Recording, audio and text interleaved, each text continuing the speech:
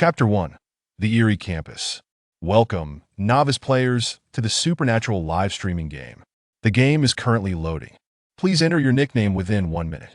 Given that you are currently in a state of unconsciousness, the system will automatically generate one for you. Your nickname is 0502338. We wish you an enjoyable gaming experience. Zhong Fiwen, in a dazed state, heard fragmented voices echoing in her mind. What game? She recalled receiving a phone call about a haunted house where she was to exorcise spirits. The caller had promised her a substantial sum of money if she succeeded, ensuring a worry-free life for the latter half of her days. She had thought that after completing this job, she could resign and return home to enjoy her retirement. But what happened next? Suddenly, her mind sharpened, and she opened her eyes to a world of blinding whiteness. She remembered now, on the way there, she had drifted into a hazy slumber. Upon waking, she found herself in this peculiar place. Rubbing her aching head, she realized that her surroundings were desolate, devoid of any recognizable features. Inspecting her belongings, she found everything intact. What was that about, a game? Zhong Fiwen strained to recall the voice from her earlier stupor. Supernatural live streaming game. The voice that suddenly sprang to life in her mind sent a shiver down her spine. What? Then, as if on cue, the voice faded, and a panel appeared before her. It displayed her basic information. Player, Zhong Fiwen. Nickname, 0502338. Changing it once costs 10 points. Items, none. Title, none. Skills, none. Points, 0. Rewards, none. Zhong Fiwen quickly accepted the reality that she had entered a live streaming game. There was no shock or fear. Perhaps it was due to her innate sensitivity to supernatural occurrences since childhood. She had encountered various bizarre events far too often, such as assisting a female ghost in locating her eyeball or purchasing a wig for a bald ghost. Naturally, she had also battled malevolent spirits. So, when she learned this was a live stream, she accepted it with ease. Closing the panel before her, a thought emerged in her mind. Do you wish to enter the live stream? After a moment's contemplation, Zhong Fiwen replied yes. The eerie campus scenario is loading. Viewers are connecting. To ensure your gaming experience, the interaction page with viewers will not be activated during this live stream. The scene before her shifted. Zhong Fiwen found herself standing at the entrance of a school. She glanced down at her attire and realized she was now clad in a school uniform. Her tools had mysteriously vanished. Opening her panel, she saw her basic information had changed to include yellow paper, a brush, a peachwood sword, a backpack, and a compass. It appeared that these items could not be brought along. With a mere thought, a backpack materialized in her hand, which she promptly slung over her shoulder. At that moment, several footsteps interrupted her focus. Turning her gaze, she spotted a few individuals approaching, 2 males and 1 female. One of the boys had a buzz cut, his complexion slightly dark but with well-defined features, looking somewhat anxious. The other boy had longer hair, appeared fair-skinned, and wore a smile that suggested he was unfazed by the surroundings. The girl, with her hair tied back in a ponytail, seemed cautious, tightly gripping the buzz-cut boy's arm, indicating they were a couple. Her gaze met that of the long-haired boy, seemingly confirming something. Yet, none of them spoke, silently making their way into the school. Upon entering, they noticed a man in a black suit standing there. Welcome to Donglu Middle School. I am your Chinese teacher, Mr. Li. Mr. Li greeted them with a smile, his eyes scanning each of them as they entered. Let's proceed to handle your enrollment procedures. As Zhong Fiwen stepped into the school, a voice echoed in her mind, presenting her with a task: survive for 7 days within the campus. She disregarded the voice and followed Mr. Li deeper into the building. Are you also a player? As Mr. Li walked ahead, the long-haired boy quietly approached her. Zhong Fiwen glanced at him and replied with a simple yes. This is my first time participating in a live streaming game. How about you? The boy displayed no signs of nervousness typically associated with a first-time player, but Zhong Fiwen paid little heed to his peculiarity. Her focus remained fixed on the teacher's retreating figure, sensing something amiss. Responding absent-mindedly to the boy, she said, "Me too." Noticing her lack of interest in conversation, he returned to the couple, who seemed less apprehensive. The girl quipped, "You tried to strike up a conversation, and she didn't even acknowledge you." However, Zhong Fiwen had no time to dwell on that. Having dealt with spirits since childhood, she was well acquainted with their presence. Upon entering the school, she sensed a peculiar atmosphere, as if it were devoid of life. Yet, the students bustling about appeared normal, their expressions and skin tone indicating they were not spirits. Moreover, Mr. Lee exuded an odd aura. He felt neither ghostly nor entirely human. Once he was at a distance, she suppressed her unease and followed him. Mr. Lee, may I inquire if there are any strange occurrences at our school? In such eerie atmospheres, peculiar events were often a given, a staple in horror narratives. Mr. Lee turned to her, his expression enigmatic. Not at all. Our school is entirely legitimate. Nothing strange has happened for over a decade. His gaze held a peculiar quality. Just as Zhong Fiwen was about to ask further, the girl trailing behind spoke up again. Why are you asking so many questions? Furrowing her brow, Zhong Fiwen was about to respond when Mr. Lee halted. We've arrived. As they entered, he added, I almost forgot to remind everyone, please attend classes on time, and under no circumstances should you leave your dormitory at night. This statement caused all four of them to pause simultaneously. Yet, Mr. Lee paid them no further mind. The girl with the ponytail seemed confused. What does Mr. Lee mean by that? The buzz-cut boy shook his head. I don't know. The long-haired boy chuckled. He's implying it's unsafe at night and that we should stay in our dorms for our own good. Mr. Lee felt like an NPC guiding them through this experience. Meanwhile, the live stream of the Erie campus quietly went live, yet only a handful of viewers had tuned in. Occasionally, one or two would click in, see the four novice players, express disinterest, and exit. Chapter 2. The Erie Campus 2. Zhong Fiwen stared at the enrollment application in her hands. The teacher across from her had a pale complexion, and his speech was stiff. Please fill in your name. Their photos were already attached, but the name field remained blank. She pondered briefly before writing down her game nickname. The long-haired boy approached her. Hey, let me see what you wrote. Upon glancing at her form, he froze. Ling 050-2338? What is this? Her confusion was evident. Considering the non-human teacher before her, she hesitated to discuss the game, opting for a vague response. It's my nickname. The game had assigned them aliases. How could she expose her true identity?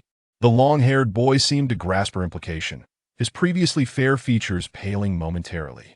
At that moment, a few viewers trickled into the live stream. Occasionally, a comment would appear. Comment. Only a fool would fill in their real name when the game provided a nickname. The three fools who filled in their real names. Zhong Fiwen glanced at the form in his Hansubai. Given his expression, she confirmed this appeared to be his real name. The couple also visibly registered their conversation, their expressions darkening. The ponytailed girl looked helpless. What should we do? Can we change it? The teacher, overhearing her question, deepened his smile. Once a name is written, it cannot be changed.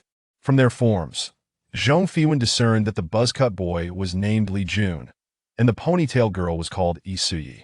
As they exited, the bell rang. Zhong Fiwen looked up at the foggy sky, realizing that, at some point, everyone else had vanished. Only the four of them remained. Where did everyone go? I remember there being so many people when we arrived.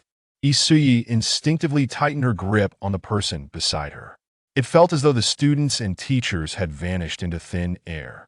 Zhong Fiwen glanced up and noticed a classmate seated by the window on the first floor of the teaching building, staring at them. Upon her gaze meeting her own, she offered a malicious smile, albeit with a peculiar curvature at the corners of her lips. It appeared as though her mouth had split open, extending behind him. Not good. Zhong Feiwan's expression hardened as she glanced down at her class, quickening her pace. However, it did not take long for the long-haired boy to grasp the situation. His complexion darkened. We're late. The teacher just mentioned that we must attend class on time. This was evidently a stringent rule. They were oblivious to the consequences of tardiness, as they were all newcomers, entirely ignorant of such matters. In fact, at the onset of this game, they had not even been informed of the rules of engagement. Isu contemplated speaking up, yet, constrained by the tense atmosphere surrounding them, she ultimately refrained. The group arrived at the threshold of the classroom together. Zhong Fiwen cast a glance at the door before raising her hand to knock. Excuse me, teacher, we are the new students. Upon pushing the door open, she was met with the sight of Teacher Lee, who had guided them earlier, turning to regard them. The classmates seated within the room all fixed their stares upon them, their gazes dark and expressionless. Under such scrutiny, Zhong Fiwen felt a chill run down her spine. It was her sixth sense alerting her to impending danger. Her nerves tightened, yet she maintained a facade of composure as she stepped into the classroom. "Hello, Teacher Li." With the attention of others upon her, she glanced at the seat in her hand number 32. The other three swiftly followed suit, locating their respective places. The girl with the ponytail had initially intended to sit beside her boyfriend and was about to inquire if she could switch seats with the person next to her. However, upon noticing the look he cast her way, she inexplicably held her tongue. Zhong Fiwen found her designated spot and offered a smile to the boy obstructing her way. "Apologies, classmate, I might need you to make way." The male student's gaze remained fixed on her, his malevolence unmistakably evident, as if he were awaiting something. Zhong Fiwen narrowed her eyes. "Classmate, as a newcomer, I believe late arrivals should be permissible, right, Teacher Li?" The stipulation of punctuality seemed to be a constraint. She observed the boy before her, noting how his demeanor shifted from normalcy to an unsettling darkness that enveloped his eyes. Zhong Fiwen was now certain he was no ordinary person after all, who among the sane lacked scara. "That is not allowed," Teacher Li replied, her tone dripping with schadenfreude. This revelation left the three surrounding Zhong Fiwen momentarily stunned. Meanwhile, the boy's grin widened, his mouth stretching grotesquely as his eyes turned completely black, growing increasingly sinister, as though he were about to devour her. "However, it was you, teacher, who delayed us." Zhong Feiwan's voice remained calm, yet she discreetly reached into her backpack, her fingers wrapping around the peachwood sword, readying herself for a counterattack. Just as Teacher Li seemed poised to respond, a sudden awareness crossed her face as she glanced at Zhong Fiwen. Of course, this is the only exception. With that, the tension dissipated. Her desk mate, upon hearing those words, reverted to normalcy, though an unmistakable sense of regret lingered in his expression. Zhong Fiwen felt an urge to take action rather than remain passive. As soon as she sat down, she placed her hand back in her bag, focusing her intent. Yellow paper and a brush materialized in her grasp as she retrieved them from her backpack. The yellow paper bore no significance unless inscribed with symbols. Noticing Teacher Li's glance, she naturally spread the paper across her desk, having observed her deskmate amusingly gouging out his own eyeball. Teacher Li ignored the bizarre scene, so it shouldn't be too strange for her to draw symbols during class. However, the cinnabar on her brush had somewhat dried out. She turned to her side. "Classmate, do you have any water?" As she turned, she found her deskmate's eyes vacant. Upon hearing her voice, his eyeball twisted in his palm, the pupil aligning with her. "No, Zhong Fiwen." It was somewhat unsettling, yet she maintained her expressionless demeanor as she turned back. After all, it was safe for now. A little discomfort could be tolerated. Her male deskmate, initially intending to frighten her, found himself in a rare state of frustration upon witnessing her indifference. At that moment, Zhong Fiwen heard a dripping sound. "Water?" She paused, turning to discover a girl with twin ponytails behind her, drooling profusely as she stared. The moment Zhong Fiwen met her gaze, the drool flowed even more freely. Zhong Fiwen, a bit repulsive but not entirely unusable. She dipped her brush into the drool, resolving that should she survive, she would acquire a new brush later. Unbeknownst to her, the small live streaming room had come alive with activity. Bullet comments. "Haha, this newcomer truly has ideas." Bullet comments. "Remember my name, call me when it goes viral." Bullet comments. "She actually knows how to draw symbols." Chapter 3. The Eerie Campus 3. Let me first draw a talisman to ward off evil spirits. For preserving one's life is of utmost importance that A.S. Zhong Fiwen felt a certain resistance while putting pen to paper. She furrowed her brow and concentrated. Only upon sensing the power flowing from her pen did she begin to sketch.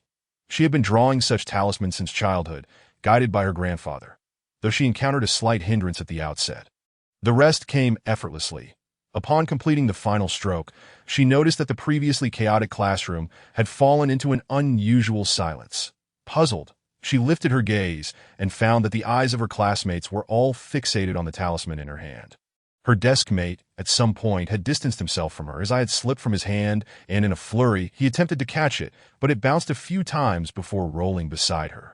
He halted his frantic movements, and Zhong Fiwen glanced down at the eyeball on the floor, contemplating whether to pick it up, though she felt a twinge of distaste. "Please return to your seat," came Li Laosher's voice from the podium.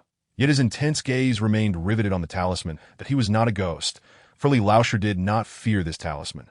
Generally speaking, talismans meant to ward off evil spirits would be loathed even by malevolent entities. Yet his gaze was filled with fervor, devoid of any disdain. However, he did not quite resemble a human. Zhong Fiwen observed her deskmate cautiously making his way back. She instinctively shifted to the side, intending to turn and draw another talisman. One talisman would hardly suffice in this place. No one could predict what might transpire when she returned to her dormitory. It was wise to have some spare ones on hand. "Barrage, I have a premonition that this streamer will become famous." "Barrage, no need to say it. It's evident." "Barrage, which novice can conjure a talisman to ward off spirits in one go?" "Such talismans are considered advanced charms that I in the marketplace. Acquiring a single talisman costs 200 points. Completing a simple live stream, after deducting tips, yields only about 100 points. Yet this novice streamer managed to complete it all in one breath." Naturally, Zhong Fiwen could not see the words in the barrage. To her, the talisman to ward off spirits was merely the most fundamental form of talisman she had mastered, and yet it was also the most effective.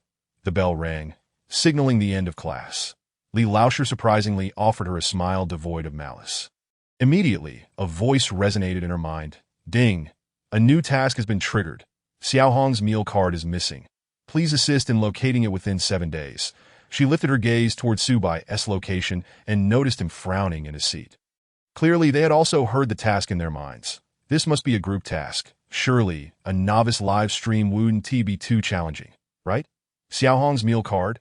She shifted her gaze to her male deskmate, whose demeanor shifted under her scrutiny, as if he were about to crumble. "Don't be alarmed. I'm merely posing a question." She gently pushed the talisman towards him, but he immediately recoiled. Zhong Fiwen raised an eyebrow. The power of this talisman seemed considerable. She rapped her knuckles on the desk. "Come back. Ghostly deskmate. Do you know Xiao Hong?" As soon as the words left her mouth, a voice from behind piped up. "Sister, I know her." Zhong Fiwen turned to find a girl with a ponytail, who had somehow moved a meter away from her, yet her gaze remained intensely locked on Zhong Fiwen. She raised a finger and swallowed hard. "Let me have a bite and I'll tell you." This girl emanated a tantalizing aroma. Zhong Fiwen grasped the talisman firmly. "I'm not necessarily inclined to let you have a bite." The girl with twin ponytails appeared somewhat apprehensive of the talisman, though not to the extent of her deskmate's reaction. Confirmed. Her deskmate was indeed timid. Shifting her focus back, she pressed, "You still haven't answered my question." Her deskmate nodded, then shook his head. Zhong Fiwen furrowed her brow. "Are you mute?" The response was a head nodding like a pestle grinding garlic. "What if the teacher asks you to answer?" "Question? What question?" The male deskmate expressed his confusion. "Barrage. This is not an ordinary school. Indeed, a novice, utterly clueless. Barrage. How could he possibly answer questions when he is already a ghost?" Yet, soon enough, during the next class, he was called upon. "This male student will answer my question." The one calling upon him was a gentle-voiced teacher clad in a flowing red dress. "Barrage. May I ask if the 2 preceding barrages are feeling the sting of embarrassment?" Barrage. "Ha ha." The slap to the face was unexpected. Zhong Fiwen could distinctly sense his fear as a ghost. He was terrified of this teacher. She looked up at the person at the podium, uncertain if she was indeed human. The red dress swayed gracefully, adding an eerie aura to this already peculiar campus. Zhong Fiwen watched as she approached step by step to can't this student provide an answer. Yet her gaze remained fixed upon Zhong Fiwen. The boy opened his mouth, but no sound emerged. The unable to answer will result in punishment. Though it seemed directed at the boy, her focus was unwaveringly on Zhong Fiwen. Stealthily, she slid her hand into her backpack. The talisman already gripped tightly in her palm. Suddenly, her form expanded dramatically, her clothing straining against her burgeoning size, nearly filling 2/3 of the classroom. Both ghosts and players alike were shoved into the corners. In an instant, her deskmate was entirely consumed. A scream erupted within the classroom. The ponytailed girl, Isu, yet she quickly covered her mouth. Zhong Fiwen leaned against the window, observing her features contorted grotesquely, her eyes bulging. As she heard the sound, they twitched, her mouth continuously chewing, holding her breath. However, this monstrous entity made no further movements, merely shifting its enormous body back to the podium. Classmates, the class is dismissed. Zhong Fiwen glanced at the talisman in her hand, now reduced to ash, yet the creature had shown no reaction, as if she had not even touched it. Barrage. What kind of monster is this, Barrage? Are there such creatures in novice dungeons? Barrage. It's over. I initially had high hopes for this streamer, Barrage. The talisman costing 200 points in the marketplace proved ineffective. After the monster departed, Zhong Fiwen slowly rose to her feet. This was no ordinary ghost. After years of capturing spirits, she had never encountered such a being. That it was evident that the creature had been watching her all along. Yet for reasons unknown, it refrained from making a move, much like when she first entered. It seemed to seek confirmation of her tardiness. This time, it compelled her desk mate to answer a question. But why not let her respond? These spirits were undoubtedly bound by rules, and there must be aspects she was unaware of. The bell rang once more, and the classroom transformed anew. The desks and chairs, previously disrupted by the female teacher, had returned to their original state. However, her desk mate had yet to return. That moment, the classroom door swung open, revealing a man clad in a black suit, bow tie affixed, with a smile adorning his face. Hello everyone, I am your new Chinese teacher. My surname is Liu. Chapter 4. The Eerie Campus for a Chinese Teacher? She recalled that the teacher who had guided them upon entering the school was indeed the Chinese teacher. In the brief span of time, Zhong Fiwen wore a smile. Mr. Liu, I have a question. The ever-smiling Lu replied, please go ahead. Where is Arlie Laosher? As she finished speaking, the other players began to respond. It dawned on them that the Li Laosher they had encountered earlier had introduced himself as their Chinese teacher. Lus smile deepened. He is dead. Barrage. Is this the host? Or perhaps a monster masquerading as the host? Barrage. How could a monster possibly disguise itself as a host? Barrage. This is Mr. Liu. Barrage. Could it be the Lu I'm thinking of? Barrage. ISNT no longer leading dungeons. Moreover, today happens to be the weekend. The barrage reads, so it turns out that the teacher Li just now is a host. I thought he was merely an NPC. Unbeknownst to her, the individuals in the barrage were all astounded when this teacher, surnamed Liu, entered. Liu Xing, the host of a supernatural live-streaming game, is responsible for guiding players into the dungeons. However, he has not led a dungeon in quite some time, mostly managing new hosts from behind the scenes. This moment, the live streaming room has subtly ascended to trending status among viewers. In this live game, everyone possesses their own streaming room, experiencing the game from a first-person perspective. When a group of them congregates to converse, the streaming rooms automatically merge, and the barrages are shared as well. If they separate, the barrages will also divide. Zhong Fiwen remains unaware that the barrage has erupted. She merely feels that this teacher Liu appears even more peculiar than teacher Li. Nevertheless, she has no time to ponder these thoughts now. Presently, she has two tasks. The first is to survive for a week, and the second is to locate Xiaohong's meal card and return it to her. Who is Xiaohong? She just inquired with her desk mate, but did not receive a precise answer. It seems she will need to ask that girl with the ponytail after class. After saying that, teacher Liu flipped open the textbook. Now let us continue with the next lesson. Where did your Chinese teacher leave off? A moment of silence ensued. Report, teacher, Li did not conduct a lesson for us. Zhong Fiwen feared the awkwardness. Thus answered the question. Lu Xing adjusted his gold-rimmed glasses on the bridge of his nose. Very well, let us commence with the first lesson. The ghosts beneath the podium were the barrage. Haha, as expected of Mr. Liu, still so dedicated. The barrage. Look at those ghost expressions. Do they not resemble us when we discover we still have classes after the final exams? The barrage. They are completely bewildered, haha. Zhong Fiwen intended to sketch a new talisman but paused. The previous ghost-repelling talisman posed no threat to that creature. However, since it turned to ashes, it indicates it still had some effect, perhaps merely too feeble. To her, it felt akin to a mosquito bite. Upon hearing teacher Liu's words, her hand halted momentarily. Then, with a shift in intention, she stowed everything away and listened attentively. She is a diligent student, even if her age might suggest otherwise. Subsequently, she caught a glimpse of Su Bai, seated to her right and slightly ahead, turning to look at her. She raised an eyebrow and pointed at the blackboard, signaling him to observe her serious engagement in the lesson. Su Bai. Is she truly paying attention to the lesson? The barrage. This newcomer is rather intriguing, able to keep pace with Mr. Liu's thought process. The barrage. Whoa, I have never seen someone in a dungeon synchronize their thoughts with Mr. Liu before. The barrage. This newcomer seems to possess a touch of comedic talent. When class concluded, she noticed that darkness had enveloped the outside world. The lights on the podium continued to flicker.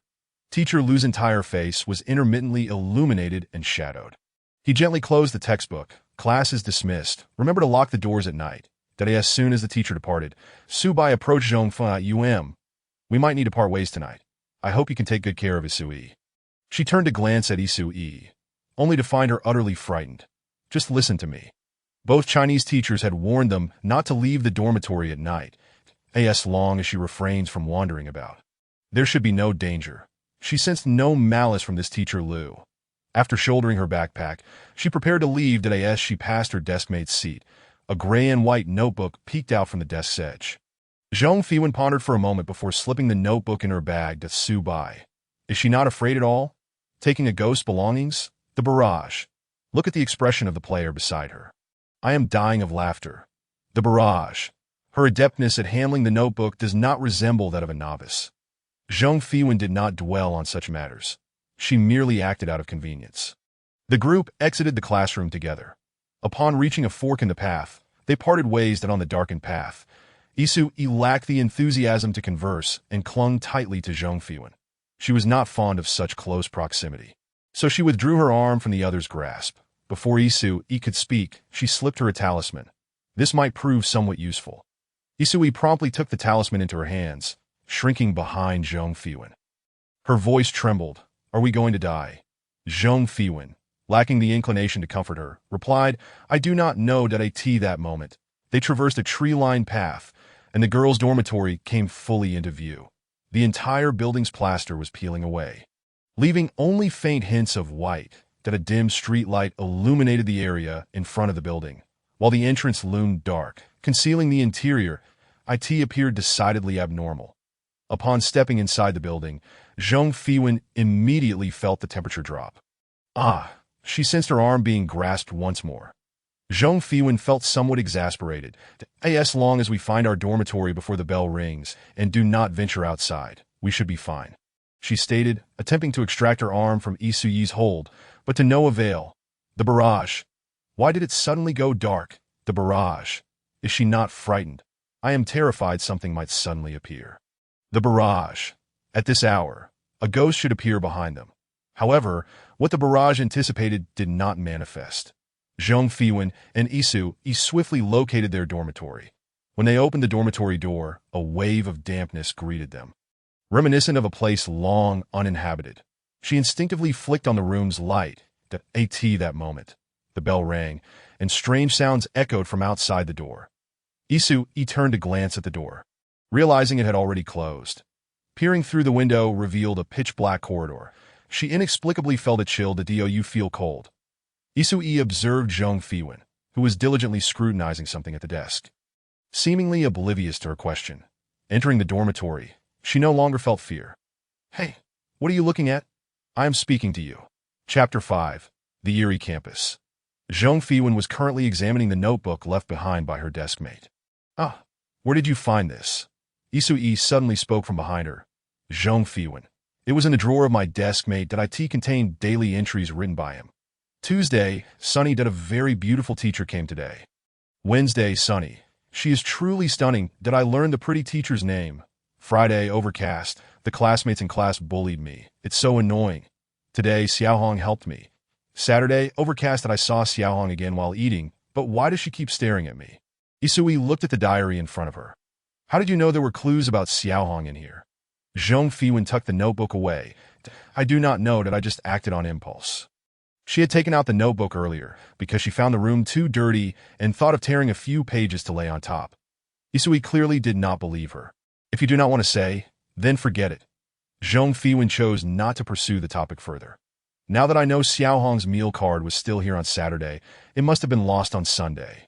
So, we just need to find out where Xiaohong went on Sunday. Zhong Fiwen surveyed the dilapidated room, contemplating how to sleep that moment. A knock sounded at the door. Isu turned to look at the door. Instinctively retreating behind Zhong Fiwen, in her mind, a voice seemed to scream. She squinted. Who is it? A familiar voice came from the doorway. It's me, Subai. Isui breathed a sigh of relief and instinctively moved to open the door. You startled me. However, Zhong Fiwen grasped her wrist. This is the girls' dormitory. How did you get in? As soon as she spoke, Isui realized that when they parted ways at the fork, the boys' dormitory and the girls' dormitory were not close. It was dangerous outside at night. How did he manage to come here? I discovered some clues about Xiaohong and was eager to share them with you. Isui hesitated to open the door, looking to Zhong Fiwen for help, as he knew Xiaohong was their mission. After all, they were tasked with this mission, and logically, the individuals within the game should not be privy to such information. Noticing Isui's wavering resolve, Zhong Fiwen produced yellow paper and APEN. Do you have any water? Isui stared wide-eyed at her as she retrieved these items, and upon hearing her question, she hurriedly nodded. Yes. The three had originally planned to go out for a picnic, with food and drinks prepared. However, they found themselves here unexpectedly.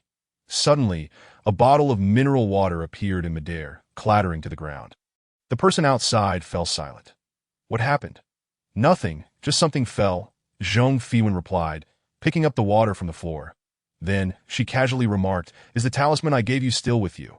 The person outside seemed a bit anxious. Open the door. I will show you. Zhong Fiwen naturally picked up her pen, not forgetting to mention to Isu that it was all a ruse. In truth, she had never provided him with the talisman paper. There was a brief pause outside the door. Perhaps she had misremembered. Zhong Fiwen was contemplating the female teacher from earlier that day, realizing that the simple exorcism talisman was ineffective, upon hearing a noise from outside. She casually remarked, actually, I did give it to Isu. Silence fell both inside and outside the door. Bullet comments. Ha, this is killing me with laughter. Bullet comments. I just arrived halfway. Did she give it or not? Bullet comments. Whether she gave it or not is irrelevant. What matters is they've confirmed that those outside are not players. Bullet comments. Ghost. I never imagined I would be so easily outsmarted. Bullet comments. Wait, what is this streamer doing? Drawing talismans. Bullet comments. Clearly a newcomer. They haven't seen the streamer draw talismans with ghost saliva before. Bullet comments. Is this a supernatural live stream? Why does it feel so amusing? While the bullet comments were ablaze with discussion, Zhong Fiwen had already completed several talismans. The red cinnabar on her brush grew fainter as she pondered, deciding to draw these few for the time being. It seemed that once the game concluded, she would need to find a way to procure more cinnabar. She folded the talismans and, after some thought, handed one to Isu. This was a thunder-summoning talisman, more potent than the ghost-repelling one that Isu, half convinced, inquired, will this be effective? She had initially assumed that the talisman meant for her was a gift from a master, but now she realized it was drawn by this girl who appeared to be only 18 or 19. Could she truly draw talismans? Noticing Isu's skeptical expression, Zhong Fiwen asked, do you not want it? The few she had drawn were limited, and parting with one made her slightly regretful. Isu instinctively recoiled. Who said I don't want it? Even if I don't believe, having one is better than having none. Unbeknownst to them, silence had enveloped the area outside. Zhong Fiwen approached the door, and Isu instinctively tugged at her. Hey! She raised her hand to halt Isu's movement, then knocked on the door. Is anyone there? From outside came a voice. My meal card, have you found it? The voice sounded familiar. Xiaohong? No, that wasn't right. Zhong Fiwen looked up and peered through the window. Outside was pitch black, obscuring any view. Yet the voice was clear. Yes, I'm Xiaohong. Have you found my meal card? Zhong Fiwen placed a ghost-repelling talisman on the windowsill. And instantly, it turned to ashes. Isu gripped the two talismans Zhong Fiwen had given her tightly, her heart racing as she observed the unfolding events. Teacher, you must be joking. Suddenly, laughter erupted from outside.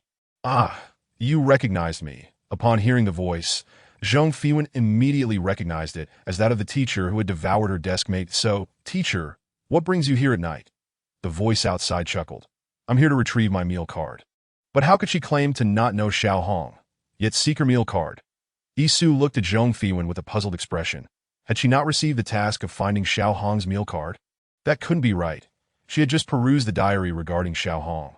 The voice outside seemed to sense something amiss. Your task is, but then, as if realizing something, she swallowed the rest of her words. Zhong Fiwen understood. The monsters in this instance were aware of the player's tasks. Although she was uncertain how they obtained such knowledge, it posed a considerable risk if the boys' dormitory fell for this deception. Isu naturally pondered the same. She had nearly been swayed by the voice outside, as she would never have guessed that the ghosts within the instance would know their objectives to AT that moment. The voice outside became somewhat exasperated. Do you think the dormitory is safe? At least you can't enter right now. Zhong Fiwen dusted off the chair. Chapter 6. The eerie campus. The noise outside ceased.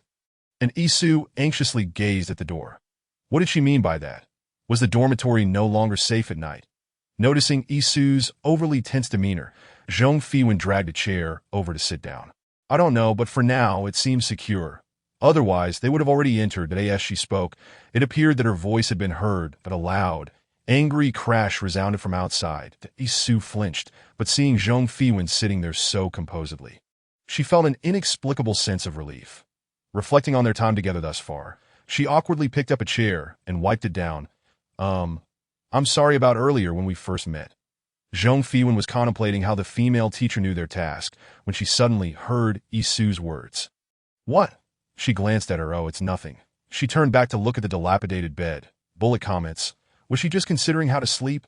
Bullet comments. No way. This building is so eerie. How could anyone sleep? As the bullet comments faded, Zhong Fiwen noticed her backpack propped under her arm, planning to switch dormitories the next day. At least one that wasn't so filthy. That Isu observed her actions and said, Hey, what's your full name? She realized she didn't know it yet, but soon the sound of steady breathing filled the room. Isu. Bullet comments. As the players drifted off to sleep, most would choose to leave and set reminders. When players awoke, they would receive notifications. Zhong Fiwen did not sleep comfortably. In her dreams, she felt a chill creeping up from behind her spine. That sensation coursed through her. She instinctively summoned a ghost-repelling talisman to her hand. The icy feeling vanished upon contact with her skin. Slowly, she opened her eyes and moved her somewhat numb arms, noticing Isu beside her, using her school uniform jacket as a cushion, sleeping soundly at the desk, clutching the two talismans Zhong Fiwen had given her. Zhong Fiwen turned back, finding nothing amiss. She tightened her grip on the peachwood sword, feeling a twinge of regret. Had she known, she would have drawn a bright talisman instead. A bright talisman acts upon oneself, allowing one to perceive what is normally invisible. Generally speaking, ghosts can choose to become invisible, much like in her world, where most spirits do not reveal themselves to humans, as many things can combat them. Finally, she examined her fingers.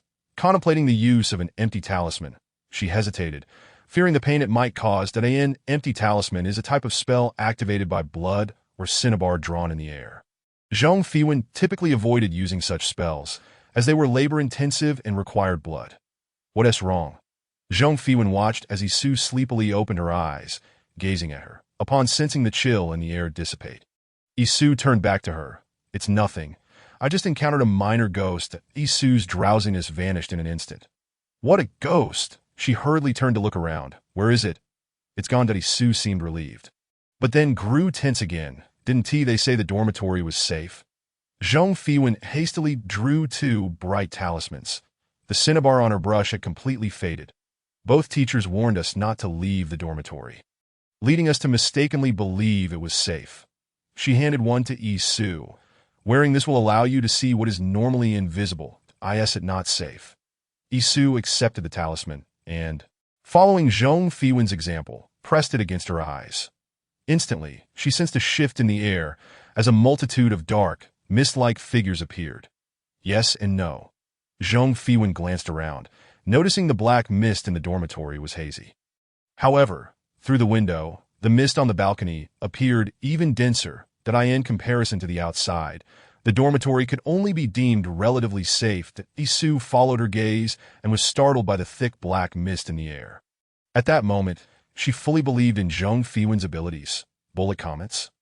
I just want to grab a late-night snack. What happened? Bullet comments. Aren't they supposed to be sleeping at night? Zhong Fiwen surveyed her surroundings and softly spoke. I know you're here. Show yourself. Her gaze fixed on the balcony outside, where a corner of clothing was visible. I see you. Then, she saw that a corner of the clothing at the balcony window had retreated. Zhong Fiwen. Initially frightened by the scene around her, Isu found the situation absurd. Ghosts could truly fear humans. Barrage. Oh dear, this ghost seems a bit timid. Barrage. Ghosts are not afraid of people. They fear what she holds in her hand. Barrage. Surely this item in her possession is not available in the Points Mall. Barrage. There is no surely. It simply does not exist. Why can this ghost enter the dormitory? Zhong Fiwen gazed at the ghost that fled at the slightest fright. She sighed. Have you ever considered that our dormitory is essentially a four-person room? Isu glanced wide-eyed this, though it was the middle of the night. The barrage became lively due to her statement. Barrage. So, does that mean the female ghost is actually their roommate? Barrage. Did she drive away the local ghost? Barrage. What do you mean by drive away? Clearly, that ghost intended to harm her. Barrage. I thought they had just gone to sleep, but why is it opening up again? The barrage buzzed with various discussions that Isu felt a sense of disbelief. If that were true, then there was still another ghost? Zhong Fiwen nodded. The one that woke me just now must be another. The one on the balcony doesn't seem like it so timid. It hardly fits the description. Zhong Fiwen moved toward the balcony. Upon seeing this, Isu instinctively reached out to stop her. What are you doing? I merely want to ask her a few questions. Zhong Fiwen tapped the window with her peachwood sword. Come in if you don't come in now. Don't bother later. As she spoke, she produced a talisman to affix to the window. Gradually, the ghost outside emerged from her blind spot, seeing the peachwood sword and the talisman in her hand. The ghost trembled slightly. Zhong Fiwen regarded the ghost in school uniform, retracting the talisman and beckoning. Come in. The ghost, terrified, cast a glance at the peachwood sword in her hand. Zhong Fiwen understood. The sword instantly vanished from her grasp. Though ghosts do not breathe, at that moment, Isu felt an inexplicable sense of relief emanating from the ghost. The female ghost stepped directly through the balcony, that Isu sensed an abrupt drop in the air temperature and instinctively took a step back. Chapter 7. The eerie campus outside. Dawn gradually brightened. The black mist in the air had dissipated. Today's weather seemed somewhat overcast, yet Isu had no inclination to concern herself with such matters. Seated on a stool, she stared vacantly at everything before her, observing the female ghost diligently attending to her tasks. Since the ghost had entered last night, Isu initially thought Zhong Fiwen would have something important to inquire. Instead, Zhong Fiwen remarked, "Are you all so uncleanly?" prompting the ghost to industriously clean. She never imagined she could see ghosts, nor that the ghost she saw would be tidying up. Barrage.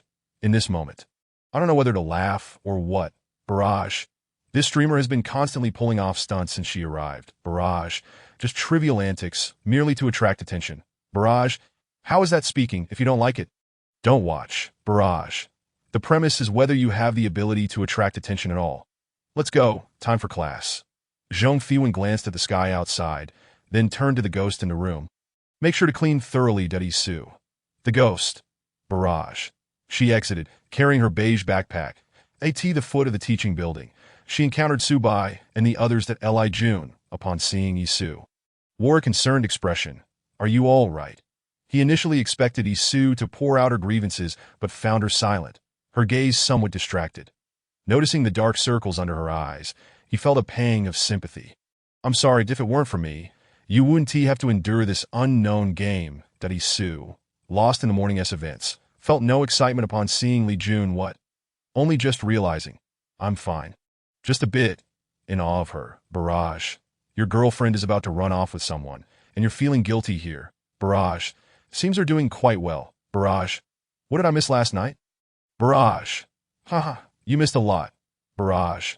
It's what you wanted to see, but couldn't at that moment. Zhong Fiwen spotted the girl with twin ponytails in front of the teaching building. Oh no. It should be the ghost. The ghost noticed her. She instinctively took a step back. Zhong Fiwen squinted and offered a gentle smile, causing the ghost to retreat once more. Not normal. Zhong Fiwen's gaze shifted downward, as if she had spotted something intriguing, and she chuckled softly. This frightened the girl with the ponytails, who immediately phased through the wall. Barrage. What did she do to make the ghost in this instance so afraid of her? Barrage. Honestly, I have no idea. Barrage. I've been watching from the beginning and didn't notice anything. Barrage. It must be that symbol she drew yesterday that worked, right? Isu subconsciously focused on Zhong Fiwen. Noticing her fixation on the girl with the ponytails, she couldn't help but ask, "What is wrong?" "Nothing," Zhong Fiwen replied, glancing at her. "Just found something interesting that Li Jun. What on earth happened last night that he was unaware of?" Even Su Bai appeared astonished. After all, Isu had initially been somewhat sarcastic toward Zhong Fiwen, although those who knew her understood her sharp tongue concealed a tender heart. "Barrage. Ha ha ha ha ha. Look at her boyfriend's expression. It is killing me. Barrage. Li Jun, you all chatting? Am I leaving? Barrage. Is this a comedy? Barrage. Can someone fill me in on what happened last night? Barrage. Just watch the replay if the newbie stream has one. By the way, do you have any clues regarding the task?" Before Zhong Fiwen could respond, he quickly added, I have no ill intentions that we unexpectedly overheard some clues last night and thought we might share." Zhong Fiwen nodded, sure. She then briefly recounted the contents of her diary. Upon hearing this, Su Bai pondered.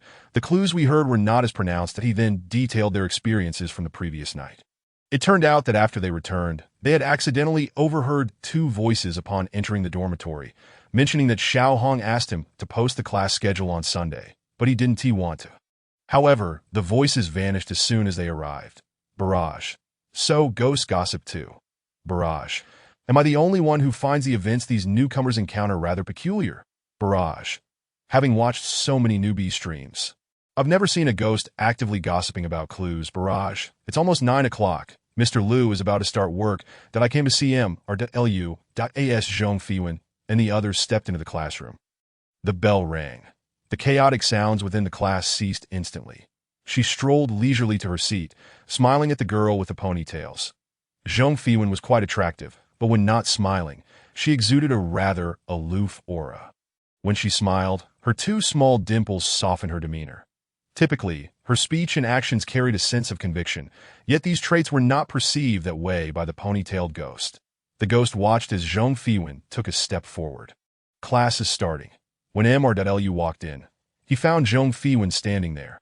Upon hearing his voice, she turned to him with a smile and returned to her seat, her gaze casually sweeping past her back. Strangely, he seemed to catch a glimpse of gratitude in the eyes of a ghost. He opened his textbook. "Classmates, we will continue with the previous lesson." Zhong Fiwen listened attentively to Mr.Lu at the podium. When their eyes met, she smiled and nodded in response. Barrage. This streamer is so bold. Openly admiring Mr.Lu's looks. Barrage. But the newbies probably don't know who Mr.Lu is, right? As the dismissal bell rang, Zhong Fiwen stood up. Su, seeing her rise, intended to follow but was pulled back by Li Jun in the aisle. "Where are you going? The break is too short. It's best not to leave." She pointed at Zhong Fiwen disappearing through the door, but ultimately relented that Li Jun was puzzled. "You guys, Barrage. This is going to make me laugh to death. Barrage. You're about to be cornered. Barrage. Your girlfriend is about to run off with someone." However, Zhong Fiwen was blissfully unaware of the ensuing events. She followed Mr.Lu for a while until he stopped and turned. "How long do you plan to follow?" His voice was deep, reminiscent of cello music. "Only until Mr.Lu wishes to speak with me." Zhong Fiwen deliberately smiled at him, only to see the man before her furrow his brow. His exquisite features, almost sculpted, and sharp gaze remained fixed on her, yet Zhong Fiwen was unfazed. Barrage. "Mr. Liu, you sly dog." Barrage. "I adore Mr. Liu." Bullet screen. Mr. Liu's frown is so captivating. Chapter 8. The eerie Campus 8 that she lowered her head and produced a thunder talisman. Upon seeing the talisman in her hand, Lu Xing narrowed his eyes, his previous irritation at being disturbed during work dissipating entirely, that he chuckled lightly. "What do you want?" Zhong Fiwen turned her palm and put the thunder talisman away, confirming that it was indeed useful for them. She had noticed the previous Chinese teacher's fervor for the talisman when she first entered school yesterday, indicating that they were not ghosts. Ghosts would not display such expressions towards a talisman. They would only exhibit fear, disgust, or indifference if the talisman was too weak. However, when she later encountered the teacher in the red dress, she recognized the ghostly demeanor towards the talisman. The previous teacher, Mr. Li, seemed to understand the power of these talismans. Yesterday, when the teacher arrived, she had inquired about Mr. Li, and Lu's expression had been rather intriguing. "You are quite astute." This was the first time Lu Xing regarded the new player here seriously. Zhong Fiwen nodded in agreement. "I think so too, Lu Xing." Bullet screen. "Is Lu feeling choked?" Bullet screen. This newcomer is rather bold, isn't she? Even with the Thunder Talisman, Lu Xing seemed somewhat impatient. What exactly do you wish to do? I have a few questions to ask Mr. Lu. She produced a ghost-repelling talisman and the Thunder Talisman, adding, after the game ends, I will provide you with what you desire. Lu Xing's voice rose slightly. How do you know what I want? Although talismans are considered precious, they were not particularly useful to him, that I do not know what you desire. Zhong Fiwen's tone took a turn. However, I can provide anything related to talismans. Her gaze remained fixed on his expression. Perhaps this may not hold great significance for you, but it is free of charge, and you only need to spare a little time.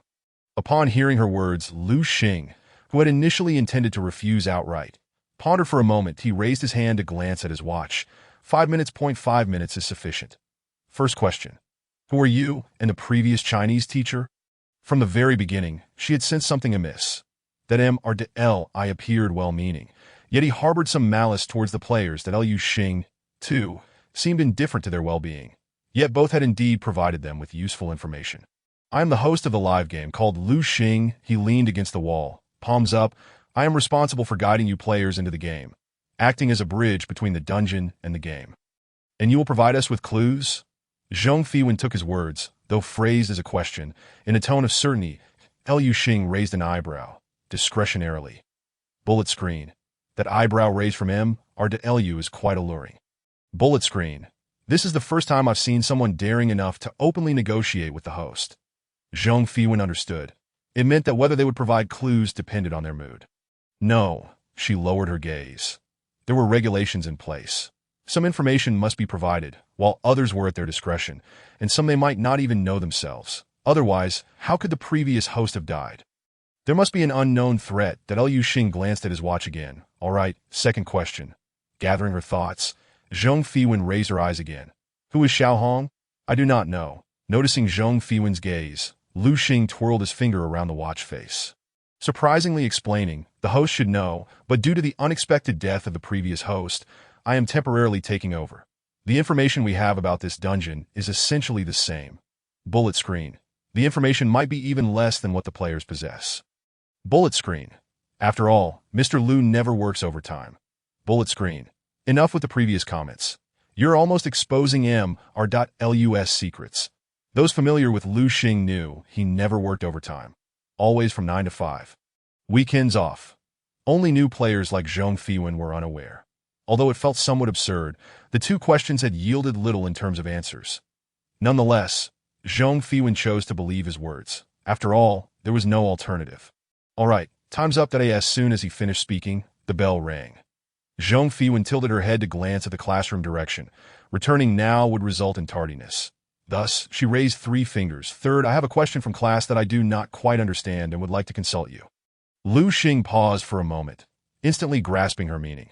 She intended to use his explanation as a pretext to skip class. That he composed himself and turned to leave, seeing that he did not refuse. Zhong Fiwen took it as an agreement, following him into the office with a smile. Bullet screen. Wow, is this even possible? Bullet screen. Is she not going back to class? She had no intention of returning to class when she followed him out. Zhong Fiwen observed the tall figure of the man ahead, noting his relaxed posture, indicating confidence in handling this dungeon, that he sat down and placed the textbook before her. Which question? Zhong Fiwen looked around. Realizing the office was much cleaner than her dormitory, she casually dragged over a stool. I don't understand any of it. Liu Xing's face darkened slightly, an unusual expression crossing his features as he fixed his gaze on her for a while. Zhong Fiwen did not meet his eyes, but unexpectedly noticed a brush on his desk. Her eyes brightened. Teacher, you have a brush here. Do you have? As she raised her gaze, it was as if she beheld the stars. Then she shifted her focus, touching her nose. Do you have vermilion? No. Zhong Fiwen felt certain it wouldn't be that simple.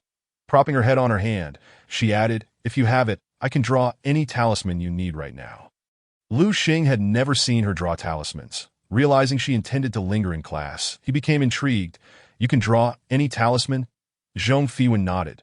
As long as the talisman exists, I can draw it. Bullet screen. Mr. Lu, you must believe her. She can indeed draw. Bullet screen. Moreover, it seems as effortless to her as drinking water.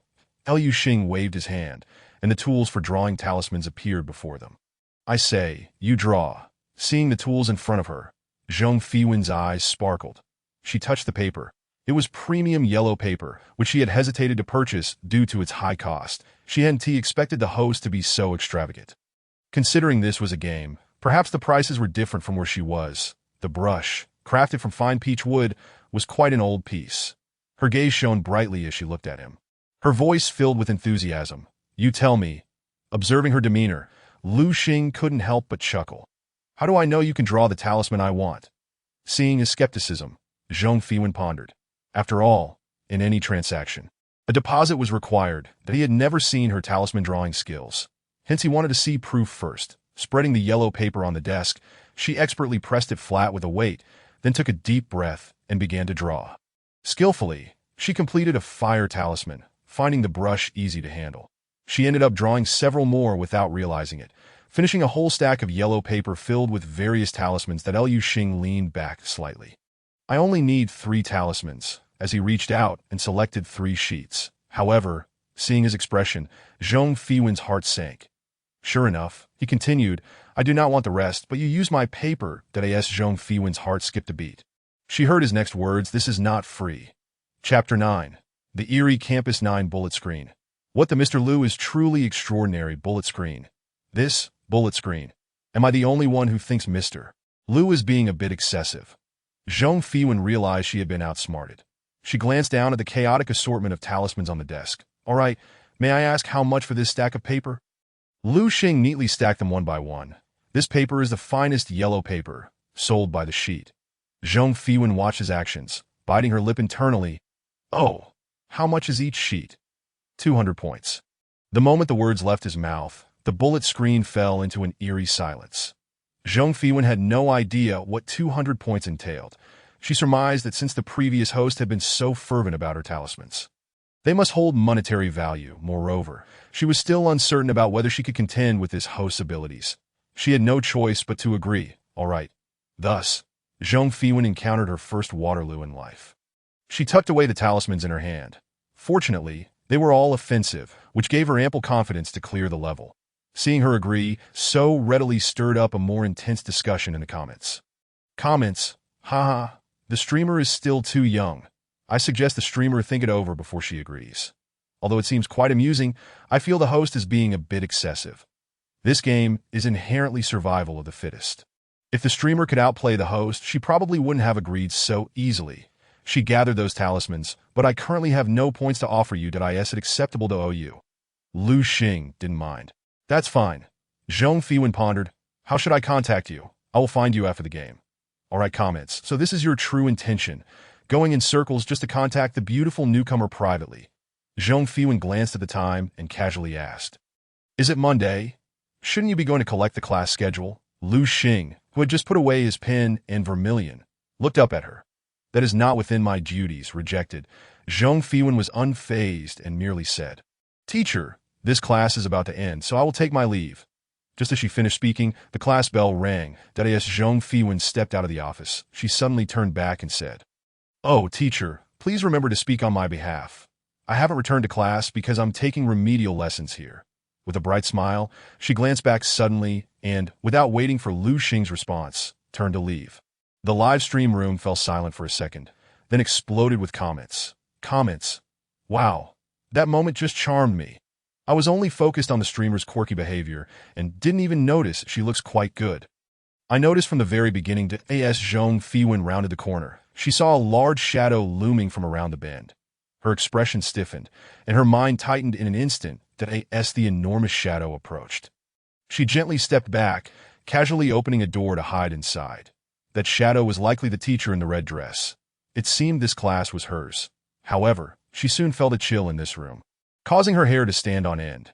She heard the rustling sound pass by outside the door. In that moment, the peachwood sword in her hand suddenly materialized.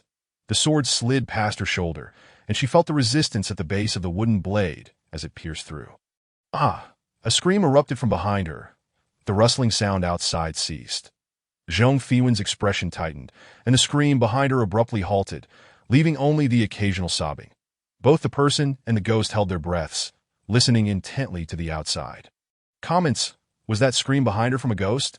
Is this ghost foolish? This is the first time I've seen a ghost and a person so harmonious. Are you all daft? Clearly, the thing outside is much harder to deal with. The entity lingered at the door for quite a while, but it seemed somewhat restrained, not entering. Only a strange laugh echoed from outside. Zhong Fiwen distinctly felt the chill behind her diminish momentarily. Her intuition was correct. Compared to the ghosts on campus, this entity could instill fear even in spirits. Confirming that whatever was outside had completely left, she sensed the ghost behind her attempting to sneak away. However, Zhong Fiwen turned swiftly, using the wooden sword to force it down to the ground. She quickly took out a ghost exorcising talisman. Wait! Just as she was about to act, the ghost beneath her became fully visible. It's you again. Zhong Fiwen raised an eyebrow slightly. Looks like you two have skipped class. Otherwise, how could you be in this room right after class? It was the girl with twin ponytails that a wooden sword pierced through her shoulder, causing her entire form to sway unsteadily. Whether it was an illusion or not, her already pale face turned even more ghastly white. The ponytailed girl gritted her teeth in pain. "See, can you take it away?" The pleading tone made even the ghost herself feel disdain. This ghost is done for. Not good. She twisted the wooden sword in her hand. "You've tried to harm me twice. How could I possibly let you go?" The burning sensation on her shoulder made the ponytailed ghost feel her strength waning. Her form began to grow increasingly transparent. Zhong Fiwen looked at the ghost beneath her sword and said, "I might consider letting you go, but you must answer a few questions." The ghost's eyes lit up. "What questions?" "I will definitely tell you." She pondered for a moment, then pulled the wooden sword from the girl's shoulder. The visible wound began to heal before her eyes. Zhong Fiwen noted that this ghost could heal itself, that it looked weak, but turned out to be all a fade.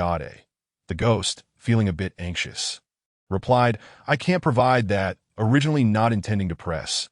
Zhong Fiwen thought, "I seem to have learned something." The ghost realized her expression was merely a sigh of lamentation, but her own words had betrayed her. Comments, "Haha, this ghost is so foolish. It seems the streamer never intended to take anything." Zhong Fiwen chose not to dwell on the matter for now. She played with the ghost exorcising talisman in her hand and asked, "First question, who is Xiao Hong?" The ponytailed girl replied, "I don't know." The hand holding the talisman paused. The ghost grew more anxious. "I truly don't know. I've been at this school for so many years and have never heard the name Xiao Hong." "Don't be nervous." Zhong Fiwen sensed that the ponytailed ghost genuinely seemed unaware. Second question, what did you mean when you said you couldn't provide that? Before the ghost could respond, she added, "You'd better not try to deceive me. There's another ghost in the dormitory, and I can ask her." The ghost, who had initially planned to bluff, stammered. Some ghosts have certain abilities, some of which can be transferred, while others cannot. This was information Zhong Fiwen had never encountered before. Then what was that ability outside the door? "I don't know." Chapter 10, The Eerie Campus. Zhong Fiwen adjusted the talisman in her hand. "You're not being honest. Regarding these matters, she hadn't disclosed everything. That I've told you everything I know. Honestly, I don't know much, and I really don't know Xiao Hong." Seeing her movements, the ghost hurriedly added, "Comments, I can actually feel the tension from the ghost, but ghosts can actually heal themselves." Zhong Fiwen retracted the talisman in her hand. "Do me a favor and find out who Xiao Hong is." Although she framed it as a request, refusal was not an option. Upon hearing this, the ghost's anxious heart relaxed. She thought it was about her ability. However, the topic shifted. "Was it you last night?" As she spoke, Zhong Fiwen's gaze fell on the ghost's hands. The ponytailed ghost quickly hid her hands behind her back, visibly nervous. "No, it wasn't." Realizing Zhong Fiwen was watching her, she reacted and returned her hands to view. "Last night, a ghost tried to harm me while I was sleeping, but I scared it away with a talisman. You need to help me find out who it was." After saying this, Zhong Fiwen listened to the sounds outside before opening the door to leave.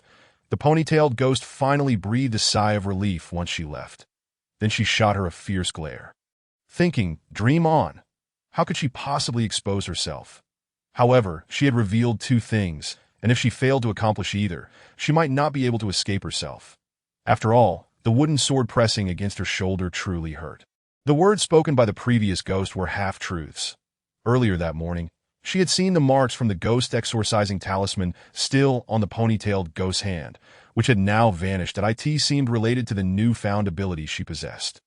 However, Zhong Fiwen was not overly concerned with this. Her goal was to complete the task, and this ghost currently posed no significant threat to her. Comments. Why do I feel like I missed something while watching the streamer? Is it possible that the ghost from last night is the same as this one? Just as Zhong Fiwen stepped out the door, she sensed danger behind her. She sidestepped, throwing a ghost exorcising talisman. Turning, she saw the red-dressed female teacher, just retracting her hand, licking her lips. Found you. The two were about a room apart. The female teacher looked at her with a malicious glee in her voice. You have violated the rules and must accept punishment. Zhong Fiwen squinted, but it was Teacher Liu who was giving me a lesson. You can confirm with Teacher Liu. Yet a lightning talisman quietly appeared in her hand. Why would I ask? She extended her manicured hand. You have violated the rules and are still lying. She was wholly focused on guarding against the specter before her, a ghost with a semblance of intellect. Zhong Fiwen had fully entered a state of readiness. The creature before her was formidable beyond measure. The talisman she had just drawn appeared ineffective. The female ghost regarded her with disdain, advancing towards Zhong Fiwen step by step, moving with an elegance that belied her monstrous nature. Had Zhong Fiwen not witnessed her in her most grotesque form on their first encounter, she might have been tempted to whistle in admiration. Then, her gaze shifted, a smirk playing at her lips. I didn't say a word. Why not inquire with Teacher Liu? The ghost's face began to swell with indignation. Teacher Liu is absent. Why should I trust you? In the next instant, a voice emerged from behind her. She speaks the truth. The inflated figure paused, seemingly taken aback by Lu Xing's unexpected arrival. The ghost's visage instantly returned to normal as she turned gracefully to face him.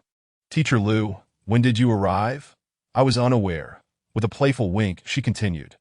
Zhong Fiwen muttered under her breath. Oh dear, that Lu Xing displayed no emotion, merely redirecting his gaze momentarily. Since Teacher Liu has spoken, I shall begrudgingly let it pass. The ghost decided, gradually making her way toward him. Seizing the opportunity, Zhong Fiwen retreated, slowly distancing herself from the scene. The barrage of comments exploded. Mr. Liu's charm remains undiminished. Indeed, even ghosts are enamored with Mr. Liu. I came to see Mr. Liu. I came from the main page that don't leave. Let me have another glimpse of Mr. Liu. The comments proliferated, drawing in an ever-growing audience. What began with just a few viewers had swelled to thousands, many flocking to witness the host despite his absence from the livestream. After all, Lu Xing's visage was simply too exquisite. When he soon noticed Zhong Fiwen had returned safely, she exhaled in relief. You back. That female ghost just devoured another person during class. Zhong Fiwen patted the desk before her. It's fine, don't worry. She then raised her gaze to see the dual ponytail ghost had somehow returned to the classroom. When their eyes met, the ghost offered a polite smile. The ponytailed ghost remarked, so terrifying. What does she intend to do next? The comments flowed in. Haha, I can't believe I'm witnessing fear in the ghost's eyes. What has this host done? Seems like we have many newcomers. This host is a treasure. Take your time watching. We're just getting started today. As Zhong Fiwen returned to her seat, the bell rang once more. She observed Lu Xing entering the classroom with a book in hand. Are there only 2 teachers in this school? She pondered. She noticed he didn't even glance in her direction. Your physical education teacher is ill. So we will have language class today. Zhong Fiwen mused to herself that every physical education teacher often fell ill. Surprisingly, even in gaming, one could not escape the fate of having classes taken over. Then, a familiar tick-tock sound resonated from behind her. Turning in astonishment, Zhong Fiwen found the ponytailed girl gazing eagerly at the podium. Zhong Fiwen thought, how did I not notice her craving yesterday? However, her attention soon shifted as she recalled the diary's contents and Su Bai's whispered words. The ponytailed girl's unfamiliarity with Xiao Hong suggested she wasn't in this class. Xiao Hong had mentioned posting the class schedule. The meal card was lost by Zhou Tian. After contemplating, she turned to tap on the desk behind her. The ponytailed ghost flinched back, wary of her movement. Do you know how often the schedule is updated? Zhong Fiwen inquired. The ghost instinctively wanted to retort that she had no idea. But a memory surfaced, suggesting it generally happened once per semester. Zhong Fiwen confirmed she wasn't lying. She lowered her head and thought. These 2 pieces of information hardly constituted sufficient clues. Additional investigation was necessary. The comments continued to roll in. I think the host is quite attractive as well, that you'll discover even more surprises beyond her face. Why are there suddenly so many viewers? I told you. This host is bound to become popular. I came here for Mr. Liu. Don't be so self-important. I'm here to see him, R.Lu. Chapter 11. The eerie campus to Zhong Fiwen's surprise. The school actually had a midday break. Isu approached with a hint of astonishment, which presented an opportune moment for Zhong Fiwen. What opportunity? Su Bai was also making his way toward her, although it was peculiar that the ghost vanished immediately after class. Zhong Fiwen's query to the ponytailed ghost lingered in Su Bai's mind. That ghost had been overly compliant, especially when she asked who Xiao Hong was. Zhong Fiwen rose to her feet, concluding that since Xiao Hong had lost her meal card, it was highly likely she wouldn't dine in the cafeteria. Thus, she was most likely in the dormitory or classroom. That Isu clapped her hands, right? How did I not think of that? The comments chimed in. I hadn't considered that either. It feels too simple. What is so difficult about a novice dungeon? They decided to pair off, with Isu instinctively moving toward Zhong Fiwen, intending to team up with her, only to be halted by a tug on her wrist. Li Jun looked at her quizzically. What are you doing? Isu touched her head sheepishly. I wasn't doing anything. She felt too timid to admit she had almost forgotten she had a boyfriend.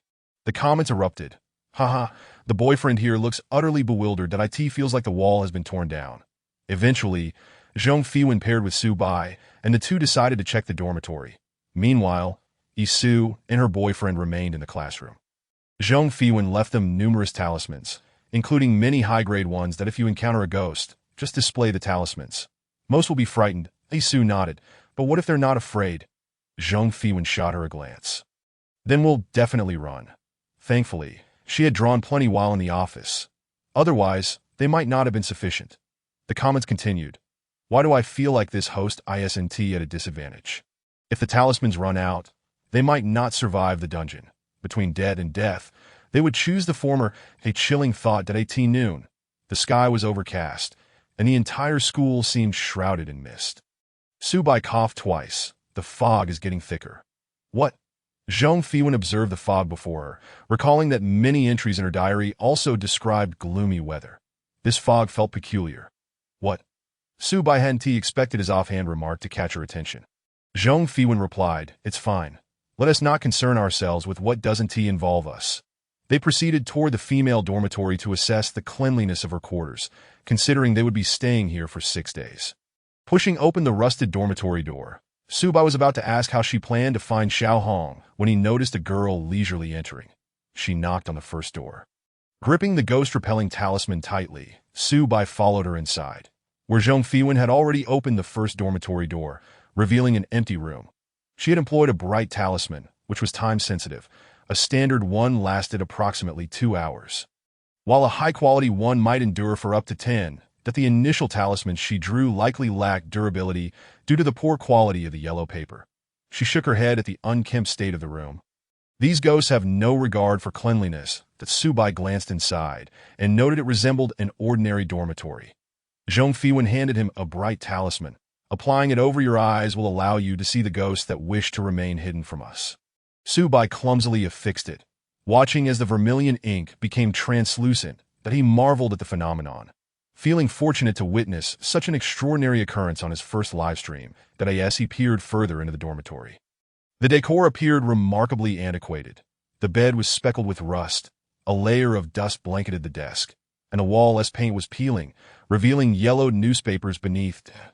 Zhong Fiwen stepped inside, reaching out to tear off a piece of wall covering.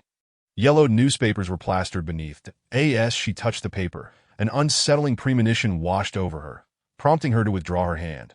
She turned to Su Bai, who stood at the door. Let us go. The comments flooded in. Why did she leave?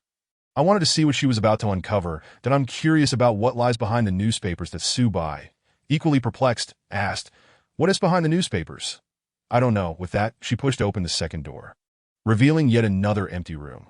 Zhong Fiwen casually remarked, What is inside seems unrelated to our task at present, but if there are any connections, I will come back to see the Lees for now. Her sixth sense does not wish for her to unveil that layer of newspaper. This dormitory building comprises 5 floors, and the 2 individuals are viewing it separately. As Su Bai reached the second floor, he opened a dormitory door and discovered a female ghost, clad in the same uniform as theirs, diligently cleaning the windows. Could this be Xiao Hong? Clutching a talisman in his hand, he ventured inside, summoning his courage to inquire if she was indeed Xiao Hong.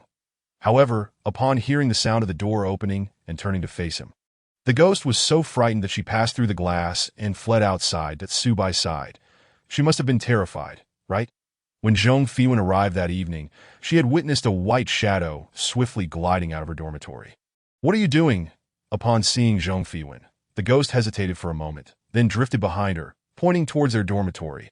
Another mute ghost, at that moment, Subai emerged from their dormitory and, upon seeing the ghost reaching out, was startled, exclaiming, "Behind you!" Subsequently, he noticed that the ghost had retreated further behind her. Zhong Fiwen glanced at Subai and then at the ghost behind her, clarifying, "It's a misunderstanding." She reached out and pulled the ghost forward, saying, "This is our roommate." Grasping the ghost's wrist, Zhong Fiwen felt a chill emanating from her palm, prompting her to immediately release her grip. That Subai, perplexed, asked, "Roommate?" "Indeed," Zhong Fiwen replied, surveying the dormitory. "This is a 4-person dormitory, so there must be a roommate." Upon hearing this, Subai's complexion turned pale. Zhong Fiwen, oblivious to his reaction, turned to the ghost behind her and remarked, "Well done." The ghost, upon hearing her words, pressed her lips together and offered a shy smile. "But don't you have classes to attend?" She recalled that there were regulations in this academic setting. Students, whether ghostly or not, were required to attend classes as stipulated. The ghost's expression turned bewildered at her inquiry. Zhong Fiwen paused, saying, "Never mind, if you can't remember, just don't think about IT." It was then that she noticed Subai's ashen face.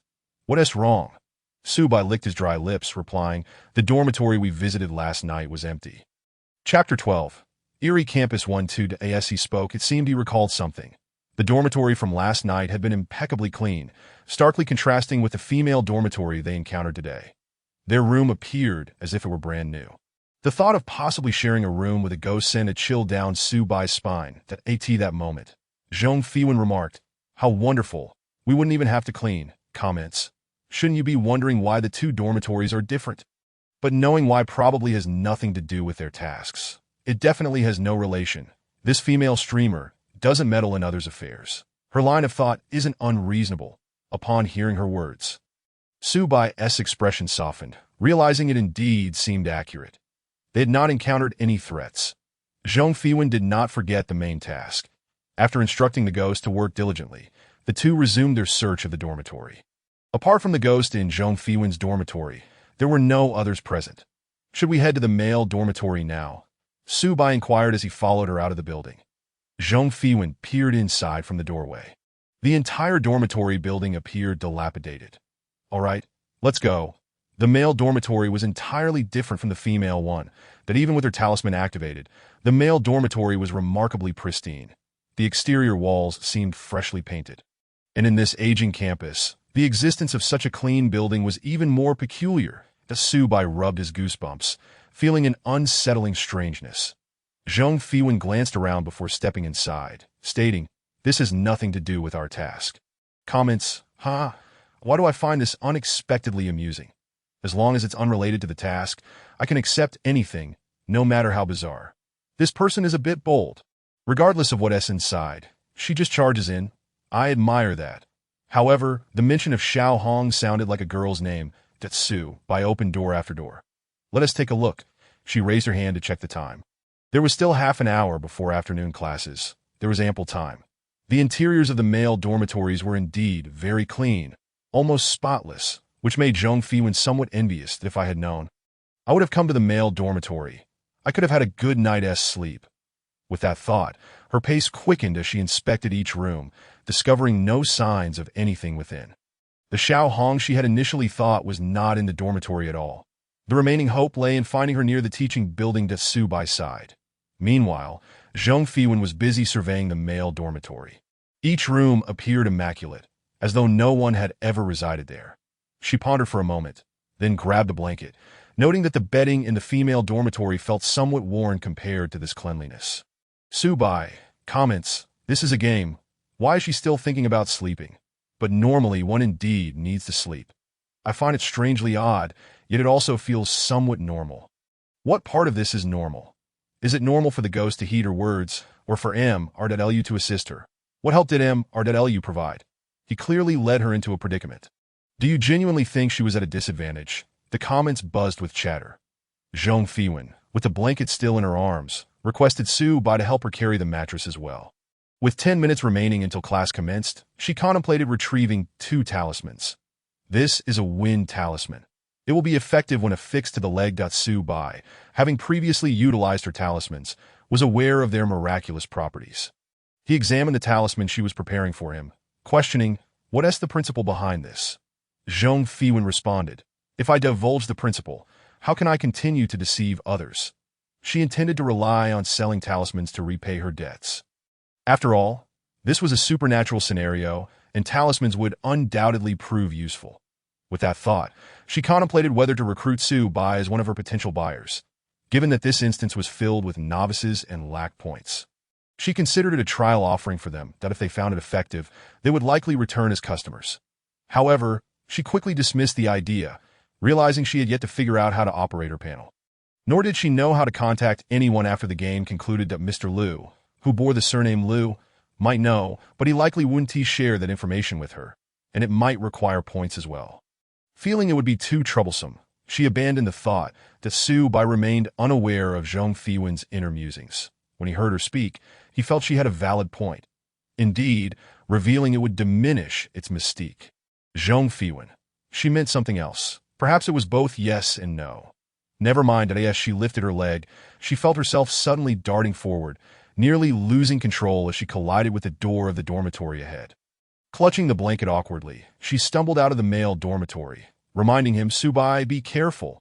But it was too late. That as Su Bai stepped out, he directly crashed into the dormitory across from him, then leaped out of the window, landing head-first into the flower bed beneath the male dormitory. In that instant, he felt extraordinarily light, as if his legs were being controlled to run forward.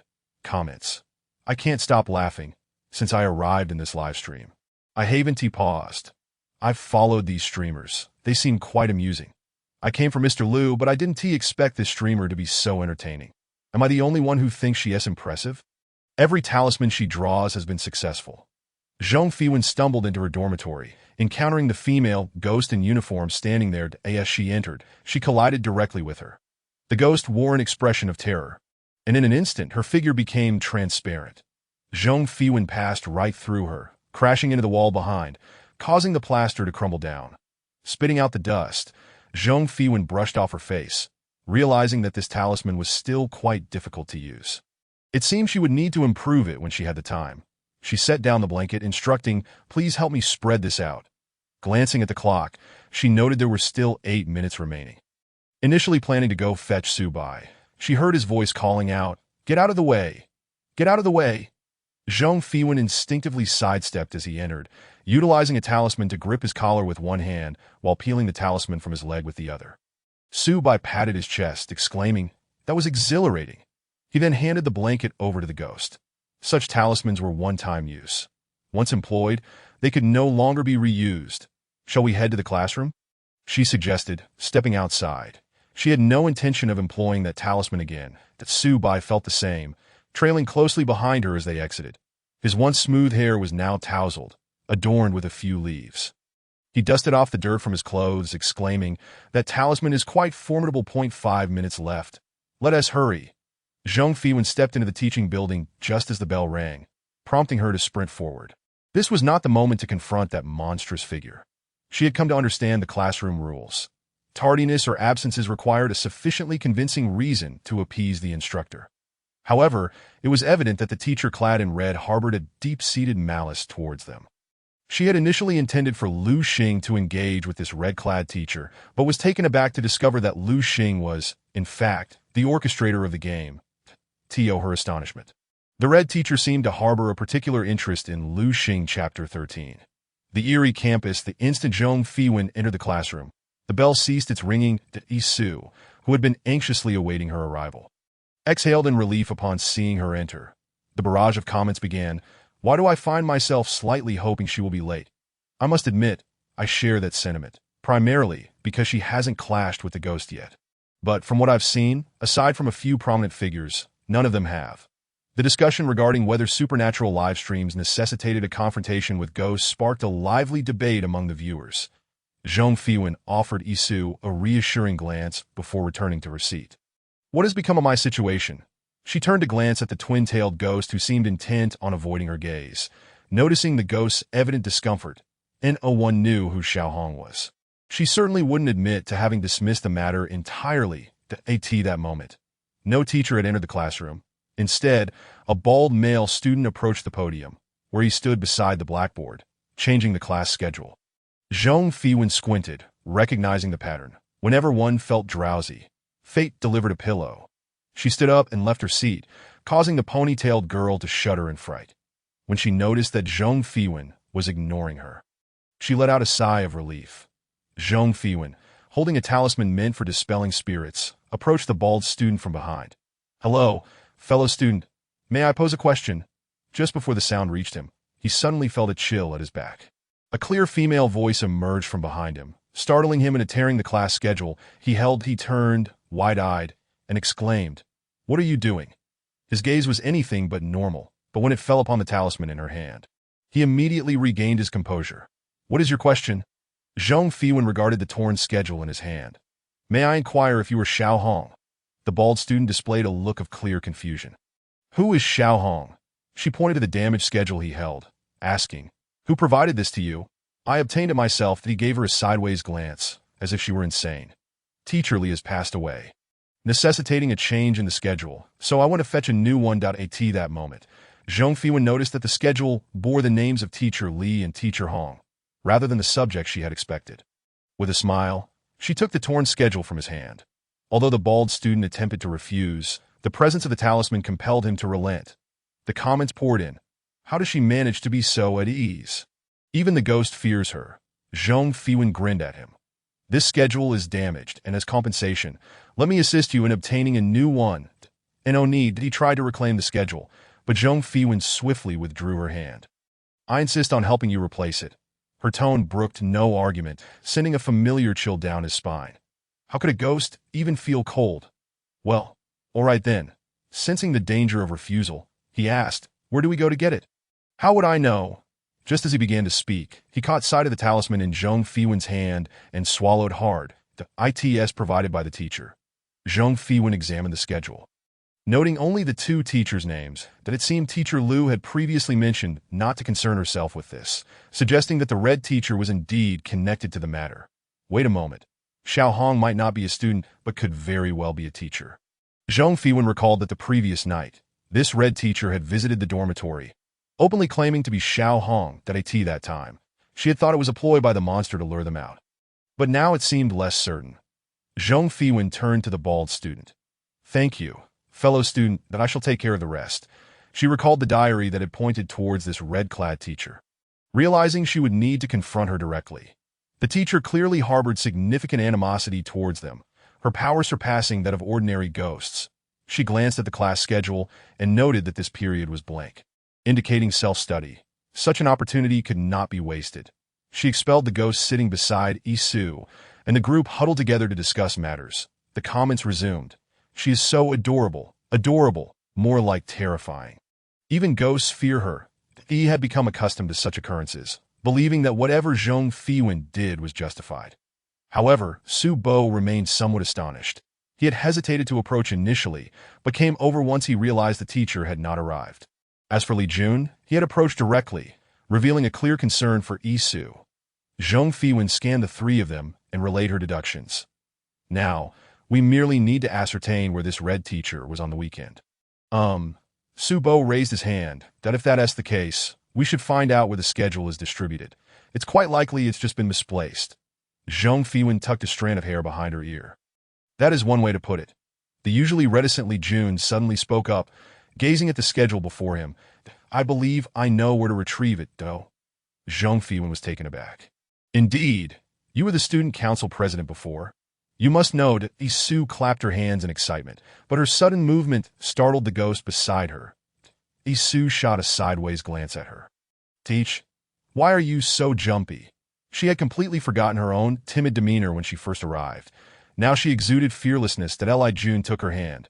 "Previously, I was responsible for collecting the schedules.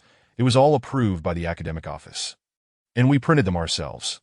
Zhong Fiwen looked at the paper before her, realizing that this place was likely not very advanced. There wasn't even a mobile phone. The IT seemed the location was indeed the academic office. The comments continued. Even while entering a side quest, she doesn't forget to poke fun at this place. True, are the students here not bored? Can ghosts use mobile phones? Why can't ghosts use mobile phones? Recalling her visit there during enrollment the previous day, she concluded that must be the academic office. Thus, we will split into two groups. One will search for the meal cards, while the other will confirm if Xiao Hong is indeed the red teacher. Understood. Zhong Fiwen checked the time. There were 10 minutes remaining until class ended. That IT should be fine to leave during a self-study session, right? She hovered at the edge of the classroom, eager to depart. But Sue pressed her down. Just 10 minutes. After class, they would have ample time to search. The comments flowed in. This streamer is so carefree. Anyone who has watched from the beginning wouldn't say that. She possesses real strength, all right? I also think she is a bit too carefree. She could just draw a talisman. If you have that ability, draw one and show me. Where's Mr. Liu? The livestream audience continued to grow, surpassing 10,000, with many joining primarily for Liu Xing, while a smaller number remained due to Zhong Fiwen's captivating antics. As the class bell rang, Zhong Fiwen and Su Bo made their way to the office. Chapter 14. The Eerie Campus continued. Ultimately, it was decided that Zhong Fiwen and Su Bo would confirm whether the red teacher was Xiao Hong, while Su and Li Jun would head to the academic office to search for the meal cards. Before they departed, Zhong Fiwen provided them with some talismans, advising them to avoid confrontation with the teacher they had previously encountered, as she had yet to gauge her true nature. Su nodded in agreement. Rest assured, the teaching building was far from ordinary. Every door within was identical, making it nearly impossible to discern which was a classroom and which was an office. Initially, Su Bo assumed they would need to search extensively. But upon observing Zhong Fiwen's confident stride, he asked with curiosity, "Do you know the way?" Zhong Fiwen brushed her hair back. "I've been here before." She casually styled her hair into a bun to prevent it from becoming an obstacle should a confrontation arise. The comments erupted. She has not only been here before, but she also lost a heap of points why her demeanor. It seems she wasn't really scammed. Perhaps she was unaware of the value of those items. Which of the items in Mr. Liu's possession is inexpensive? What are you all talking about? I can't comprehend. Where is Mr. Liu? As the two arrived at the office, they found the red teacher seated with her back to them, seemingly unaware of their presence. Zhong Fiwen suddenly called out, "Xiao Hong." The female teacher paused momentarily, slowly turning her head, cradling an indistinct form in her arms, with crimson stains adorning the corners of her mouth. At the first glance, Su Bai averted his gaze, unable to suppress a retch. Upon their arrival, the red-clad teacher discarded the object she held, grinning malevolently at them. "I haven't sought you out yet here you are, looking for me. Step back." Zhong Fiwen forcefully shoved Su Bai aside and swiftly retreated to the threshold. Inside, the woman in red began to swell ominously, her arms elongating gradually, listening to the sounds emanating from within. Zhong Fiwen's eyes darted, and she called out, "Red teacher, it was Teacher Liu who sent us to find you." The woman in red, who had been preparing to consume them, was taken aback as an elegant figure emerged gracefully from within, gently wiping the corners of her mouth. "What has Teacher Liu sent you here for?" Bullet comments flooded the screen. "What the heck? Is this even possible? All-powerful Teacher Liu." Zhong Fiwen, tense yet maintaining a smile, produced the tattered class schedule from her possession. "Teacher Liu accidentally tore this schedule, and we were sent to retrieve another one from you." Little Hong glanced at the schedule in her hand. "Why didn't you say so earlier? I have another copy right here." Zhong Fiwen followed her inside, adding, "Teacher Liu mentioned you in class previously, did oh?" The woman in red became overly excited, her head spinning 180 degrees. "What did she say about me?" Su Bai remained silent. Zhong Fiwen, with a steady demeanor, replied, "We studied a passage, and there was an idiom that was quite lovely, and Teacher Liu said it was reminiscent of someone like you."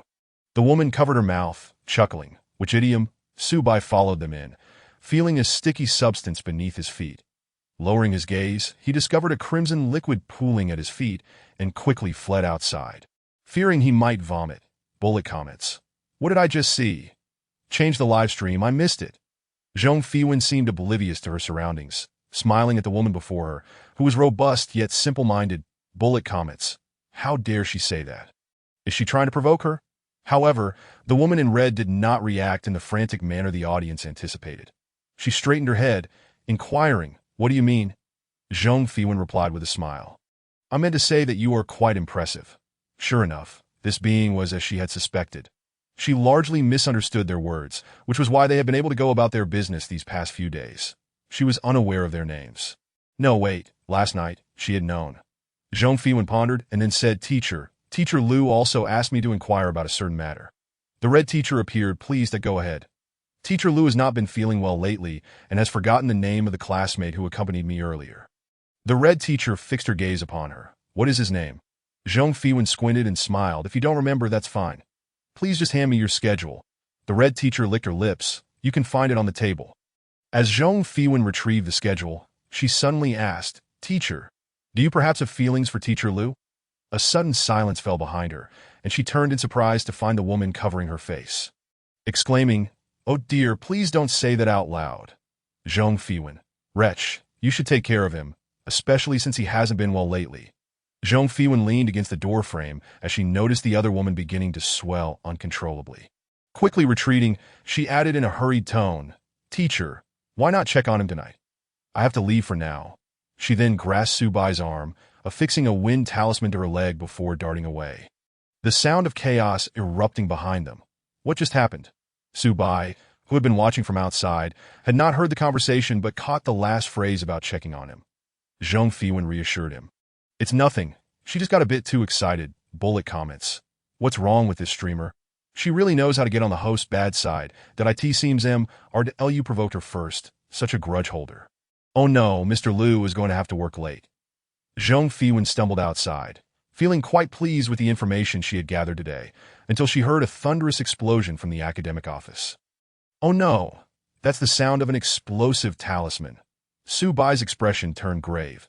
Before they could reach the source, a bolt of lightning struck down from the sky, shaking the entire building. Moments later, two figures dashed out, followed by a monstrous entity resembling the overly excited red teacher. Bullet comments. What on earth is that creature? Isn't this something only found in beginner dungeons? Zhong Fiwen glanced back at the academic building and shouted, This way. Initially led by Li Jun, Yi heard the voice and urged, Hurry over, quick. She was certain there was a solution to AT that moment. Zhong Fiwen threw something into the academic building, and a tremendous roar resonated from within. Run to the dormitory.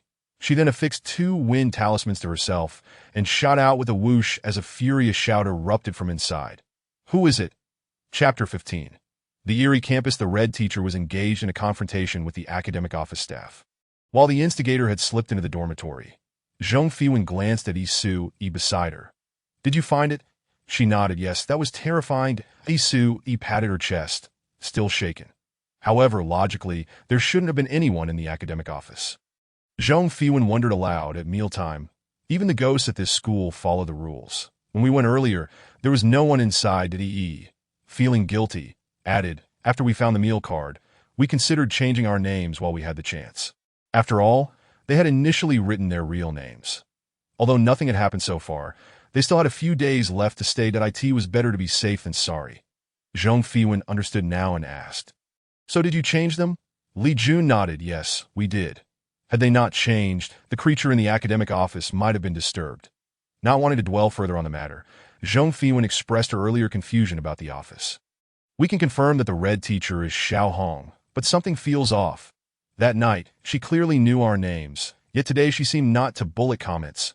What's odd about it? Beginner dungeons aren't usually that complicated. Indeed, they tend to be simpler. She voiced her confusion. Su Bai contemplated for a moment. Is it possible that the Xiao Hong we encountered during the day and the one at night are not the same? That could be the case. That if so, who do we give the meal card to? Yi bit her lip, her complexion pale. That creature was too grotesque. I'm still recovering.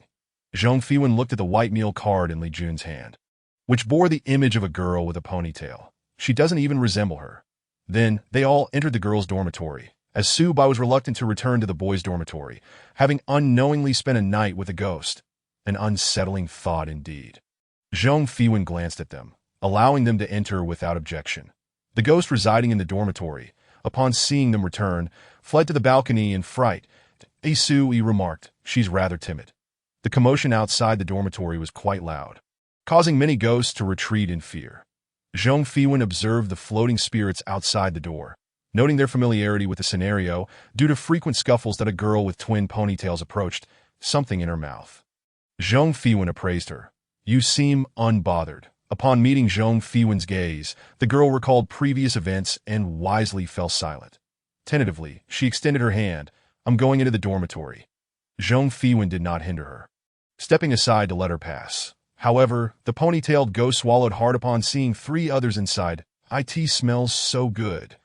Zhong Fiwen patted her shoulder. Tonight there might be 2 extra people. The female ghost instinctively flinched, her head spinning 180 degrees to gaze at Zhong Fiwen. She contemplated resisting, yet the talismans in her hands instilled a twinge of fear. Bullet comments. The streamer has successfully tamed various little ghosts. Bullet comments. The horror film has turned into a comedy.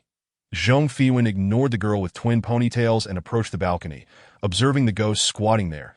Come in, it's all right, she said, stretching her head to look towards the teaching building. Simultaneously, she noticed that more than just their dormitory was watching.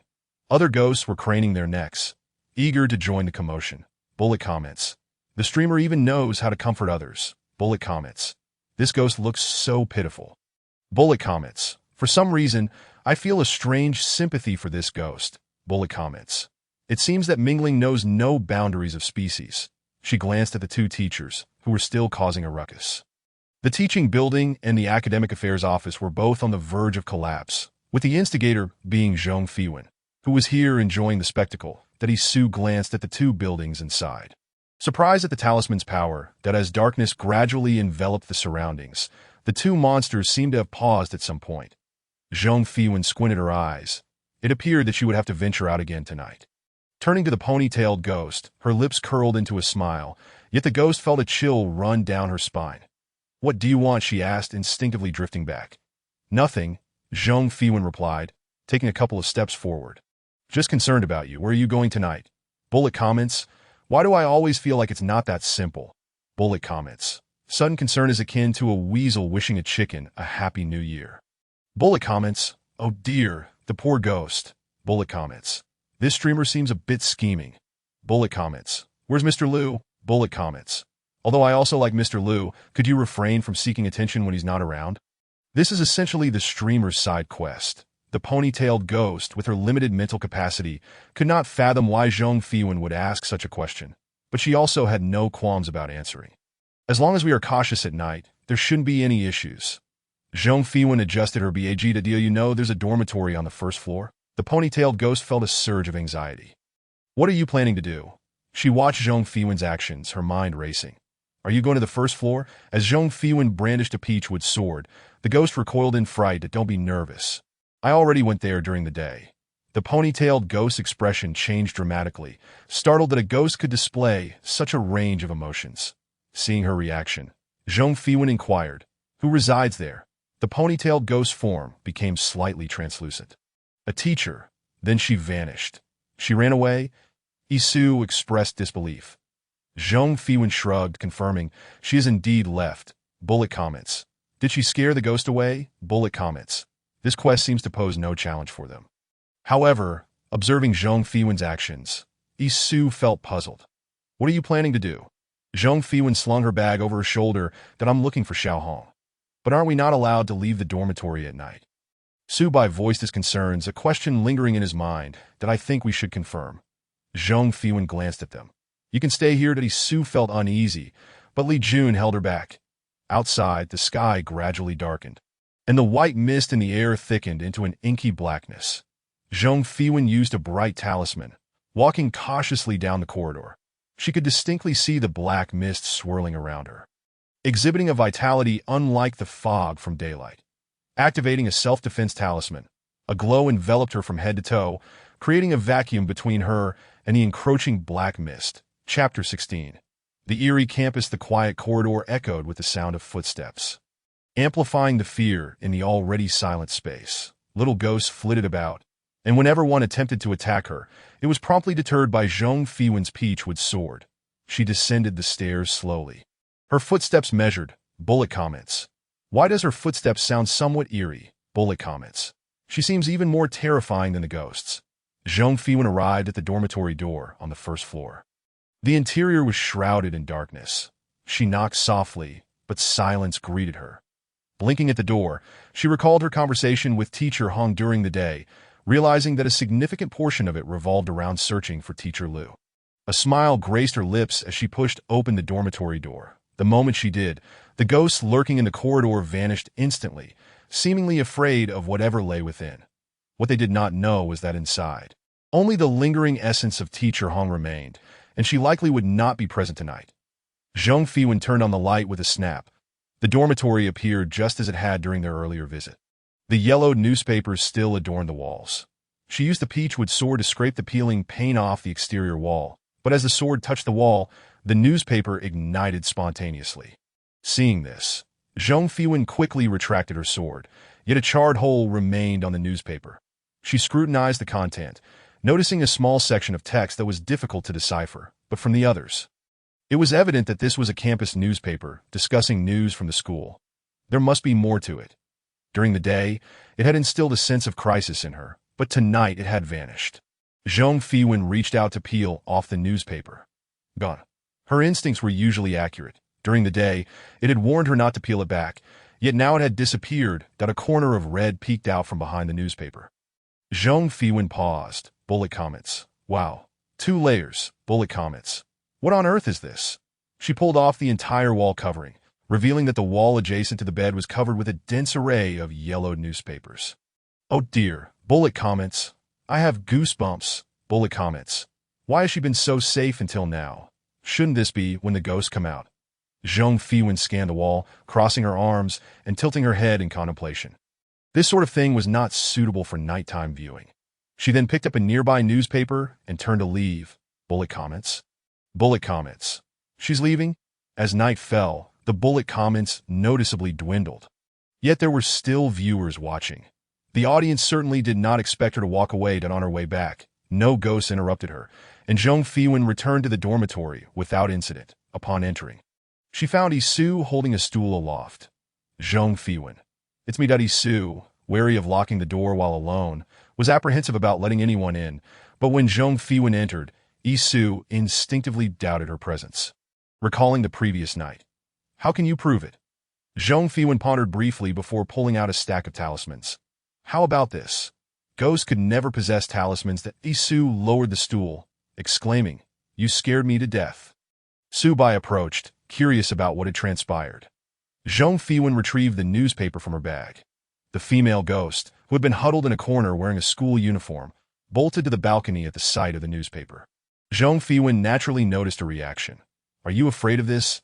The ghost peeked at the newspaper on the table behind Zhong Fiwen, nodding and shaking her head in confusion. Zhong Fiwen sighed. Why can't you speak?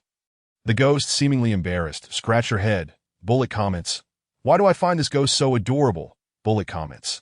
Don't you think this ghost seems very human-like? Bullet comments. Wow, it seems other ghosts don't express themselves as richly as she does. Zhong Fiwen recognized the difference in her demeanor. She gently extended her hand, that don't be afraid. The ghost did not exhibit the erratic behavior typical of other spirits. Her appearance was that of a normal human. If not for the slight chill emanating from her palm, Zhong Fiwen might have mistaken her for a living person, adorned with human-like expressions. Are you afraid of the newspaper or what's inside it? The ghost shook her head. Neither. Isu now realized that this ghost was not frightening at all. She dared to approach the ghost closely. Zhong Fiwen recalled the red corner on the back of the newspaper and raised her gaze. Is it the lingering essence on it? The ghost nodded, indicating that the issue lay with whatever was behind the newspaper. Just then, Subai exclaimed, What's that? What is it? Zhong Fiwen asked that Subai pointed at the newspaper.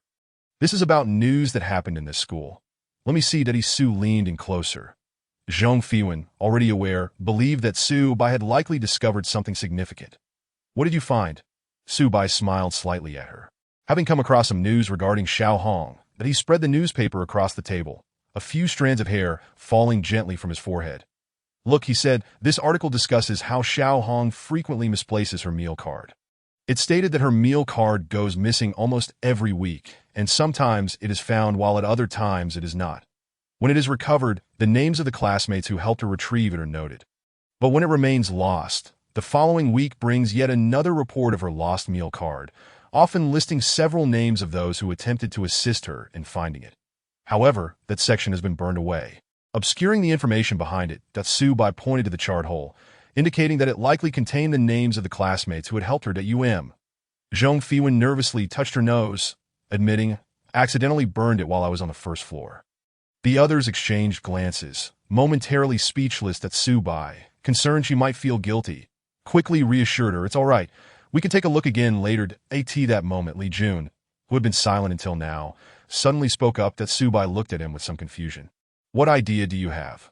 All eyes turned to Li Jun as he continued. "What if this newspaper isn't static, but rather constantly updated?" He swallowed hard. "You see, this newspaper almost always mentions that Xiao Hong's meal card goes missing every week. Our task is to survive for 7 days and find her meal card within that time." Zhong Fiwen's voice trailed in sync with Li Jun's as Su-bai and Yi quickly grasped the implications. "So, does that mean the names of the classmates mentioned are all players?" Yi grasped Zhong Fiwen's arm, trembling slightly. "Most of the names not found in the newspaper. Could it be that those players have perished here?" The barrage of comments flooded in. "I have chills. This is a bit eerie. I'm going to sleep now. Goodbye." Chapter 17. The eerie campus. Yi rubbed her slightly numb arms. "Does that mean the burned section contained the names of previous players?" Seeing her reaction, Li Jun reached out to steady her shoulder. "Our names haven't appeared on this newspaper yet, so it seems we are still not in great danger." Zhong Fiwen, ignoring their anxiety, recalled what she had seen on the first floor, realizing another visit was necessary. Just then, a noise echoed from outside the dormitory. The group exchanged glances, confirming their talismans were all in place. "No worries, let's just get some sleep," Zhong Fiwen suggested, aware that Teacher Liu was likely in a confrontation with Xiao Hong. After all, disturbing him at night would surely not please him, especially since Xiao Hong had been acting strangely lately. With a slight smile, Zhong Fiwen declared, "You all can find your own places to stay tonight. I'm going to sleep." She arranged the new blanket she had brought over and lay down. The others were left speechless. The barrage of comments continued. "Is she really just going to sleep like that? I can't quite understand her." That night, the boys' dormitory was indeed restless. Yi considered checking on things but hesitated, not wanting to disturb Zhong Fiwen's slumber. As for her boyfriend, the thought hadn't even crossed her mind. A night passed without dreams. When Zhong Fiwen awoke, she discovered that Su-bai and Li Jun were absent. Yi was sleeping soundly beside her, not wanting to disturb her, so she quietly left the dormitory to investigate the first floor once more. At that moment, another door opened, and Su-bai emerged, surprised to see her up so early. "That you're awake already. There's still some time before class." Zhong Fiwen glanced past him. "Did you sleep here last night? Aren't you afraid of being with ghosts?" Su-bai, recognizing her teasing, shrugged it off. "I feel much safer with you around." The barrage of comments erupted. "Wow, is he confessing so early in the morning? I feel much safer with you around." "But what are you doing up so early?" Su-bai inquired, falling in a step beside her as they descended the stairs. As they reached the door, Su-bai suddenly realized. "You." Zhong Fiwen interrupted him, raising her hand to point inside before knocking on the door. "Teacher, are you there?" A rustling sound came from within. "Where's the meal card?" Zhong Fiwen turned to Su-bai, who paused before replying. "It's with Li Jun." She pursed her lips, then turned back to the door. "Then let's go get it." This was an opportunity. Su-bai nodded and dashed upstairs, while the dormitory door swung open. Zhong Fiwen waved her hand. "Long time no see, Teacher Hong." Inside, Teacher Hong appeared with skin that had lost its vitality and a face beginning to rot. Her clothes were tattered. Upon witnessing this, Zhong Fiwen remarked, "It seems last night's battle was quite fierce." Before she could say more, Teacher Hong glared at her. "I will devour you." In an instant, it seemed as if some restraint had been shattered. Her form began to expand grotesquely, flailing her disfigured limbs in Zhong Fiwen's direction. Zhong Fiwen raised her wooden sword to block, momentarily stunned as it proved ineffective against the creature. Its body continued to swell, filling the corridor to the brink of bursting. The spirits that had been in the dormitory were too frightened to emerge, and the walls of the first floor were nearly cracking under the pressure. "This is bad." Zhong Fiwen quickly affixed a swift wind talisman to herself and leaped out of a window, drawing the creature out of the girls' dormitory. The monster chased her, its long tentacles whipping through the air. Zhong Fiwen sidestepped and grabbed hold of a lightning talisman, then sprinted towards the boys' dormitory. The barrage of comments erupted again. Finally, "The fight has begun. What is she going to do in the boys' dorm? The sound of an explosion echoed behind her, causing Zhong Fiwen to experience a brief bout of tinnitus. She could hear the frantic voice of the creature behind her and tossed out another lightning talisman, quickly applying a swift wind talisman to her legs, all the while shouting, "Teacher Hong, what you're doing now is against the rules." The creature, now growing impatient, retorted, "It's not against the rules yet since class hasn't started." Just then, a tentacle swung toward her. Zhong Fiwen dodged, and the tentacle struck the upper floors of the boys' dormitory. The creature hesitated before retracting its tentacles and fleeing. Its massive form visibly shrank, ultimately transforming into a human shape. With its right hand charred but seemingly unconcerned, fleeing as if in panic. Zhong Fiwen remarked, "It's not over yet. Why are you running away?" The barrage of comments. What just happened? Zhong Fiwen adjusted her disheveled hair, realizing that the creature was indeed too large. Just then, Teacher Lu emerged from the dormitory, visibly displeased at being disturbed, but he frowned at Zhong Fiwen. "Why are you here again?" Zhong Fiwen feigned innocence, raising her hands in surrender. "Teacher, you're wrongfully accusing me. It was Teacher Hong who went mad this morning." Observing the girl with her head tilted and innocent eyes, Lu Xing scoffed softly. "I know what you're up to. There won't be a next time." It seemed that her actions had not violated any rules. Zhong Fiwen blinked innocently. "I don't understand what you're saying." Teacher Lu Xing, unwilling to engage further, merely shot her a warning glance before returning inside. As Zhong Fiwen turned away, she couldn't help but wonder about Teacher Hong's fate. Upon her return, she encountered Su Bai and the others descending from the upper floors that Su Yi rushed over. "You scared me to death." Zhong Fiwen patted her shoulder. "Did you see Teacher Hong?" She glanced at the time, accepted the meal card from Li Jun, and headed toward the first-floor dormitory. "Teacher Hong, are you there?" A noise of something falling echoed from within. The barrage of comments resumed. She really managed to infuriate that monster. What is she planning to do now? Why did my teacher Lu only appear for such a short time? Zhong Fiwen knocked on the door, only to have it swing open unexpectedly. She stood at the threshold, raising her hand. "I swear it opened by itself." "Teacher, do you believe me?" Teacher Hong glared at her, and gradually, her eyes widened in shock. Zhong Fiwen glanced at the wall, noticing that the exposed corner had been repaired, with a new newspaper plastered over it, starkly contrasting with the yellowing pages surrounding it. With the meal card hidden behind her back, she smiled sweetly. "Teacher Hong, why did you run away when you saw Teacher Lu?" At the mention of his name, Teacher Hong shuddered but soon swallowed hard upon seeing Zhong Fiwen. "I didn't expect you to come knocking." Zhong Fiwen raised a hand and playfully questioned, "Which is swifter, my feet or your hand, dear teacher?" In Chapter 18 of the Eerie Campus narrative, Teacher Hong seemed to have an epiphany, her twitching hand retracting once more. Zhong Fiwen observed keenly. The creature was evidently wary of Lu Xing. She blinked and gradually stepped into the dormitory. "Teacher, what newspapers adorn your dormitory?" Teacher Hong chuckled, albeit with an unsettling demeanor, her entire jaw drooping grotesquely. Unfazed, she casually gestured, "Why, they belong to your peers."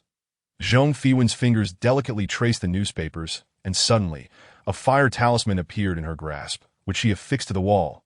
Instantly, the entire wall ignited in flames. "Ah!" The creature swiftly expanded, seemingly indifferent to Lu Xing, and directly attacked Zhong Fiwen. As she observed the encroaching tendrils, she placed her meal card into one of them, and simultaneously, a voice echoed in her mind. "Task completed. Xiao Hong's meal card." Outside the door, a few individuals exchanged glances, realizing that their tasks were also marked as completed. The moment Zhong Fiwen handed her item over, she promptly instructed, to the boys' dormitory that in an instant, she affixed a wind talisman and leaped out of the window. Isu quickly reacted to her words, following suit. The flames in the dormitory intensified. Yet this time, the monster seemed to have lost its reason. It did not halt its assault as Zhong Fiwen entered the boys' dormitory. Instead, it frantically pursued her inside. The barrage of comments flooded in. "Oh my, this streamer is finished. What on earth did she do to provoke this monster?" Lu Xing, irate at the prospect of overtime, emerged from his dormitory, just in time to witness Zhong Fiwen stumbling and racing toward him. Upon her noticing him, he distinctly saw her eyes light up. "Teacher Lu." The comments continued. "Teacher Lu. How dashing Teacher Lu looks." In the next moment, Zhong Fiwen lunged directly at him. Lu Xing sidestepped, allowing her to pass, that he turned to behold the colossal creature trailing behind, which seemed to shrink back upon seeing him.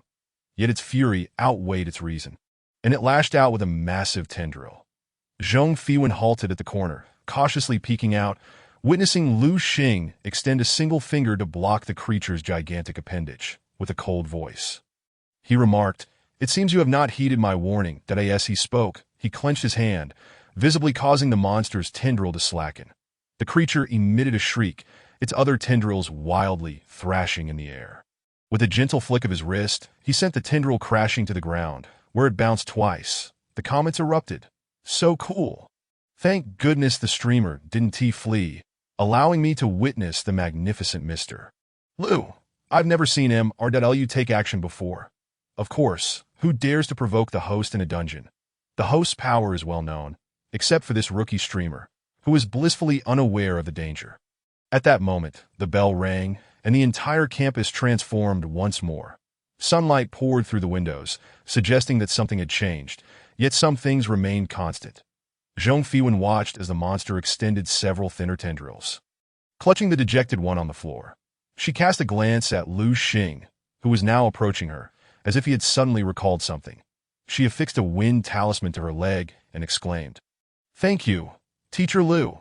I must attend class." The comments resumed. "Are you just going to discard it?" As she exited, she spotted Isu and others hiding at the door, that we just need to safely navigate the remaining days. "Right," Isu said cheerfully. Though Li Jun was puzzled as to why they needed to provide her the meal card at this juncture, it was evident this morning that Teacher Hong was in a foul mood. Did you not speculate yesterday that Xiao Hong during the day and at night might not be the same? Zhong Fiwen pointed to the dormitory, suggesting that the answer lay within the first-floor dorms. "But we have class now," Isu remarked, glancing at the ringing bell. Zhong Fiwen pondered, realizing that the punishment looming over them left little room for concern about skipping class.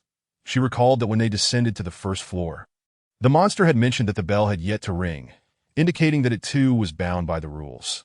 Their choice to leave the dormitory before the bell rang, or before true daylight emerged, was a violation of the regulations. Teacher Hong was responsible for meting out punishment. However, unexpectedly, it seemed that Teacher Hong was currently preoccupied with her feelings for Teacher Lu. After being hurt by him, she likely retreated to a corner to nurse her wounds, leaving little inclination to punish them. Zhong Fiwen decided it was best to keep this information to herself, given that Teacher Lu was also an uncertain factor. She vividly remembered the malice displayed by the previous host. Yet, why had she led the monster here? She had heard the chaos emanating from the boys' dormitory last night, but had not dared to approach. Zhong Fiwen strolled leisurely. "Can you guess?" Suddenly recalling something, she added, "Oh right, there's another matter." She disclosed Teacher Lu's identity to them. Isu appeared astonished. "The host?"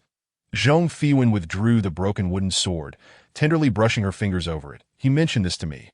Then she reflected on the incident in the boys' dormitory. While they may have been oblivious, she had sensed an instinctual urge to depart the moment she witnessed Teacher Lu's intervention. A heightened sense of urgency unlike any before, that it was best to keep a distance from the host. The overwhelming pressure she experienced prompted her to share this with them. The comments surged. "You should heed your own advice, that you're the one who runs the most. Now you understand the host's might?" Isu felt a lingering dread, aware of the host's formidable strength, yet uncertain of his intentions. Realizing they should maintain their distance, she patted her heart, relieved that they had not provoked him. The comments continued. "You spoke too soon. This person beside you has already offended him. Furthermore, she owes a significant debt. This day, I'm beginning to suspect she deliberately incurred that debt." The newspapers on the wall were entirely consumed by flames, leaving the surface charred and blackened. Zhong Fiwen re-entered the dormitory. The eerie sensation from the previous day resurfaced. She grasped the broken sword and gently brushed away the dust from the wall. In Chapter 19 of this uncanny campus tale, as the dust fell effortlessly, a colossal image emerged at a woman clad in red, with a ponytail, grinned at them. Whether it was an illusion or not, for a fleeting moment, Isu felt as if the smile on the wall deepened, prompting her to involuntarily take a step back, only to be steadied by Zhong Fiwen's hand on her waist. "Xiao Hong," she murmured. In answer to the question that had just lingered, upon closer inspection, it became evident that the woman depicted bore a striking resemblance to the individual on the meal card they had found. Li Jun's gaze darted to Zhong Fiwen's hand resting on Isu's waist, before wrapping his arm around Isu's shoulders.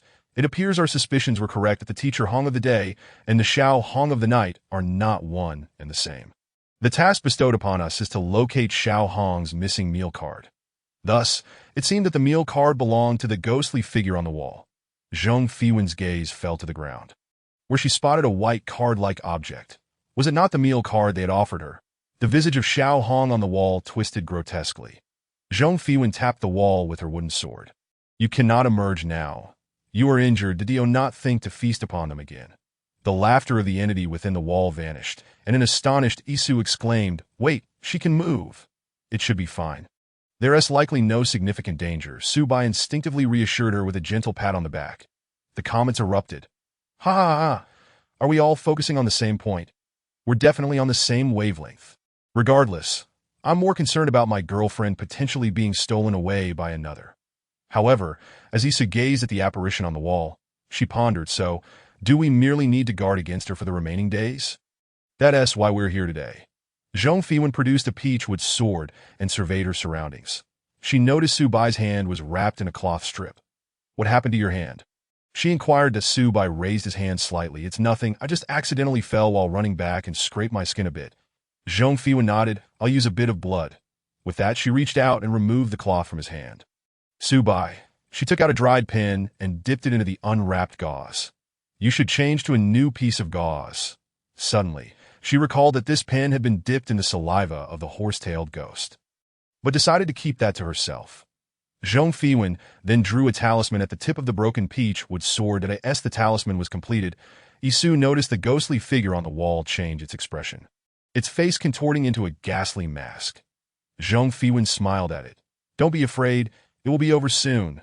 Comments, wow, is this streamer following a villain script? She looks like a villain. The moment the sword's tip touched the wall, the ghost seemed to struggle against it. No, it was more accurate to say that the ghost was attempting to evade. The ghost on the wall exhibited an eerie posture, appearing as though it had already been pulled towards the sword's tip, yet was desperately trying to escape. It clutched a white meal card tightly in its hand. Zhong Fiwen observed its plight. Stop struggling. You cannot escape. As the words fell, the ghost finally could no longer endure, and was entirely drawn into the tip of the peachwood sword. When Zhong Fiwen turned around, she saw Yi's sparkling eyes gazing at her. What is this thing that is so powerful? Zhong Fiwen added another layer of talisman, the soul guiding charm. The tip of the sword functioned as a vessel, drawing the ghost's soul into itself. The final talisman was meant to seal it. Isu distinctly saw a tiny figure appear atop the sword's tip, sporting a ponytail and clad in red, holding a meal card, its face etched with disbelief. Comments. Does this count as claiming the items from the side quest? Can it be counted? Meanwhile, in the office, Lu Xing furrowed his brow, but he sensed that the most formidable ghost in this quest had vanished. He had come only because the previous host had developed inappropriate thoughts and engaged in direct dealings with the supernatural, leading to their erasure by the game that he had taken over midway and discovered that this quest was a beginner's quest. Although not particularly powerful ghosts resided within the school, this one was sealed. Now its presence had dissipated. Zhong Fiwen, oblivious to Lu Xing's musings, simply felt that this ghost was not weak. Otherwise, she would not have chosen to leave while it was present. Last night, after a confrontation with Teacher Lu, the ghost's strength had been significantly diminished, allowing her to seize the opportunity. With a thought, the sword tip vanished from her hand. That Isu was somewhat astonished, realizing that items here could be taken away. She randomly picked up a piece of paper from the table and found it remained in her hand after a while.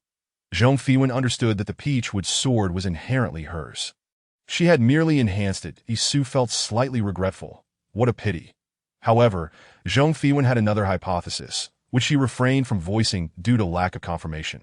She simply looked at the paper in Isu's hand. Make sure to keep that paper safe. Isu was puzzled but nodded. All right. Then, Zhong Fiwen smiled. Just one last thing to do. Comments, blind guess. Going to find that teacher in red. Did I guess she is going to find Teacher Lu? It feels like it's not going to be anything good. Zhong Fiwen approached the office door and knocked. Teacher Lu to AT that moment. Lu Xing turned to look at her, his gaze tinged with displeasure. I recall telling you not to come find me. Comments. Teacher Lu is actually angry. I really like this side of Teacher Lu. Yet Zhong Fiwen, smiling sweetly, appeared unfazed by his demeanor. Please don't be so fierce. Teacher Liu. She stepped lightly into the room. I merely wanted to clarify some matters with you in advance. Saying this, she placed the remaining talismans on the table. Liu Xing glanced at her, recalling the powerful aura he had sensed dissipate earlier, making it hard not to suspect her involvement. What do you intend to do? Zhong Fiwen's round, almond-shaped eyes sparkled innocently. Teacher Liu, please don't misunderstand. I have always been a good student. Comments. Why is she so cheeky? I have goosebumps. I originally thought she was a cold goddess. Turns out she is quite cheeky. But she is indeed powerful. Is it just me, or does she seem normal around others but different in front of Teacher Liu? Chapter 20. The eerie campus. Liu Xing leaned back slightly. I mentioned I would find you once the game ended. The girl before him may not have realized, but Liu Xing was aware that they were currently in a live broadcast. He had no interest in becoming the center of attention in this stream, particularly considering the unsavory topic of hosts extorting players. Zhong Fiwen narrowed her eyes. How did you find me? Liu Xing understood.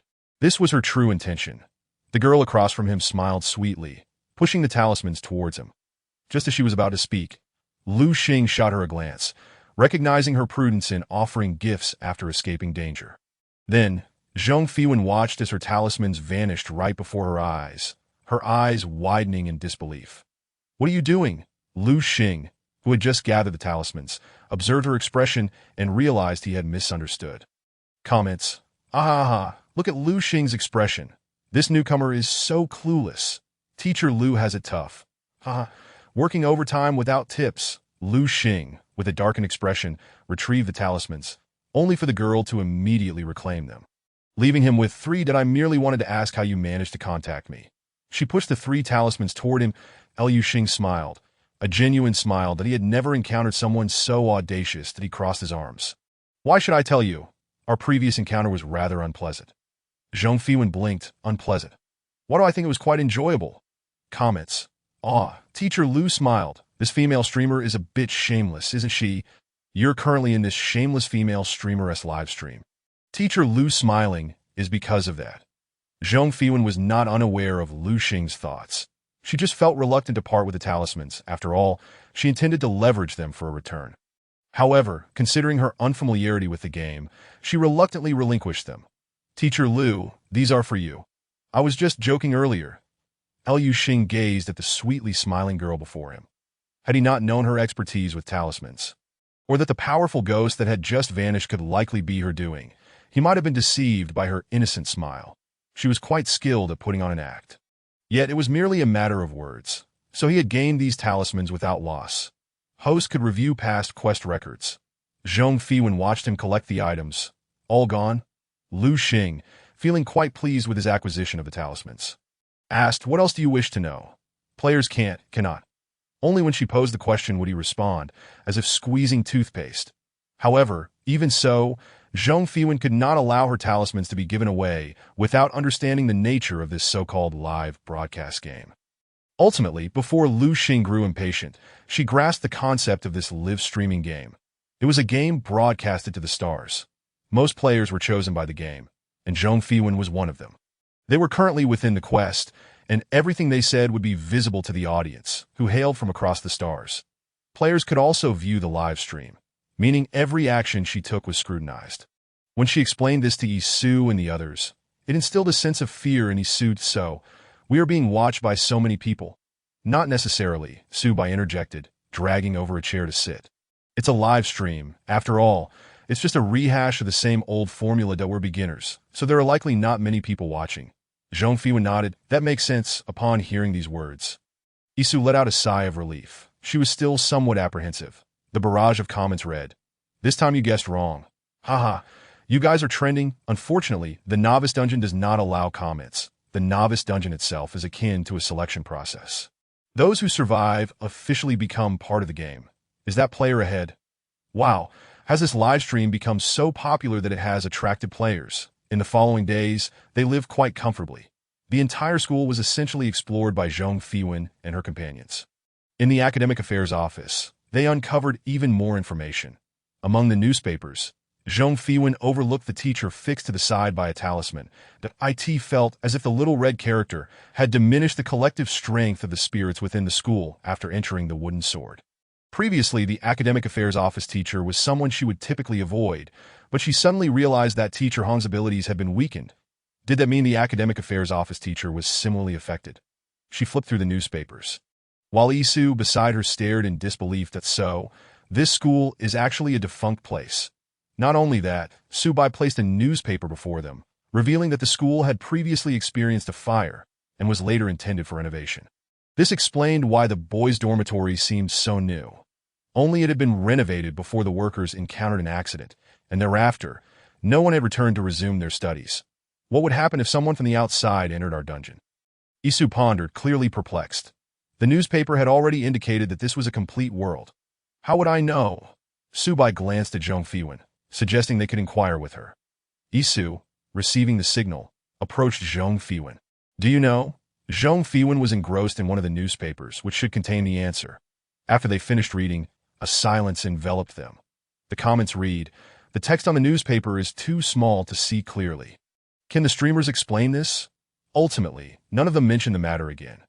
Zhong Fiwen tucked the newspaper away, believing that since Xiao Hong had already entered the wooden sword, future arrivals might significantly alter the tasks. The paper in her hand could very well become crucial evidence that, of course, this was merely her conjecture. After all, if live streaming was possible, there would undoubtedly be players watching. Perhaps the tasks for each dungeon entry varied. Otherwise, it would be too simplistic for players to view the dungeons. However, she instinctively felt that this newspaper held considerable importance. Come quickly and take a look. Isu beckoned. Isn't this photo of our timid dorm mate? Zhong Fiwen placed the newspaper into her pocket and walked over, only to find a girl with a gentle smile and kind eyes looking back at them. She raised an eyebrow. It was indeed her. Then she noticed a headline on the newspaper. Girl mysteriously disappears on campus, followed by the girl's story, which recounted how she had accidentally entered this abandoned school and was never seen again. This appeared to be news from outside. Where did these newspapers come from? Li Jun inquired at that moment.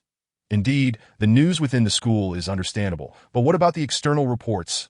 Isu was awakened to the realization by Li Jun. Zhong Fiwen shifted her gaze to the tied-up director of the academic affairs office, who was glaring at her with evident hostility. There was no need to ask. It was obvious he was unaware of many things. As she looked at the newspaper, she contemplated that perhaps some matters did not require their deep investigation. True, Subai folded the newspaper. The group collectively exited the academic affairs office. Some things, perhaps, were not meant to be addressed by novices like them. It was clear that this matter was far from over, but their task had concluded. They would leave the rest to other players. Zhong Fiwen glanced at the time. I'll return to the dormitory for a bit. When Zhong Fiwen arrived, she found the timid girl still waiting in the dormitory for her return. Upon seeing her, the girl smiled faintly. Zhong Fiwen's heart stirred. Do you want to leave this place? The timid girl looked at her in confusion. Leave? After a moment's thought, she produced the newspaper. We are leaving soon, and if you come to a decision, step out of this dormitory to find me with that. She departed. Zhong Fiwen felt that this newspaper would provide the ghost with vital information. There were some things best left unspoken in her absence as she walked back to the classroom building. She encountered the host, Teacher Liu, along with Yi and the others. Good day, Teacher Liu. Zhong Fiwen greeted him with a smile, unperturbed by his indifferent gaze. Despite his cold demeanor, Lu Xing offered a faint smile. Congratulations. You have successfully survived for 7 days in the Erie campus dungeon. Zhong Fiwen's gaze drifted towards the girls' dormitory, where she spotted a figure standing on the rooftop. She squinted, noticing the figure waving the newspaper in hand. She understood. Then she heard Su Bai's voice. I wonder if I could get your contact information. If possible, I hope we can enter the dungeon together in the future. At that moment, Zhong Fiwen felt a wave of dizziness wash over her. When she opened her eyes again, she found herself amidst a bustling crowd. As she scanned her surroundings, she realized she was in a grand hall, filled with various live stream rooms and dungeons that had been explored. Some individuals stood in the hall, seemingly interacting with the AI or at that moment. A mechanical voice echoed in her mind. Player Zhong Fiwen, nickname 0502338, has completed the novice dungeon, Erie campus. Main task: survive for 7 days in the campus. Completed, earning 50 points. Dungeon task. Successfully completed Xiao Hong's meal card, earning 50 points. Congratulations, you have obtained the titles Evil Spirit Conqueror and Friend of Ghosts. Items acquired in the game. Broken wooden sword contains evil spirits. Brush with ghost saliva. Based on your outstanding performance in this task, you have been awarded an additional 100 points. A panel appeared before her. Player. Zhong Fiwen nickname. 050-2338, changing once costs 10 points. Items. Broken wooden sword contains evil spirits. Brush with ghost saliva. Compass backpack titles. Evil Spirit Conqueror, Friend of Ghost skills, Talisman Master points. 200 rewards. None. Zhong Fiwen regarded this information. She could comprehend Evil Spirit Conqueror, but Friend of Ghosts? Who could that be? The Ponytail Ghost. Nonetheless, she scrutinized the information on the panel, realizing this novice dungeon seemed designed to test the player's foundational skills. Although she had the ability to draw talismans, it hadn't been revealed until the game concluded. Moreover, certain items seemed to be transferable, like the evil spirit contained within the wooden sword. Yet, she recalled the host mentioning he would seek her out after the game ended. Glancing around the hall, she noted the constant ebb and flow of individuals, occasionally spotting those who appeared out of thin air. They must have just emerged from a dungeon. She raised her gaze to the center of the hall, where it read, "Welcome back to the Supernatural Livestream Game Hall." Surveying her surroundings, she found it nearly impossible to see the edges of the hall. Frowning, she wondered how to exit, observing the comings and goings of the crowd. She decided to follow someone at a distance. As Zhong Fiwen trailed behind this individual, the crowd thinned. Suddenly, she felt a tap on her shoulder. Turning around, she discovered a tall man wearing a mask standing behind her. His lips curled into a smile. "Good day, Teacher Liu." The man regarded her briefly. "Follow me." The two departed the live stream hall, arriving in a vast, white expanse, exactly where she had first entered the game. Zhong Fiwen surveyed her surroundings. "What is this place?" "This is the personal intention space." Teacher Liu waved his hand, causing the white void to dissipate, revealing two chairs appearing out of nowhere. "Please sit." Zhong Fiwen blinked, impressed by this skill. She pulled out a chair and sat down. "Teacher, are you here to settle accounts with me?" Teacher Liu conjured a teapot beside him. "You have used a total of 100 sheets of premium yellow paper, priced at 100 points each in the market, totaling 10,000 points for the yellow paper alone. That I won't even count the vermilion powder." The moment the words left his lips, Zhong Fiwen sprang to her feet. Leaning closer to Teacher Liu, "Do you take me for a fool?" Teacher Liu observed the girl, so near that he could see the fine hairs on her face. Her eyes were clear and bright, focused entirely on him. "This yellow paper was something I accidentally acquired during a previous dungeon run. I only have these 100 sheets." His words resonated with Zhong Fiwen, who understood that this item was indeed a rare treasure. After using it, it would vanish. However, recalling the set of talisman drawing tools, she acknowledged their true value. Yet, she pondered whether the talisman she drew would yield more than 100 points. Sitting back down, her gaze remained fixed on him. Lu Xing reached for his mask and removed it, indicating that this was the item he intended to use for exchanging information. This meant the talismans belonged to him, as did the points. Zhong Fiwen began to feel despondent that I currently have only 200 points in total. "If you wish, take them all." As she spoke, she opened her panel. "By the way, how do I transfer them to you?" Lu Xing gently caressed his mask, yet showed no urgency in claiming them. "Such a slow approach will lead to interest accruing," he remarked. "Do not overstep your bounds." Pushing her chair aside, Zhong Fiwen approached him. Their eyes meeting in the air, that if there were a barrage of comments, it would surely be overwhelming. This was precisely why Lu Xing chose to meet after leaving the instance and ending the live stream. As the host, treating a novice player like this could easily spark discussion, which would not bode well for his career. Chapter 22. The world outside the instance. Lu Xing gently lifted his gaze. They were too close for comfort, and he could sense Zhong Fiwen's breath. Yet, it appeared that her anger blinded her to this reality. Furrowing his brow, he slid his chair back a meter and got straight to the point. "I am not here to demand points." Only then did Zhong Fiwen pull her chair closer. "What do you desire?" Observing the retreating man, she smirked inwardly. Leaning back, she inquired, "Or rather, what do you wish to obtain from me?" After all, he had gone to great lengths to ensnare her. Lu Xing was indifferent to whether she realized this. "Let us make a deal." "What sort of deal?" Zhong Fiwen did not exhibit much enthusiasm. Lu Xing took a sip of tea. You will handle the talisman drawing, and I will manage the sales, with the profits divided 3 to 7 in your favor. Upon hearing this, Zhong Fiwen immediately protested. No, it should be 4 to 6. I am putting in the effort. 4 to 6, but do not forget you still owe me 10,000 points. She considered this, realizing that even with her 4% share, she would need to allocate part of it to repay the debt. However, it was still quite a bargain, as she merely needed to draw well. Zhong Fiwen took the tea from his table and drank it all. Deal. She hadn't anticipated gaining much, so this was a pleasant surprise. You must have known my purpose for coming here all along, right? Both had achieved their objectives, naturally in good spirits, that Lu Xing, unusually, engaged her in casual conversation. Zhong Fiwen pushed her cup towards him, signaling him to refill it. I only guessed a little. She had inferred that his reason for seeking her was not merely to reclaim points, after all. As a newcomer, it was unreasonable to demand such a large sum, which she could not provide if it were to be a gradual repayment. Zhong Fiwen would have simply given up, who would want to start their journey already in debt. She also understood that Lu Xing surely had ulterior motives. She recalled the intense gaze of teacher Li when he saw her ability to draw talismans upon entering the instance. That IT indicated that her talismans were not only effective within the instance, but also held power in the game's standby mode.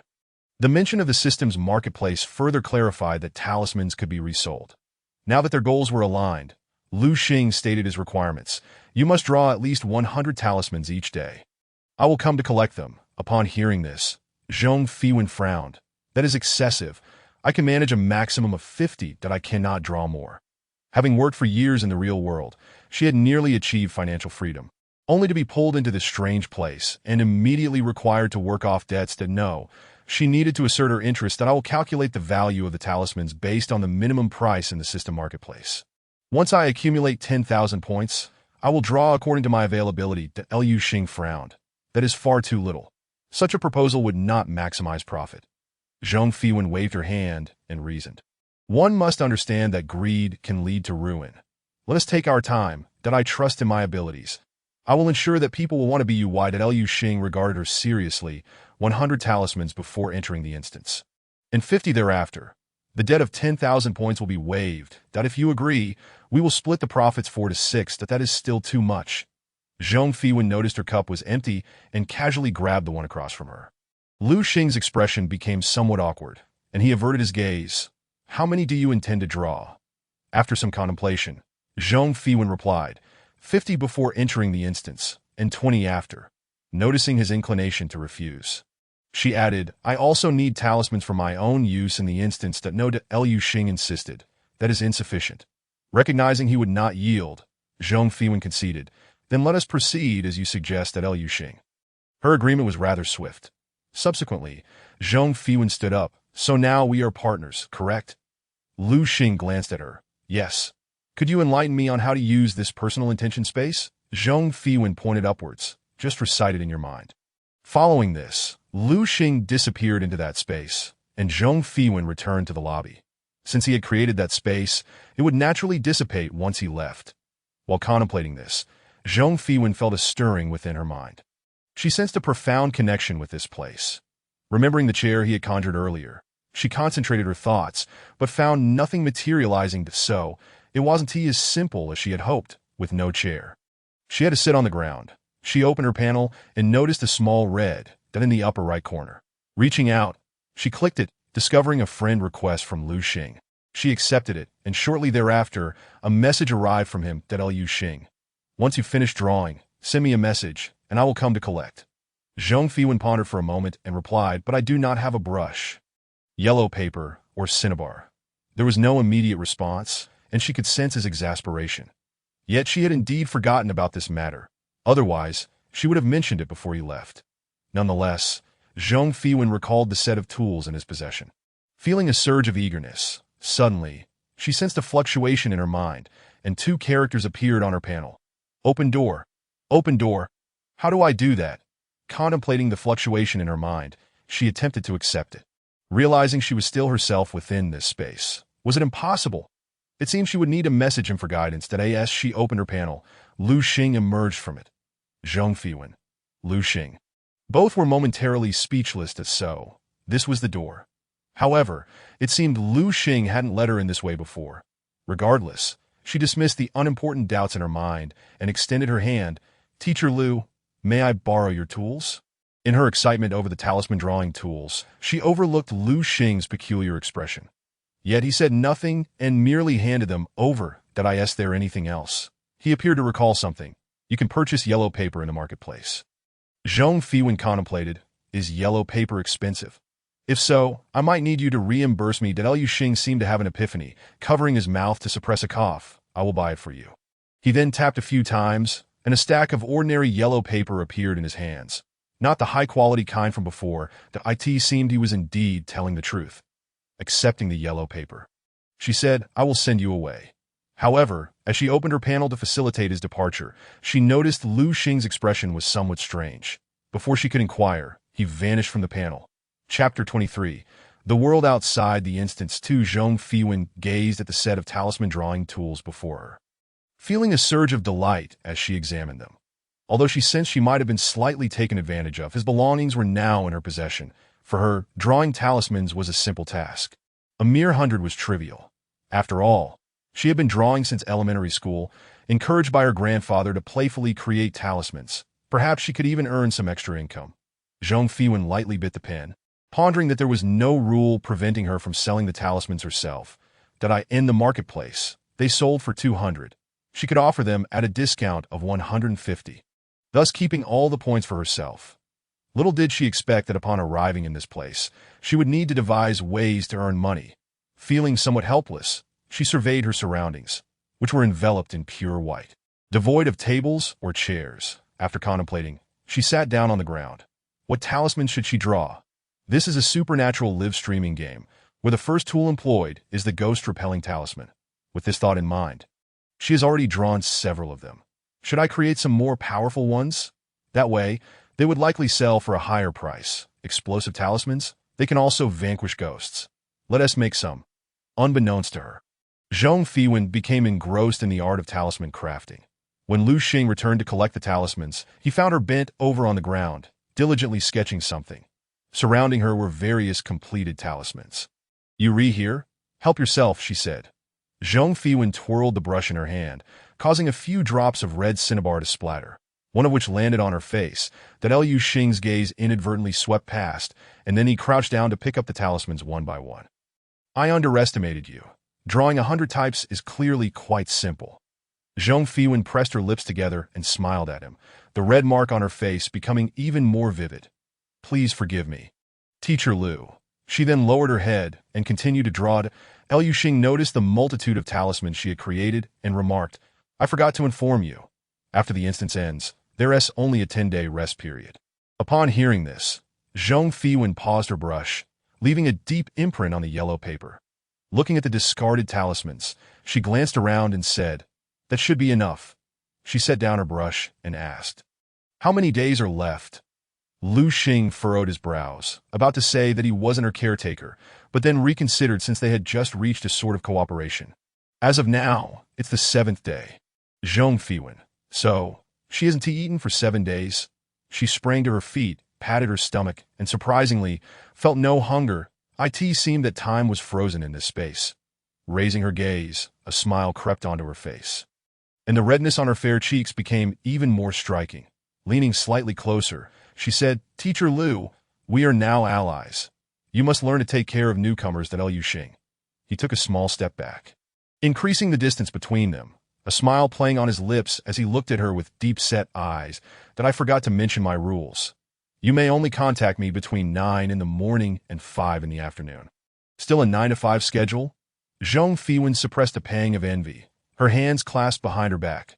"What if I don't?" Lu Xing tilted his head, revealing his exquisitely chiseled profile, glancing at the talisman papers fluttering around them. "You want to be able to reach me." Zhong Fiwen couldn't help but whistle inwardly at his perfect visage, oblivious to the implications of his words, simply nodding. "Whatever you say." This response made Lu Xing pause. Why did it seem somewhat off? However, setting aside that odd feeling, he continued, "Also, I dislike being disturbed on weekends. That a 5-day work week." This was the job she had longed for. Zhong Fiwen felt a twinge of jealousy towards him. Previously, her arduous efforts in a world that scarcely believed in the supernatural had left her struggling financially. Before inheriting her grandfather's incense shop, she had merely been a lowly employee. That Liu Xing observed the look in Zhong Fiwen's eyes and frowned. What was that expression? But I must ask, does this game really have weekends and fixed working hours?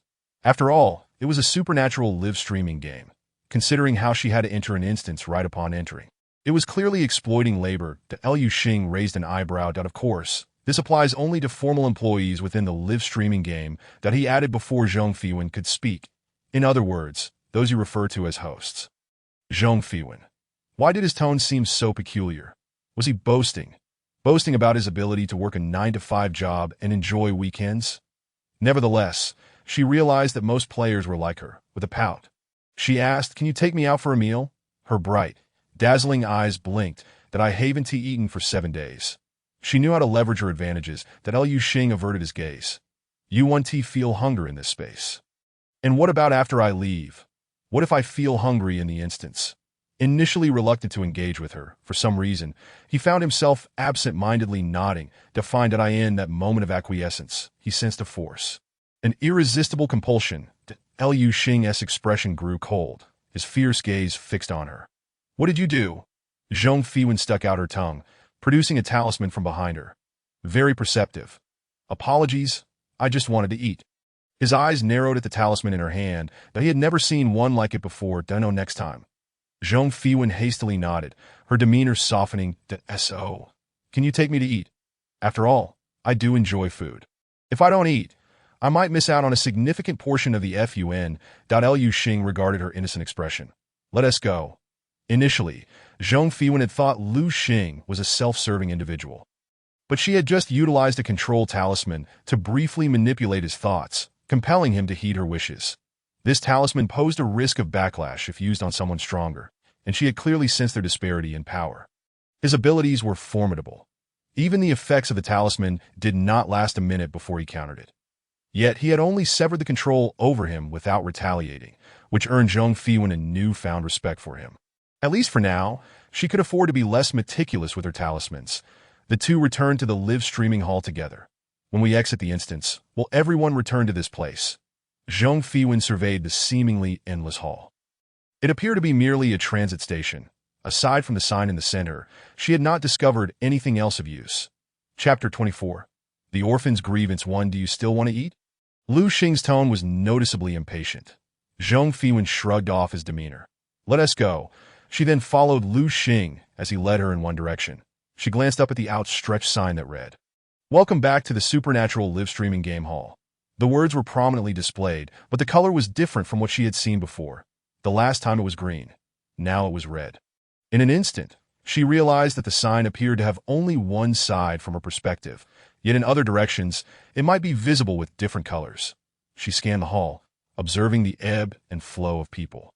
After exiting the live streaming game, many chose a direction and left, while only a few seemed lost, likely newcomers. Soon enough, others approached them to offer guidance. TSK, TSK, TSK. Why hadn't anyone sought her out back then? She had completely forgotten that when she first emerged, she had followed others aimlessly, not giving them a chance at all. However, this also indicated that factions existed within the game. Her gaze returned to Liu Xing, who had donned his mask once more. Zhong Fiwen felt as though she had walked for quite a long time, and although she felt no real hunger, the psychological sensation of hunger persisted after such a lengthy trek. Then Liu Xing raised his hand to touch the air before him, causing ripples to dance across an invisible barrier. Zhong Fiwen tilted her head back, realizing that this was the boundary.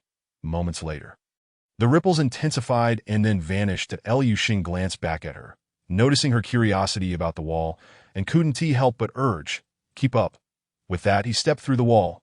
Zhong Fiwen followed and discovered that this place was entirely different from the one they had just left. She gazed at the exterior. It was indeed quite splendid.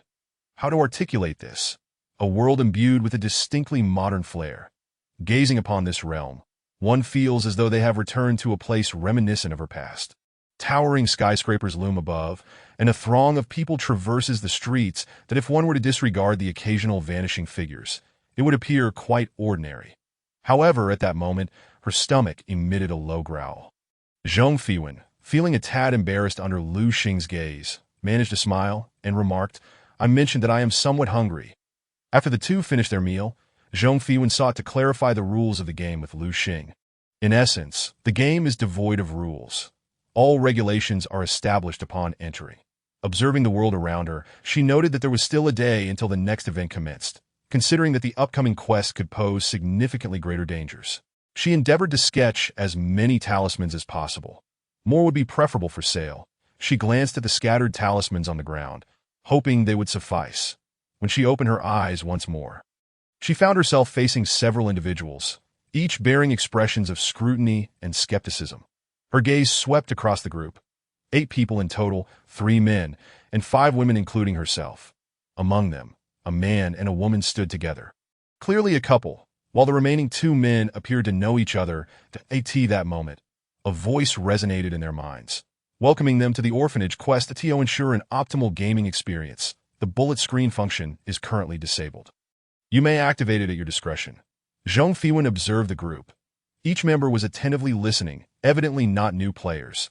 Their adeptness in retrieving their items suggested they had likely participated in multiple quests. Soon, a gentle female voice echoed in their minds. It is about to get dark, and spending the night on the streets is perilous.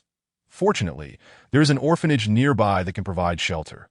Zhong Fiwen couldn't help but think that the orphanage might be the most dangerous option, mentally scoffing at the suggestion. However, she maintained a neutral facade, scanning her surroundings and realizing they were situated within a misty forest. Everyone must have received the mission, given that it is not our first time playing. I believe we should unite for now, suggested one of the older men among the two. That he introduced himself as Nianjin. The others expressed no objections, and Zhong Fiwen remained silent. Nianjin's gaze lingered on the group, and when it landed on Zhong Fiwen, his eyes gleamed with interest. Zhong Fiwen felt a flicker of annoyance. Was she that conspicuous? Before Nianjin could speak, a girl interjected, thanking everyone for their support and pledging to continue her efforts. Her gaze was clearly fixated on the air, presumably examining her task panel. With her hair cascading on either side, styled with bangs, she resembled a porcelain doll. Nianjin's face momentarily clouded with displeasure. Yet he quickly masked it with a smile, addressing her. Little girl, it is best not to multitask when entering a quest. That moment, the bullet screen burst into activity. I'm here. I came for Jiao Fei. Jiao Fei, I love you. Ha, we're all here for Jiao Fei, right? This game is a matter of life and death. In every quest, a moment's inattention could lead to one's demise. Most players opt to disable the bullet screen when entering a quest, as they would not joke with their lives. However, some may choose to stream live for fame and points, as this enhances interaction, allowing players to receive immediate feedback during perilous situations. Zhong Fiwen was unaware of how to activate the bullet screen, and chose not to dwell on it. The doll-like girl before her had evidently enabled it. Zhong Fiwen blinked at her, then turned to Nianjin, apologizing. I was just greeting my fans. My name is Jiao Fei. She then cast a seemingly innocent gaze at each individual. Upon noticing Zhong Fiwen, Jiao Fei smiled and raised an eyebrow in response. The bullet screen continued to buzz. Fei, this female streamer is amazing. Remember to cling to her thigh, though I came for Jiao Fei. I have watched her streams. She is truly impressive. Due to an accidental exchange of glances, Zhong Fiwen remained oblivious to the fact that she had been recognized by a viewer of Jiao Fei's previous streams. Jiao Fei's smile deepened, yet she remained silent. That I believe we should seek out the orphanage first, Zhong Fiwen suggested. The other participants refrained from introducing themselves, and it was the female half of the couple who interrupted their pleasantries. Surrounded by a forest where the scenery was nearly identical in every direction and the mist thickening, obscuring their vision, she inquired, How do we find it? The slender man beside Nianjin voiced his discontent. Can we not just keep quiet? No sooner had he spoken than he caught Jiao Fei's gaze directed at him. It's you I'm referring to. What are you staring at? Li Liang, enough, Nianjin interjected, offering a smile to Jiao Fei. Apologies, my companion has a rather poor temperament. I hope you can pardon him. Jiao Fei blinked her large eyes, responding, in games, a bad temper can lead to trouble. As soon as he finished speaking, the man named Li Liang grew agitated. What the hell are you saying? He exclaimed. At that moment, Zhong Fiwen timely interjected, casting a glance at the few individuals behind her as she stowed away the compass. Where is it? The girl and the couple expressed some confusion, but upon turning her gaze to Zhong Fiwen, it seemed she had an epiphany that I am Luo Qi, and this is my boyfriend, Cheng Yi.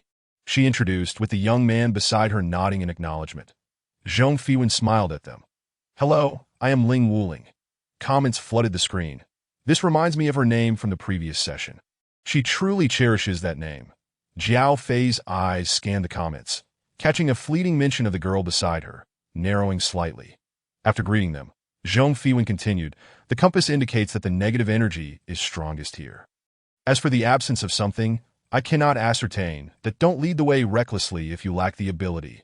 Li Liang shot her a fierce glare. Zhong Fiwen crossed her arms. Did I ask you to follow me? Comments streamed in. Exactly. Why so much chatter while trailing behind? My sister Ling could never be mistaken. A mere small streamer. What audacity to speak like this. Before Li Liang could retort, Nianjin tugged at his arm, signaling him to refrain from speaking. The surrounding situation was growing increasingly perilous. The fog had thickened to the point where visibility was nearly non-existent even a meter away. Those who had participated in the instance naturally would not choose to squabble amongst themselves at such a critical juncture. Even though Li Liang simmered with frustration internally, he could only suppress it. Zhong Fiwen observed this, steadily making her way in the direction indicated by the compass, while the others, having followed for so long, naturally trailed behind, as well. I Liang initially hesitated to follow but succumbed to Nianjin's pointed look and proceeded onward. Comments reflected their sentiments, following while doubting all the same. If it weren't for Jiao Fei's stream being full, I wouldn't be here. Wait, where's Jiao Fei? Oh no, she was just here. What is that behind her? Zhong Fiwen walked slowly at the front, with Jiao Fei consistently trailing behind her. Wait a moment. She had not heard Jiao Fei's voice for quite some time. That it was evident that Jiao Fei had a habit of streaming during the game and should not be this quiet. Though her steps remained steady, her expression turned vigilant. The sound of footsteps behind her continued, drawing ever closer. Feeling a chill at her ankle, Zhong Fiwen clicked her tongue in annoyance. That of all people, why must it be me? Having entered for quite some time, she had yet to find the entrance to the orphanage. Yet here it was, as if it had come to her doorstep. Chapter 26. The Orphan's Grievance. 3. Jiao Fei had originally been following Ling Wuling. But unbeknownst to her, it seemed she had lost track of her. The comments continued to swirl, yet they no longer mentioned this streamer, indicating that she had distanced herself from them. She glanced back at the others. Realizing they were all present at this moment, the others also recognized Zhong Fiwen's disappearance. Generally speaking, it was quite dangerous to be isolated in an instance. Nianjin feigned aside, so arrogant, thinking she all that. Li Liang chimed in at just the right moment. Jiao Fei remained silent, as she shared the same sentiment that in an instance, one should strive to avoid being alone. However, she recalled the comments earlier about clinging to a strong ally. It indeed appeared that it was not as formidable as it seemed. The group's expressions grew grave. Even Jiao Fei momentarily set aside the comments. Comments read, this instance should be quite complex. We've already lost one before even formally entering the game. To be honest, I don't quite believe something has happened to Ling having watched her beginner stream. I remain skeptical. What gives you the confidence that a young girl getting lost is a greater risk? Just as they contemplated whether to separate in search of the orphanage, they noticed the fog gradually dissipating. Not far ahead stood a building that turned out their positioning was not erroneous. Luo Qi clung to her boyfriend's arm. Somewhat astonished that I didn't quite believe in Ling Wuling either, but what a pity that a middle-aged man sighed. Now that the fog had cleared, Ling Wuling's absence suggested dire circumstances. Comments echoed. Honestly, I suspect she might have entered ahead of everyone. Why mention someone whose fate is unknown while in Jiao Fei's stream? If it weren't for the inability to exit, I would have checked out Ling's stream long ago. Her stream is quite thrilling. At that moment, Zhong Fiwen felt something grasp her ankle. She had just intended to retrieve a talisman when a voice resonated in her mind. Friend of Ghosts has activated passively. Subsequently, she saw that entity move in front of her, forming a lifeless wooden puppet that wore a vacant smile upon her glance. Though it was somewhat unsettling, the puppet then turned and ambled forward, stumbling awkwardly as it walked, glancing back at her intermittently. Zhong Fiwen raised an eyebrow. You want me to follow? The puppet smiled vacantly again before slowly nodding its head. Zhong Fiwen stepped forward to follow. It seemed this title was indeed effective. It conveniently spared her a talisman. The puppet appeared not very intelligent, likely in a state devoid of awakened consciousness. After a short distance, the puppet halted and turned to face her, and from its hollow gaze, Zhong Fiwen perceived a glimmer of anticipation. Trusting her instincts, she smiled at the puppet. "Thank you for assisting me." Though she had nearly found her way herself, it was always courteous to express gratitude for kindness. The puppet's smile widened. Comments erupted. "Wow, it can do that." As expected, this is her style. Sister Ling is formidable. Zhong Fiwen pondered for a moment as she gazed at the puppet. "Can you dispel this fog? I have friends outside." Well, they might not be friends per se, but it would facilitate matters. True to her expectation, the puppet nodded. Soon, she felt the fog around her begin to dissipate. As the fog cleared, the puppet gradually became transparent, finally vanishing alongside the mist. Zhong Fiwen glanced towards a certain direction. "Thank you." The air in that direction seemed to stir, as if acknowledging her words. Zhong Fiwen regarded the dilapidated iron gate before her, beside which hung a wooden sign with the crooked inscription, "Happy Orphanage." This certainly did not resemble a scene of J.O.Y.to be cautious. Zhong Fiwen retrieved a protective talisman and affixed it to the sign amidst the audience's scrutiny. Comments flowed. Is there some sort of ritual? A protective talisman? What is it protecting the sign from? Naturally, most of the comments were from viewers who had come for her, aware of her talisman drawing skills, and thus perceived this as a significant ceremony. Amidst the lively discussions, Zhong Fiwen peeled off the talisman, having placed it incorrectly. Then, she produced an exorcism talisman and slapped it onto the sign. Comments erupted. "Is this sister so casual? This is still quite impressive." Almost immediately, the exorcism talisman turned to ash, confirming the heavy negative energy in this place. Zhong Fiwen retrieved another talisman and applied it, only for it to also turn to ash. After pondering briefly, she took out a stack of talismans encircling the sign and then clapped her hands. "All right, just in case." Comments hailed her. "Big shot. Truly extravagant." At that moment, she finally ventured into the courtyard, only to be halted by the iron gate at the orphanage entrance. Frowning, she produced an explosive talisman and pressed it against the gate. Those hurrying toward her, including Jiao Fei, were startled by a loud explosion. The group looked up in astonishment, questioning how there could be a sound before the players even arrived. Li Liang appeared visibly uneasy, while Cheng Yi narrowed his gaze towards the entrance. There is still another player, he noted, the one named Ling Wuling. However, they evidently remained skeptical. After all, if they themselves lacked confidence in overcoming the supernatural beings within the fog, how could a seemingly frail girl, Jiao Fei, having kept the comments active, was more informed than others and recognized that this girl was only participating in her second instance, leading her to believe it was implausible. Despite some comments praising her prowess, as the group reached the entrance, they discovered the grand gate had been blasted open, hanging askew. They all noticed the talisman surrounding the wooden sign. Nian Zhen's eyes sparkled with excitement. Pondering whether this constituted a reward, he cast a sweeping glance over the others present. Clearly, Jiao Fei was unfazed by the talismans. Her gaze remained fixed on the courtyard. The young couple, although they observed the talismans, appeared indifferent. Aside from these individuals, there were also two women. His eyes scanned them one by one, landing on a short-haired woman who was intently studying the marks on the door, evidently intrigued by the deadly implications they held. The other girl with curly hair displayed unmistakable signs of fear, but he smirked inwardly.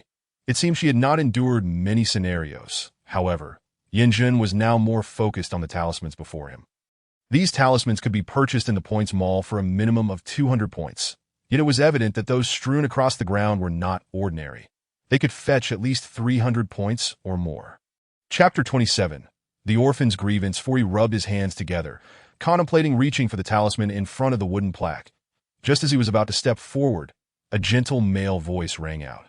"Welcome everyone to the Happy Orphanage." Yanjun paused momentarily, sheepishly rubbing his nose. Looking around, he realized that no one was paying him any attention, which made him breathe a sigh of relief upon entering. They were greeted by a man with long golden hair who gazed at them with a warm demeanor. This must be their host. Jiao Fei surveyed the surroundings, noting the absence of anyone else. The others quickly recognized the situation as well, understanding that Zhong Fiwen was in grave danger. Bullet comments. Where's the other host? Bullet comments. Could something really have happened? I am the director of the Happy Orphanage. You may call me Director Jing. Before they could ponder further, the man spoke at the opportune moment. To welcome you all, I have prepared a dinner. Please follow me. Jiao Fei seized the chance to send a bullet comment. Whispering, I'm sorry, it was too dangerous earlier, so I temporarily closed the comments. Instantly, the bullet screen filled with words of comfort. Bullet comments. It's all right, we understand. Bullet comments. Fei Fei, your safety is the most important. Bullet comments. You don't need to keep the comments open all the time. Thank you for your concern. It truly makes me very happy. Jiao Fei displayed a shy smile at the appropriate moment. The group followed Director Jing into the room. As they stepped inside, a voice echoed in their minds. The orphanage scenario task has commenced. This task: survive for 7 days and nights within the orphanage. In the center of the room stood a long table, beside which Zhong Fiwen was stuffing cake into her mouth. Upon seeing them, she smiled. Ah, Director is back. The host, Director Jing, nodded with a smile and then turned to them, saying, everyone, please sit down and enjoy your meal. With that, he took his seat at the head of the long table. This moment, there were 7 spots available on either side of the table. Zhong Fiwen was seated to the right of the host, with 3 additional seats beside her. Observing this, Jiao Fei promptly walked over behind the host and took a seat next to Zhong Fiwen, saying, I'm glad you're okay. I was worried about you. Bullet comments. Ah, this is so touching. Fei Fei actually took the initiative to show concern. Bullet comments. Fei Fei is so kind. Bullet comments. Shouldn't you focus on your own safety first? Bullet comments. How can you talk like that? Bullet comments. Exactly, it's an honor for Fei Fei to care about her. Zhong Fiwen was unaware that the bullet comments were escalating into a lively debate. But Jiao Fei was well aware. She kept the comments open, even though it might detract from the live streaming experience. However, since this broadcast was not her intended participation, she naturally kept it running to earn more points.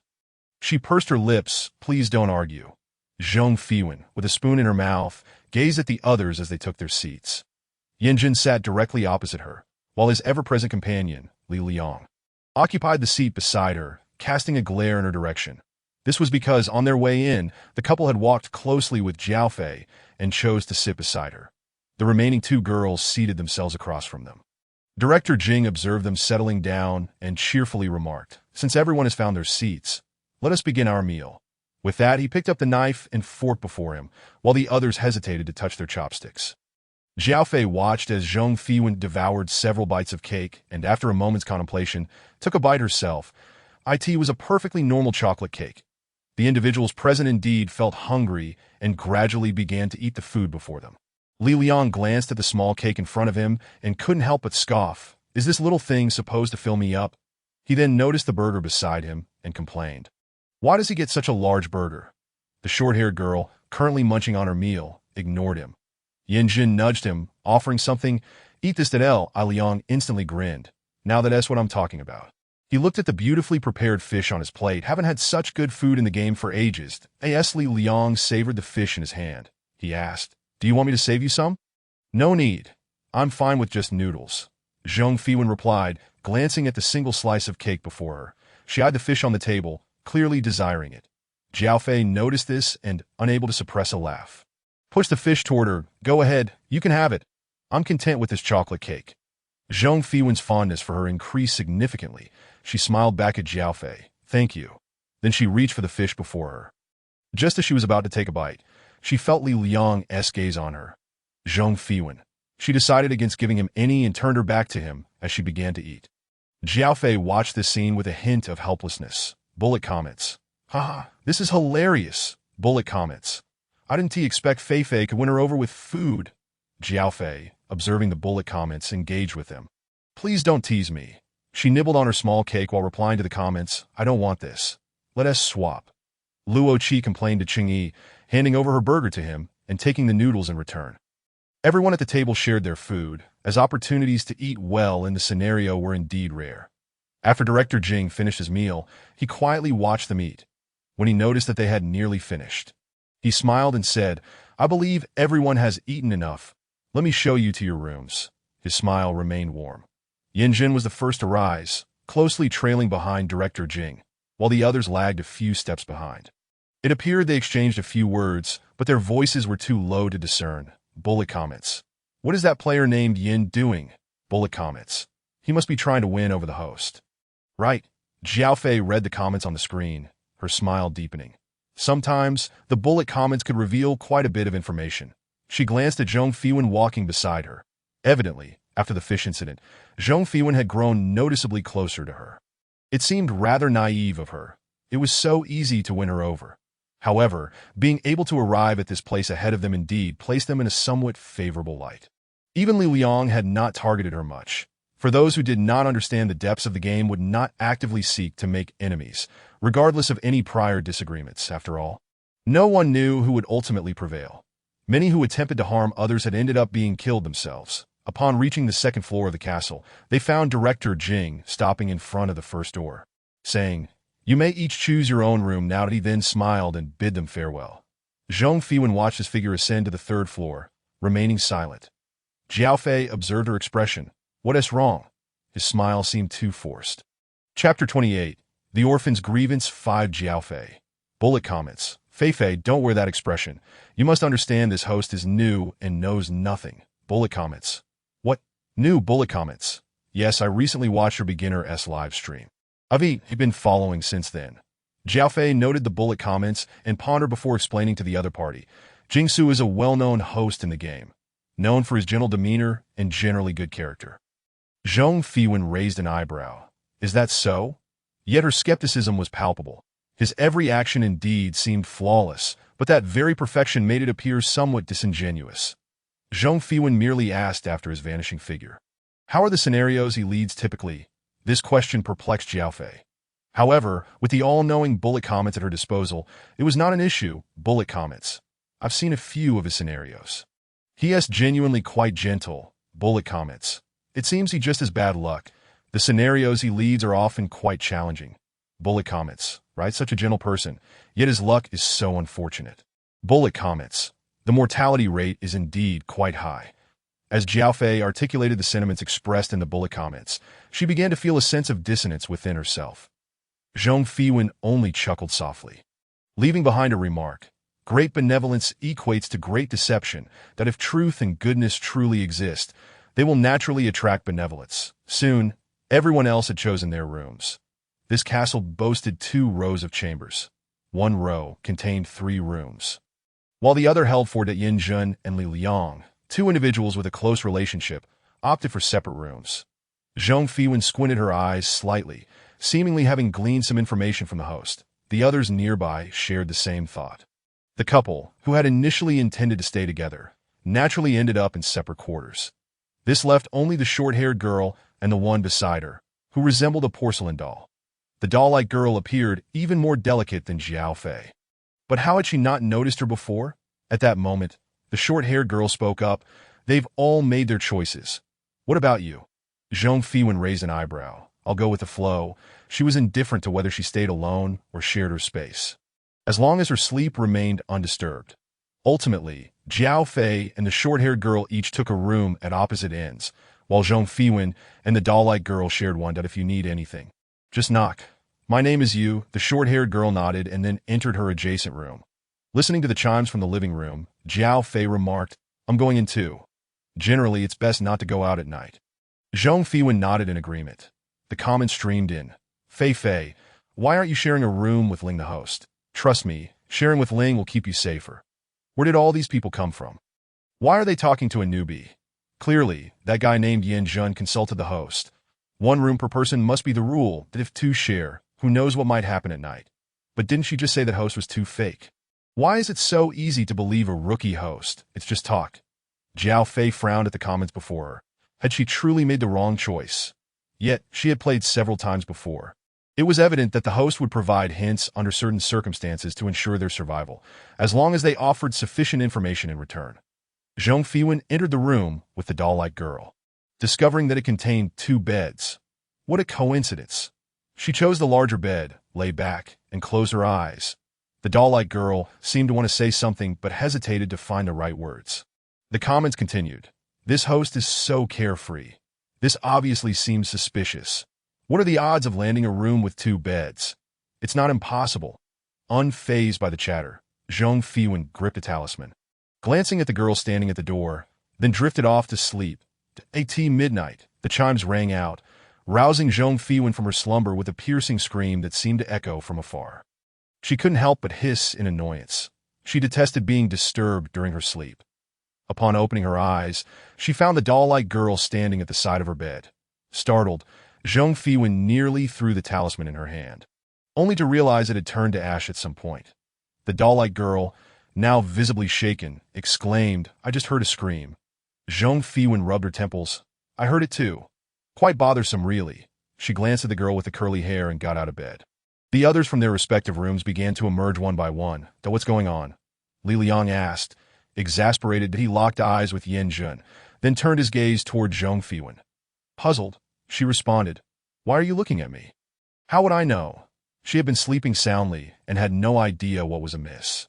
Jiao Fei, meanwhile, opened the comment section to gather information, only to find everyone equally bewildered. What happened? Why is everyone out? I have no idea. They were all asleep, and I just saw a blur. Yeah, I was worried I missed something, but there was nothing. Reading the comments, Jiao Fei's expression turned serious that if something had occurred in one of the rooms. There should have been footage of it. Since they were all asleep, they could only see a blur. The few present seemed unscathed, so where did that scream originate? Were you all asleep? Li Liang asked incredulously, unable to fathom their nonchalance. The short-haired girl, you, interjected, "Weren't you asleep too?" "I wasn't."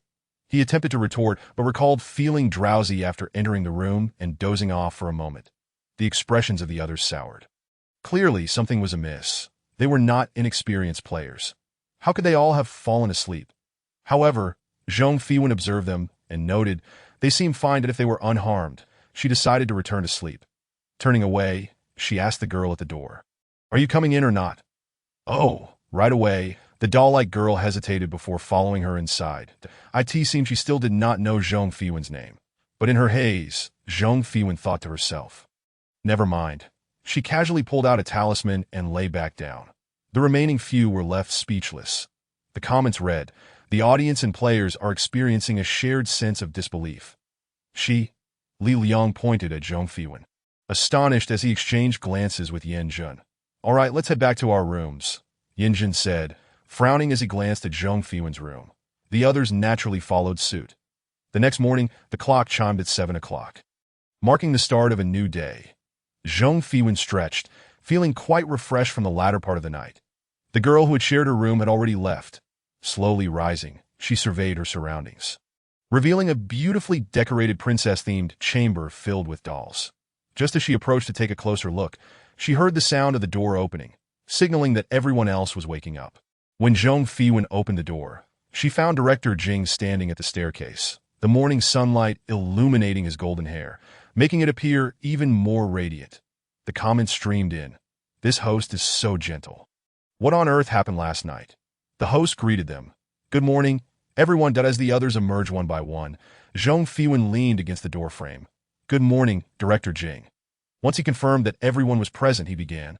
"It seems you all were in such a hurry yesterday that you failed to realize this orphanage is the very one that took you in during your childhood." Jiao Fei glanced at Zhong Fiwen, who stood not far from her, recalling the words she had spoken the previous day. Now, looking at Director Jing, something felt off. Zhong Fiwen sensed he had more to say, patiently awaiting his next words. As expected, Director Jing's gaze swept over them before he continued. "This morning you likely find this place familiar, but perhaps the passage of time has caused you to forget your rooms." Zhong Fiwen raised her hand. "Director Jing, I actually didn't remember this morning either." The man paused, then smiled. "Then you'll need to think hard." Just then, a voice echoed in her mind. "Task: find your room and retrieve a strand of Lillian's hair." She raised an eyebrow, watching as Director Jing departed, while the others exchanged glances, each receiving the same task in their minds. That moment, the exquisitely delicate doll-like girl approached them, smiling gently as she said, "You all awake? I made breakfast. Let us go eat." Zhong Fiwen glanced at her. "Oh, Before she could finish, Li Liang interrupted. "What did you make?" "I'm starving. You'll find out when you take a look." The girl replied with a smile, then turned back to Zhong Fiwen. "By the way, what did you want to tell me?" Before Zhong Fiwen could respond, Li Liang nudged Yin Jun. "Let us eat first." We still have to find Lillian's hair afterward. Zhong Fiwen leaned against the doorframe and watched him. If it had happened once, it could be dismissed as coincidence. If it happened again, it was clearly intentional. She smiled at him. Are you done? Can I speak now? Li Liang glanced at her, retorting, Go ahead. I'm not stopping you. The comments appeared. Why is this person speaking like this? Is there going to be infighting in the game too? Zhong Fiwen nodded, then turned to the girl. I still don't know your name. The girl, with her large, expressive eyes, responded, My name is Liar. Jiao Fei, busy interacting with the comments, did not notice what was happening nearby. As they descended the stairs, she moved closer to Zhong Fiwen. Now that we have our tasks, should we look for our rooms? Zhong Fiwen eyed the breakfast spread on the table below, swallowing hard. Let us eat first. She gazed at the tables, each adorned with soy milk and bread, remnants of last night's late arrival already digested. Jiao Fei pondered, Is the bullet screen reliable? A hint of doubt crossed her mind. Zhong Fiwen nonchalantly pulled out a chair and sat down. Just as she settled in, she caught a glimpse of Li Er's smile. Curiously, she asked, What are you smiling about? Li Er's smile faltered for a moment, her large eyes blinking as she replied, What does my smile have to do with you? Li Liang, chewing on his food, couldn't resist throwing a jab at Zhong Fiwen. The bullet screen buzzed. Ling's temper seems to have improved a bit. Her temper has improved? It definitely feels different from the novice stream I watched before, but that's only natural. Everyone here is an experienced player. What can a newcomer contribute? Have you forgotten? She brought them to the orphanage. Jiaofei chose to disregard these comments, focusing solely on her own audience. Her aim was to solidify her viewer base, indifferent to the rest. Zhong Fiwen, biting into her bread, glared at Li Liang. Did I ask something wrong with your brain? Instead of progressing through the instance, you're just making trouble here, you. He slammed the table, pointing a finger at her. You're the one with the problem. Yin Jun intervened, pulling him back. Calm down. We need to complete the task. Not argue that we can manage without her, that hasn't anyone died in the game before. With this thought, a murderous glint flickered in his eyes. Zhong Fiwen eyed his finger, took a sip of milk from the table, and said, The instance has just begun. Are you sure you want to go against me? How many instances have I cleared? What difference does your absence make? Hearing this, Zhong Fiwen chuckled, leaning back. Fine, I won't switch. You go ahead and complete it. The task clearly required mutual cooperation, yet Li Liang was an unstable factor. Zhong Fiwen typically remained unfazed, but his personality was insufferable, warranting a lesson that Liang's face flushed. But then he laughed. Completing this task doesn't necessarily mean being alive. There could be casualties. His thoughts were completely at odds with Zhong Fiwen's. How can there be no casualties in an instance? Once casualties occur, how can the task be completed? There must be a way to achieve it. Instances never leave players without options. Zhong Fiwen's gaze turned icy. Are you looking for a fight? Jiaofei sensed the tension and hurriedly stepped in. All right, let's think about how to complete the task. The bullet screen erupted. I'm a bit annoyed with these two dots. Same here. They keep chattering. Why has Ling become so weak? Looks like she was just lucky before. No, you haven't seen. She previously had the ghosts under her control that I seem to remember. She even brought out an evil spirit. Jiaofei contemplated these comments, reflecting on the benefits of the bullet screen, which allowed her to gauge everyone's situation, given there were followers keeping an eye on them. She noted that there were relatively few bullet screens from other streamers, indicating they were likely lesser-known hosts. After finishing breakfast, Zhong Fiwen ascended the stairs, leaving the others below. Yanjin cast a glance at her before addressing the remaining group. Let's discuss how to find the rooms. That he felt that the scream from the previous night was not as simple as it seemed. Chapter 30. The Orphan's Grievance. 7 Zhong Fiwen ascended to the 3rd floor, where Dean Jing was located, instead of heading directly to her room. She knocked on the door. Is the dean in? A voice responded from within, and soon the door opened. Jing-Su, upon seeing her, displayed no surprise, merely smiling. What brings you here? Though phrased as a question, Zhong Fiwen sensed he was indeed waiting for her. Not just her, but for the players. She lifted her gaze slightly. Dean, may I come in for a moment?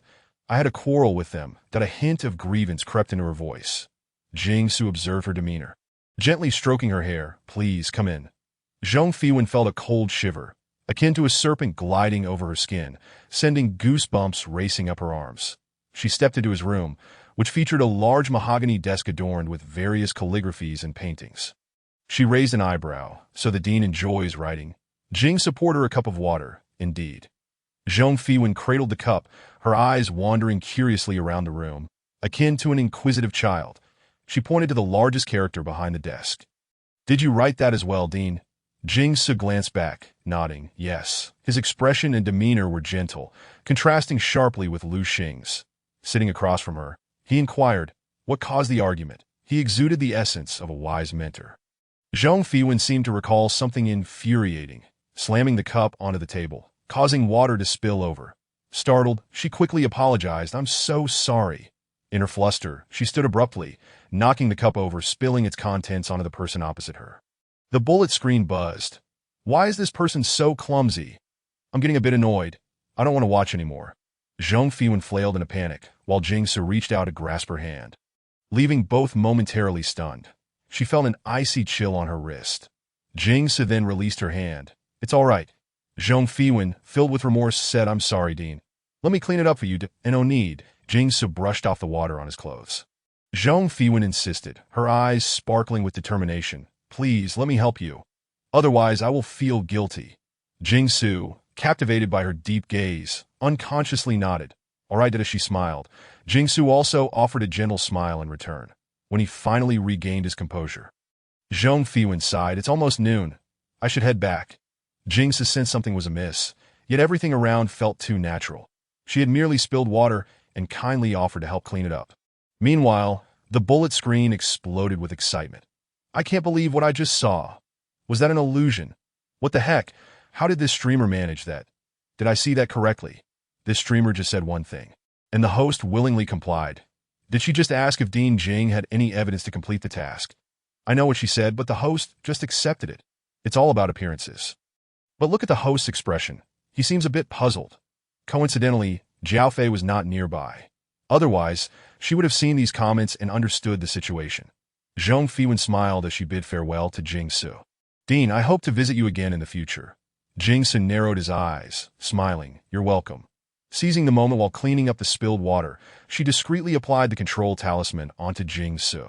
This talisman required significant energy to utilize, and having learned from her previous experience with Lu Xing, she had approached this task with utmost diligence, never expecting such ease and success.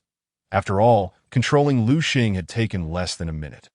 Initially, she believed the host to be formidable, only to find that Lu Xing was the most challenging to manage. She resolved to seek opportunities to test her control over other hosts in the future. The bullet screen buzzed again. Seeking control over other hosts? What does that mean? In her first game, she managed to provoke M.Lu.IT feels like she's about to do something significant. After leaving, Zhong Fiwen retrieved the item Jingsu had given her, a black and white photograph. She raised an eyebrow. Meanwhile, in the living room, they were all engaged in lively discussion about how to determine which room belonged to them. Luo Qi expressed her confusion. If entering a room prompts a notification, couldn't we each try one by one? Her boyfriend dismissed the idea. That shouldn't be the case. Yanjin took a sip of water beside him. Our task was only issued after 7 in the morning. It must be related. Changyi nodded. Yes, we spent the night in our rooms, and then it told us we were in the wrong one, that then we could try each room every night. Luo Qi suggested to her boyfriend. There is a chance for mistakes every night, but there are only 7 rooms, and we have to stay here for 7 days and nights. Jiao Fei, who had been attentively monitoring the bullet screen, paused at this remark. That you've forgotten. There are 8 of us. She reminded. 8 people, 7 rooms. Changyi took out a notebook, scribbling down calculations. With 8 people in one room, pairing them up results in 28 possible combinations. After the words fell, several faces grew serious. Upon hearing this, Li Liang's expression darkened to 28 types, and this is merely from one room. We must also consider the probability distribution of the other rooms. Changyi, after writing for a while, sat down as PEN, that I in the midst of the inquisitive gazes from others. He remarked, this is not realistic that we only have 7 nights, and the scenario cannot possibly be arranged this way. At that moment, Jiao Fei timely interjected, I believe there is another possibility. Each of us must find the correct one to complete the task. This was a hint she had just seen in the barrage, which had turned into asterisk the moment it was posted. In the realm of the game, players are prohibited from disclosing potentially critical information in the barrage while in the instance. Nevertheless, She had been observing the barrage and had noted several key phrases. In previous instances, it was not unheard of for teams to succeed, that Li Liang's countenance appeared particularly grim, that he had not previously considered the possibility of a team task, that in standard tasks, casualties were inevitable. Even if Ling Wu died, it did not mean failure. However, with the current implications, should anything happen to her, it would indeed be troublesome, and thus far, they had no leads to follow this wretched task. He forcefully slammed his cup onto the table. Chapter 31. Orphan's Grievance 8 Wait. Cheng-Yi stood up. There must be something in our room that proves our identities. That he lifted his foot, intending to check upstairs. That Li Liang glanced at him. What is the rush? How will you prove it once you find it? They were all players, not the actual individuals they represented. Even if there were proofs, how could they ascertain which person corresponded to whom? Although he was uncertain about how to prove it, he was sure there was something. Cheng-Yi halted his steps, waiting for Luo Qi to catch up before heading to the second floor together. Passing by the door of Zhong Fiwen's room, Jiao Fei hesitated momentarily, contemplating whether to speak to her. The majority of the barrage urged her to disregard it, while a few suggested she knock on the door. Barrage. Fei, trust me, you won't regret going. Barrage. If you go, you'll just have an extra burden.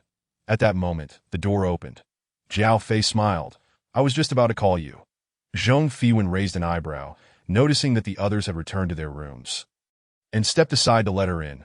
Jiao Fei glanced at her own room, deciding to visit it later. For now, she would advise her to collaborate well with everyone. Let's not be upset. We are all here to complete the task, and our goals are aligned. Zhong Fiwen, rummaging through a pile of dolls, looked up in confusion.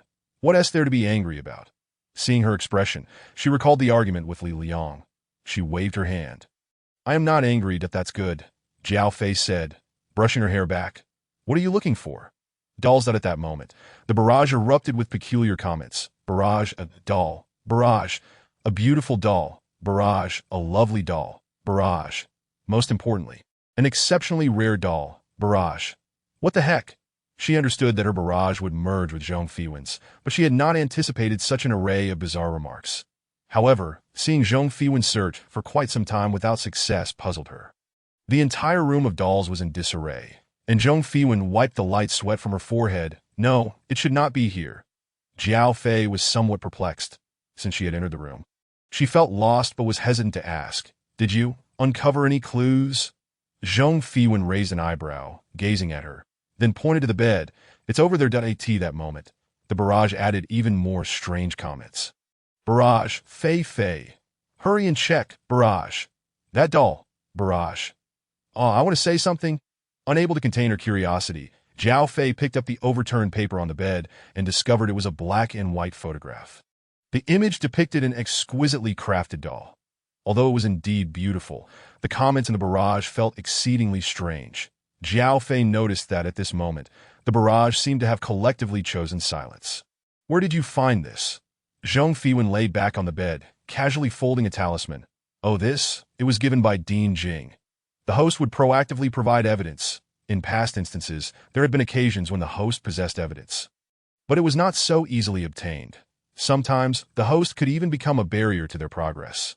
After all, the host claimed to maintain neutrality, yet profit always took precedence. Players could only offer sufficient benefits to acquire what they desired.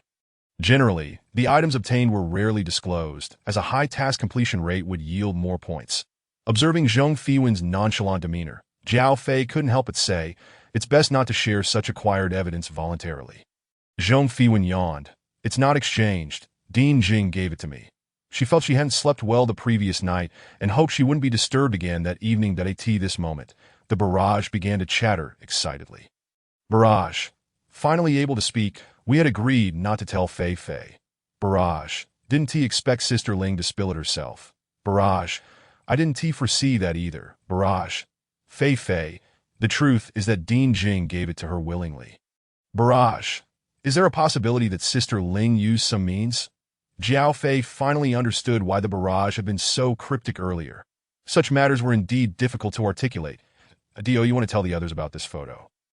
Jiao Fei, fearing she might misunderstand, quickly clarified, this is your right. If you don't wish to share, you needn't. Zhong Fiwen casually rolled over, whatever. She intended to catch up on sleep. Jiao Fei was about to leave. Zhong Fiwen seemed to remember something. Wait. She sat up and quietly leaned closer, beckoning her with a finger. Jiao Fei, puzzled, leaned in. What is it? Can you exchange points in the game? Jiao Fei nodded yes, but it requires items. Zhong Fiwen's eyes brightened. Really?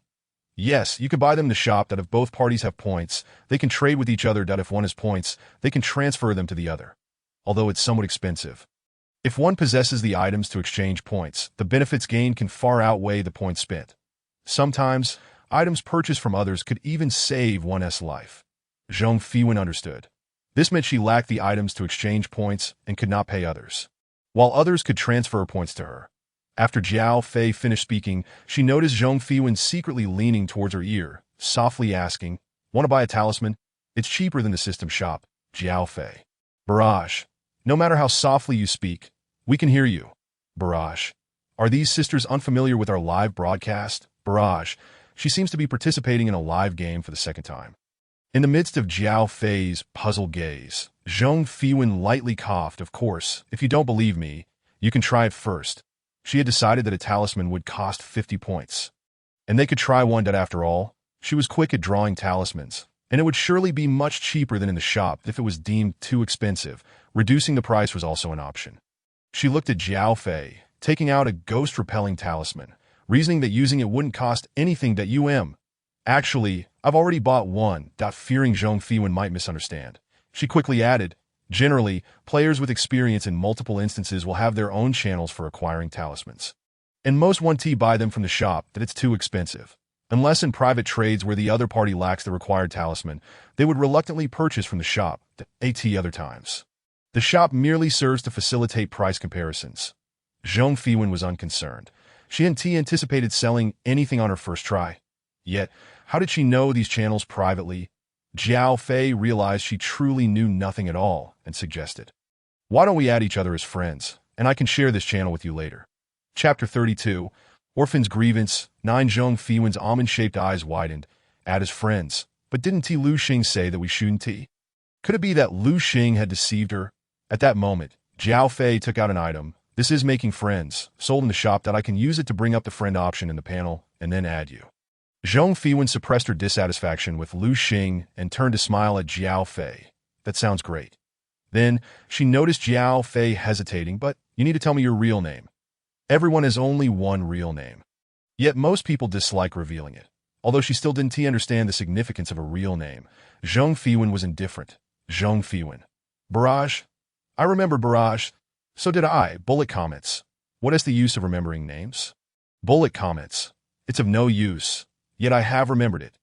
Jiao Fei typed her name on the panel, and the other party's personal information appeared before her. Zhong Fiwen could not see her panel, but she could tell that Jiao Fei was somewhat taken aback. With a hint of confusion, she inquired, "What did you see?" After Jiao Fei pressed the add button, she asked, slightly astonished, "Are you really a newcomer?" Although she had seen the bullet comments mentioning it earlier, she had held a skeptical attitude. This time, the panel specifically stated, "Cleared instance." 1. Zhong Fiwen nodded, confirming, "Yes, that I was quite naive back then and was deceived out of many talismans. That I've learned all I need to." She then returned to her bed, intending to catch some sleep. She took out a ghost-repelling talisman, holding it in her hand, and a fleeting image flashed through her mind, but it was quickly drowned by drowsiness. Never mind. There are still 6 days left. Noticing that she was truly going to sleep, Jiao Fei left, conveniently closing the door behind her, still clutching that black and white photograph. After pondering for a moment, she decided to seek out others. Just as she encountered Liar stepping out of her room. "Did you find anything?"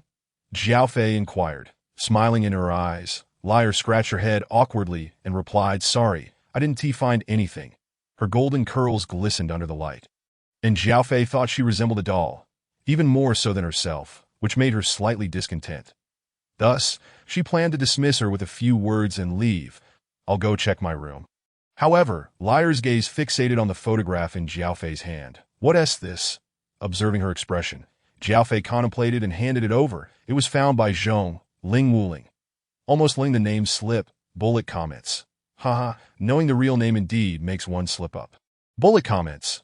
Jiao Fei is so adorable. Bullet comments. Why do I find Liar's expression a bit strange? However, Jiao Fei did not have the chance to scrutinize the bullet comments before she felt a chill behind her. She paused, then swiftly turned around, pressing the ghost-repelling talisman she had just tested with Zhong Fiwen against it. A doll-like figure emitted a piercing scream, and then bounded away. Jiaofei exhaled, glancing at Lyre beside her. "Are you okay?" Lyre looked at her with a hint of fear, and upon being asked, replied, I'm fine. At that moment, the others coincidentally emerged from their rooms. "What happened?" Jiaofei waved her hand. "A ghost doll tried to attack me." Zhong Fiwen, who had been on the verge of falling asleep, was roused once more by the same scream. She opened her eyes in exasperation. Can't anyone get a good night's sleep? Subsequently, she gathered up the ghost-repelling talisman and stepped out the door. When Li Liang saw her at the entrance, he spoke sarcastically, "Oh, you actually know how to come out? Our task is nearly complete." Zhong Fiwen, still irritable from being awakened, retorted, "Why are you so chatty? Why do you have to meddle in everything?" Her gaze swept over the others, noticing Jiaofei's unusual expression, and asked, "What's wrong?" Jiaofei approached her. "I was just attacked by a ghost doll." However, after careful consideration, she quietly handed the photograph to Zhong Fiwen, "But I have a feeling it was drawn to this photograph." Zhong Fiwen raised an eyebrow. Looking past Jiaofei at Lyre, "Do you have something to say?" Lyre took a step back. No, noted at that moment, Li Liang chimed in, "What's wrong? Planning to bully a little girl?" Zhong Fiwen shot him a glance. Bullet comments. "Oh, I can't take it anymore." Bullet comments. "Zhong Jie, please take action." Bullet comments. "Teach him a lesson, would you?" Due to the earlier incident, Jiaofei naturally stayed closer to Zhong Fiwen. She kept her eyes on the bullet comments. Whispering, "They want you to teach him a lesson." It seemed the viewers in the bullet comments firmly believed that Zhong Fiwen was exceptionally powerful. However, having used the ghost-repelling talisman that Jiaofei had given her, she felt its power was indeed substantial. Perhaps next time, she could trade with Zhong Fiwen and inquire where she procured these talismans to buy some. Naturally, Zhong Fiwen remained unaware that her first batch of customers was about to arrive. Upon hearing Jiaofei's words, she hesitated. "Are we sure we can attack players?" Jiaofei nodded. "There are no rules prohibiting players from attacking each other." Thus, Zhong Fiwen tossed something toward Li Liang. The crowd barely caught sight of what it was. Li Liang instinctively dodged, and the object struck the ground. A broken peachwood sword adorned with various talismans. Zhong Fiwen declared, "I've released it. Come out at L." Liang glanced at the item on the ground, dismissing it.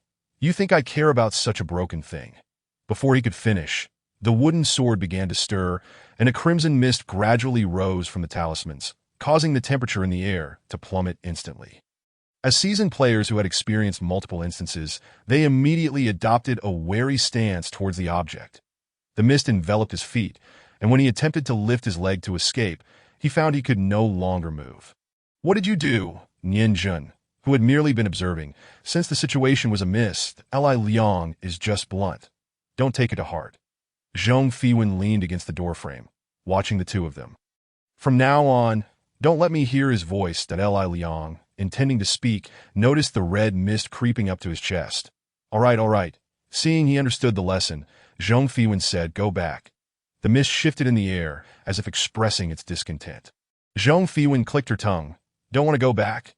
The mist moved again. "Fine." Zhong Fiwen produced a talisman, about to speak when the crimson mist suddenly surged back into the wooden sword. Zhong Fiwen paused, contemplating. "You have two choices. First, not go back and allow the ghost doll in the villa to roam free. Second, I'll send it back." Chapter 33. Orphan's Grievance. 10. The others hadn't anticipated her would act so swiftly. They were momentarily stunned. Bullet comments. "I love this kind of streamer. Strength speaks volumes." Bullet comments. "Is that a ghost? Does it really listen to her?" Zhong Fiwen tapped the railing. "Excuse me, can you toss that over here?" Nianjin's eyes sparkled as he glanced at her, then bent down to pick it up. "Little girl, this thing of yours is quite impressive." Zhong Fiwen reached out to take it. "Thank you." It was something she had drawn herself. How could it be anything less? Then, with a touch of confusion, she asked, "What are you all doing?" "Oh," Chingy said, "there must be crucial evidence of identity in our room. So we came up to have a look." Jiaofei recalled that she had directly taken the photograph and left, forgetting to mention this matter to her. Zhong Fiwen casually twirled her hair, her gaze sweeping through the rooms as she thought of the room full of dolls in her own space. "Did you find anything?" "I found a notebook over here." Cheng Yi produced a black notebook which contained only a few lines of text, The first line read, "I want to play with Lillian." But Chi-Chi doesn't want the second. She already has so many dolls. The third. Today, Lillian secretly came to find me. I was truly delighted. Luo Chi examined these lines, puzzled. What does this mean? Zhong Fiwen scrutinized the notebook that no, this doesn't add up. They are players. Upon entering this orphanage, their identities were assigned. Normally, if not specified, each person can play different roles. Hence, there must be an event that fixed each of their identities. That event determined that they were once among the few individuals in this orphanage, thus granting them their own rooms. What had they done back then? She raised her head, contemplating the events that had transpired since they arrived yesterday afternoon. Suddenly, she recalled food. Upon saying this, Chungi displayed an expression of realization, his eyes lighting up. Yes, the only thing we did together yesterday was eat. Jiaofei naturally understood as well, but his girlfriend was less clear. The only thing, but we also chose rooms. Chungi patiently explained. This morning, we received a task stating we had mistakenly slept in the wrong rooms, indicating our identities were determined before we chose the rooms. Jiaofei nodded in agreement. Indeed, if that is the case, we only arrived here yesterday afternoon, and the only thing we did together was eat. Li Liang seemed to want to speak, but due to the earlier lesson, he opened his mouth, but remained silent. At this moment, Liar, who had been quiet, chimed in. Then why does doing something together determine our identities? Zhong Fiwen cast a glance at her, prompting Liar to instinctively retreat a step. This unusual reaction was duly noted by Jiaofei, who then heard Zhong Fiwen remark, "Have you not noticed that the food before us is entirely different?" The variance in the food suggested that the few individuals present at that time had dined in this manner. The seating arrangement was chosen at their own discretion, which implied that their identities were self-selected. Given that they had chosen their identities, they ought to have corresponding rooms. However, last night, we mistakenly selected the wrong room. Yet nothing transpired that it stands to reason that such ease is uncommon within a narrative. Moreover, last night, we even exchanged our food. Chungi was scribbling on a piece of paper when he interjected. Indeed, it is quite peculiar. The only apparition we encountered was that doll earlier, yet its lethality was not particularly formidable to... Upon hearing their discourse, Zhong Fiwen slightly raised her hand and said, "I believe I have just recalled something." "What is it?" Jiaofei inquired, somewhat perplexed that Li Liang wished to mock her, but was restrained by Nian Jun, who gestured for him to maintain his composure. Zhong Fiwen's strength had just been revealed. "After all, I was attacked last night." She produced a talisman for exorcising spirits, exclaiming, "I almost forgot. This object turned to ash in my possession last night. That it only serves as a shield when she is assailed by malevolent entities." "So, you are entirely unaware?" Li Liang could no longer contain himself. The barrage of comments read, "This fellow has a short memory. He just suffered a blow. And who said that? Isn't he sounding a bit more reasonable now?" Jiaofei chuckled at the comments, and when others looked her way, she shook her head. "It's nothing. The comments are quite amusing." The comments continued. "Aha, Fei Fei must have seen what we wrote, and Fei Fei. Please be cautious." Zhong Fiwen bore no particular grievance towards Li Liang. Upon hearing his question, she merely replied, "I fell asleep. Were it not for that piercing scream, she would not have awakened." "That's so. Whose scream was it?" Chungi promptly pondered. "That a ghost's." Zhong Fiwen responded with uncertainty, having completely forgotten due to her deep slumber that in that case, Liar shared a room with you and was entirely oblivious. Jiaofei regarded Liar with skepticism, noting that she had not mentioned anything unusual from the previous night. Under the scrutiny of the group, Liar appeared somewhat anxious, stammering, I forgot." She hesitated. Zhong Fiwen recalled that when she awoke last night, Liar had not been asleep. "What were you doing by the door last night?" Liar's expression grew increasingly tense to that moment. Zhong Fiwen felt the peachwood sword in her hand tremble slightly. Her gaze shifted to the others around her, ultimately landing on Liar. By the way, I noticed you bear a striking resemblance to someone." "What?" Liar seemed taken aback by this statement, before the others could react. Zhong Fiwen tossed the peachwood sword in her direction. "Catch." Liar instinctively caught it, but the moment she did, red mist reappeared, causing her to immediately hurl the wooden sword away. However, the crimson haze instantly coiled around her arm. The comments flooded in. "What is happening? And why the sudden attack on a player?" And Li Liang can understand. "But what about Liar? And is this streamer unwell?" Jiaofei had already taken precautions when Zhong Fiwen spoke. and as she threw the peachwood sword, she swiftly sought a safer location. After all, her primary role was still to livestream, and she aimed to provide her viewers with a better vantage point. Although the others were initially caught off guard, they instinctively took a step back, for the chilling aura emanating from the peachwood sword was indeed unsettling. Liar struggled desperately. Why? Zhong Fiwen held something in her hand. You want this, don't you? Chapter 34. Orphan's Grievance 11. That upon seeing the item in her grasp, Liar ceased her pretense. Her form gradually grew transparent, allowing her to effortlessly escape the red mist and rush toward Zhong Fiwen. As she neared, Zhong Fiwen threw a talisman for exorcising spirits. The transparent figure flickered and evaded the projectile. Zhong Fiwen tightened her grip on another talisman. You cannot even defeat a mere doll. The red mist behind her flickered, seemingly indignant, and once again ensnared the woman in front of her. The two spirits clashed. The comments read, "What is going on?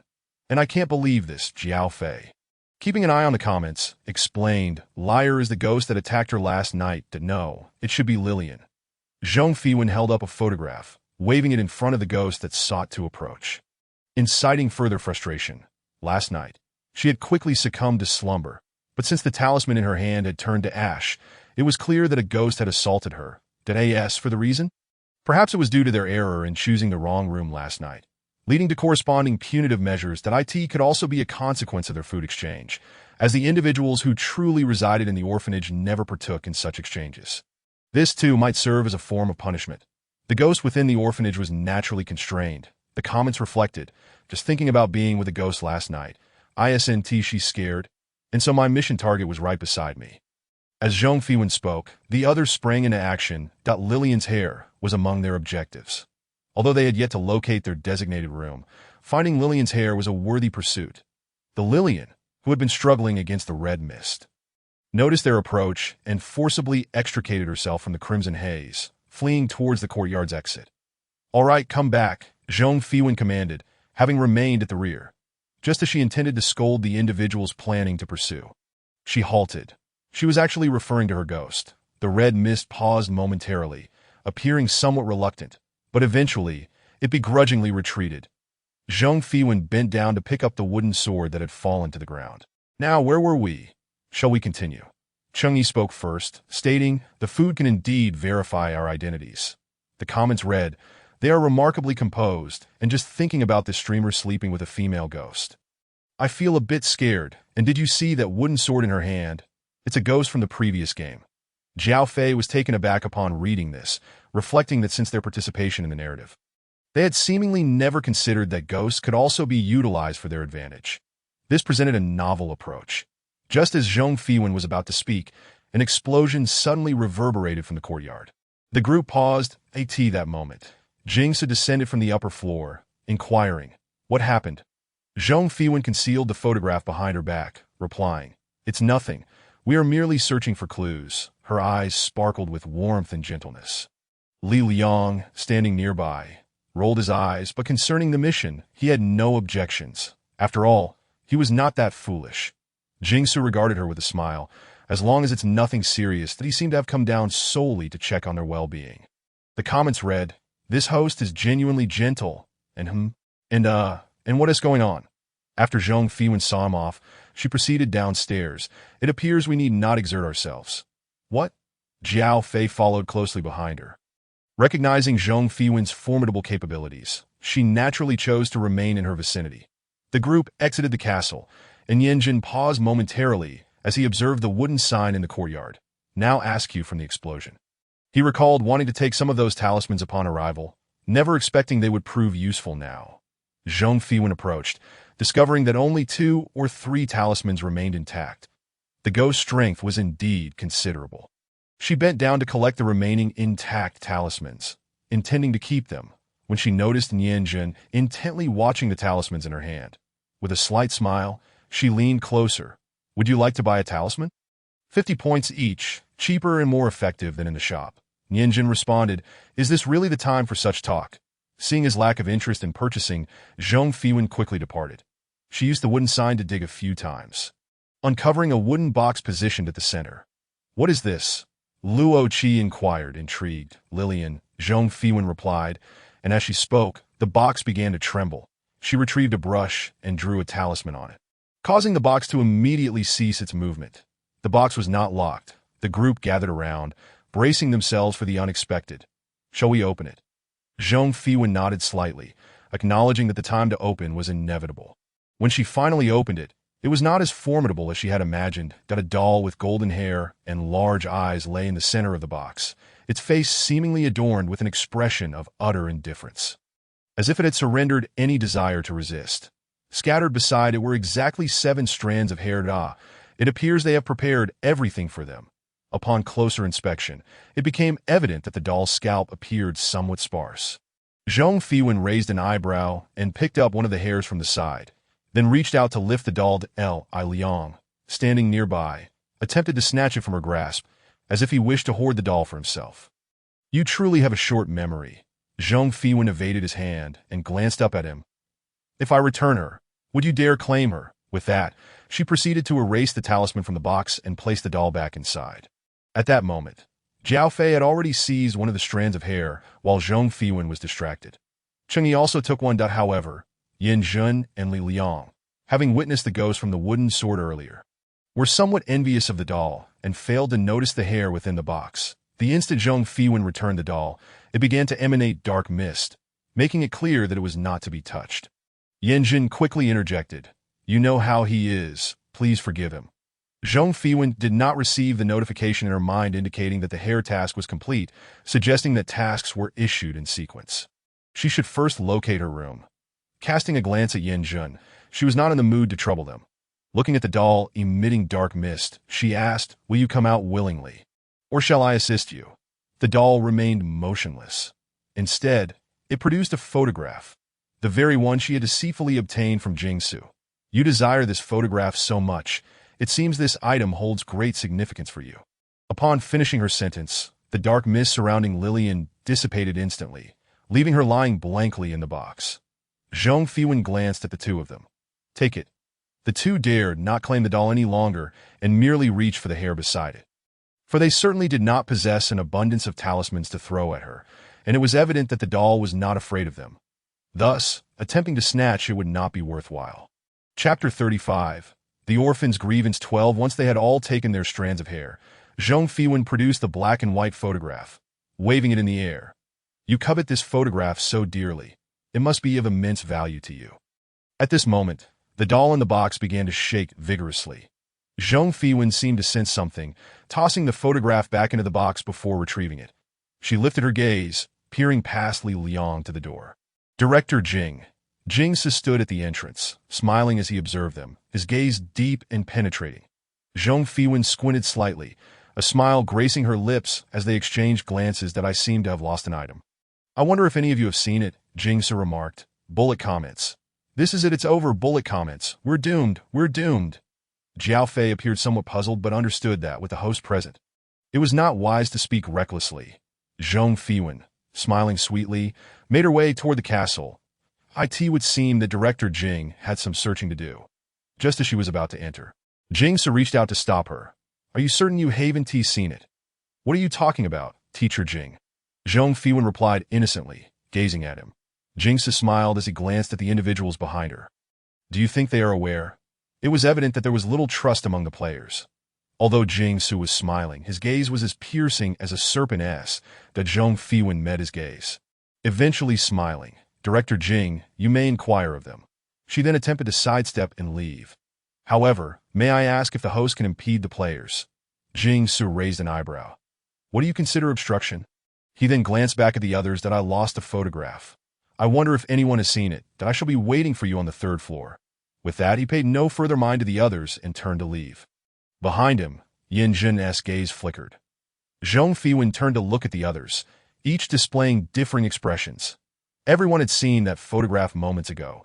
She contemplated the disparity between her and Jingsu.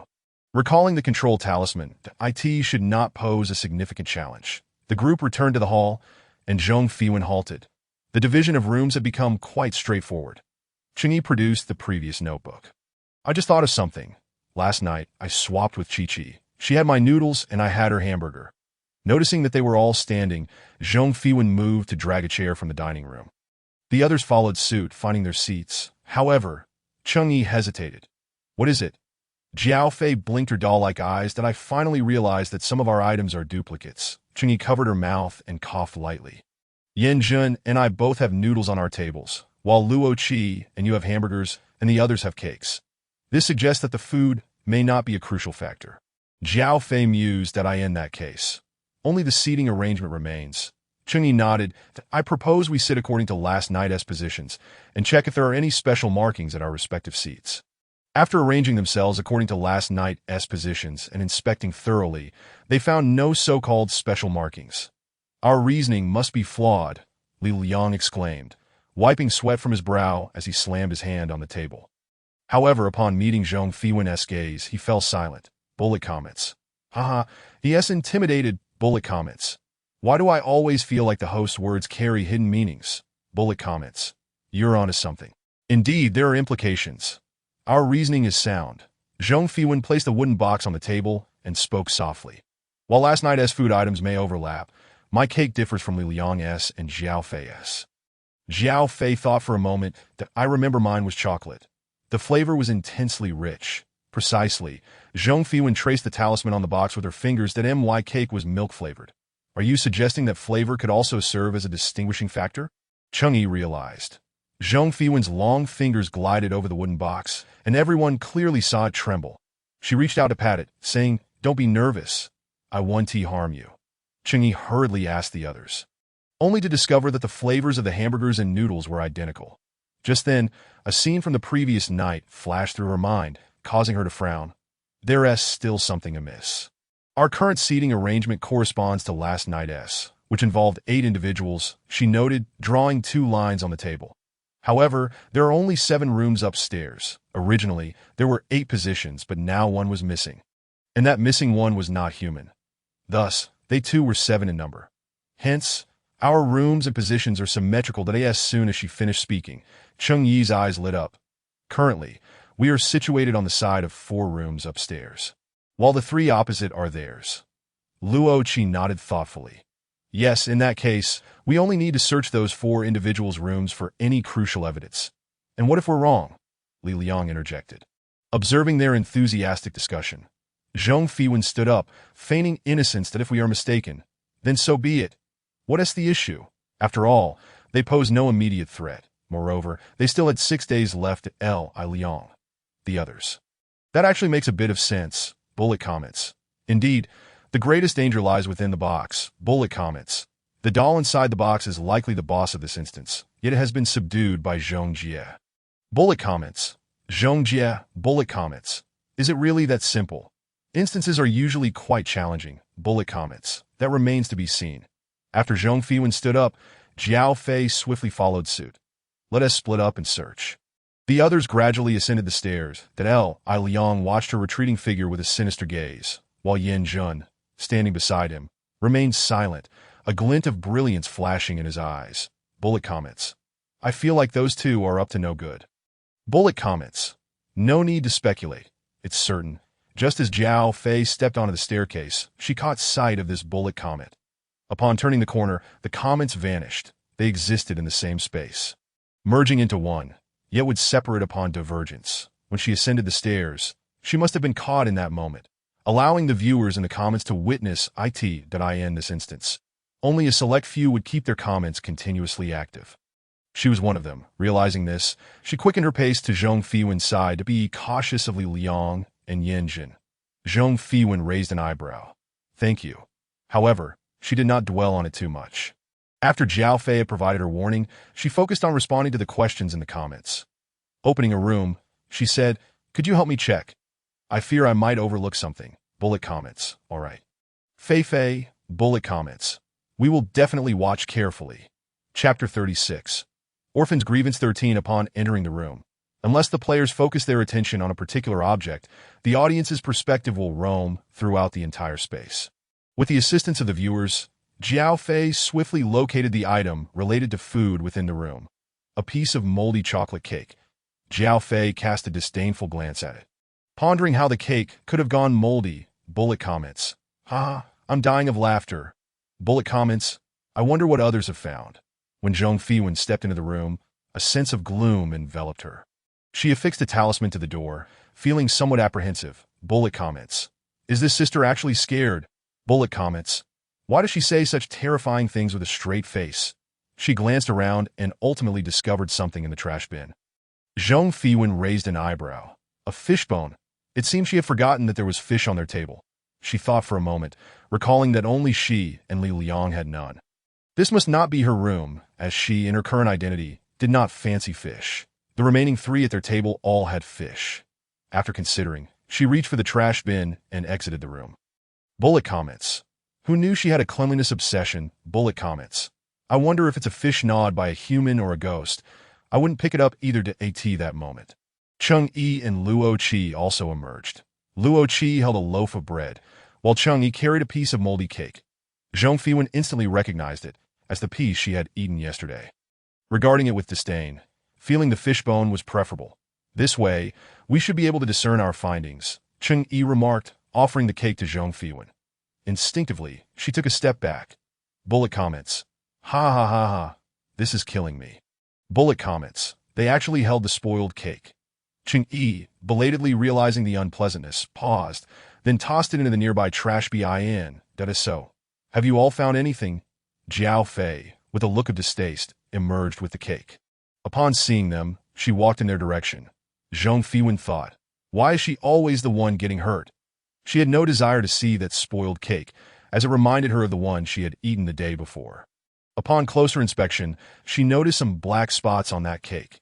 Jiao Fei, noticing her expression, understood and promptly discarded the cake into the trash bin, regretting having brought it out in the first place.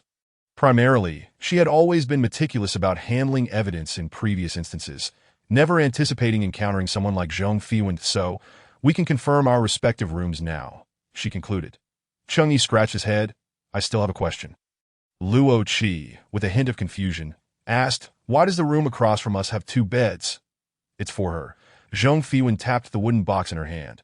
The diary we found back then mentioned these individuals regarded Lillian as a singular entity. If treated as one, there must be a sleeping area. So, does that mean she has to be returned at night? Luo Qi shivered at the thought of living with a ghost. Zhong Fiwen chuckled. That depends on whether they are willing. Suddenly, the box in her hand began to tremble, appearing somewhat agitated. Bullet comments. Why do I sense impatience? Bullet comments. Is this host really that terrifying? Bullet comments. I think she's rather adorable. Bullet comments. She's quite beautiful as well. At that moment, the 3 across had also found their rooms. The one sharing a room with Lillian was you. After inquiring about Yu's opinion, they noticed her hesitance. If you don't want to, you can refrain from letting her come over tonight, that if the task isn't completed by morning, we can allow her then. Seeing Yu's reluctance, the trembling box came to a halt. With the greatest threat alleviated, there were indeed several nights left for experimentation. Bullet comments. Box. Life is devoid of meaning. Bullet comments. Did they really complete it so easily this time? Bullet comments. Isn't it only the 2nd day? Bullet comments. It seems like the fastest completion of a dungeon ever recorded. Bullet comments. I recall someone else did as well. Bullet comments. Mushi completed the dungeon task on the 1st day. And that task was quite challenging. Zhong Fiwen glanced outside, noticing the sky had gradually darkened. Surprised at how much time had passed, she declared, I'm going to sleep now. Don't disturb me unless it's urgent. She needed to catch up on her rest. After several returned to their rooms, Nian Jun and Li Liang exchanged glances before retreating to their quarters. In the dead of night, a figure stealthily slipped out of a room and ascended to the 3rd floor. At that moment, another door creaked open, fixated on that retreating silhouette. Zhong Fiwen was soundly asleep in her room. Suddenly, the box on the table stirred. She frowned, having explicitly stated not to be disturbed. The box trembled more violently. In her dream, Zhong Fiwen sensed a force entering her mind, instantly alerting her. She swiftly opened her eyes to find a dark silhouette standing at the door, a detonation talisman slipping from their grasp. The other slumbering individuals were abruptly awakened by the sound of an explosion. The audience, who had been following the live stream, were also taken aback. Bullet comments. What just happened? Bullet comments. I had just fallen asleep. Jiao Fei quickly leapt from her bed, her gaze scanning the diminished bullet comments due to the late hour. Without pausing, she made her way toward the door. Upon stepping outside, she discovered the others had already gathered at the entrance, with only Zhong Fiwen absent. Turning, she noticed the door to the adjacent room was slightly askew from the blast. The group exchanged solemn glances before heading to her room, which was eerily empty. A sense of gravity settled over them. Could there be another ghost? Meanwhile, Zhong Fiwen, having instinctively detonated the door, saw the dark figure rush out. She grasped the wooden box, descended from her bed, and followed suit, inquiring, "Are there other ghosts in this castle? If so, make a move." The box remained eerily still. The shadow dashed downstairs. Initially intending to pursue, Zhong Fiwen paused, a sly smile creeping on her face as she turned to ascend the stairs. Bullet comments. "No way. Could it be the host?" Bullet comments. "I remember Jing's being quite gentle." Bullet comments. "Do you recall what the host said?" Bullet comments. "Is great kindness equivalent to great evil?" Bullet comments. "I seem to remember that the survival rate in the dungeons led by this host isn't particularly high." Bullet comments. "Now that you mention it, I think I recall that too." Zhong Fiwen had now reached Jing's door. She knocked softly, "Dean Jing." There was no response from within. She continued knocking, "Dean Jing, are you there?" "What is it?" A familiar voice responded from inside. Zhong Fiwen smiled. Her tone soft, "Dean, a ghost just entered my room, and I'm a bit frightened. Could you please open the door?" There was a prolonged pause before a voice, seemingly clenched through gritted teeth, replied, "The host cannot overly interfere in player affairs." Chapter 37. Orphan's Grievance 14. Zhong Fiwen contemplated the door. "In that case, I shall not disturb you." Meanwhile, inside, Jing Se grimaced, clutching his arm, gritting his teeth as he gazed at the door. He had underestimated her. Originally, he intended to teach her a lesson that night, but ended up being bombarded by her talisman, that he painfully pressed his arm, realizing for the first time that a player had harmed the host. There were rules preventing the host from overtly harming players, but why was there no rule preventing players from harming hosts? Jing Su, uncertain of what he had clicked on his panel, soon received a response from the other side. "You better give me a reason I can accept." Jing Su cleared his throat lightly. "I request you to teach someone a lesson." As Zhong Fiwen descended the stairs, she noticed a gathering of individuals at the entrance. Her gaze swept over Nian Jin and Li Liang, whose expressions were far from pleasant. "It's all right, go back to sleep," she greeted them before returning to her room. The wooden box sat quietly on the table. Zhong Fiwen raised an eyebrow, reaching to open the box. "You performed well tonight." Inside, the doll had mysteriously vanished, while the photograph remained intact. Zhong Fiwen picked up the photo, noticing the previously black and white image had transformed into color. The doll's golden hair was strikingly apparent in the picture. "Is this the reason you desired the photo?" Holding the picture, Zhong Fiwen studied it closely as it shimmered. "Is this right or wrong?" She found herself perplexed. The once smiling doll's lips began to curve downward. "Not right." An epiphany flashed through Zhong Fiwen's mind. Was this photo actually sealing you? The photograph swayed even more violently, revealing that her relentless pursuit of it stemmed from its ability to instill fear within her. Unexpectedly, by a twist of fate, she tossed the photograph into a wooden box. Contemplating whether this item could be taken away, she casually placed it back into the box. "A night devoid of dreams passed." And as the sunlight of the third morning spilled through the window, Zhong Fiwen, feeling somewhat weary, shielded her eyes and sighed before rising from her bed. That moment, the sound of task completion echoed in her mind. "This task isn't particularly challenging, is it?" she muttered to herself. The comment erupted. "Have you considered that you might be a mere puppet? This is a supernatural live stream, and the host happens to be a ghost catcher. Could it be that the host's presence is what makes it so easy?" Just as she stepped outside, she noticed others emerging one by one, each wearing expressions of ease. Meanwhile, sounds drifted up from downstairs. A few exchanged cautious glances and descended the stairs. The first thing that caught their eye was a somewhat languid silhouette. Upon seeing it, Zhong Fiwen raised an eyebrow, recognizing the familiar figure. As the person turned around, a handsome face appeared before them, breaking into a smile as he greeted. "Hello, I am the new director, Lu Xing." Zhong Fiwen descended the stairs, replying, "Hello, Director Lu." She smiled at him, and Lu Xing, slightly surprised, raised an eyebrow but remained silent. Instead, Zhong Fiwen cheerfully greeted him. "Director Lu, long time no see." Lu Xing nodded in acknowledgement. This moment, the comments exploded with excitement. "Ah, it's the second time seeing Mr. Lu. What a coincidence." Didn't you stop bringing players along? Does this host know Mr. Liu? Her novice mission was saved by Mr. Liu, not just acquaintances. They seem to share some history. Jiaofei observed Zhong Fiwen thoughtfully. It turned out they were already familiar with each other. I wonder about Director Jing. Zhong Fiwen gazed at Lu Xing with a hint of confusion. That Liu Xing looked at the innocent girl before him and furrowed his brows slightly. Jing Su is injured. I am here to take over. That he then glanced at the others behind him and continued. Congratulations on completing the task ahead of schedule. Please do not leave Happy Orphanage. With that, he turned and ascended the stairs. Zhong Fiwen watched his upright figure, clad in a neatly tailored suit that seemed expertly fitted to his physique. The comments surged again. Lu seems even more handsome. Why do I feel like the host named Zhong is quite familiar with Mr. Liu? That can't be, right? But it seems they had some conflict in the last mission. After finishing breakfast, Zhong Fiwen ascended the stairs alone. She had already confirmed that the person who visited her room last night was Jing Su. Now, she sought to ascertain whether Lu Xing's arrival was solely to take over the task. Jiaofei had mentioned that Lu Xing generally refrained from bringing along players. The first novice mission could be deemed coincidental. This time, she was less inclined to view it as mere chance. As Zhong Fiwen slowly climbed to the third floor, the comments continued. I told you, they must be very familiar. Did she seek out the previous host as well? Why does she have such a penchant for approaching hosts? Because hosts can provide essential information, saving a great deal of trouble. Before she could knock, the door swung open to Liu Xing. His expression impassive, glanced at her and said, Come in. His tone exuded familiarity. Unbeknownst to Zhong Fiwen, the instant she stepped inside, the live stream abruptly blacked out, all visuals vanishing. Zhong Fiwen entered naturally, teasingly asking, Did Liu come specifically for me? Anticipating a denial, she was taken aback when he nodded in affirmation.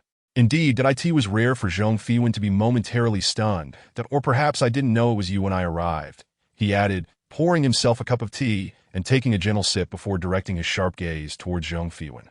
It quickly dawned on her. Jing Su? That night, Jing Su had exerted considerable effort to persuade Lu Xing to take over his task. Jing Su was not particularly adept at offense. His skills were not particularly strong. Players had always harbored an inherent fear of hosts, typically relying on their intellect. It was unexpected for him to falter at the hands of a newcomer this time. Liu Xing was one of the most formidable hosts. And Jing Su had exchanged a great deal to secure Lu Xing's reluctant agreement. After all, everyone was aware of Lu Xing's principles. Jing Su, however, had not anticipated that Lu Xing and Zhong Fiwen were acquainted and had a collaborative relationship. Zhong Fiwen took a seat opposite him. What does he wish for you to do? To teach you a lesson. Considering Lu Xing's character, Zhong Fiwen recalled how he had made her owe him a significant number of points just to borrow some talisman paper. It was clear he would not do Jing Su any favors without a price. Upon hearing her response, Lu Xing knocked on the table. I must refuse, upon realizing that it was Zhong Fiwen. Lu Xing declined the matter alongside Jing Su, fully aware that Zhong Fiwen was not someone to be trifled with.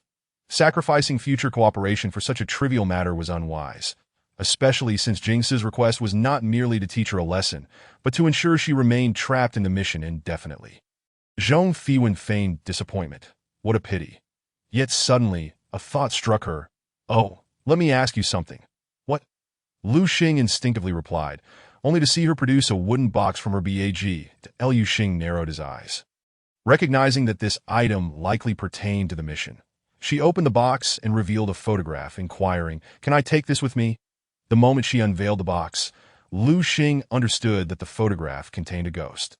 Observing Zhong Fiwen's composed demeanor, he recognized that players typically could not take mission objectives outside the mission unless they were rewards. Zhong Fiwen seized upon his words. Under normal circumstances, what if it were an abnormal situation? Lu Xing, rarely impressed, expressed his admiration for her astuteness. He did not outright declare whether it was possible. Instead, he stated, If you desire it, leave the box here. Zhong Fiwen sensed that the matter was secure and cheerfully handed it over. Then thank you very much. Lu Xing reached out to take it. Their hands brushed against each other, causing both to pause momentarily. Liu Xing felt the soft warmth of her palm, his gaze lifting to meet the eyes of the woman before him. Dressed simply in a blue coarse cloth outfit, her hair loosely pinned back. Even in such plain attire, her beauty was undeniable, with a hint of mischief glimmering in her eyes. adding a touch of vitality to her presence. They both withdrew their hands simultaneously, causing the box to drop with a thud, spilling its contents and revealing the photograph inside. Lillian, why did you drop her? Zhong Fiwen glanced at Lu Xing, who was gazing out the window, his chiseled profile sharp and defined. She bent down to retrieve the box, her mind whirring as she smiled. Mr. Lu, were you doing that on purpose? What? Lu Xing was momentarily flummoxed. The subtle tension that had lingered between them dissipated with Zhong Fiwen's quip. She placed the items before him, saying, well then, I've left the items here. With that, she turned and exited the room. As she departed, the comments resumed immediately. What just happened? I don't know, did my internet just went out? Same here. Why is the signal so poor?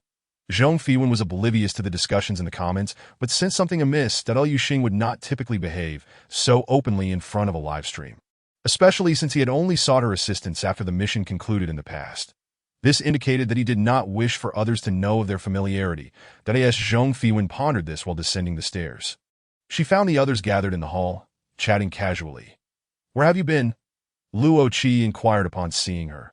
With the task completed ahead of schedule, everyone appeared relaxed. Now, they merely awaited the arrival of the seventh day to leave. Zhong Fiwen, leaning against the staircase, smiled and replied, I was just curious as to why we aren't allowed to leave Happy Orphanage. However, she did not continue speaking.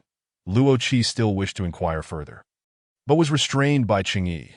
Since Zhong Fiwen did not intend to volunteer any information and it was unrelated to their task, there was no need to dig deeper. This was Zhong Fiwen's stance.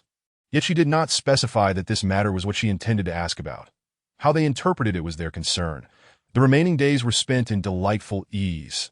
Jiao Fei lazily gazed at the barrage of comments, reflecting that it had been a long time since she had experienced such a comfortable existence within a dungeon. Each previous venture had been fraught with trepidation, often accompanied by the anxiety of failing to complete the task. This was the first time they had finished their mission so early. Barrage. As long as the task is completed quickly, any time can be considered a holiday. Barrage. This time luck was on our side. Barrage. Why not say it's due to skill? Zhong Fiwen stood by the window, observing the thick white mist outside the orphanage. During this period, the fog had grown denser each day. When they first arrived, there were still sunny days, but as their departure approached, the onset of the fog began to extend later into the evening. Just yesterday, the morning had already been shrouded in a thick white mist. This afternoon coincided with their departure, and the fog had now reached the entrance of the courtyard, likely to envelop the area by nightfall. As she gazed at the mist outside, she recalled the doll from her arrival. It seemed to signify the presence of something else. That moment, a knock sounded at the door. Zhong Fiwen turned away from the window. What is it? I'm just here to inform you that we will be leaving this afternoon, so please prepare in advance, Luo Qi said, playfully ruffling her hair and smiling at her. Zhong Fiwen nodded appreciatively. Thank you. Noticing that Luo Qi remained, she asked, is there something else? I was wondering if we could add each other as friends. Luo Qi lowered her head, her cheeks tinged with a blush. That we think you're really impressive, and we hope to have the chance to team up in the future. Zhong Fiwen nodded. Sure. She then shared her name with her. It seemed that her boyfriend had encouraged her to approach, as Luo Qi did not strike one as particularly astute. It was evident that Cheng-Yi had been the mastermind behind her thoughts. However, Cheng-Yi, being a male, likely deemed it more appropriate for his girlfriend to make the first move. Barrage. I followed her. Barrage. You just followed? I've been following for ages. Barrage. This player is undoubtedly a hidden powerhouse. Barrage. She is practically a glitch in the game, drawing ghost hunters into a supernatural experience. Zhong Fiwen suddenly blinked. Do you want talismans? I can sell them. Luo Qi's eyes brightened, though she quickly composed herself. Looking a bit conflicted, I need to consult Cheng-Yi first. This was because Cheng-Yi had mentioned that her decisions tended to be the opposite of what was correct, and over time, she had grown disinclined to think for herself. Zhong Fiwen nodded. No problem. We can discuss it after we exit the dungeon. After all, her talismans were exceptionally affordable. It was only natural to feel tempted. Chapter 39. Division of Territories. When they finally stood within the castle, Lu Xing waved his hand, and Zhong Fiwen felt a darkness envelop her vision. In that final moment, she witnessed the white mist spreading throughout the castle. Perhaps 7 days marked their deadline, as well as that of the entities outside. Upon reopening her eyes, she found herself back in the game lobby that a mechanical voice resonated in her mind. Player Zhong Fiwen, nickname 0502338, has completed the live-stream Dungeon Orphan's Grievance. Main quest: survive for 7 days in the Happy Orphanage. Completed, awarded 50 points. Dungeon quest: locate your room and acquire Lillian's hair. Awarded 50 points. Congratulations on receiving the title First Host Victim. Due to your strong perception of danger. Congratulations on receiving the title Mysterious Sixth Sense, which will activate passively in moments of peril and items obtained during the game. Your outstanding performance in this task has granted you an additional 100 points. A panel appeared before her. Player Zhong Fiwen, nickname 0502338. Changing once costs 10 points. Items: broken wooden sword, contains malevolent spirits. Cursed brush, compass, backpack. Titles: evil spirit conqueror, friend of ghosts, first host victim, mysterious sixth sense skill, talismancer points. For 100 rewards, none. At this moment, 2 notifications popped up on her panel. Friend requests from Luo Qi and Jiao Fei. Zhong Fiwen opened the interface, noting their nicknames, followed by a remark. Jiao Fei was called Li Jiao, and Luo Qi was Chung Chi Chi. Upon accepting their requests, Zhong Fiwen recalled the doll she had acquired in the game, which was the dungeon boss and normally could not be taken out. She remembered that Lu Xing had a way to bring it along. With this thought, she sent a message to Lu Xing just after she finished typing. Someone tapped her shoulder. Turning back, she found a stranger. A man with a bit of stubble who looked at her with a glint of admiration before breaking into a sheepish smile. You must be a newcomer, right? Do you need me to give you a brief introduction? She raised an eyebrow, glancing at his back. Sure. The man's smile broadened, but he quickly added, however, it will require a small amount of points to alleviate her potential refusal. He quickly clarified, just a little, not much. Zhong Fiwen nodded. All right, he led her to where he had come from, explaining as they walked, this is a temporary resting area after finishing a dungeon, from which you can choose to go anywhere in this world. A transit station, he affirmed. Zhong Fiwen listened to his explanation and glanced back at the large screen, displaying "Welcome back to the Supernatural Live Game Lobby" in bold yellow letters that it seemed she would be able to learn about other places this time. By the way, my name is Zhao Gua. What is yours? Lin Wu Ling. As Zhong Fiwen followed his footsteps, she voiced her curiosity. Why do the 4 characters on that sign differ? He scratched his head, saying, I'm not entirely sure either, but I've heard it's because this area is controlled by 4 different big shots, thus dividing it into 4 factions. Zhong Fiwen nodded, understanding the concept of territorial division. The place Lu Xing had taken her to before was likely associated with one of those individuals. That is correct. Zhao Gua continued as they walked. But this doesn't concern us much. They arrived at a blank area, where he produced a circular device and pressed it against the air before them. This action differed from what she had seen Lu Xing do before. The air rippled like water. Zhong Fiwen turned to glance at the large screen, noticing that the distance had changed from her last experience. She remembered walking for quite some time then. Zhao Gua gestured for her to follow him, and they stepped inside together. Upon entering, they found themselves in a dimly lit path. Zhao Gua gently patted her shoulder, urging, stick close to me. All right. Zhong Fiwen retrieved a lighting talisman just as the light illuminated Zhao Gua's astonished face. This. Zhong Fiwen paused, holding the talisman. Did I not allowed to use it? Is that the rule here? No, the bearded man replied, hesitating that it's just unnecessary to waste it. You don't need these things in the real world. They generally refrain from using them, as a single talisman was not inexpensive. Is this considered the real world? She had always believed that the world before her arrival was the true reality. Zhong Fiwen regarded him, noting the expression of concern for the talisman on his face. An idea suddenly struck her, but she needed to consult Lu Xing first. Maintaining her composure, she replied, it's fine. Let's go. Seeing that she had already used it, Zhao Gua realized further objections were futile. Zhong Fiwen then inquired about his earlier remark. Why do you say this doesn't concern us? Her voice echoed back to her, as there were only the 2 of them present, indicating some unseen force separated them from others. After a brief moment, Zhao Gua finally understood she was referring to his previous statement, that, you see, newcomers are typically assigned to factions by the surviving veterans. People like us are hardly given a second thought. Having spent a considerable amount of time there, he had not observed anything unusual. As they continued walking, they spotted light in the distance. Zhong Fiwen put away her lighting talisman. Upon reaching the entrance, they were met by 2 robots standing guard. She raised an eyebrow in surprise. Zhao Guo approached the left robot and waved. Come here. The robot's eyes glowed red, and it mechanically inquired, name, Zhong Fiwen. Lin Wuling. The red light in the robot's eyes scanned her entire body, confirming Ling Wuling's identity. Subsequently, a small, coin-sized circular object materialized in its hand. Zhong Fiwen reached out to take it, and as her fingers inadvertently brushed against the robot's palm, it recoiled slightly. She etched this moment into her memory, glancing at the coin to find her name on one side and her face on the other.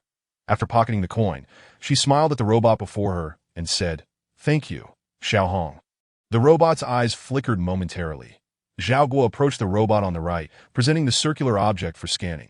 The robot's eyes swept over him, and it announced, Identity confirmed. Access granted. Chapter 40. The world of robots after leaving that place. Zhao Guo introduced the coin-like item to her, explaining that it essentially served as their identification in this realm. Zhong Fiwen examined the object, turning it over in her hands, noting its diminutive size and how easily it could be lost. Zhao Guo, not quite grasping her sentiment, continued, We can recharge it here, and when dining, we can directly use it to pay with points, which is actually cheaper than converting points through the system. She scrutinized the identification card, realizing it was not particularly exquisite. Once they departed from the robots, they ventured further until they exited the area. That moment, Zhong Fiwen couldn't help but feel astonished. Unlike the modern, towering cityscape she had encountered previously, this place was steeped in machinery. Among the bustling crowd, there were even individuals whose limbs were entirely mechanical, moving with an unwavering focus. It was nighttime, yet the surroundings were awash with vibrant colors, illuminated by a multitude of LED lights. As her gaze swept across the scene, Zhao Guo remarked, Surprised, aren't you? I felt the same way when I first arrived, that I never imagined such a world existed. Zhong Fiwen turned her attention back to him, asking, Do you know what the other three are like? He shook his head, replying, No, the person who brought me here only introduced this one. Later, he found this job quite satisfactory, as it allowed him to earn extra income. So he inquired about how to do it. Noticing the hurt in his eyes, she decided to change the subject. Well then, could you show me around? I'd like to gain a better understanding of this mechanical world. Zhao Guo nodded. If you wish to delve deeper, we can wait until tomorrow. Tonight, let's first find a place to stay. Zhong Fiwen frowned slightly. A place to stay? Isn't it in the mental space?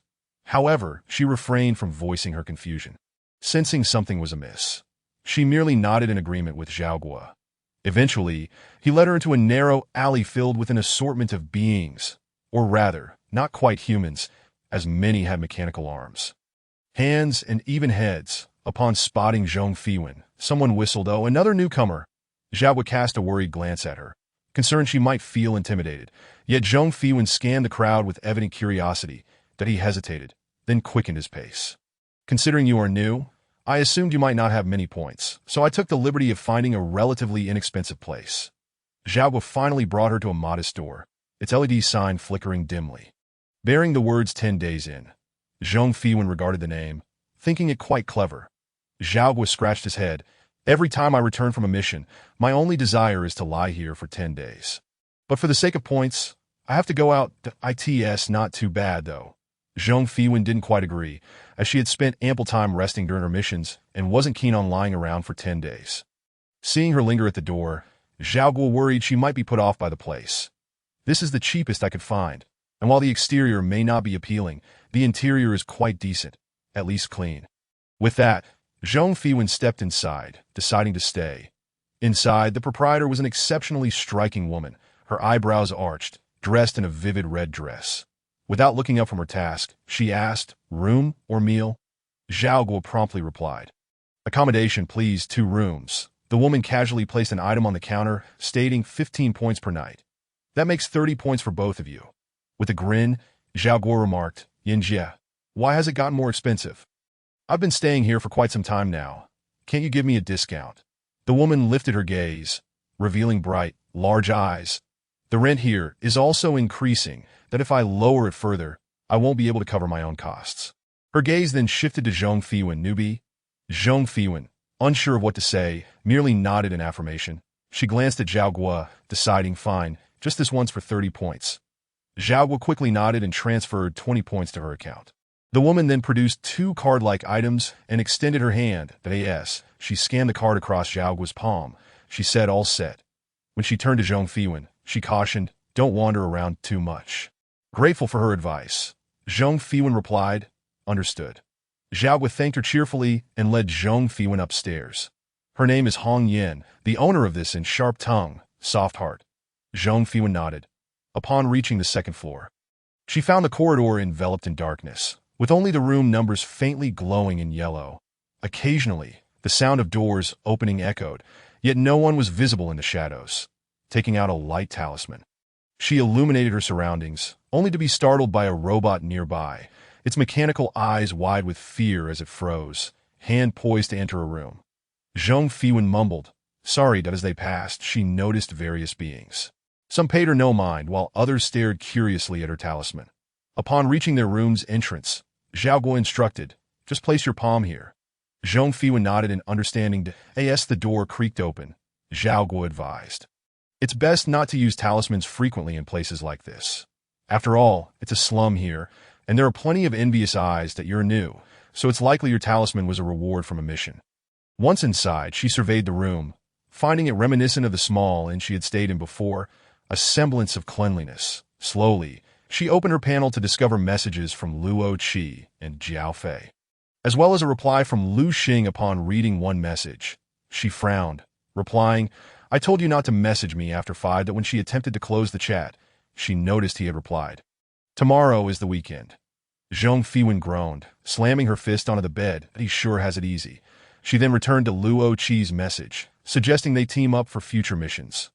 Luo Qi responded affirmatively, while Jiao Fei inquired about her source for selling talismans. Zhong Fiwen recalled she had previously mentioned this. Chapter 41. Seeking collaboration. After considering it, Zhong Fiwen replied to Jiao Fei that it was pending.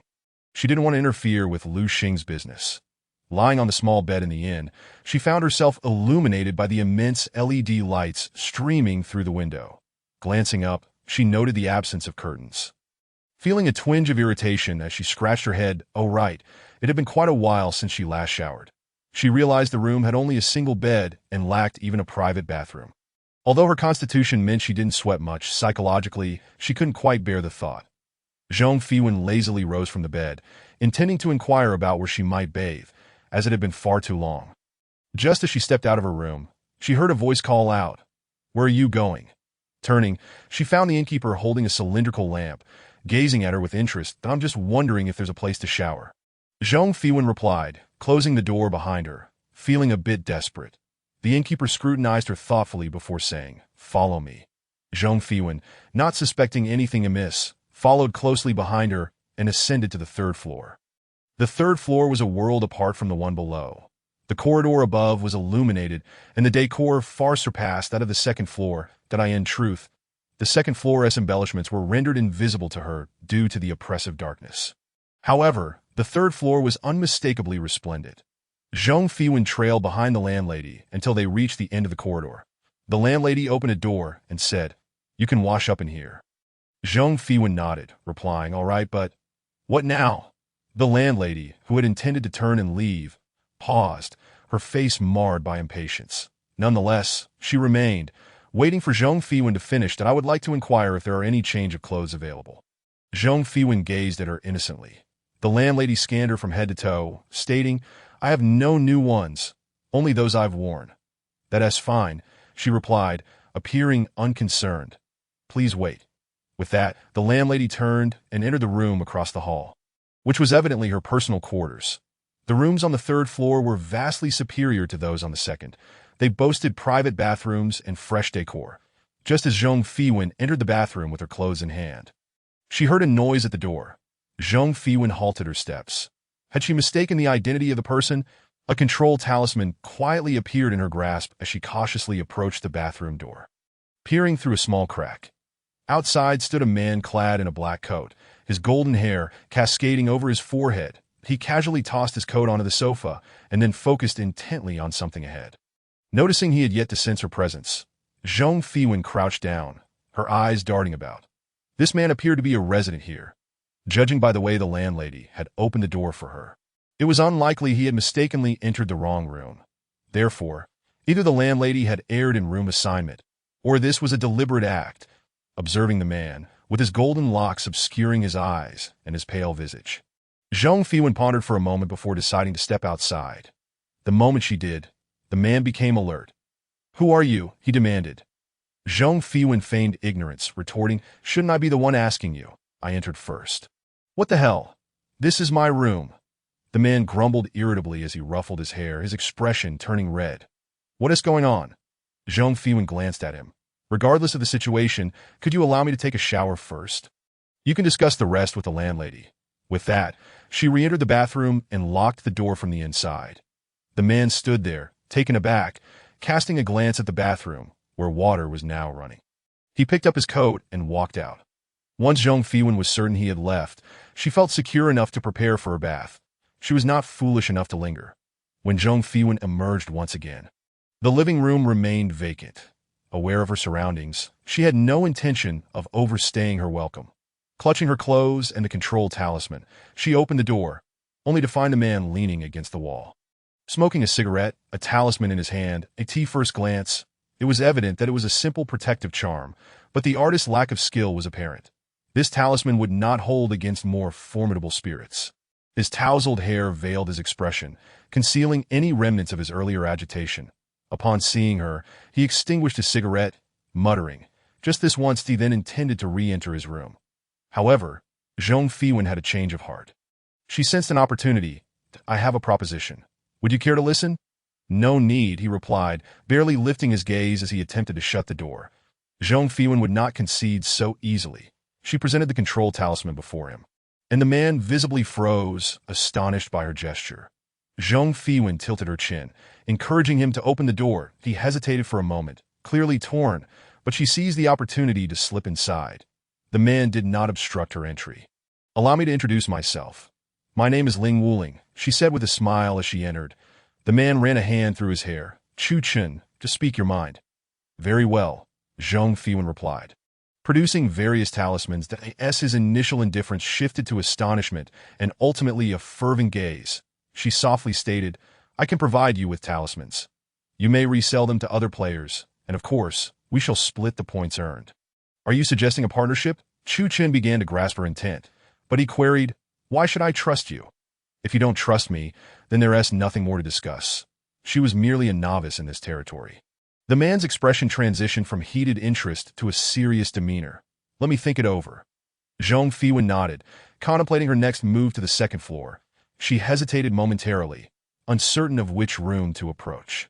Chu Chen, oblivious to her pause, suggested, "How about we add each other as friends?" Zhang Fiwen was inclined to agree, but then recalled that she was using a pseudonym, while she wished to collaborate with him. Her trust was not yet established. "When you've made up your mind, wait for me on the first floor tomorrow morning." Zhang Fiwen left him a selection of talismans, considering it a trial. She refrained from mentioning the friendship request. Chu Chen immediately understood and did not dwell on it further. All right. Although the proposition was enticing, he knew better than to rush into a decision that as for why Zhang Fiwen had not considered Lu Xing's business this time. It was evident to her that the man possessed considerable strength, yet he wielded only such rudimentary talismans. This indicated a lack of knowledge regarding talismans in this realm, and it was possible Lu Xing had overlooked it entirely. Should they choose to collaborate, she would need to remind him to bring any organizationally sold talismans back for her inspection. After all, she was familiar with her own creations, after Zhang Fiwen had departed. Chu Chen opened his panel. Most players who frequently engaged in dungeons opted to form teams offline and then enter the game together. After all, allies with good synergy in dungeons often proved more valuable than strangers. Chu Chen was one of those who preferred to team up, but he needed to inform his companions. As such decisions were not his alone to make, he glanced down at the talisman in his hand, clearly recognizing the disparity between it and his previous talismans. Though they were merely strangers, the opportunity before him was hard to resist. The real world here was desperately in need of talismans. Zhang Fiwen awoke at dawn, ultimately roused by hunger. She lamented the unexpectedness of being awakened by an empty stomach. Gazing out the window at the brightening sky, she noted the neon lights that had shone all night were now dimmed. Yet the iconic building still loomed as she opened her room door. She was met by Zhao Guo, who stood waiting outside, but he paused upon seeing her attire. Shall we go for breakfast? Zhong Fiwen regarded him for a moment before responding. Shurdi nodded slowly, as if wanting to say something but ultimately refraining. Upon descending the stairs, she spotted Chu Chen seated in the living room, who immediately rose upon her arrival. The landlady, Hong Yin, scoffed lightly at this, casting a look of disdain towards Zhong Fiwen. Nevertheless, her expression remained composed. Zhong Fiwen smiled at Chu Chen, suggesting, "Shall we head for breakfast?" Chu Chen seemed poised to say something but ultimately nodded. "All right." Zhong Fiwen, recalling the landlady's earlier suggestion to wash up, kindly asked, "Would you like to join us for breakfast? Who will tend to the shop?" Hong Yin rolled her eyes, not going. Zhong Fiwen instinctively sensed a discord in her tone. But her hunger took precedence, and she chose not to dwell on it. Zhao Gui guided them through the grand structure until they reached a concealed side entrance. "That I come here often. The prices are quite reasonable," he stated, glancing at the man beside Zhong Fiwen with curiosity. "And you are?" He had been wondering about this since their journey began, considering that if he were also a newcomer, he should be accruing points. Zhong Fiwen waved her hand dismissively. "Yes, just joining us for a meal." Zhao Gui nodded, "All right." Observing Zhao Gui's habit of introducing her, Chu Chen shot her a puzzled glance, seemingly realizing, "A newcomer?" "Yes," Zhong Fiwen confirmed as she entered a quaint Western restaurant. Chu Chen suppressed his astonishment. After all, Zhong Fiwen had not exhibited any signs of being a novice the previous night. She appeared remarkably adept. However, if introductions were to be made here, he felt it inappropriate to discuss their collaboration, as it was a private matter. Thus, Chu Chen stated, "I want to be dining here. I'll order something for Hong Yin to take back." Zhong Fiwen made no attempt to obstruct, which was agreeable. Before departing, Chu Chen remarked, "Upon your return, seek me on the 3rd floor." She lowered her head, consuming her meal, and nodded in acquiescence. After Chu Chen's departure, Zhao Gui cast a concerned glance her way, cautioning, "As a newcomer, one should not be overly trusting in such places." "That I understand," she replied, acknowledging his good intentions without refusal. "After breakfast, will you show me around?" she proposed, eager to familiarize herself with the area. Upon leaving, Chu Chen promptly messaged the team, informing them that Zhong Fiwen was a novice. Initially, the team had harbored doubts about her, which only intensified post-message. Shortly thereafter, he received a communication from his captain, indicating an intention to meet her today. Chu Chen contemplated informing Zhong Fiwen, but abruptly realized he did not possess her contact information.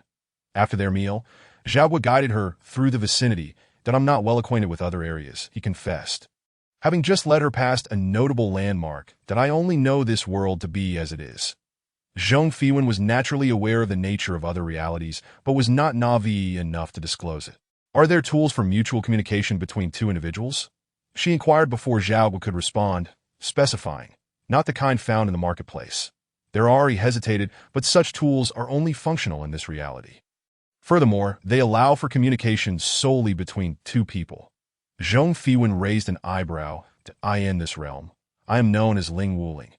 Therefore, if we were to add each other as friends, it should not necessitate our real names."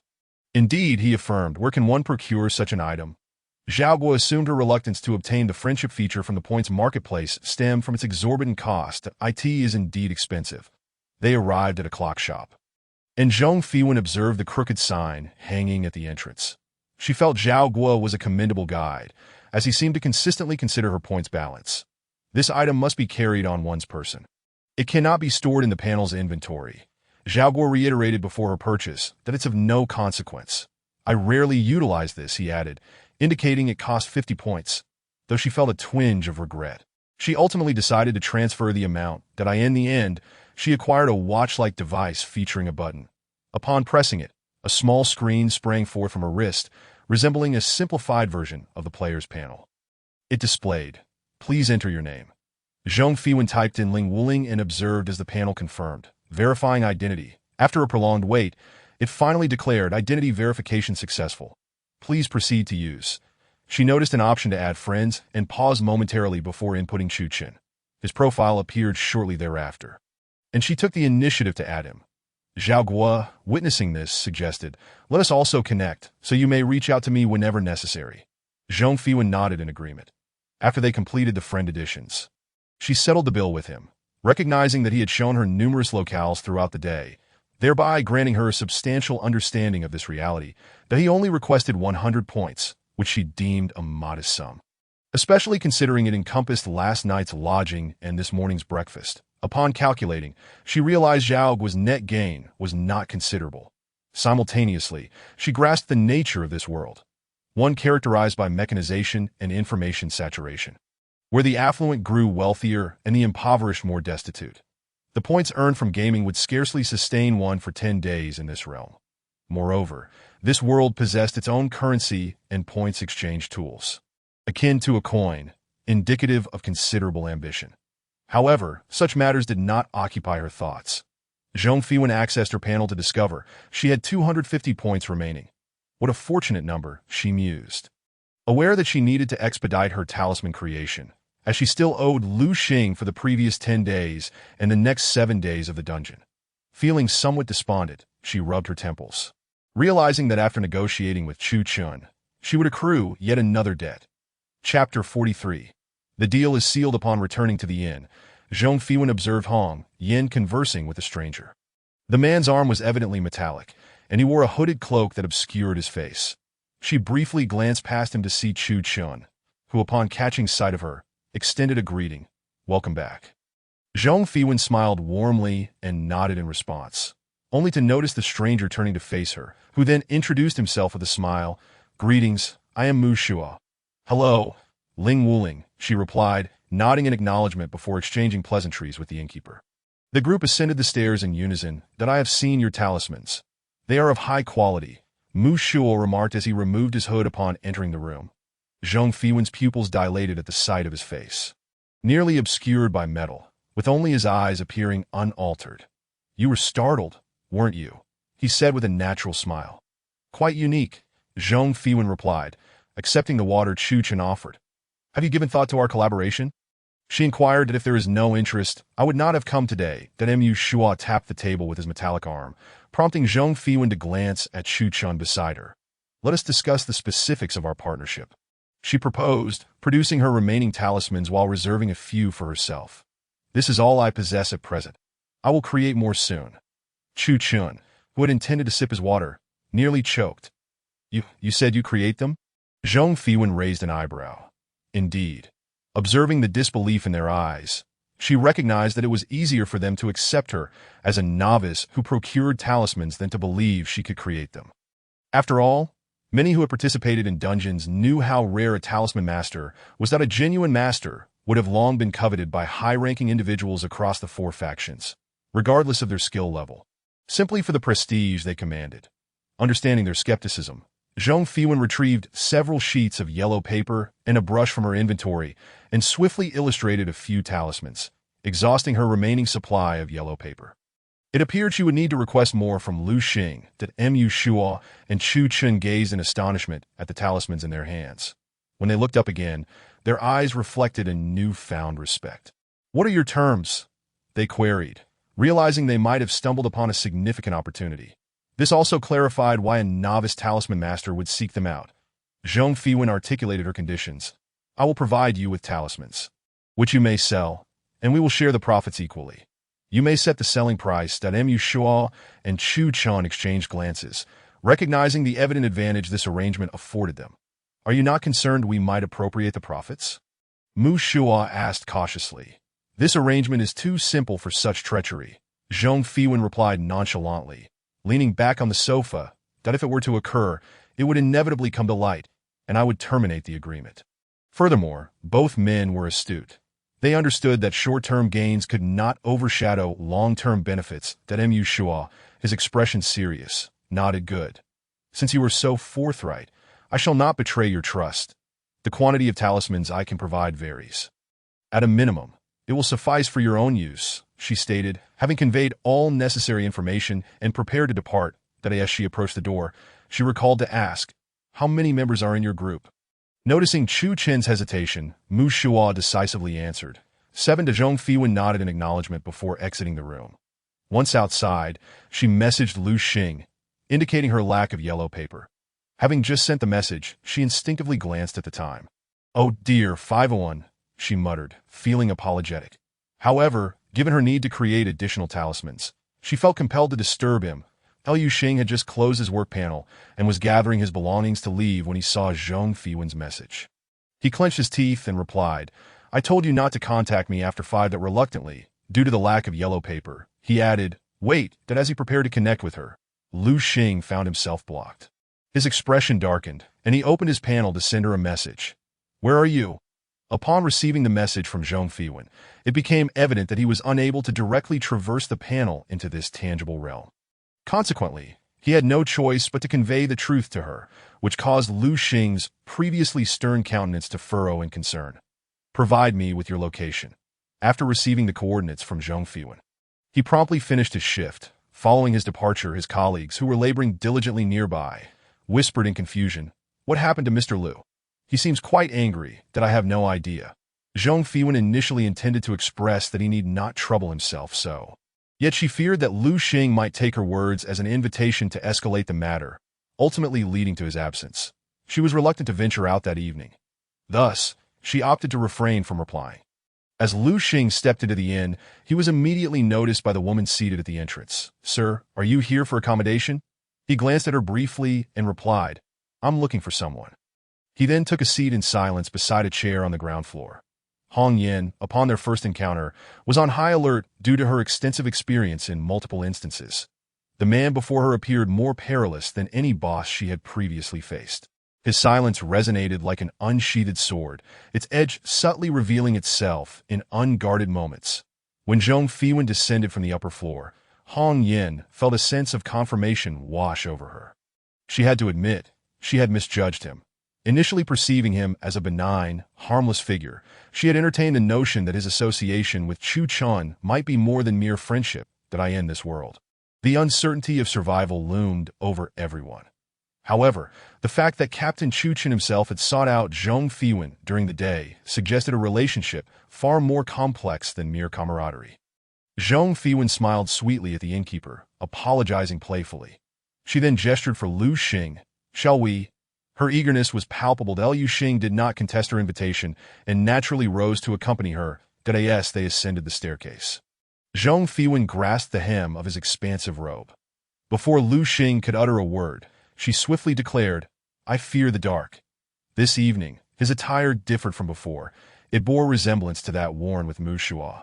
Yet there was something distinctly unique about it. She felt the fabric in her hand. She noted its fine quality, stirring something within her. Chapter 44. A different Zhong Fiwen upon entering the room.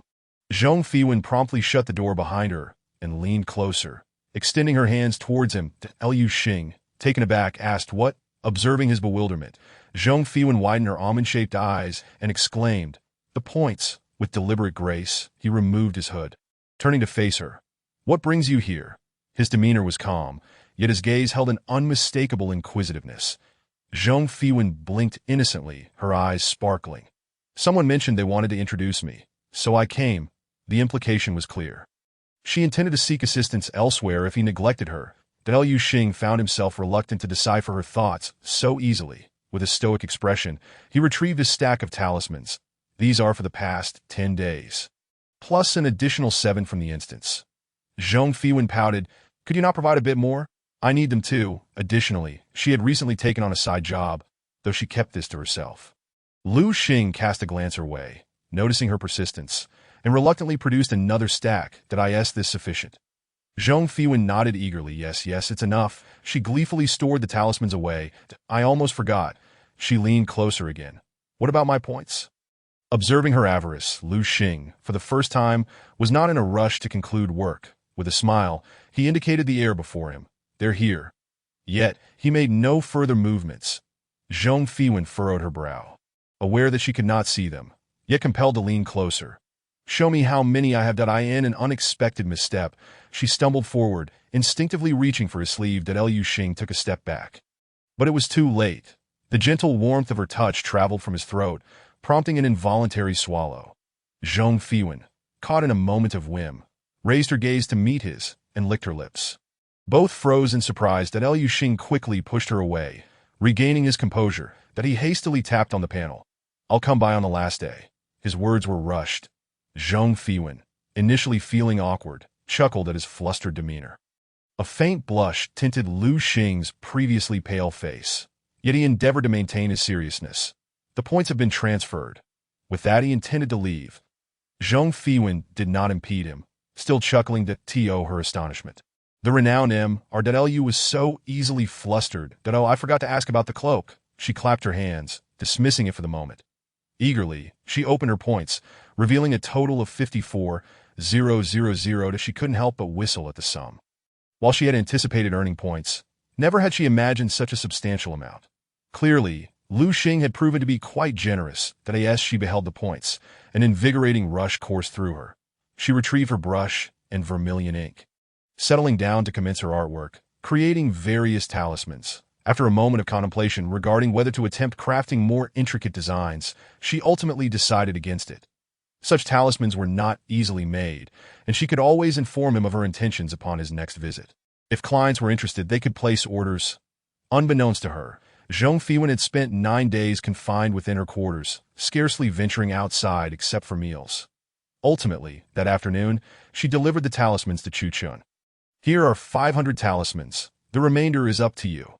Chu Chun gazed at the talismans in his hands, an unusual expression of gratitude crossing his features.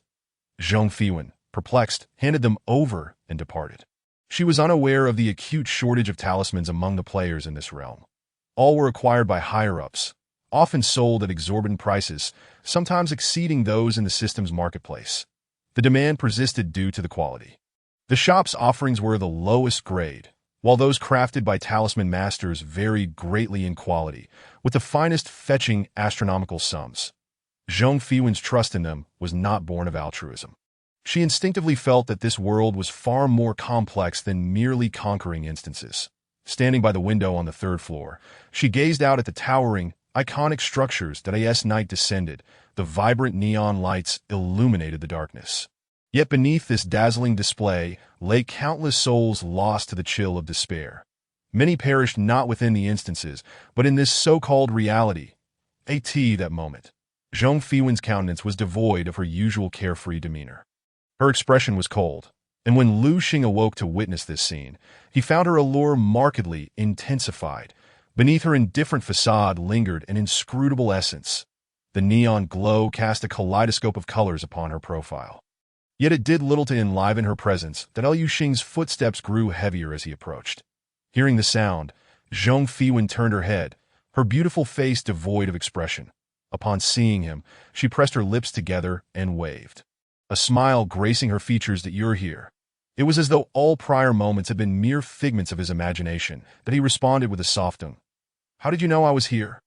Zhong Fiwen queried, puzzled that Lu Xing offered no explanation, merely gazing at her before stating, you should head back. However, Zhong Fiwen was not inclined to dwell on trivial matters. She followed closely behind him as they returned to the small room she rented on the 2nd floor. Upon entering, she looked up at Lu Xing, who paused at the doorway. Come in. What are you afraid of? Lu Xing remained silent, his gaze sweeping across her face, revealing no signs of pretense. Naturally, he stepped inside. Where are the talismans? Zhong Fiwen handed him her creations, awaiting your good news. That Lu Xing glanced at the time. You're running out of time. Zhong Fiwen nodded. I know. Suddenly recalling something, she grasped his robe as he prepared to leave. Wait a moment. That Lu Xing regarded her with curiosity. Is there anything else? Well, Zhong Fiwen tugged at his robe. This robe looks rather good on you. For reasons unknown, Lu Xing instantly grasped her implication, and his expression hardened. That Zhong Fiwen tightened her grip on his robe, presenting him with 2 options. First, you leave the robe. Second, you stay. Subsequently, she produced a control talisman, a smile gracing her lips as she observed the change in Lu Xing's expression. Although she could not maintain control over him for an extended period, she could manage it for the time being. That Lu Xing clenched his teeth. It was indeed a sign of his own madness to find Zhong Fiwen appealing just moments ago, for she had nearly driven him to the brink of fury. He was acutely aware that this talisman held little sway over him, yet he wished to avoid drawing too much attention in this place. Thus, he took a step back and said, when you return next time, I will give you a new one. That upon hearing this, Zhong Fiwen swiftly released her grip, responding, all right then. That Lu Xing, with a flick of his sleeve, he departed. Chapter 45. Escape from the Hospital 1. As the clock struck midnight, the chime resonated through the air. Zhong Fiwen felt a sudden weightlessness before she could acclimatize to her new surroundings. A mechanical voice echoed in her mind, announcing, "The live game has been upgraded to ensure an optimal gaming experience. The barrage will remain disabled during normal gameplay." Immediately after, a child's voice chimed in, "Welcome everyone to this instance. Escape from the hospital. Please make haste to the 7th floor of the hospital." The moment the voice faded, she was enveloped by a wave of dampness and an overwhelming sense of danger. Instinctively, she sidestepped, brandishing an exorcism talisman as her gaze adjusted to the darkness, surveying her surroundings. She discovered a pitch-black corridor, illuminated only by the pallid flicker of lights on either side. Numerous doors lined the corridor, and at its end stood an elevator. Nearby, a few individuals were present, yet the previous threat had dissipated. As if it were merely an illusion, Zhang Fiwen's eyes scanned the vicinity. The others remained on high alert. Taking the initiative, she began to stride toward the elevator, prompting the others to follow her lead. "Barrage! I'm here, Barrage! My sister Zhang is indeed as reckless as ever. Barrage, I think I've seen this game played by other streamers before." Within the dim corridor, the sound of dripping water echoed ominously.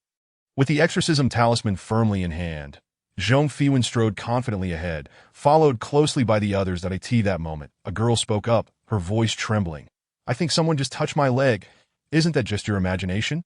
A man offered in reassurance.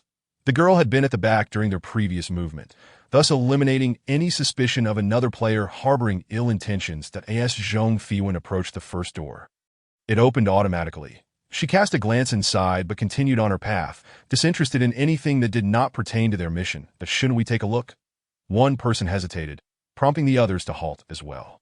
They had participated in numerous instances before, and typically, there was something significant within the rooms. However, they noticed that Zhang Fiwen had already reached the elevator. Standing before the elevator, she noted that the buttons did not illuminate. Frowning, she glanced around, only to find no staircase in sight. It seemed they needed to discover something to unlock the elevator doors. Recalling the door that had opened automatically, she realized they might need to investigate further. As she turned, she saw that the others had begun to enter the room. Upon reaching the entrance, she felt a chilling breeze wash over her. The interior was spacious, with beds draped in white sheets scattered throughout. Just as she stepped inside, the door closed behind her. Instinctively, she grasped the doorknob, feeling an unsettling cold radiating from it. She pulled at the door, but it would not budge, prompting the occupants within to regard her with caution. Zhang Fiwen surveyed the room's arrangement and thought, "This is bad." It's a morgue that a young man, clearly frightened, hid behind another individual. "Zhengyu, don't pull my pants," the cautious man said, glancing nervously around. The man named Zhengyu stammered. I didn't touch you." Zhang Fiwen immediately turned to look behind them, only to find the space empty, even the beds behind them devoid of occupants. "Barrage. Oh no. Don't go in, Barrage. No wonder they don't let players see the barrage. This room is filled with ghosts they can't perceive." Zhang Fiwen's thoughts aligned with the sentiments expressed in the barrage. She was convinced they had stepped into a den of spirits. She produced a bright talisman, contemplating whether to use it on herself. Although she harbored no fear of ghosts, she would prefer not to confront a multitude of them. After deliberating for some time, she ultimately decided to apply in that instant. A plethora of faces materialized before her eyes, the room now densely populated by spirits. Their pallid visages all turned to gaze at them simultaneously, some curiously reaching out to touch the hair of the living. She distinctly heard one voice exclaim, "I feel a chill on my neck." For the time being, these spirits bore no ill will. Some were merely inquisitive about the newcomers. Right beside her stood a ghost blocking the exit. Zhang Fiwen raised an eyebrow and inquired, "Why won't you let us leave?" The moment her words escaped her lips, both players and spirits alike fell silent. The ghost at the door appeared astonished, asking, "You can see me?" Zhang Fiwen brandished a talisman, causing the ghost to instinctively recoil. She then tucked it away, remarking, "So you can see this." The others, upon witnessing this, cautiously approached her along the way. Zhengyu accidentally stepped on a ghost's foot, which feigned great pain. Zhang Fiwen. "Now even ghosts can act." The female ghost observed them and said to Zhang Fiwen, "There are ghosts outside. You cannot leave." She maintained a serious demeanor. "Barrage. You're a ghost too, Barrage. Ghosts fear ghosts?" Zhang Fiwen detected a peculiar inconsistency in her words. "Ghosts? Then what are you?" We are definitely human. It seems you cannot see us, the female ghost replied incredulously. However, it is splendid that you can see us. Usually, those who come here cannot. Her tone carried a hint of regret. What happens to all the things they cannot hear? Zhong Fiwen asked the female ghost earnestly. They wish to leave. What can I do? The ghost expressed remorse. I can only let them go. It appeared that the spirits within were unaware of their own demise. They instinctively feared the talismans but did not believe they were dead. The female ghost was convinced she belonged in this place, while the players were merely lost newcomers. Zhong Fiwen turned to see the ghost lingering behind the 4 other players. They regarded the newcomers with a dazed curiosity, nodding in agreement as the female ghost spoke. That in light of this, Zhong Fiwen smiled sweetly and said, Then we shall rest here tonight. Thank you for your hospitality. The female ghost shyly smiled back, replying, It's no trouble at all. This moment. Zheng Yu, observing Zhong Fiwen animatedly conversing with what appeared to be thin air, approached her and waved his hand. What is wrong with you? He happened to be standing in the very spot where the ghost was positioned. The ghost grasped the doorknob, wishing to leave but fearing that others might inadvertently escape while her attention was diverted. She did not want anyone else to move in. Chapter 46. Escape from the hospital. 2. Zhong Fiwen noticed the ghost's pleading gaze, yet she remained oblivious to the ghost's thoughts. I am speaking with a friend you cannot see. Her gaze shifted to the man in front of her, but you are currently standing on her. Upon hearing this, Zheng Yu instinctively jumped back, exclaiming, Zheng Yin, save me. The girl, startled, screamed, I feel a hand gripping mine. Zhong Fiwen turned to see a child curiously holding the girl's hand. She reassured her, It's all right. A little one is just holding your hand. The ghost chimed in, Shaoan likes her very much.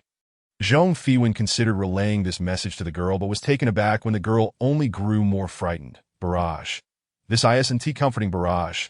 Is this intentional? Bullet comments. No, Sister Zhong definitely did not mean it. She merely believed that this would provide comfort.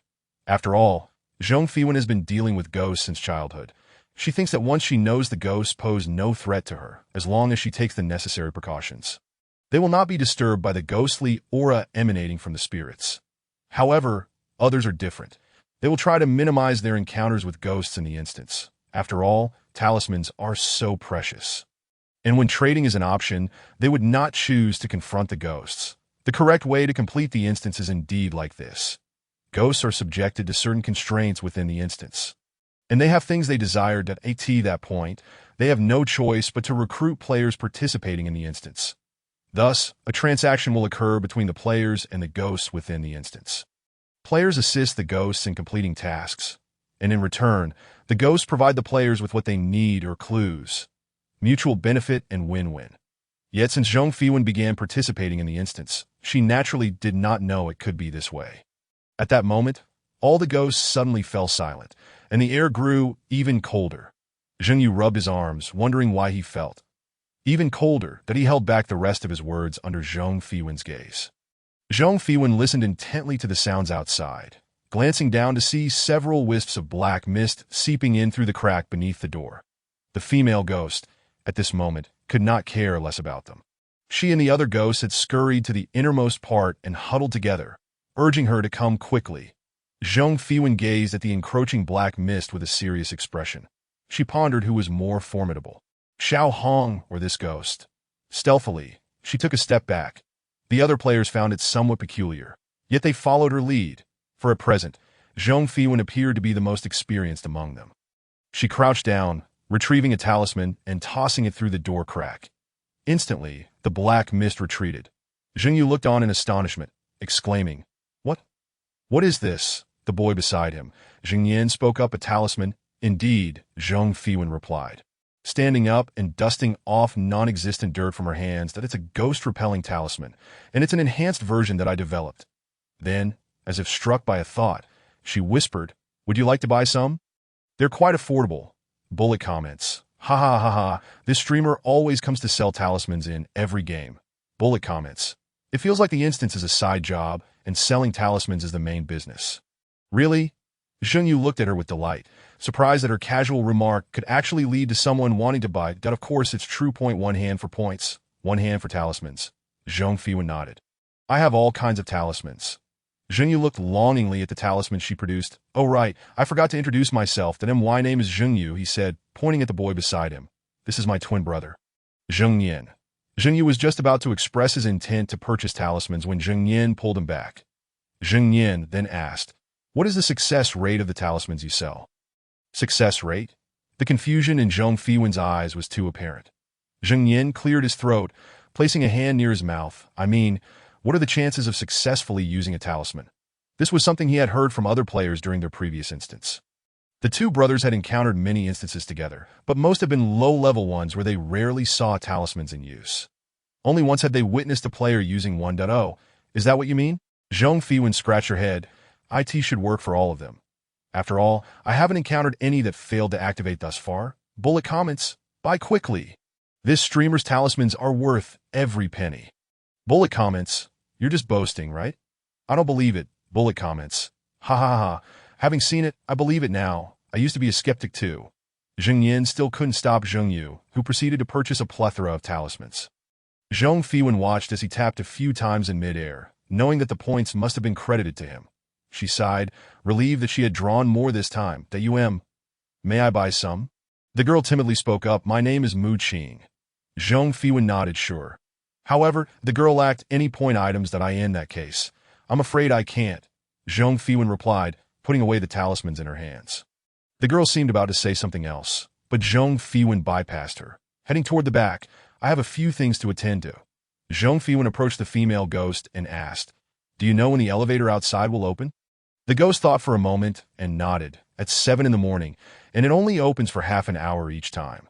Just as Zhong Fiwen was about to thank her, she noticed the ghost looking troubled. "But why does everyone want to go into the elevator?" Zhong Fiwen raised an eyebrow. "Oh, has anyone else gone into the elevator before?" "Yes," the ghost nodded, although some returned after going in at night.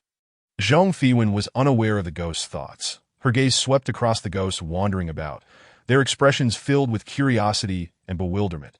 She informed them of the elevator's opening time at 7 o'clock the next morning, and then sought out a bed.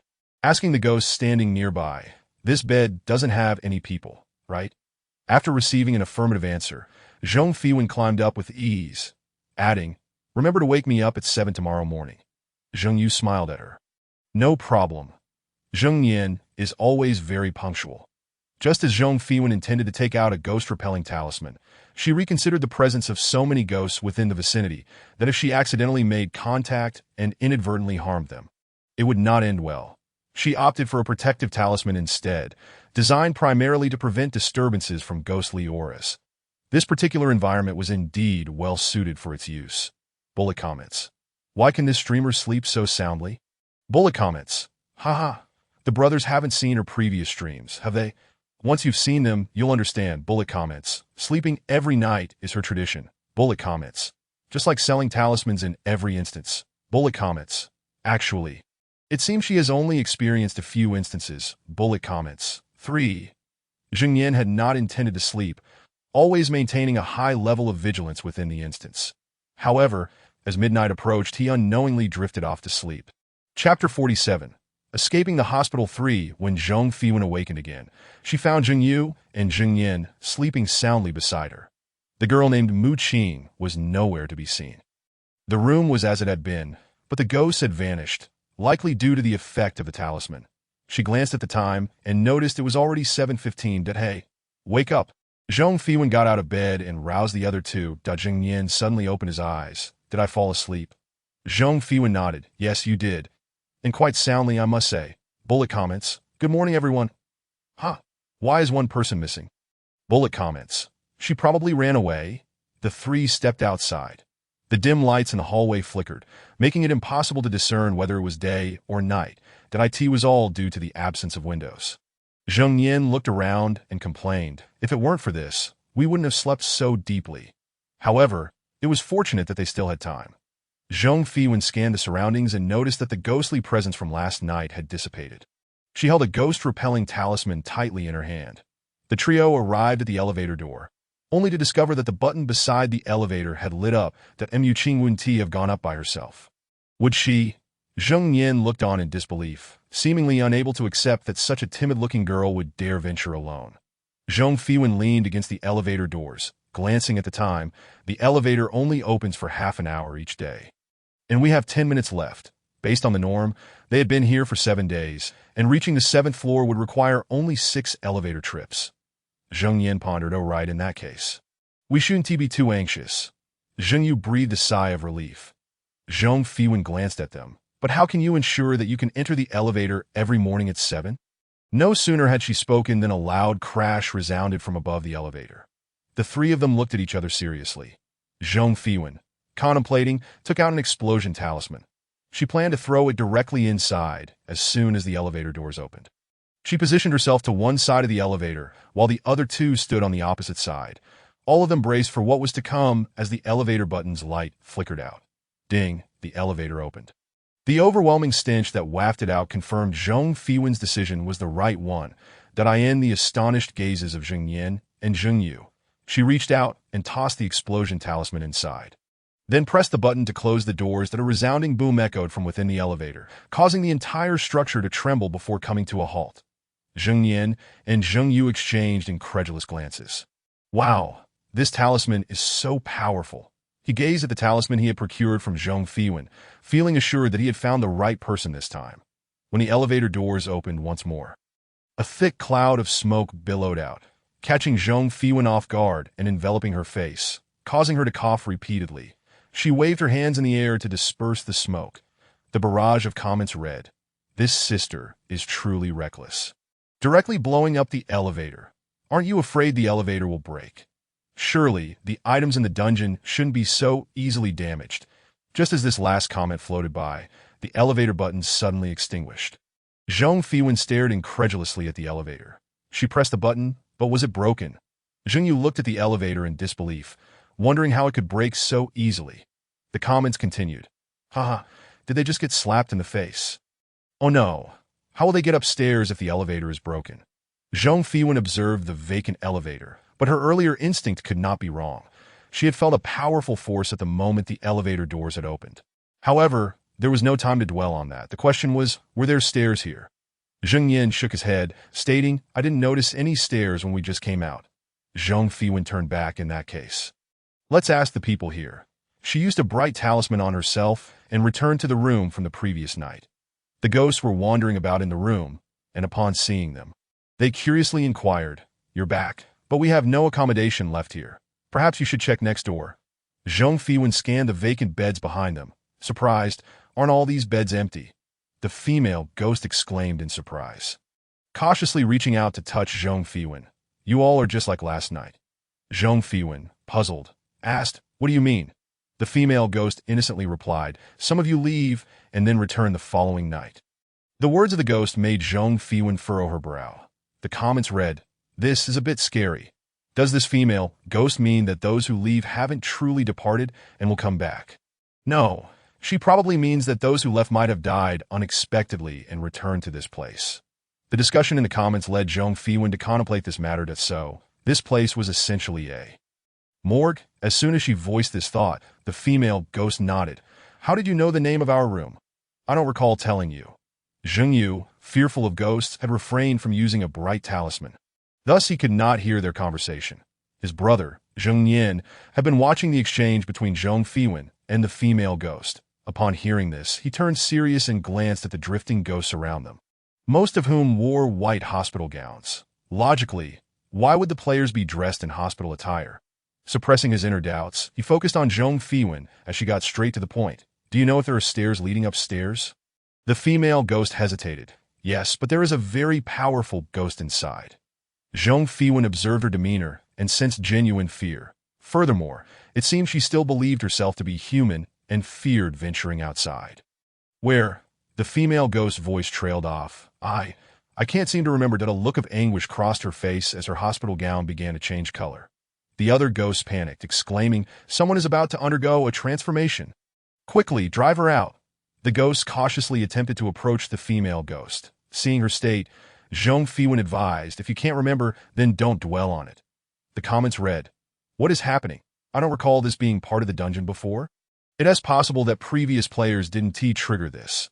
The female ghost's emotions fluctuated along with the color of her attire, ultimately settling on the white hospital gown. She then shyly scratched her head.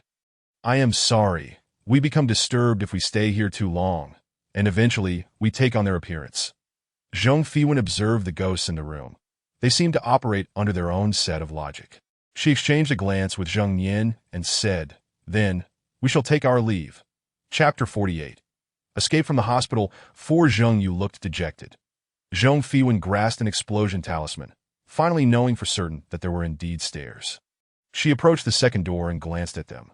Zheng Yin understood her intention. Since there were no stairs beside the elevator, they likely existed within a certain room. Exactly, Zhong Fiwen nodded. It's very likely that the stairs are next to the malevolent ghost they spoke of. Furthermore, based on what the female ghost had just said, there might not just be one malevolent spirit lurking. Zhong Fiwen swiftly opened the second room, discovering it was identical to the first. The bright talisman still worked. She could see the ghosts inside, trembling in fear, huddled together. After surveying the room's layout, she smiled apologetically at the ghosts. "Pardon me," before turning to leave and kindly shutting the door behind her. The subsequent rooms mirrored this experience until the final one, where the three stood ready. Zhong Fiwen frowned. "Something's not right." "What is it?" Zheng Yin asked, puzzled. She put away the talisman in her hand and turned the doorknob. There was no one inside these rooms. Sure enough, to Zheng Yu's horror, the open room was completely empty. He stared at Zhong Fiwen in astonishment. "How did you know?" Zhong Fiwen stepped inside, finding this room also filled with numerous ghosts. Upon their arrival, the ghosts looked on in confusion, with some curiously approaching them. Even Zheng Yin, typically composed, felt a chill run down his spine. Previously, they had only glanced at each room, without thoroughly entering apart from the first. Zheng Yu, having been too frightened to use a bright talisman, had inadvertently become the most anxious among them. Zhong Fiwen regarded the ghosts, then turned to Zheng Yin. "I think we've misunderstood." Zheng Yin quickly grasped the implication. "Did that female ghost deceive us?" Zhong Fiwen ignored the ghost before her. Walking around the room, that it was indeed quite spacious, with stark white walls and a multitude of beds in the center. She then looked at Zheng Yin. "No, what the female ghost said was true." As she walked outside, she explained. However, what she described is limited to her own understanding. Zheng Yin grasped the meaning. In other words, her perception might not accurately reflect reality. Zhong Fiwen nodded as they stepped into the corridor. The comments read, "Wait, it seems we're not experiencing the same dungeon. I don't quite understand either." It's simple. The female ghost's words led them to subconsciously believe malevolent spirits existed in these rooms. Yet in reality, they found none. All the ghosts wore white hospital gowns, and upon their entrance, the ghosts' first reaction was fear. They dreaded encountering the legendary malevolent spirits. However, in this corridor, no such spirits were present. Could there be a time gap where the malevolent spirits only appear at specific times each day? Zheng Yin pondered thoughtfully as he gazed down the dim corridor. Zhong Fiwen rubbed the talisman in her hand, contemplating whether the ghosts in these rooms might transform into malevolent spirits at certain times. Just like the previous female ghost, that if that were the case, wouldn't they be in grave danger? They had no way of knowing when the seemingly harmless ghosts would fully transform into malevolent entities. Moreover, when they mentioned the stairs, the female ghost had already begun to undergo a transformation. Zhong Fiwen looked sternly at the elevator, contemplating the most likely locations for the stairs. The comments read, "I think I'm starting to understand. I still don't quite get it. Whether you understand or not, let us show our support for the streamer. Support the streamer. Allow me to explain. Their intention seems to be that regardless of whether the spirits appear out of thin air or if the room's ghosts transform, the threat likely appears at fixed intervals." Comments continued to flow. "What does that have to do with the stairs?" "Right." Zhong Fiwen turned and began walking toward the entrance they had arrived through. Initially, when they had entered, they stood opposite the elevator, with a wall behind them. They had inspected every room, but overlooked this wall. She reached out to examine the darkened surface, turning to the two and instructing, "Step back." She then affixed several explosion talismans to the wall before retreating into the first room. "Hey, why did you come back?" The female ghost looked at their return, her words cut short by a resounding boom from outside the door. The entire building shook, dust cascading from the ceiling. Cough, cough, cough. Zheng Yu covered his nose. "How many did you use?" It feels as though the building is on the verge of collapse, the spirits within the room trembling in fear at the sound. The power emanating from this talisman inherently suppresses these apparitions. Even if they are unaware of its nature, they instinctively harbor dread. The smoke from the explosion of the talisman wafts in through the crack of the door. Zhong Fiwen covers her mouth, realizing that she must acquire a mask for her next venture. The smoke from this explosive talisman is overwhelming. As she opens the door, a thick cloud of smoke billows into the corridor. Zheng Yu shields his eyes. The smoke stings. Zheng Yin silently retrieves several gas masks, asking if they need them. The comments flood in. Wow, they have this too? Did they foresee this? Perhaps it is the conspicuous glances exchanged between his younger brother and Zhong Fiwen that make him feel somewhat embarrassed, prompting him to clear his throat. During our last mission, I encountered a great fire. I bought several gas masks upon returning, just in case. He never expected to employ them in this instance. Zhong Fiwen wipes her face and expresses her gratitude. She takes a mask and dons it before stepping outside. This moment, the spirits from other rooms cautiously peek out, densely clustering at the doorway. Zhong Fiwen strives to ignore their presence, turning her gaze towards the wall. As anticipated, there lies a staircase behind it.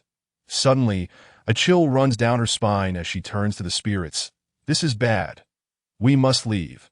She is the first to dash up the stairs, while the female ghost who just emerged watches them curiously. Yet in that instant, her eyes go vacant towards the staircase. Soon, the other spirits emerge, their gaze fixated on the staircase. Zheng Yu glances back as he ascends, exclaiming in horror, "Oh my!" He sees a multitude of people in tattered clothing approaching, their eyes devoid of life. Each murmuring, stares. They move forward in unison. Zhong Fiwen maintains a serious demeanor, stepping aside to let them pass, urging, "You go first at this pace. They will never reach the upper levels." Zheng Yin casts a solemn look her way before sprinting upwards. Chapter 49. Escape from the hospital 5. Zheng Yu wishes to say something, but is pulled away by Zheng Yin. Trust her. Their abilities are insufficient to confront these spirits, and her insistence for them to go first indicates she must have a plan. After spending the day together, Zheng Yin has come to understand that she is not one to act recklessly out of kindness. Zhong Fiwen observes the nearly mindless spirits before her, narrowing her eyes as she retrieves the broken peachwood sword. The spirits instinctively flinch, yet inexplicably continue to advance. Can this be resolved? She taps the handrail of the staircase with the sword, which seems displeased by her doubt in its abilities, shaking in response. She notices a spirit nearing her, now only a step away. In a swift motion, she throws the wooden sword, declaring, "Let us see what you can do." Then she races up the stairs. The spirits, sensing her departure, quicken their pace. However, the thrown wooden sword emits a wisp of red light, ensnaring the spirit attempting to ascend the stairs. The comments flood in. What is that? Incredible. I want to see them fight. Too bad this stream only allows us to view from the host's perspective. The wooden sword stirs as a red silhouette emerges, laughing. Ha ha ha ha ha. I am free. Her voice reverberates throughout the corridor, casting a disdainful glance at the surrounding spirits. They truly underestimate her. This staircase has 3 levels. Zhong Fiwen reaches the doorway to the 3rd level. She hears Xiao Hong's voice. With a hint of exasperation, she glances back and knocks on the door, hearing sounds of struggle accompanied by Zhang Yu's labored breaths. There's a monster here. Be careful when you enter. Understood. Zhong Fiwen, holding the explosive talisman, contemplates switching to a lightning talisman. The smoke from the explosive one is too suffocating. Upon opening the door, she is confronted by a colossal monster wielding a gigantic axe, pursuing Zhang Yu. Isn't this supposed to be a supernatural stream? Why is there such a bizarre creature? Comments flood in. Ha ha ha. Is this new host a rookie? This is hilarious. Who would have thought supernatural streams encompass such strange entities? Zhong Jie's thought process is truly unique. Seeing that Zheng Yu is out of breath, she calls out, "Hey, I'm over here."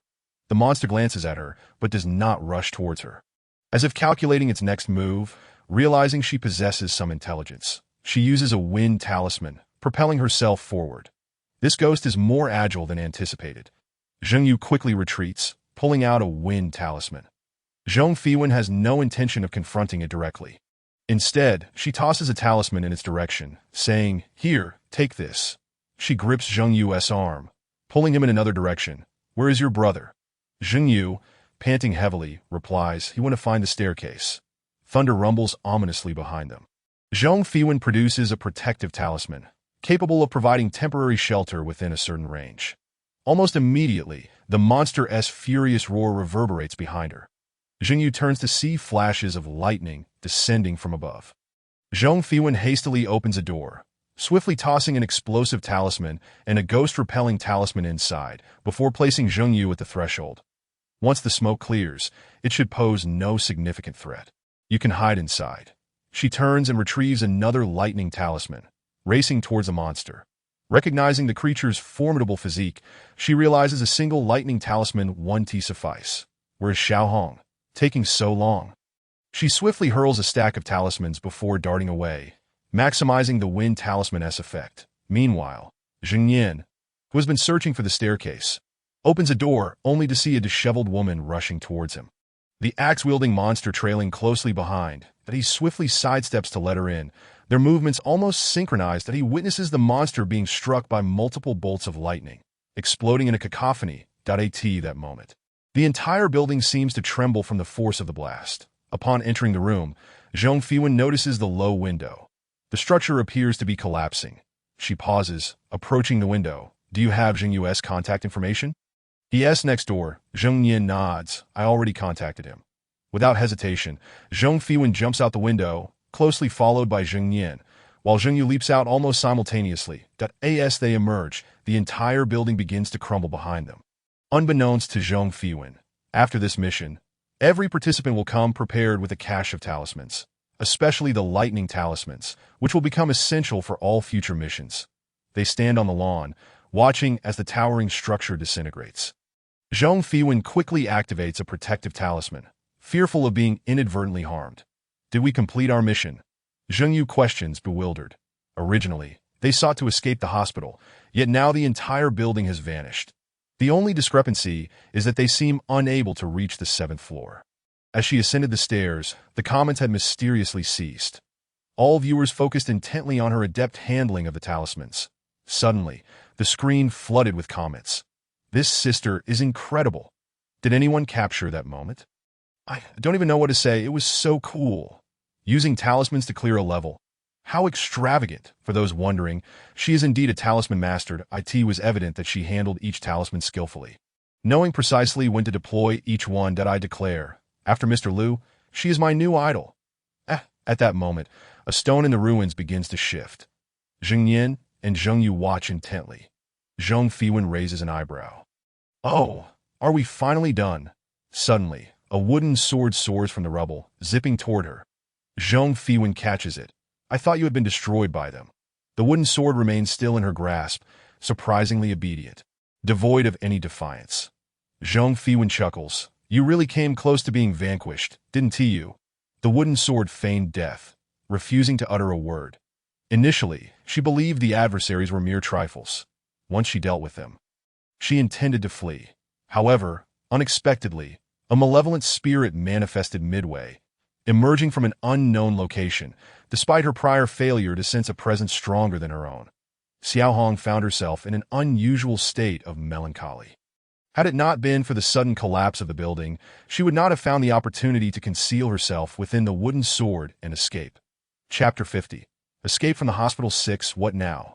Zheng Yu gazed upon the heap of rubble before him, soon noticing several spots beneath it stirring with movement. The group cautiously stepped back and witnessed a woman crawling out from the debris. Crying for help. It was Mu Qing, the one who had vanished earlier. Zhong Fiwen cast a sidelong glance at her and chuckled softly. Why would you help? You're not a kind-hearted person, so why rescue someone attempting to leave clandestinely? If the elevator was usable only once, or if there were no stairs, they would have to wait until the next day, and the dangers only increased as the narrative progressed. She had merely reserved the chance of survival for herself. Yet it seemed she had underestimated the prowess of this particular boss, that a hint of embarrassment flickered across Mu Qing's face. But she quickly regained her composure, stating, I did not intend to bullet comments. I would have forgotten about her had she not appeared. Such good tea, her little schemes are well known. Other areas of rubble were also stirring, that Mu Qing, disregarding everything else, scrambled out of the debris. Zheng Yu could no longer bear to watch and reached out to assist her. Offering no further acknowledgement, suddenly, a man's hand emerged from one of the rubble piles. Bullet comments. It's absurd. How can this building not crush a single person?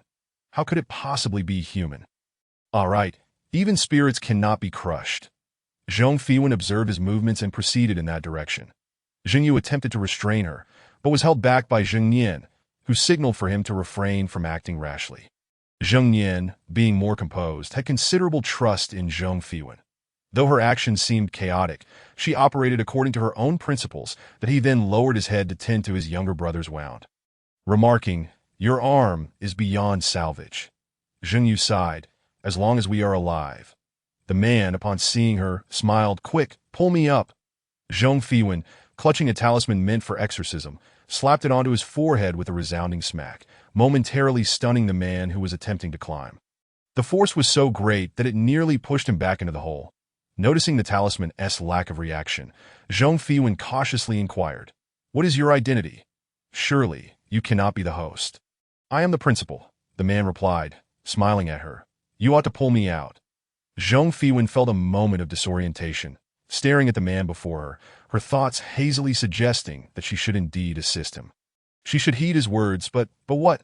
It seemed she had forgotten something. The man extended his hand toward her. Instinctively, she reached out, and at the moment their hands clasped, a thunderous crash echoed from above. Zhong Fiwen instantly became alert that a mental attack. Its effect felt akin to her control talismans, capable of manipulating one's thoughts. She gazed at the man, now charred from the explosion, thankful that she had used a protective talisman earlier. Not fully reassured, she retrieved a stack of explosive talismans and arranged them around him, hoping he would not entertain any other thoughts. Turning around, she noticed the others staring at her in a daze. "What is it?" Zheng Yu asked, bewildered by how he had ended up over there. Zhong Fiwen pointed at the man playing dead in the pit. He asked the culprit. Zheng Nian regarded him seriously. "I've heard of some bosses specializing in mental attacks." She then tapped one of the stones, addressing her surroundings. "Who else wishes to emerge?" Instantly, all the stirring stones ceased their movement. Bullet comments. "Haha, Sister Zhong single-handedly halted the entire boss's operations. Why has the host still not appeared? Could it be that the host was trapped beneath the rubble? Surely not. The host cannot be that weak. Do you misunderstand the host? Have you ever seen any host take the initiative? Aside from Mr. Liu, this suggests that the hosts are not as formidable as one might think. What if Liu is the weakest among them? Mr. Liu's strength is already quite terrifying. Thank you very much." Zhong Fiwen, too, pondered the matter of the host. She found a piece of debris to sit upon, contemplating how to contact the task issuer. "How are we supposed to proceed now?" Zheng Yu joined her. "Indeed, if we still have 7 days, where will we reside?" He surveyed the surroundings, noting that only this building had collapsed, while the others remained intact, that we could move to another building. He looked eagerly at the group, only to fall silent under Zheng Nian's stern gaze. "You have no idea what dangers may lurk in other areas." Zheng Nian's tone was grave. Zhong Fiwen raised her hand, "And we also do not know if the other buildings contain new tasks." Their current mission had not provided any hints, and even the host was absent. Zhong Fiwen finally rubbed her stomach, feeling a pang of hunger. She always forgot to bring food upon entering a dungeon. Zheng Yu produced a piece of compressed biscuit. "Want some?" "Yes." Though she was not particularly fond of such fare, she could not afford to be picky at this moment. "That be by the way," Zheng Yu said. Biting into the biscuit, "Do you think the host might?" He pointed below. Zhong Fiwen was unfazed. "That is inadequacy. The monsters have emerged, yet he is not at that moment." Lu Xing received an urgent call. He frowned. "Hello?" A voice on the other end relayed. "A task within the dungeon has undergone changes, and you are required to preside over it." Lu Xing replied, "Are you out of options? I've already been reassigned to the back. Why do you still seek me? You know how difficult it is to select a host. You are the strongest among them." The person on the other end sounded somewhat helpless. Sending anyone else would be tantamount to a death sentence. Currently, the connection between the entire live system and the dungeon had been severed, and the host could not be contacted. Grinding his teeth, Lu Xing finally managed to smile. "All right, just remember to settle my overtime pay." He never anticipated that upon arriving at the dungeon again, he would find Zhong Fiwen sitting there, munching on a biscuit that moment. Lu Xing couldn't help but wonder why she always seemed to be present whenever he had to step in. Bullet comments. R.Lu. Why does Sister Zhong always appear alongside Mr. Liu? Keep your eyes peeled. We may see R.Lu again in the future. Zhong Fiwen was equally surprised. Long time no see. They had only met shortly before. Greetings, players. I am the host. Lu Xing. He did not respond to her words, but turned to address the other players. A smile graced his face. Yet Zhong Fiwen discerned a hint of reluctance within it. He then continued, due to unforeseen circumstances, this task has undergone changes. Before he could elaborate, Zhong Fiwen interjected, Mr. Liu, I recall that we were previously instructed to reach the 7th floor. That Liu Xing nodded, affirming her statement. Upon receiving his confirmation, Zhong Fiwen continued, this dungeon is also known as Escape from the Hospital. Our ultimate goal is to leave the hospital, correct? Seeing that she had deduced the task's conclusion, he did not deny it. Yes, then, we have already escaped. Zhong Fiwen gestured, albeit by a different means. Chapter 51. Escape from the Hospital 7. She had always believed that the voice in her mind merely provided certain task hints, with the ultimate goal being to progress step by step according to its guidance. However, this time, the dungeon had explicitly marked the final objective of the task. That Liu Xing nodded, acknowledging her reasoning. Your mission to escape the hospital is complete. Just as everyone breathed a sigh of relief, he continued, however, the place where you currently reside has vanished, and you now need to find a safe location to endure the remaining 6 days. I wish you success. Zhong Fiwen. Bullet comments. Haha, finally witnessing this host's downfall. I thought the task was over, but it turns out it's just begun. Find a new place to stay, with so many buildings. Which one will they choose? I see no building inside that appears safe. Zhong Fiwen stared at the hospital entrance, acutely aware that she could not venture outside just yet. The exterior of the hospital felt even more perilous than within. Turning to glance at the other buildings, she concluded, let us go. The nights here should be even less secure. Before departing, she resolutely retrieved the talisman's position beside the principal, refusing to waste a single one. It was imperative to use the talismans wisely. Once the group had left, Lu Xing's expression darkened. Come out. Then, a figure emerged laboriously from the ruins that he cautiously addressed. Mr. Liu. Without even glancing at him, Lu Xing continued. If you do not wish to come out, then remain forever hidden. Subsequently, movement was observed elsewhere. He let out a soft scoff, gazing at those emerging, and coldly remarked, find yourselves another building. That it was then that the dean swiftly darted towards another building, followed closely by a monstrous being wielding a gigantic axe. He had no intention of intervening in the current affairs. The mess was to be dealt with by their boss within the instance. In a struggle for dominance, one tiger must inevitably fall. Jingyu looked at the building before him with some confusion. Is this safe? Zhong Fiwen pointed at the large characters reading mental hospital above. What do you think? Bullet comments. This clearly isn't very normal. Bullet comments. I doubt any hospital is particularly safe. No, wait, Jingyu said, perplexed. Logically, a hospital shouldn't consist of just one building. Does escaping from this hospital instance require us to exit through the main door? Before seeing those words, I thought we needed to leave. Zhong Fiwen pondered. I was thinking we couldn't leave through that door within 7 days because it was too perilous outside. Perhaps after 7 days. We could. However, these words imply that a single building is the entirety of the hospital. That's quite strange. Zhengyu scratched his head and then noticed Zhong Fiwen walking away. Hey, aren't you going in? Zheng Yin, unable to watch any longer, remarked, Are you foolish? Entering a mental hospital within the instance. Bullet comments. His brother finally articulated what I wanted to say. Bullet comments. I was just thinking, wouldn't Zhong Jie really go in? Bullet comments. I also think she intends to enter. Zhong Fiwen looked at the rehabilitation hospital before her, raised an eyebrow, and declared, This will do. She then turned to the others, You may do as you please, and proceeded inside. Zheng Yin and Zheng Yu naturally followed her, while Mu Qing glanced at them before turning away. Zheng Yu looked back at her retreating figure, tugged by Zheng Yin. What? Want to call her back? No. As they stepped inside, Zhong Fiwen immediately felt a chilling aura. The ghost-repelling talisman in her hand swiftly dissipated. Zheng Yu couldn't help but rub his arms. Why is it so cold? She narrowed her eyes, clicked her tongue, and murmured, Did you hear that sound just now? It was as if she were talking to the air. That was the hospital collapsing ahead. She raised a stack of talismans. You wouldn't want to test it? Would you? The chilling atmosphere in the air suddenly paused and then dissipated. Zheng Yu, who had initially been hugging his arms, looked at her in amazement that it truly wasn't cold anymore. Just then, a mechanical voice echoed in their minds. As if it had suddenly come to life, albeit with a slight stutter.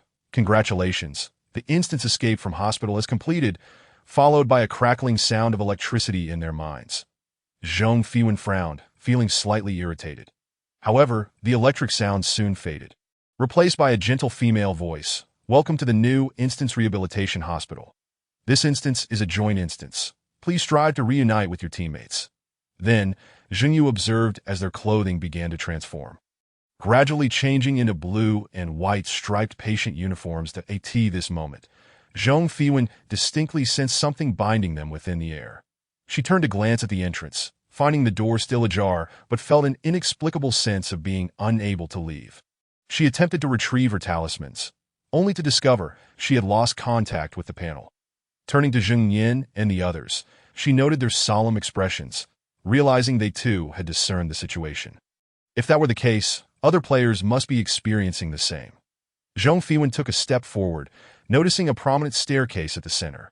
This instance was evidently different from the previous one. Bullet comments. Did we enter a second instance? Bullet comments. Does that mean players might be in close proximity to one another during instances? Zhong Fiwen found herself lost in thought. Something felt amiss. If one building constituted a hospital, then what was the purpose of the main door?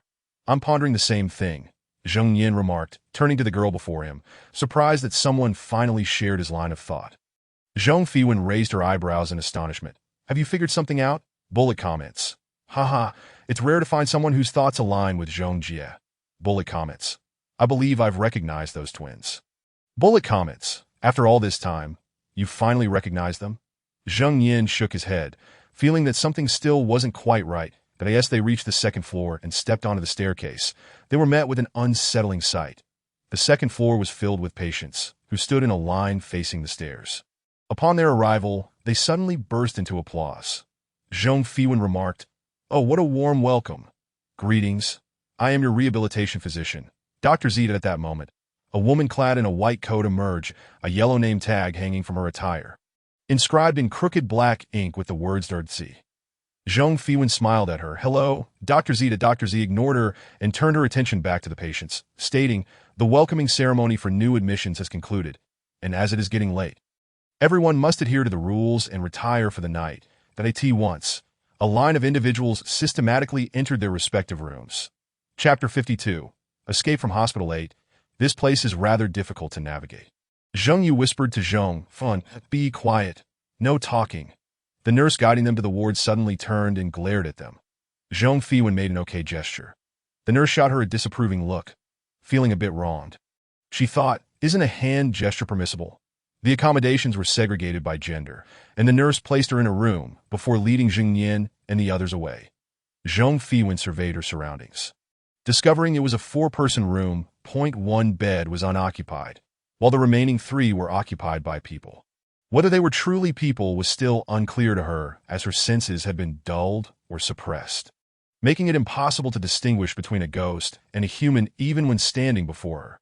This hospital was evidently far more formidable than the previous one, having established certain rules. Each bed had a nurse standing guard, intently watching over them. Bullet comments. How does this work? Bullet comments. Have they possibly stumbled into a high-level instance? Bullet comments. I've seen live streams of high-level instances. This resembles that closely, where certain rules emerge to govern players. Bullet comments. What was previously stated isn't entirely accurate. In high-level instances, players possess ample experience and capabilities, while monsters grow increasingly powerful, necessitating rules to prevent the instance from collapsing. Bullet comments. Thus, the rules in this instance constrain both parties. Zhong Fiwen's gaze swept over the nurses, noticing that they were all fixated on the people in the beds. Though it was said that certain aspects had been restrained, the nurses' gazes were almost glowing with desire as they observed the patients. "What are you looking at?" A chilling voice echoed from behind her. Due to her dulled senses, Zhong Fiwen only slowly registered the voice, innocently responding, "What? Sleeping?" The nurse's eyes remained fixed on her, but she sensed no fear emanating from the girl before her, who even smiled back at her. "All right, I'm going right away." Zhong Fiwen promptly climbed onto the bed and covered herself with the blanket. This instance wasn't so bad. At least she could go to bed on time at night. Bullet comments. I think Zhong Jie will enjoy this instance. Bullet comments. After all, she sleeps in every instance. Bullet comments. Zhong Jie is asleep now. I think I will sleep too, not wanting to gaze at a mass of pixels. It must be said that some viewers who had followed her from the first instance had indeed grasped certain aspects of her habits.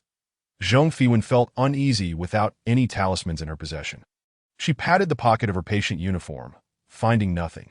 The system panel was also inaccessible. Yet before she knew it, she had drifted into slumber, her exhaustion from the previous hospital's exertions leading to a deep and peaceful sleep. Thus, the room was filled with the sounds of her gentle breathing. Nurses, patients, how infuriating! Zhong Fiwen felt utterly fatigued after her slumber, as if an unseen gaze were fixated upon her. Annoyed, she turned over, presenting her back to the nurse who had been watching her intently. The nurse opened her mouth, her long tongue drooping down as her eyes sparkled with an unsettling fascination for the woman in the bed. Just before the nurse could make her next move, her tongue was seized, yanked forcefully, causing her mouth to involuntarily close. With some difficulty, she covered her mouth and cautiously glanced at the other beds, relieved to discover that the other nurses were dozing off. She then cast a fierce glare at the woman lying in the bed, who was still grasping her tongue. Noticing the woman smacking her lips while keeping her eyes shut without waking, the nurse carefully attempted to free her tongue. However, just as she was about to touch it, the woman raised her hand, pulling her tongue once more, nearly causing the nurse to tumble onto her. The rule of silence during the night was one that applied throughout the entire hospital. Bracing herself against the edge of the bed, the nurse finally managed to extricate her tongue after considerable effort, only to realize it could not return. She noticed some nurses had witnessed this, aware that maintaining a presentable appearance was crucial in this hospital, as staff could not afford to appear disheveled. In a flurry, she managed to shove her tongue back into her mouth, only to see the woman on the bed wiping her hands on the sheets, seemingly disdainful. Bullet comments. Thank goodness I didn't fall asleep, or I would have missed this spectacular scene. Why stay up at night staring at a bunch of pixels? What are you all thinking? I just feel that according to the rules of the copy, it shouldn't be this quiet at night. Indeed, it is not very quiet that a few viewers in the comments began to converse, while Zhong Fiwen, in her slumber, seemed to have settled down more comfortably as the night wore on. When the bell rang, she leisurely opened her eyes, only to see the other 3 patients swiftly rising. Any delay would attract the nurse's urging glances, occasionally catching sight of them swallowing nervously, as if they were rushing to their doom. The nurse beside her seemed different from the previous night. She did not urge Zhong Fiwen, but merely stared at her with wide eyes that were rather attractive. However, there was a hint of grievance reflected within them, which puzzled Zhong Fiwen. Yet she soon dismissed it from her mind. Since this hospital had its own set of rules, she must adhere to them, especially in the absence of talismans or tools. Soon, the 4 patients and 4 nurses stood in 2 neat lines at the door. Zhong Fiwen curiously turned her head, but received a sharp glare from the nearby nurse. She smiled sheepishly, adhering to the age-old adage of not striking those who bear a smile. However, to the nurse, her actions seemed provocative, igniting a fierce determination within her to consume Zhong Fiwen should she breach any rules. Then a gentle voice echoed from the loudspeaker. Good morning, everyone. Today, we shall participate in a psychological therapy session. Please remember to line up properly. Following this, a whistle sounded, prompting the patients ahead to move out voluntarily. Zhong Fiwen was the last to follow, as the other wards filed out in succession, forming a line toward the 3rd floor. During this time, she did not spot Zheng Yu and Zheng Nian, who were likely behind her. Bullet comments. I see Sister Zhong is adapting quite well. Is she not even a little afraid? She seems devoid of any sense of fear if she can breeze through the copy without talismans. I would watch her live stream for the rest of my life. Her talismans are also self-drawn. She relies on herself. Why should we discount her talismans? Chapter 53. Escape from the Hospital 9, they arrived at a spacious area on the 3rd floor, where they found Dr. Z from the previous night standing at the forefront.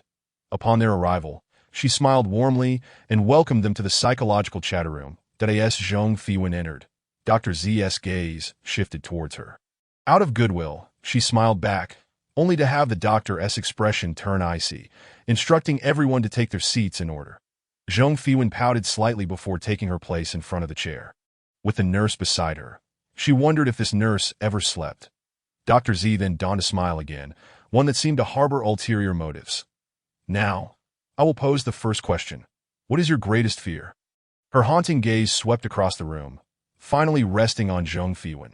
Speak it out loud, and you shall conquer your fear, paving the way for an early discharge. Understanding the implication, Zhang Fiwen raised her hand to indicate her willingness to respond. No one else spoke. Dr. Z scrutinized her. Since you were so eager, you may go first. Zhang Fiwen pointed to herself. Me? Yes. Dr. Z's patience waned. You have 10 seconds. What was wrong with this human? Did she not comprehend the gravity of the situation? After struggling through countless battles against otherworldly entities to become a doctor, she felt confident in her abilities. Meanwhile, Zhang Fiwen sensed a chilling aura behind her. Realizing this was a rule. Speak of a fear within the allotted time. Most individuals, when first called upon, would struggle to respond in 10 seconds, thus breaking the rule. Alternatively, if one did voice their fear, would it manifest within this copy on the podium? Dr. Z began the countdown, and with each passing second, her expression gleamed with malicious delight, while the atmosphere around Zhang Fiwen grew colder. 3. 2. I have no money. Zhang Fiwen blurted out at the very last second. Dr. Z's smile vanished, replaced by a cold, accepted. Yet, Zhang Fiwen felt an unusual dampness around her neck. She reached up to feel something soft and slippery, which seemed intent on escaping. Grasping it firmly, she pulled forward, causing the nurse behind her to lean in, mouth agape, her tongue still out. The nurse's eyes widened in alarm as she instinctively recoiled to AT that moment. Dr. Z was preoccupied with questioning others and failed to notice the commotion. Zhang Fiwen, slightly disgusted, maintained her grip and tugged again. Are you scared? The nurse beside her nodded in response. Zhang Fiwen chuckled softly. If you obey me, I won't tell her. The nurse's eyes darted around, contemplating whether to acquiesce, but her limited intellect was consumed with thoughts of survival. Observing her hesitation, Zhang Fiwen whispered, She is about to turn around. She'll see you soon. The nurse became agitated, inadvertently kicking the stool behind her. Zhang Fiwen sighed. How clumsy. She quickly released her hold and sat upright, just as Dr. Z turned to scrutinize the scene. The nurse, upon Zhang Fiwen's release, returned to her seat. Dr. Z's suspicious gaze lingered on Zhang Fiwen for an extended moment. Everyone must adhere to the rules. Do not move. She cast a dubious glance at the nurse behind Zhang Fiwen and the others around them before proceeding to the next question. Let us hear your fear next. Ironically, her next question fell upon Zheng Yan, and the countdown began. 10. Zhang Fiwen pondered. Such inquiries should pose no challenge for prepared players. Zheng Yan had already formulated his answer. To leave the hospital. Dr. Z's expression darkened, yet she still declared, accepted. What was her purpose? From the moment they entered this copy, Zhang Fiwen sensed the constraints imposed by the rules on players. But what of the spirits? This doctor, who seemed eager to consume them, and the nurse as well, still adhered to the rules within this place that IT indicated they too were bound by these regulations. Only when a player breached the rules could the bosses here take action. The player's task was to find companions that if each day were meticulously measured, preventing players from communicating, it would inevitably lead to desperate measures. This was what the spirits awaited, as the first question drew to a close. Dr. Z announced the second question. This one is for quick responses. She smiled at them confidently. Those who answer correctly may leave early to pursue their desires. This indeed presents an opportunity, a chance for the players to discover others. However, she did not mention the consequences of answering incorrectly. Zhang Fiwen scrutinized the confident visage of the purple doctor above, clearly exuding certainty that they would be unable to respond. Bullet comments. Just by looking at her. One can tell this is not a question one can easily answer. Bullet comments. Typically, in dungeons, there aren't paths that are destined for failure. Bullet comments. Hence, it is referred to as a quick response. Bullet comments. Because it requires a quick response and only benefits were mentioned, never the drawbacks. This boss seems to play psychological games as well. Bullet comments. She is a psychologist. Isn't it reasonable for her to understand a bit about this? Bullet comments. A ghostly Dr. Boss? Are even ghosts starting to compete now? As she elongated her intonation for the second question, Zhang Fiwen sensed her lingering hesitation. Finally, under the attentive gaze of the patients and nurses below, and amidst Zhang Fiwen's slight impatience, the purple doctor slowly spoke. What is the surname of my elder sister? The moment the words left her lips, Zhang Fiwen noticed hands immediately raised both in front of and behind her. while the bullet comments erupted into a cacophony of discussion. Bullet comments. How difficult can this question be? What is the surname of the elder sister? Bullet comments. Her surname is Purple. Surely her elder sister must also be surnamed Purple. Bullet comments. Not necessarily. What if she takes her mother's surname? Bullet comments. It's also possible she has the same mother but a different father, taking the father's surname. Bullet comments. By the way, how do ghosts have children? Bullet comments. Why not ask her? Bullet comments. It's a pity players can't send bullet comments. Otherwise, I would willingly offer all my possessions to let them inquire. Bullet comments. What kind of bullet comments are these? Are you all here to be funny? Bullet comments. This is a horror dungeon. Bullet comments.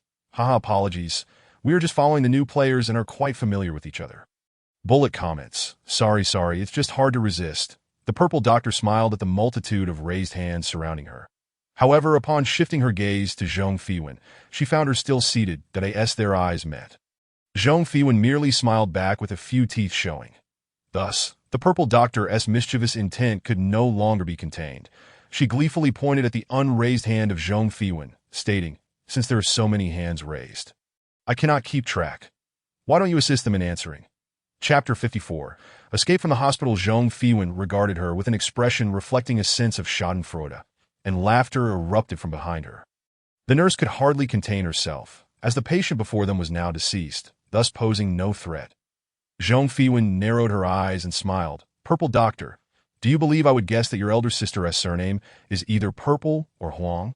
At this, the purple doctor's smile faltered momentarily, but quickly returned. And if so, what of it? Can you truly guess? Zhong Fiwen sat upright, her words casting a shadow over the purple doctor's demeanor. Thank you, doctor. It was merely a supposition, but now you have confirmed that your elder sister does not indeed share that surname. The purple doctor's countenance darkened completely. Speak quickly. Bullet comments. Wow, this host is clever. Bullet comments. But what use is it to know she doesn't have those two surnames? Bullet comments. You underestimate Zhong Jie. I believe she can deduce it. Bullet comments. Confidence is admirable. But don't let it lead to overconfidence. Observing the purple doctor's complete loss of composure, Zhong Fiwen realized that no further information could be extracted. She voiced the assumption that had lingered in her mind. Hong. The purple doctor's expression soured further. Disbelief clouded her features. How did you know? Zhong Fiwen stood and began to exit. Doctor, I have answered your question. Perhaps you can pose it again next time. She strolled leisurely down the third floor under the purple doctor's dark, almost murderous gaze. The bullet comments were filled with exclamations of disbelief. Bullet comments. This is too impressive. Bullet comments. Red, orange, yellow, green, blue, indigo, violet. Who could have guessed? Bullet comments. Even if one did guess, would they dare to say it? Bullet comments. Indeed, after all, one only has one life. Bullet comments. Yet, why were there so many hands raised earlier? Bullet comments. Perhaps they fear nothing. Bullet comments. Wait, could they all be ghosts? Only ghosts would be unafraid of death. The moment Zhong Fiwen spoke, Zheng Yin realized something, that he had been pondering the fact that since the purple doctor posed the question, it must have been a clue that had appeared previously. Thus, she likely held the clue within her. He recalled seeing her nameplate during their first meeting yesterday, which was yellow with black lettering. Today, upon their second encounter, her nameplate had transformed to purple with purple lettering. Therefore, he had been overthinking the matter. What had seemed to be a difficult question was, in fact, quite simple. It was he who had complicated it. Where to go next? Zhong Fiwen stood on the stairs, glancing upward. Typically, the more significant elements would be located on the upper floors. The previous dungeon had required them to ascend to the 7th floor. However, she turned and began to descend, realizing the truth. If the more critical items were indeed upstairs, formidable monsters would surely be waiting there. Just like the enormous axe monster upstairs had proven to be far more powerful than those below. Though rules constrained them, who could say if her ascent to the 3rd floor would be deemed a violation? The purple doctor's instructions were too vague. Leaving the premises to pursue her own agenda was permissible according to the purple doctor. She could do as she pleased, and the purple doctor would not intervene. But what about the upper floors? Perhaps they would not allow such liberties. Moreover, she currently lacked any talismans. She was not foolish enough to walk into danger.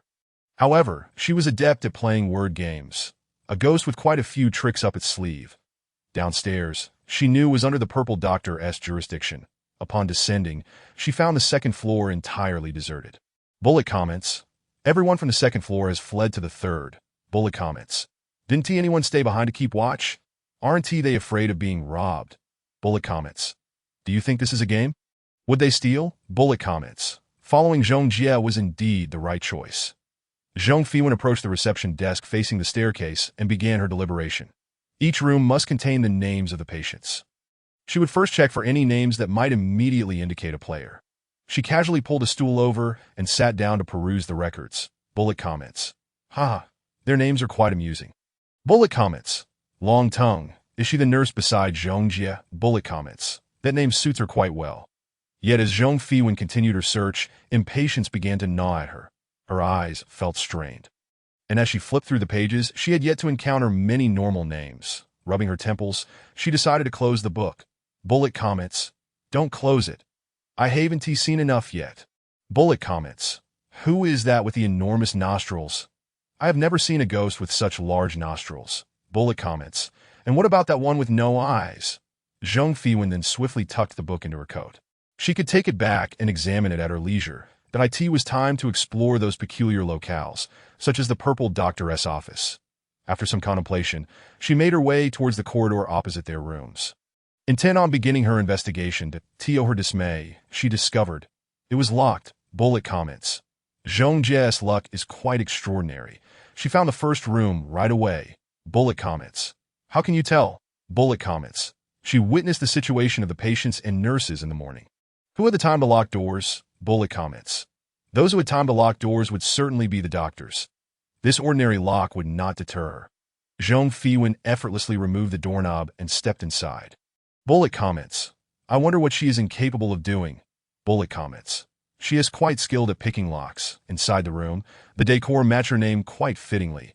It was awash in shades of purple, emanating a cozy warmth. She approached the bedside, rifling through the area before moving to the desk. This shouldn't be the case.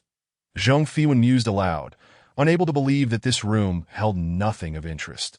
Ultimately, she discovered a small notebook beneath the bed. She pressed her lips together. It was cleverly hidden. Then she turned her head and was struck by the sight of the room in utter disarray. With a hint of guilt, she stuck out her tongue, but time was running short. Clutching her notebook, she glanced at the crooked clock hanging on the wall.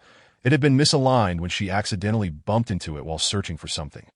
The clock was swaying precariously, and she noticed it was nearly 5 o'clock. She recalled arriving at this place around the same time yesterday afternoon, and 5 o'clock was the designated time for gathering back on the second floor. There was no time to lose. Swiftly, she adjusted the doorknob back to its original position and hurried toward her hospital room. Bullet comments. I can already imagine the wrath of that boss upon returning. Bullet comments. This boss clearly knows how to live. Bullet comments.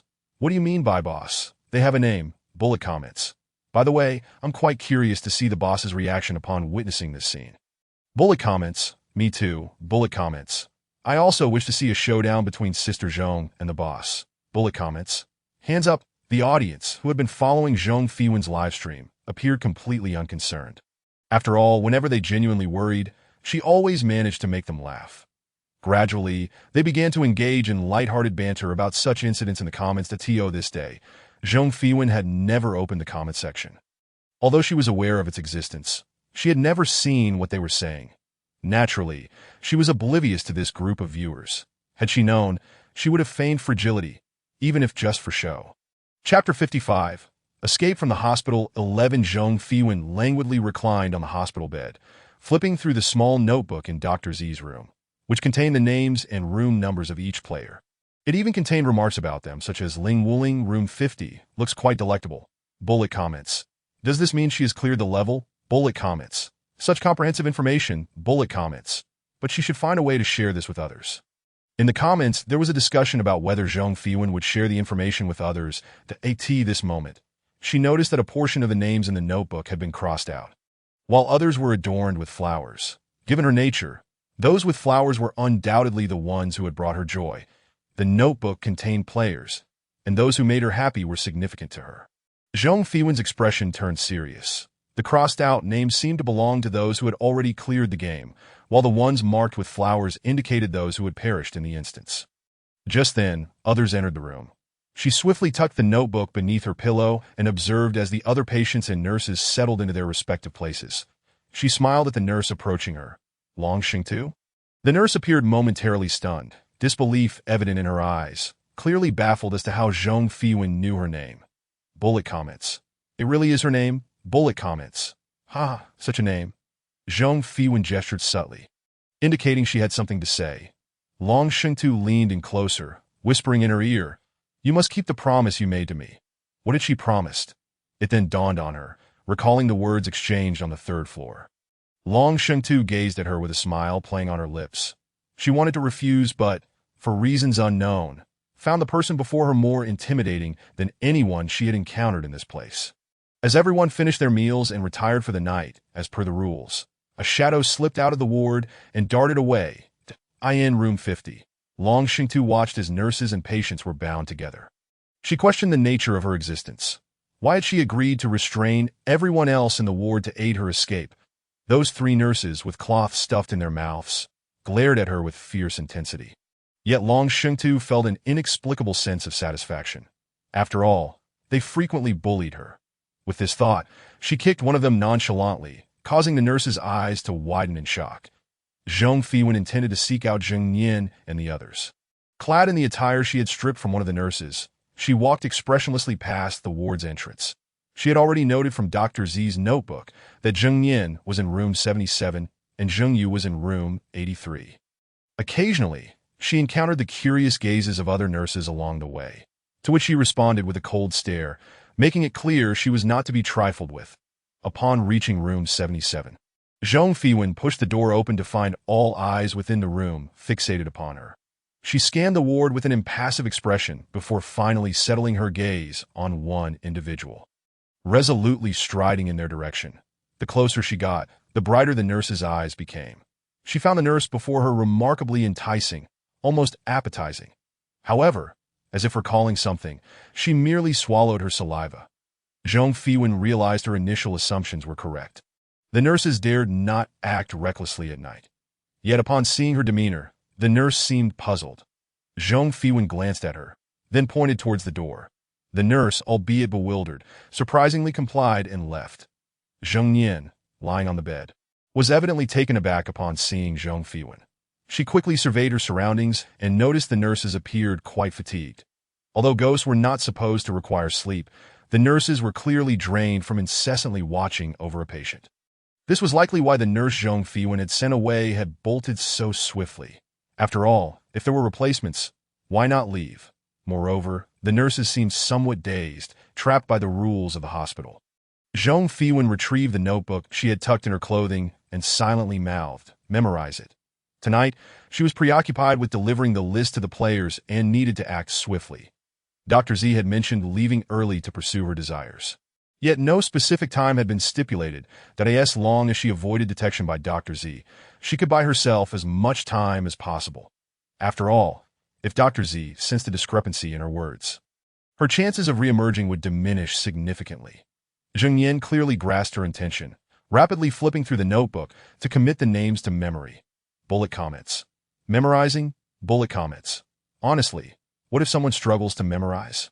Bullet comments. That's their problem. After all, one must choose between life and remembering names. Zheng Yin soon returned the notebook to her. Zhong Fiwen's gaze swept across the room before she quickly turned to leave. Meanwhile, on the second floor, Dr. Z was in a frenzied state, exclaiming, "Ling Wuling!" Her room was in disarray. Even her food record notebook had been misplaced. She never anticipated that the other party could be so audacious. Clenching her teeth, she suppressed the immediate urge to devour Zhong Fiwen. Soon it would all be over. Tonight, they would all perish. While searching for Zheng Yu's room, Zhong Fiwen encountered an unexpected sight.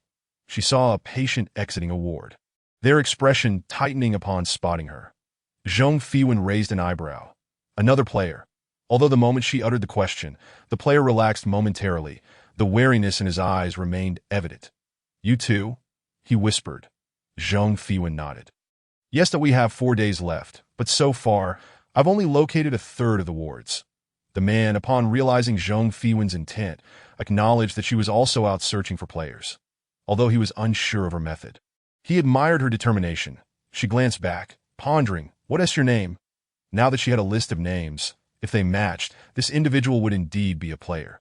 The man looked at her and replied, Qi Xian. And you? Zhong Fiwen blinked. Qi Xian. From room 83? The man's expression shifted. How do you know? Do you know there is another player in your room? Zhong Fiwen surmised that he must have used some means to escape. I tested it on the first day. There wasn't anyone. The man appeared visibly shocked. This is not the place to discuss it. That he then led Zhong Fiwen to a stairwell. That they concealed themselves. They heard hurried footsteps approaching. Zhong Fiwen pressed her lips together. We arrived last night. The man suddenly enlightened. You're the three who were welcomed yesterday afternoon. Zhong Fiwen nodded. New patients have been arriving every day for the past few days. The man, peering outside, murmured, but I always assumed all players arrived on the first day. Thus, he had not given them much thought. Chapter 56. Escape from the Hospital 12. In truth, it was expected that all would arrive on the first day. Zhong Fiwen awkwardly rubbed her nose. Bullet comments. Ha, so you're not normal? Bullet comments. You joined halfway through. Under the man's scrutinizing gaze, Zhong Fiwen recounted the events that had transpired. Ultimately, she witnessed his eyes widening in disbelief. You blew up the hospital. Upon realizing that his voice had grown somewhat loud, he immediately turned his head discreetly to glance outside. Confirming that he had not been discovered, he returned his attention. Zhong Fiwen hesitated slightly before explaining. It wasn't intentional. The talisman, after it was upgraded, became excessively powerful, leading to the entire instance collapsing. That I never anticipated that the instance could be so easily destroyed. The comments flowed in. Sister Zhong looks so innocent. She is truly beautiful. And Sister Zhong, you often overlook my appearance due to my flashy maneuvers. Qi Xian, initially shocked, transitioned to admiration that he voluntarily shared his findings. Stating, in the ward I investigated, aside from the person you mentioned, there are 3 other players. Zhong Fiwen nodded, recalling the names. 99, 86, and 79. That she remembered that these 3 names were noted in Dr. Z's little notebook. It seemed that 99 appeared unappetizing, 86 was distasteful, and 79 was edible. She found these annotations rather amusing. She then noticed the man looking at her with surprise. What do you mean by edible? Zhong Fiwen realized she had unwittingly spoken aloud. She glanced at the man across from her and explained, It's a notebook I found in Dr. Z's room. As she spoke, she retrieved it, saving herself the trouble of searching each player individually. Although she felt no obligation to seek out the other players. After all, she was not a saint. She would still lend a hand if possible. The man took the notebook from her, thanked her, and began to examine it closely. Zhong Fiwen turned her gaze towards the hallway, where a shadow was gradually approaching. She gestured subtly to the man, who promptly tucked the notebook away. The two held their breath as they watched the large shadow disperse around them, before it slowly slipped through the crack of the door. Zhong Fiwen immediately recalled the terrifying things Dr. Z had mentioned earlier, that I must return. Please remember to pass this notebook to another player in the ward. With that, Zhong Fiwen opened the door and walked out, leaving Qi Xian dumbfounded behind her. The comments continued. She is so trusting. Isn't she afraid that man will hide the notebook? She often seems a bit reckless and naive, yet sometimes her actions appear quite clever. And have you noticed that this streamer subconsciously chooses to trust people when it comes to interpersonal relationships? She truly is kind-hearted. Upon her return, Zhong Fiwen found all the patients back in their beds. She raised her eyebrows in surprise as the nurses also stood by the beds. One of them, clad in only her undergarments, fixed her gaze on Zhong Fiwen with a look that seemed ready to devour her. Zhong Fiwen squinted and smiled, quickly removing her clothing before the shadow arrived. Here you go. She then noticed the long-tongued nurse, whose face was visibly swollen and appeared somewhat aggrieved upon seeing her. Zhong Fiwen deduced that she had likely been beaten by the other nurses. As for why they had untied her without reporting her, Zhong Fiwen chose not to ponder it. After all, it was a good thing for her. Why overthink it? Settling comfortably onto her bed, she caught a glimpse of the shadow that blocked the light at the doorway. She could clearly see the long-tongued nurse trembling. It turned out that the ghosts in this hospital feared not only the rules but also other ghosts. She closed her eyes and, for reasons unknown, fell asleep. In her dream, the events felt strikingly vivid. She discovered that all her earned points had vanished. Taken by Lu Xing, she wanted them back, but Lu Xing claimed they were what she owed her. Zhong Fiwen watched helplessly as Lu Xing transferred the points from her panel to herself. No, she exclaimed, her eyes widening as she sat up abruptly. The long-tongued nurse, who had initially intended to sneak in a nap, was startled awake, quickly covering her mouth. It dawned on Zhong Fiwen that it had all been a dream, and she felt a wave of relief wash over her. Glancing at the long-tongued nurse, she asked, "What is wrong? Did you bite your tongue?" The nurse muffled a whimper behind her hand. Zhong Fiwen wore a knowing expression. "Look at you. With a tongue that long, it's not surprising you'd bite it." The long-tongued nurse replied, "I've been here for so long and have never bitten it once. It's only since that person arrived that I've been so unlucky." As Zhong Fiwen watched the window brighten with the dawn, she yawned, realizing it was yet another new day. Including the previous instance, she had been here for 4 days now, with 3 days remaining. She wondered how they would recognize her companions, considering she already knew their names. Did it require everyone to gather together? Zhong Fiwen contemplated the feasibility of this plan while resting her chin on her hands. The rules of this instance were evidently designed to negate the need for brute force. Each regulation constrained the beings within. As the sounds echoed, Zhong Fiwen, feeling somewhat bored, descended from her bed. She meandered to the door, cheerfully observing the other patients and nurses stationed there, before proceeding to the 3rd floor towards the open space. Upon entering, she was greeted by the sight of Dr. Z, who wore an expression of anger directed solely at her. Unfazed by the others, she fixed her gaze intently on Zhong Fiwen.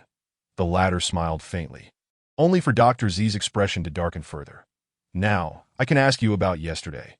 Zhong Fiwen paused, realizing the question pertained to how she had known. This was truly relentless. However, this led Zhong Fiwen to notice that the constraints of this hospital had seemingly become habitual for the ghosts. Dr. Z adhered strictly to the rules, with her cunning only existing within those boundaries. In contrast, it was the players who were most likely to tread the fine line of the rules, as they were newcomers needing to complete their tasks. Thus compelled to take risks. As for the bosses within, they appeared to hold a reverence for the rules. Zhong Fiwen blinked, observing the curious yet predatory gaze of Dr. Z focused on her. An idea formed in her mind. "Dr. Z, may I ask you a question first?" she quickly inquired. "You answer, and I will promptly inform you." Dr. Z regarded her with suspicion. "Go ahead." Zhong Fiwen interlaced her fingers, leaning forward slightly, and slowly asked, "Do you know Xiaohong?" The moment her words escaped, she noticed Dr. Z's expression freeze momentarily. Zhong Fiwen felt her bold assumption had been validated. Smiling at Dr. Z, "Xiaohong told me." Dr. Z immediately denied it. "Impossible. How could such a coincidence exist?" Zhong Fiwen feigned innocence. "Is that so?" The comments continued. "Xiaohong, I think I've heard that name during the live stream of the novice instance. Teacher Hong, that if it weren't for the instance prohibiting the retrieval of items from the system's inventory, Zhong Fiwen might have arranged for a meeting between Xiaohong and herself right then and there. However, she initially had her doubts, and it was Dr. Z who confirmed it for her. After responding to the question, Zhong Fiwen remarked, "Dr. Z, I've answered your question. What reward do you have for me today?" Unexpectedly, Dr. Z smiled. Who said answering that question warrants a reward? Clearly, she had never stated such a thing. Zhong Fiwen reflected carefully and realized that she hadn't. "Don't you want to know where she is?" "I already know." Yet Zhong Fiwen shrugged. "What you think may not necessarily be correct." That Dr. Z regarded her with skepticism, clearly suspecting that Zhong Fiwen was playing a trick on her. However, Zhong Fiwen had intended to visit the 3rd floor today. She remembered that this floor was not particularly high, consisting of 4 levels in total, but Dr. Z seemed unwilling to delve deeper. Our subject today will focus on everyone's computational abilities for rehabilitation. Her gaze swept over the other patients and nurses before landing on Zhong Fiwen. She pointed to another patient, then, "Let us have you answer this. In a room with both humans and ghosts, there are a total of 100 heads, but 150 feet. How many ghosts are there?" Zhong Fiwen observed the smirk that graced Dr. Z's lips. "You have only 10 seconds. She watched as the patient's expression shifted to one of anxiety. He hastily replied, 50. That's incorrect. You have 5 seconds remaining. Dr. Z shook her head. 0.5. For 3. With each word she uttered, the patient's demeanor became increasingly frantic. A bead of cold sweat trickled down his face. Yet he remained unable to arrive at the answer. Zhong Fiwen noted the confident demeanor of Dr. Z as the time elapsed. "Time is up. You failed to provide an answer." Dr. Z descended with a smile.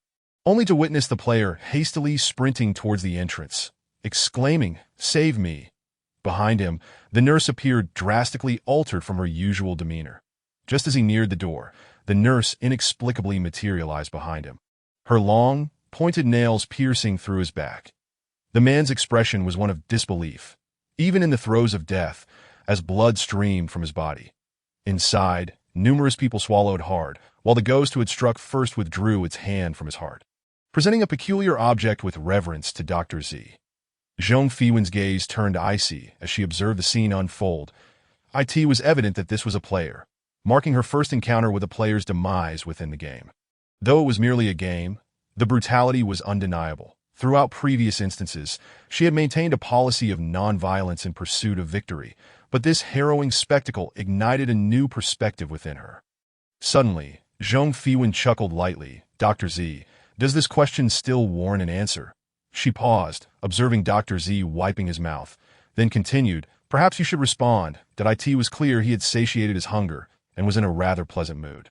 Blood pooled on the floor, soaking the shoes of many, eventually trickling to Zhong Fiwen's feet.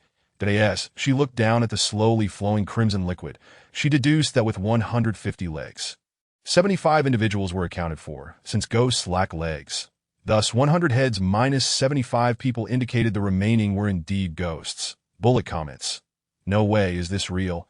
Her reasoning seems quite sound to Dr. Z, however, merely smiled faintly, correcting the assumption that that moment. The nurse behind Zhong Fiwen sprang into action, her tongue elongating suddenly. Yet, Zhong Fiwen was quicker. She leapt up, grasping the nurse's tongue, and with her other bloodied hand, swiftly inscribed a talisman upon it. As the final stroke was completed, smoke began to emanate from the nurse's tongue, eliciting a mournful wail from the ghost, who desperately attempted to retract her tongue, but it could only dangle helplessly.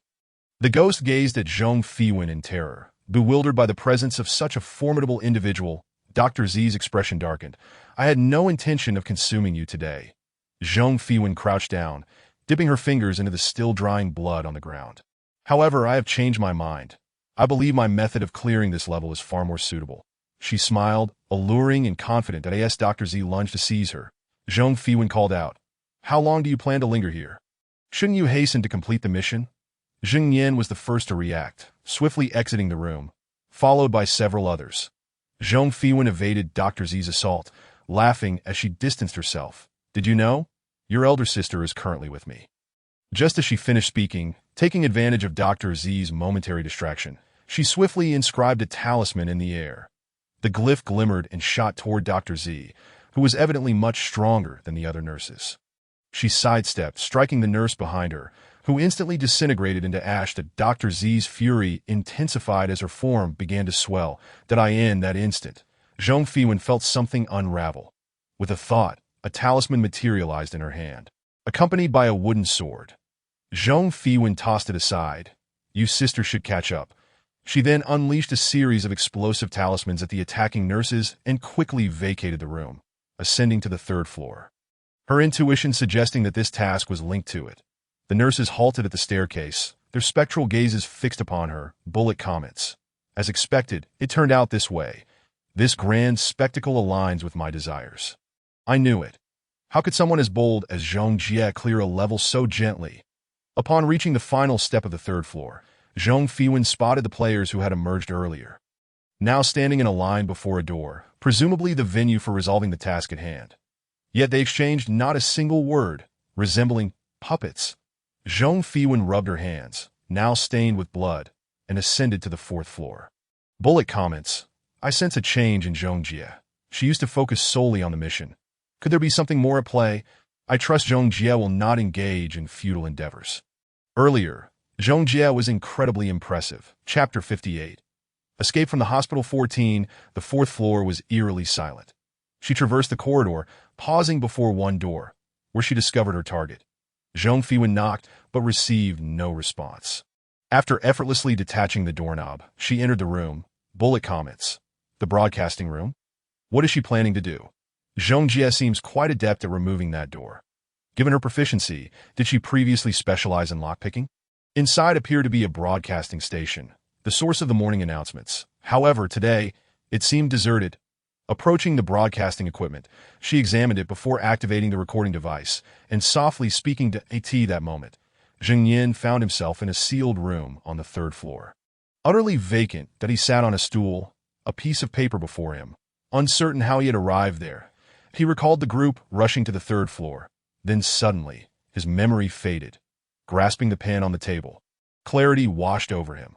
The rules for clearing this level that he skillfully inscribed the names from the notebook Zhong Fiwen had given him the previous night, that as the final stroke fell, the paper transformed. Displaying the words, "Please confirm," accompanied by a checkbox for selection. Just as Zheng Yin intended to mark it, his pen halted to no, this was incorrect. The list Zhong Fiwen provided was from the day prior. Yet today, one player was deceased. Zheng Yin's gaze swept over the names he had written, landing on the individual situated further back. Recalling that Zheng Yu was number 83, he noted that the individual he sought was positioned behind him. Thus, only numbers 86 and 99 remained. Both players were in close proximity to Zheng Yu, yet their arrangement followed an S-shaped pattern that MY position is 77. The turn to Zheng Yu's spot was near the window. The next S-bend would be near the door. The player met their demise just as they approached the entrance. Number 99 was too far from the door. Zheng Yin swiftly crossed out number 86. Wait. At that moment, a gentle, playful voice emerged from the broadcast. "Hello, everyone. I will now announce the remaining players." His hand faltered, a smile creeping onto his face as the voice from the broadcast aligned with the names on the paper. Upon reaching number 86, the voice fell silent momentarily before skipping to the next. Without hesitation, Zheng Yin checked the box. Instantly, the handwriting vanished, replaced by new text. "Congratulations on clearing the Level Rehabilitation Hospital." Following this, he disappeared from the room. Zhong Fiwen, having tested the broadcast, initiated a loop of pre-recorded player names before leisurely exiting the broadcasting room. Surveying the empty surroundings, her gaze settled on the VIP room.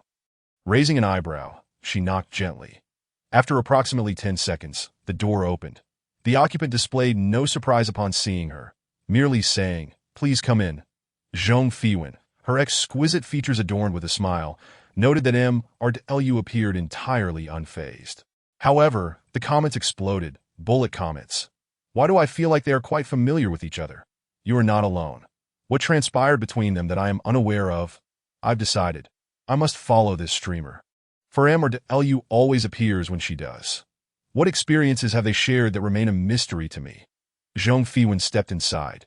The room was lavish, prompting her to exclaim, "I wonder when I might reside in such luxury."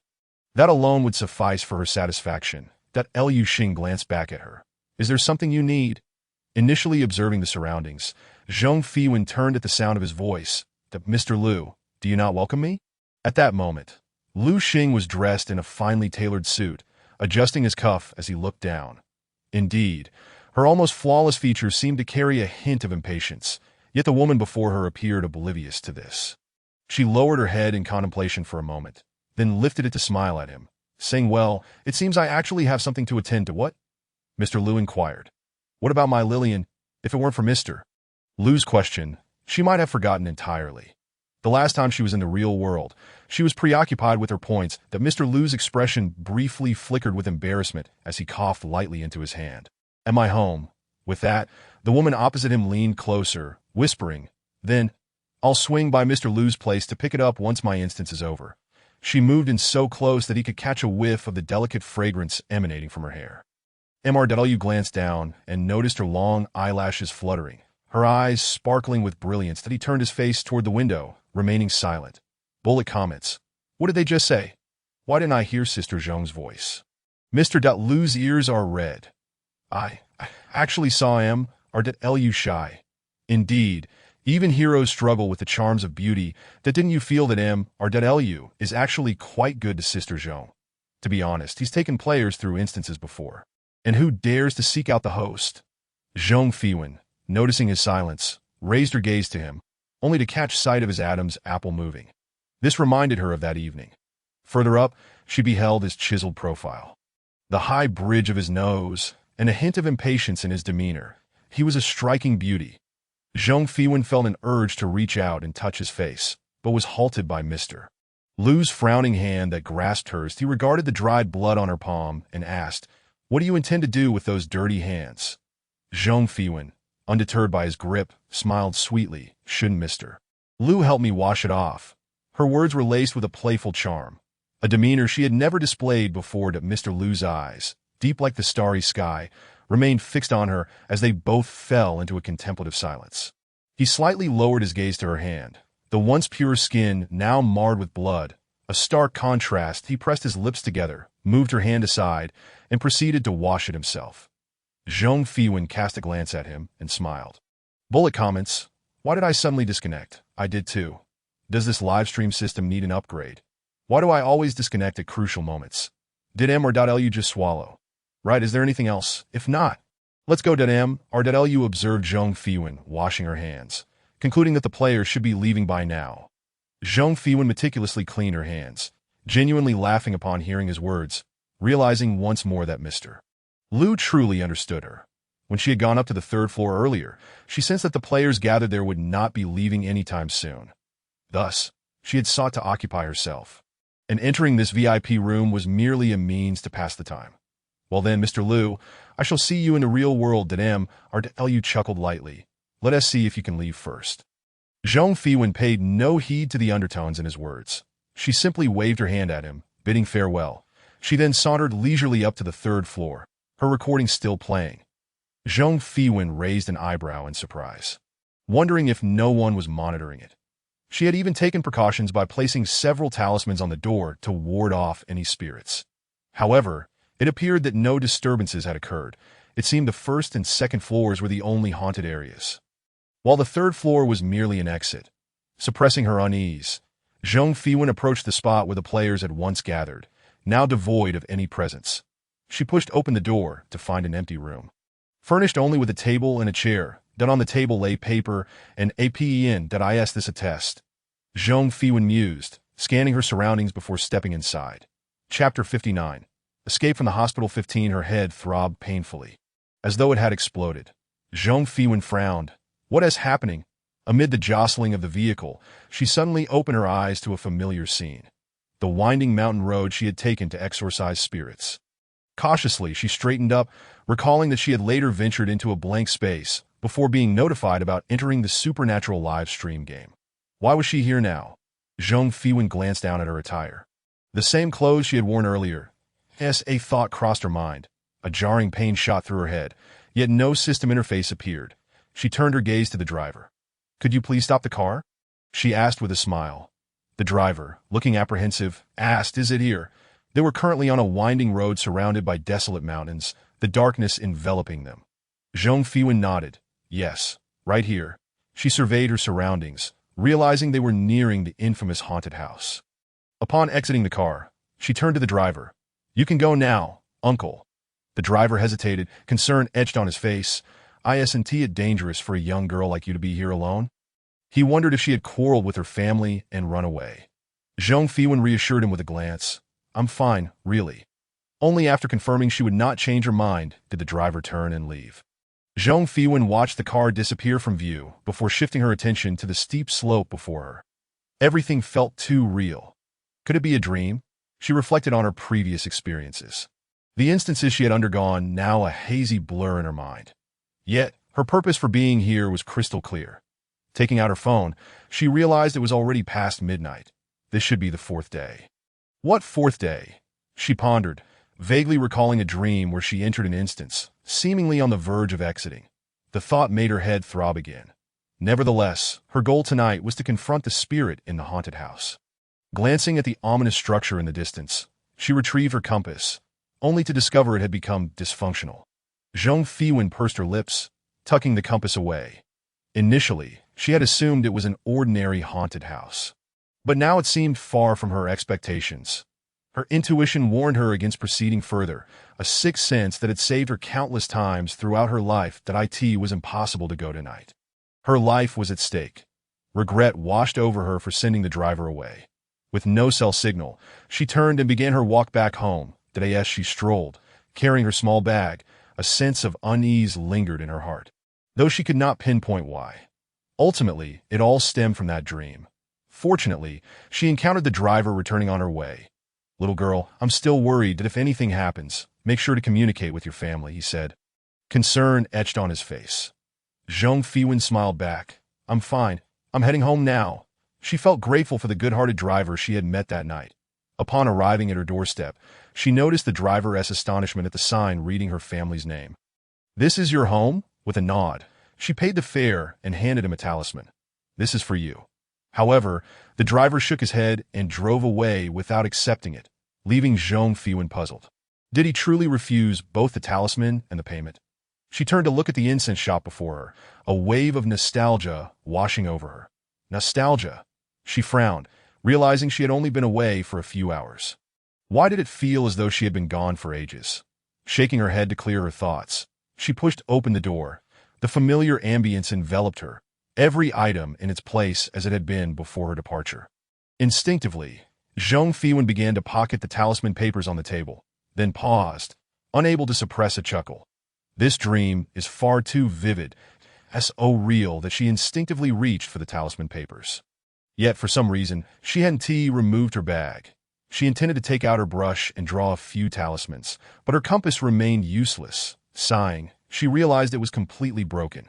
However, when she spotted the wooden sword in her bag, a chill ran down her spine. It was broken. Her hand froze. But just moments ago, while using the compass on the mountain, it hadn't been broken.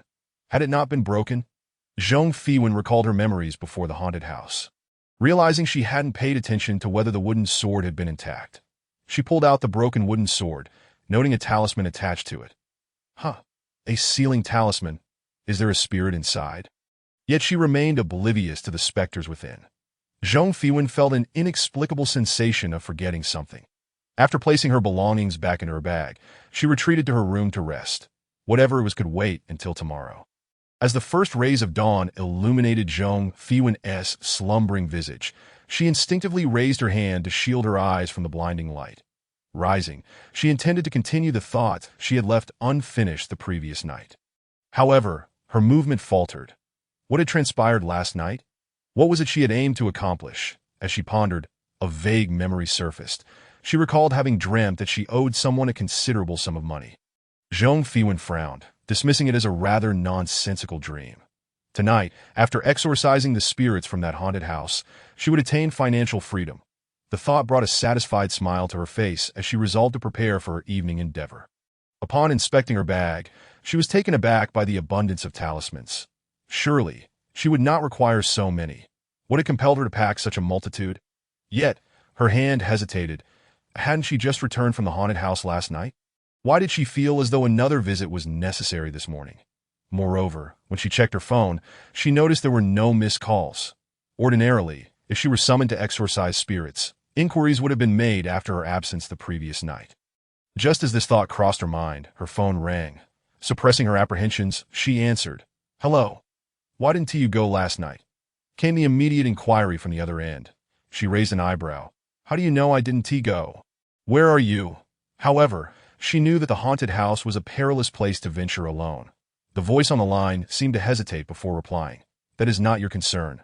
With that, the call ended abruptly. Just as she had anticipated someone would reach out to inquire, the call had come. Zhong Fiwen chuckled to herself, pondering who might be so diligently working to illustrate the peculiarities of this world. The previous exchange felt less like mere coincidence and more like an effort on the other party's part to synchronize their thoughts with hers. Chapter 60. Escape from the hospital. Zhong Fiwen surveyed her surroundings. The once familiar setting had gradually morphed into something eerie. "You truly have gone to great lengths to replicate my environment," she mused. Unfortunately, the driver from that fateful night was not as accommodating. Upon her entry into the vehicle, he had cast a suspicious glance at her through the rearview mirror. She speculated that perhaps his favorable treatment stemmed from her reputation as the friend of ghosts. Her peachwood sword was an item she had brought with her. Although it could be conjured from her memories of home, she surmised that this particular weapon was not something they would dare to tamper with. After all, even if the sword were to break, it would still possess the capability to vanquish spirits, adorned as it was with talismans for sealing them away. Reflecting on this, she was no longer in a hurry to devise an escape plan. Instead, she began to examine the room more closely. Retrieving a compass from her bag, she noted that it spun incessantly, a testament to her presence within the magnetic field of the spectral realm. surrounded by spirits rather than malfunctioning equipment. Next, she scrutinized the talismans in her bag, marveling at their quality. These are exquisite. I could never afford such fine materials before. Her gaze continued to sweep across the room, assessing the shoddy craftsmanship of the clock, recalling that she had once sought out a skilled artisan to create it with care. Her fingers glided over the table, which appeared unnaturally pristine. She was not one to keep surfaces immaculate, and there should have been a layer of dust. The door looked excessively synthetic, despite being solid peach wood. The floor gleamed too brightly. She hadn't mopped in quite some time. The brightness of the hall was overwhelming. Her home rarely basked in such sunlight, and the phone screen appeared alarmingly artificial. Zhang Fiwen rambled on, pointing out a plethora of faults. Before she could finish her list, the entire space began to warp. She chuckled, surveying her surroundings. Your skills still need refinement. Keep striving. Then, darkness enveloped her. When she opened her eyes again, she found herself still in the third-floor room, but now it was no longer solitary. Surrounding her were numerous individuals, all sprawled as if in an examination hall, evidently lost in slumber. She realized that reuniting with her teammates had taken on this peculiar form. After players confirmed their identities upon entering the exam, they faced one final hurdle, a dreamscape that felt all too real. Upon passing through, they would awaken to find their comrades, thus completing the task. Sure enough, a gentle female voice resonated in her mind. Congratulations, player Ling Wuling, for locating your teammates and completing the mission. Just as Zhang Fiwen stood, she vanished from the room. When she awoke once more, she beheld a woman with her back turned. Zhang Fiwen felt a twinge of impatience. Was there yet another stage? The woman turned to face her, revealing a delicate and gentle countenance. Hello, I am the shadow of the final stage of the rehabilitation hospital.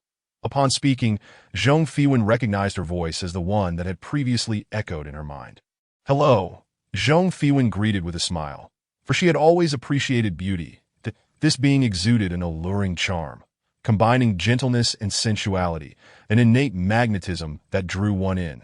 With a wave of her hand, the shadow replied, I am curious. How did you unravel my dream?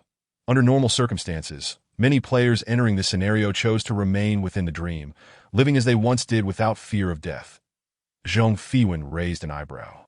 Are you implying that no one has ever escaped before?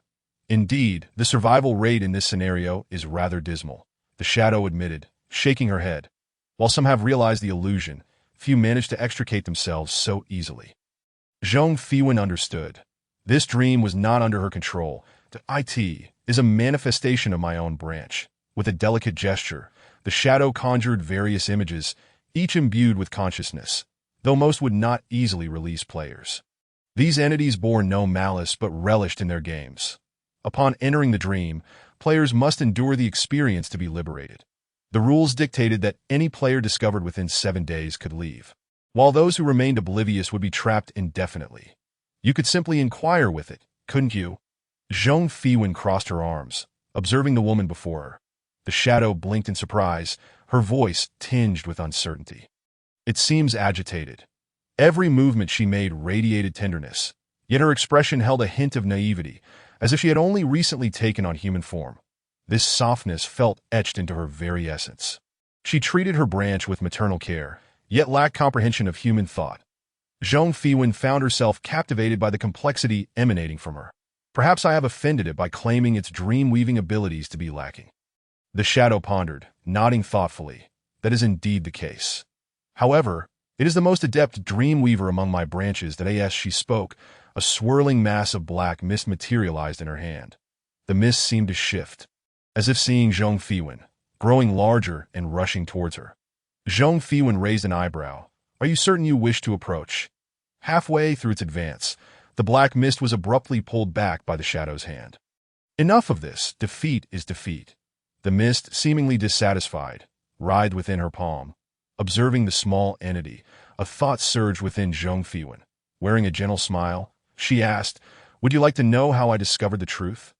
The previously agitated black mist stilled, its form shifting as it turned towards her. Although Zhang Fiwen could not discern any difference in its appearance, the shadow, intrigued, watched intently. Zhang Fiwen met the shadow's gaze.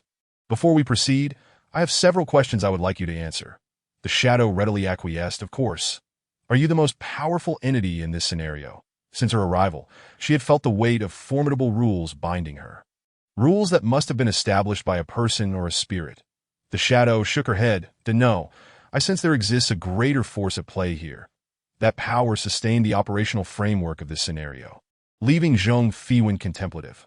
Will you encounter danger in this scenario? Indeed, such is the case. She continued, currently, the rules governing this scenario have been disrupted, restoring a measure of strength to both players and spirits.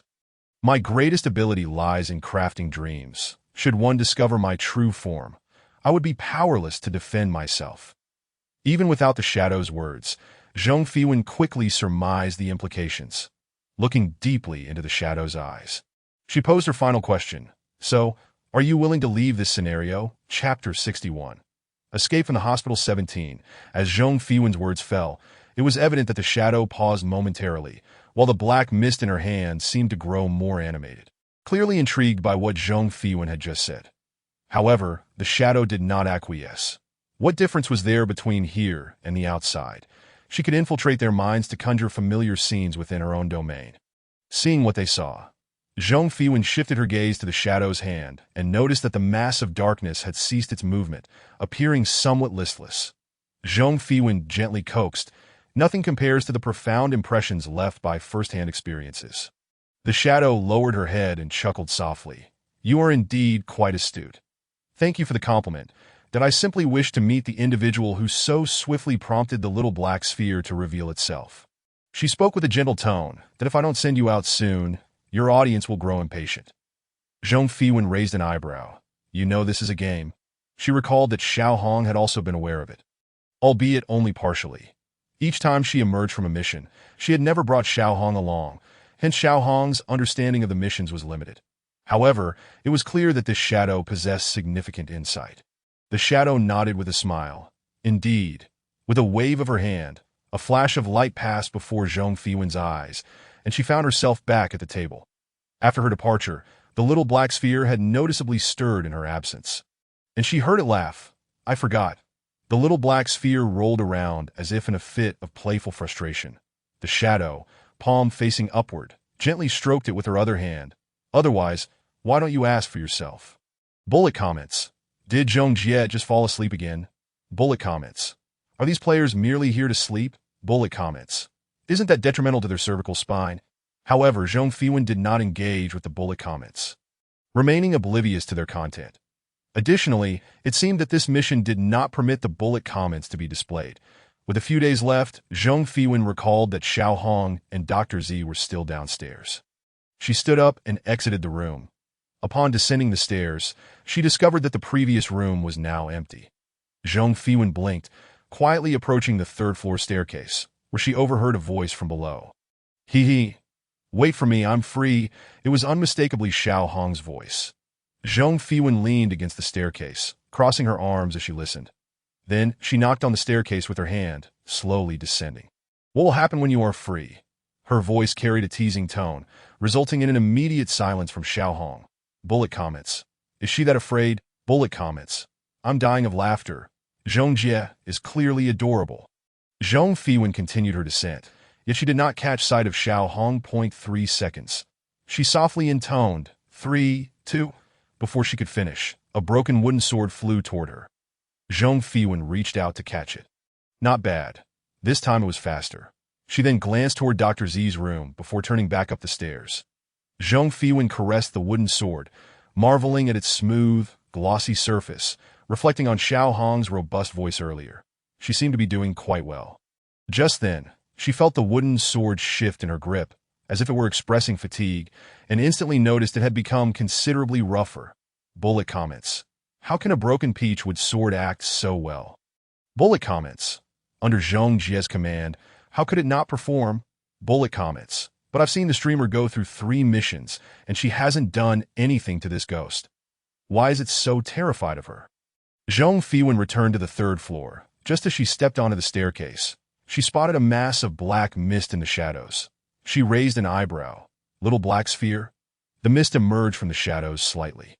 Zhong Fiwen extended her hand, and the entity darted into her palm with a swift motion. At that moment, She realized it was tangible, not merely a wisp of mist that IT felt cool to the touch.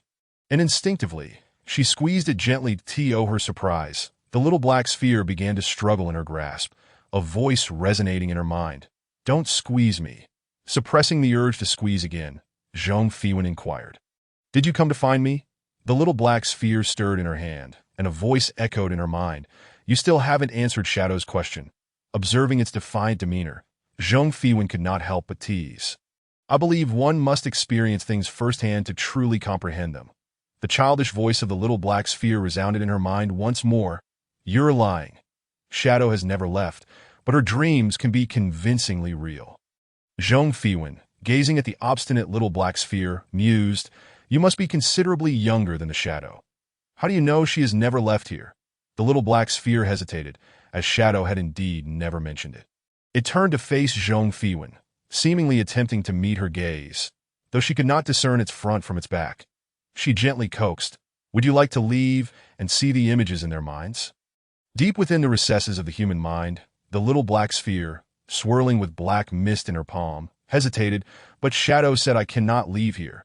"She did say that," Zhong Fiwen replied, wide-eyed and playful. "However, wasn't it she who sent you here?"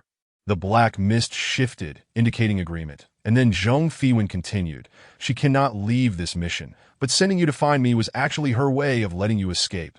Bullet comments. Zhong Jie is trying to deceive the ghost again. Bullet comments again, bullet comments. Why is the streamer so amazing? I really like her. The little black sphere pondered with its limited capacity for thought, beginning to believe that the woman before it was indeed correct. Initially, it was Shadow who had sent it to find her, suggesting that what she said might be true. Consequently, Zhong Fiwen observed the swirling mist in her palm, which eventually settled, asking, "So, can you take me away?" Zhong Fiwen smiled brightly. Of course. Following this, a mechanical voice echoed in her mind. "Congratulations. Player 050-2338 has received the reward Dreamweaver." Zhong Fiwen, surprised, raised an eyebrow at the black mist in her hand. She had originally intended to seek help from Lu Xing to assist her in exiting. Yet unexpectedly, this had become her reward. Why was Lillian not capable of this? Suppressing her lingering doubts, she focused her thoughts and found that the little black sphere had vanished from her grasp. Only to reappear moments later, IT protested. "Don't put me in that kind of ghostly place," its voice echoed in her mind, nearly overwhelming her.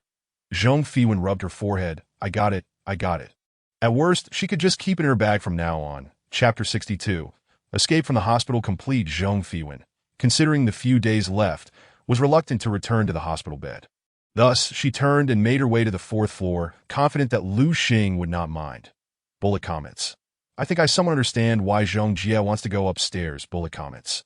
It feels like she is really familiar with Mr. Lu's. Zhong Fiwen reached the door. She saw Lu Xing opening the room.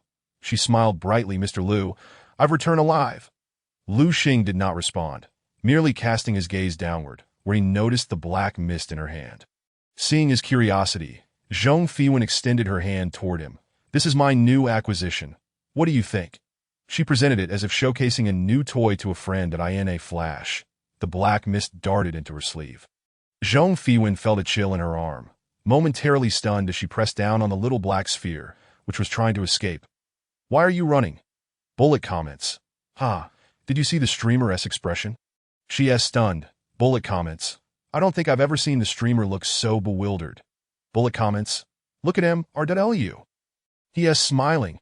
Lu Xing remained uninvolved, simply observing as Zhong Fiwen engaged in a battle of wits with the little entity. Ultimately, after considerable effort, she managed to extract the little black sphere from her sleeve. That it trembled in her hand, and she queried, "What are you so afraid of?" She placed it in her bag, then turned her gaze toward Lu Xing. The little black sphere had been frightened upon seeing him. Lu Xing remained silent, instinctively stepping aside to allow her entry into the room. The moment she crossed the threshold, the live stream abruptly cut out. Bullet comments. I lagged. Bullet comments. What is happening with the stream? Bullet comments. Why does it always freeze at critical moments? Bullet comments. I can't see anything now. Zhong Fiwen entered the room, turning with a smile. Mr. Lu, I have a few days left before I can leave. That I wonder if you could accommodate me. Initially, Lu Xing intended to refuse directly, but upon catching sight of a corner of a black object peeking out from Zhong Fiwen's backpack, he had a change of heart. As he looked over, the object retreated once more, displaying a degree of caution. Naturally, Zhong Fiwen noticed his gaze and shook her head, indicating, "No, that does not belong to me." Although it was her reward, she had previously promised to take it out to experience the reality of the dreams it conjured. Thus, this particular item could not be given to Lu Xing. Lu Xing chuckled softly and turned his head to observe Zhong Fiwen, who wore an expression of protectiveness. "How did you manage to trick it into coming out?" he inquired. The little creature was well guarded by the shadow and typically would not venture out easily. Zhong Fiwen clearly recognized that he was familiar with it, and she replied, "It was just a matter of asking if they wanted to know how I see through dreams." She deliberately changed the subject during their conversation, ultimately causing the other party to forget the question when she sent it away. However, this little black sphere would not forget.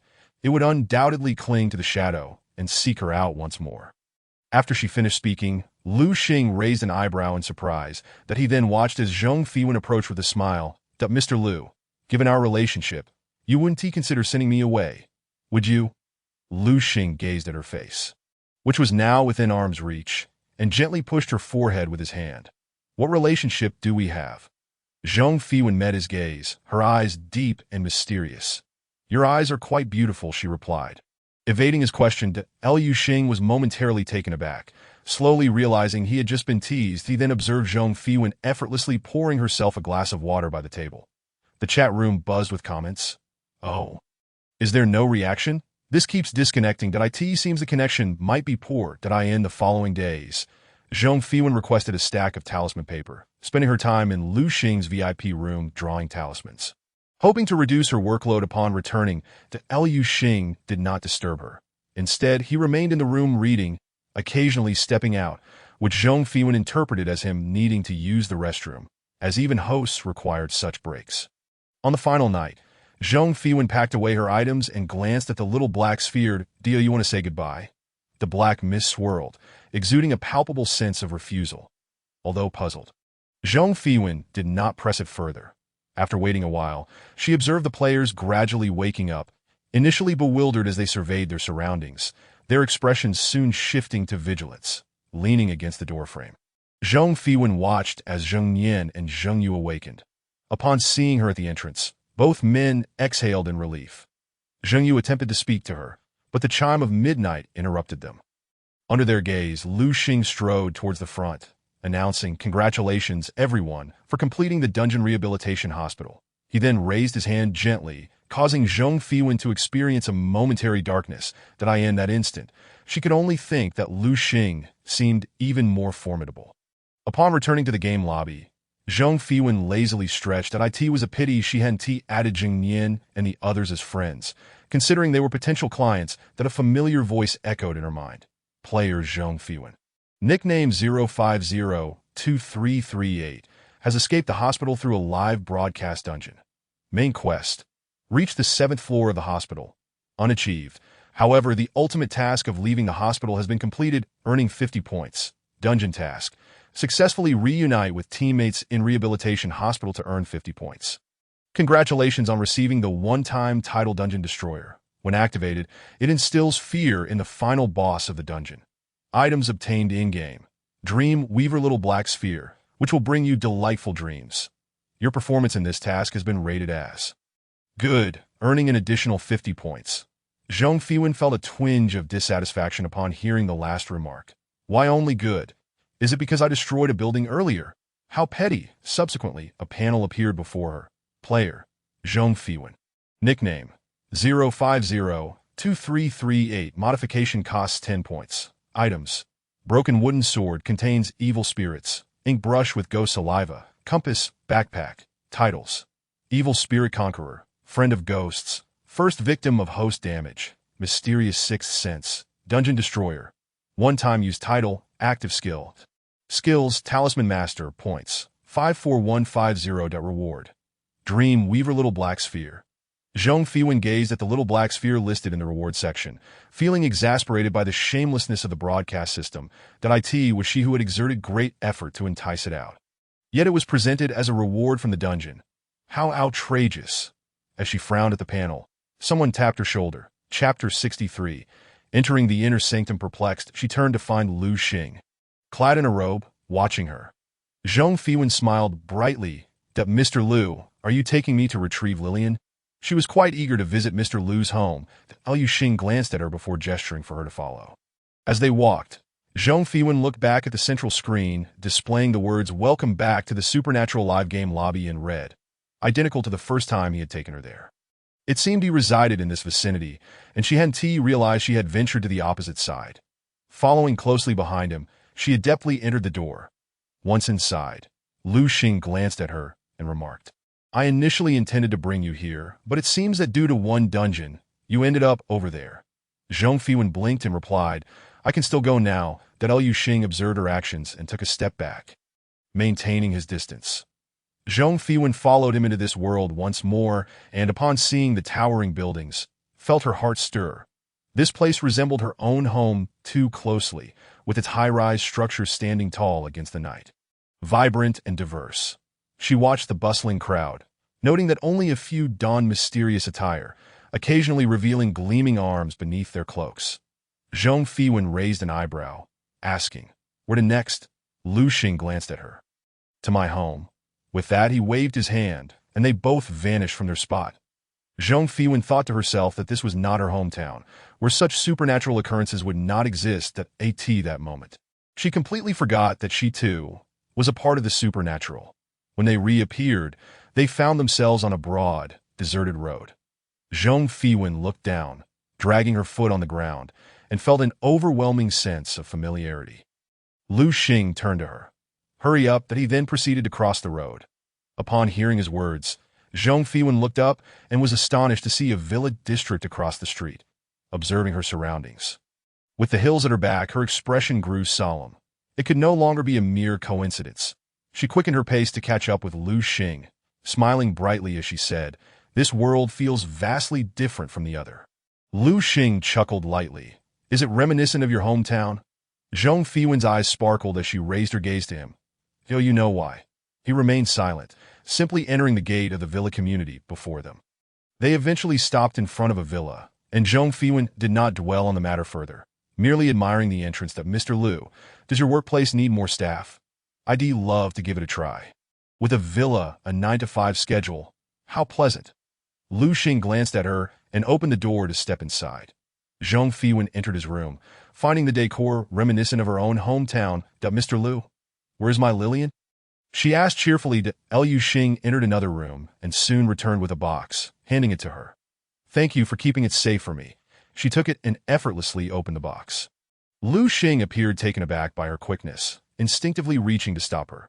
However, Zhong Fiwen had already lifted the lid. Surprised, she looked up at Lu Xing. "Mr. Lu?" For the first time, Lu Xing found himself at a loss for words. Noticing his silence, Zhong Fiwen raised the empty box, asking, "Mr. Lu?" "It's empty." This. Zhong Fiwen was at a loss for words. Had he lost Lillian? Yet she had asked him for help, never considering what would happen if it were lost. The two exchanged bewildered glances, and Lu Xing cleared his throat. "Well, the boss of a dungeon was defeated, so I temporarily let her stay." Upon hearing that she had not been abandoned, Zhong Fiwen let out a sigh of relief. After all, dealing with such a troublesome spirit was no easy feat. Had she truly been lost, one could only imagine who would bear the misfortune. However, a flicker of doubt crossed Zhong Fiwen's mind. Did Mr. Lu truly oversee the dungeon bosses as well? After Lu Xing uttered these words, he proceeded to pour her a glass of water. Not at all. Yet, the next words that escaped his lips left Zhong Fiwen momentarily speechless. "Some dungeons are mine." "Yours?" This statement bewildered Zhong Fiwen, and Lu Xing made no effort to clarify. Instead, he inquired, "How many talismans do we have left from last time?" Seeing his reluctance to elaborate, Zhong Fiwen decided not to press further. She drank the water he had handed her and gazed out at the sky. "Are you really at ease letting a frail woman like me return alone?" she asked, taking a couple of steps forward. Lu Xing glanced her way, closed his eyes momentarily, and responded, "You seem to trust me so readily." From the very beginning, her demeanor towards him had been excessively relaxed, even in the face of his brusque attitude. She maintained a cheerful smile. Zhang Fiwen was uncertain why Lu Xing posed such a question, but she nodded in affirmation, of course, to Tio her surprise. Lu Xing removed his robe and offered it to her. She hadn't even asked for it yet. Just as she reached out to take it, he stepped back a pace. Raising an eyebrow, she intended to grasp it, only to find her arm caught by Lu Xing, who pulled her towards him. Zhang Fiwen paused, her hand resting against his chest, her bright eyes meeting his. She noticed Lu Xing leaning down, his finely sculpted nose drawing near. What about this? Caught off guard by the intensity of his gaze. Zhang Fiwen found herself gazing into his mesmerizing eyes, akin to a starry sky. She glanced at his close-set face and suddenly chuckled. Is that all, Mr. Lu? Observing her relaxed demeanor, Lu Xing furrowed his brow slightly and released her, stating, just for tonight. Zhang Fiwen seized the robe from his hands, declaring, this cannot be retracted. With a smile, she took the box and proceeded towards the room at his gesture. Upon returning to her chamber, she opened the system panel, and as expected, a message from Chu Chen awaited her, inquiring why she had not returned. Zhang Fiwen offered a brief, nonchalant response, and then noticed messages from Cheng Qiqi and Li Jiao, asking if she wished to enter the dungeon together next time. After some contemplation, she agreed. Glancing at the brightening sky, an idea struck her, prompting her to release the small black orb from the panel. As soon as it emerged, it darted about, its youthful voice echoing in her mind. Why did you confine me for so long? I was suffocating. Zhang Fiwen raised an eyebrow. The host of the dungeon is just next door. If you continue this ruckus, he might come over shortly. Instantly, the small black orb ceased its movements. She reached out to grab it, discovering it trembling in her palm. With a soft click of her tongue, she remarked, are you that afraid of him? The orb rolled slightly, responding, because he is quite formidable. Have you encountered him before? Zhang Fiwen found the orb's fear excessive, if it had not experienced something prior. How could it harbor such terror towards Lu Xing? The orb moved again. The shadow nearly perished at his hands. Chapter 64. Lu Xing's abilities. Zhang Fiwen was gently massaging the small black orb when she realized she had indeed encountered the shadow before. It was powerful. Should she confront it now, she could not guarantee victory. Did I end this dungeon? Not at all, the orb replied. That was a long time ago. I can't recall clearly. That only remembered it was ages ago when it was not yet an independent entity, but merely a vague memory of a time when the shadow sustained severe injuries, nearly taking its life as well. Zhang Fiwen's expression grew serious. That so, the host truly needed to be this powerful. She absent-mindedly sketched a few talismans, her thoughts wandering to Lu Xing, and drew his likeness upon the talisman paper. As the final stroke landed, she was taken aback to see the entire drawing shimmer momentarily. This indicated the talisman had taken effect. What on earth? The talisman she crafted utilized divine power. For instance, the lightning talisman harnessed the might of thunder. Did divine power truly exist? She was unsure, yet after years of practice, her talismans consistently yielded results. But what of Lu Xing? She gazed at the drawing of him, her almond eyes widening in realization. After a moment's thought, she retrieved a fresh piece of talisman paper, envisioning her own likeness before sketching it. When the final stroke was made, Zhang Fiwen stared at the paper, perplexed. Was her representation truly lacking? Once more, she drew Lu Xing's image, and it was evident that the moment the talisman activated, changes occurred. The yellow paper, upon the talisman's efficacy, became impervious to mortal destruction. Zhang Fiwen stifled a yawn. Setting the two papers aside, that I'll attend to this after my NAP.is night fell.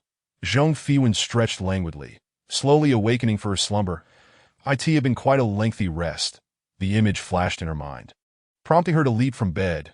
Feeling the need to clarify things with Lu Xing, she opened her door, only to find the living room shrouded in darkness. Not here. Following her mental map, she located the light switch, and as she turned it on, she heard a voice emanating from another room. Puzzled, she approached and knocked on the door. Lu Xing. Why was he silent within? Just as she prepared to knock again, the door swung open. Zhang Fiwen was unable to stifle a whistle at the sight of Lu Xing, who was clad only in a towel, drying his hair. Lu Xing, is there something you need? Indeed, there is. Zhang Fiwen blinked, her gaze fixed on his upper body. Lu Xing, feeling somewhat awkward under her scrutiny, raised a hand to shield his eyes. If there is nothing else, please leave. The implication was clear. If she had no business, she should depart. With a bright smile, Zhong Fiwen produced the drawing she had made earlier. Mr. Liu, I crafted a portrait for you. Initially indifferent to her actions, Lu Xing paused when his gaze fell upon the talisman paper. Taking it from her hands, he scrutinized the drawing of himself. He noted, not bad. Zhong Fiwen beamed. My skills are quite commendable. He continued to examine the image. She pointed at the other drawing. That one is yours. Yet Lu Xing said nothing further. Zhong Fiwen, puzzled, expected him to recognize the differences between the two talismans, yet his expression betrayed no surprise as she studied his cheek. She found herself reflecting on his attractiveness. His features were nearly flawless. Had she not known of his prowess, one might easily mistake him for a pretty boy. Lu Xing glanced at his own likeness before lifting his gaze to Zhong Fiwen. Droplets from his damp hair, cascading down. Impulsively, she reached out to wipe away a falling droplet before realizing her action. Withdrawing her hand, captivated by his beauty, unfazed by her gesture, Lu Xing stated, I'll keep this drawing. He then held both talismans in his hand. Noticing his lack of explanation, Zhong Fiwen stared at him. Mr. Liu, don't you wish to clarify? Lu Xing appeared perplexed. Clarify what? In that instant, Zhong Fiwen comprehended his meaning. There was no need for him to explain anything to her. It was as if the nature of his being was irrelevant to her. However, Zhong Fiwen's curiosity was insatiable. Leaning closer, she inquired, Mr. Liu, are you not worried I might draw another? She could easily create a second drawing if the first one were taken away. If her curiosity remained unquenched, Zhong Fiwen had no qualms about producing more. Lu Xing raised his gaze to her. Then, she noticed that her close proximity caused droplets to fall from him onto her arm. At that moment, Lu Xing's eyes darkened. Miss Zhong, please maintain your distance. With a hint of regret, Zhong Fiwen retreated a step, but she remained undeterred. Lu Xing regarded her steadily for a moment before turning to close the door. Please hold on a moment. Zhong Fiwen nodded swiftly, aware that Lu Xing needed to change his attire. Although he possessed an admirable physique, she was not yet inclined to make any advances. Nonetheless, every time she caught sight of Lu Xing's bashful yet oblivious demeanor, it brought her a peculiar sense of amusement. She leisurely poured herself a cup of coffee, surveying the modern decor of the living room. The contrast between this world and the previous one was striking, as if they were two entirely separate realms. Gazing out at the lush trees beyond the window, she noted that the nighttime illumination was far more subdued than in the real world, appearing rather ordinary. After taking a sip of her coffee, she heard a voice behind her. With a cheerful smile, she turned to face him. Mr. Liu, can you resolve my issue now? At that moment, Lu Xing donned a blue pajama set, languidly seated on the sofa as he regarded her with curiosity. Curiosity killed the cat, he mused. Zhong Fiwen approached. That may not necessarily be the case. Her expression exuded confidence. Before anything else, I have a question. Lu Xing crossed his legs. Why did you wish to depict my portrait? Zhong Fiwen met his gaze with candor. Simply because I felt inspired to do so. Her demeanor was unabashed. Lu Xing averted his eyes to the image of himself in his hand, stating, I won't divulge the specifics, but since you have created it, you may keep it. He then placed the talisman paper before her. Zhong Fiwen was not merely interested in the talisman. Are you certain I won't create a second one? She inquired. That if he remained reticent, it was quite possible she would proceed to sketch a second or even a third. Go ahead, he replied, unfazed by the notion of her capturing his likeness. However, Zhong Fiwen sensed something was amiss with him. He had intended to share something earlier, yet reconsidered after changing his clothes. She tilted her head to meet his gaze. Mr. Liu, are you having second thoughts now? Indeed, Lu Xing replied without hesitation, eliciting an inexplicable irritation in Zhong Fiwen. She set her coffee aside. Since you prefer to remain silent, I am left with no choice. With that, she produced a stack of talisman paper and a brush before her. Dipping the brush in vermilion, she cast a playful glance at Lu Xing seated nearby and proceeded to draw. Lu Xing furrowed his brow, sensing an ominous premonition. As expected, Zhong Fiwen began sketching his likeness, and at the moment the brush met the paper, the talisman materialized, its purpose unknown to anyone. Observing her complete one portrait was insufficient. She intended to create a second. While he did not mind Zhong Fiwen utilizing her power, witnessing her in the act stirred an indescribable feeling within him. As she captured his essence on paper, he finally closed his eyes and asked, Do you still wish to collect points? Referring to the points from the previously sold talismans. Zhang Fiwen's hand paused. Then she replied, I am more curious about the reason behind it. He chuckled softly. Really? Before she could retract her statement, he declared, a deal is a deal. Zhang Fiwen. Damn, could she express her regret at the moment the words left her lips? Yet Lu Xing's subsequent words compelled her to set down her brush, that I cannot elaborate on the specifics. You may consider my power as something that can be borrowed. Zhang Fiwen was somewhat perplexed by his meaning, but discerned from his demeanor that he genuinely seemed unaware. Is that all? She scoffed, feeling shortchanged for the point she had spent. Liu Xing sipped his water. My abilities are not something just anyone can borrow. Zhang Fiwen's curiosity piqued. I heard from the little black ball that you once crossed paths with the shadow. At this, she felt the small black ball in her pocket tremble, its innate fear of Lu Xing evident. He glanced at her pocket casually. You seem to know quite a bit. However, Zhang Fiwen was no ordinary person. She could easily detect the nuances in his tone. Before her overwhelming curiosity, nothing could deter her. Liu has shared more with me. I know even more now. She smiled as she took another sip of her coffee. Lu Xing cleared his throat gently. The shadow should have informed you that she is not the strongest in the scenario, correct? Zhang Fiwen nodded in affirmation, recalling her previous inquiry on the matter. Lu Xing fell silent, but she understood his implication from his expression. Her voice held a hint of astonishment. Are you suggesting that you are the ultimate mastermind behind this scenario? Only that explanation made sense. The scenario was bound by rules, and it became evident that the overall conditions were rather favorable for players. After all, with the constraints placed on the spirit's powers, players had a significantly higher survival rate. Conversely, should any spirit violate the rules, players would unlock their previously restrained abilities. Liu Xing chuckled lightly. You are quite astute. With that single statement, she connected the dots. Zhang Fiwen found herself immersed in astonishment. Could the host and the scenario's boss coexist? If that were the case, what would happen in future scenarios if players encountered a malevolent host? Wouldn't the mortality rate for players soar?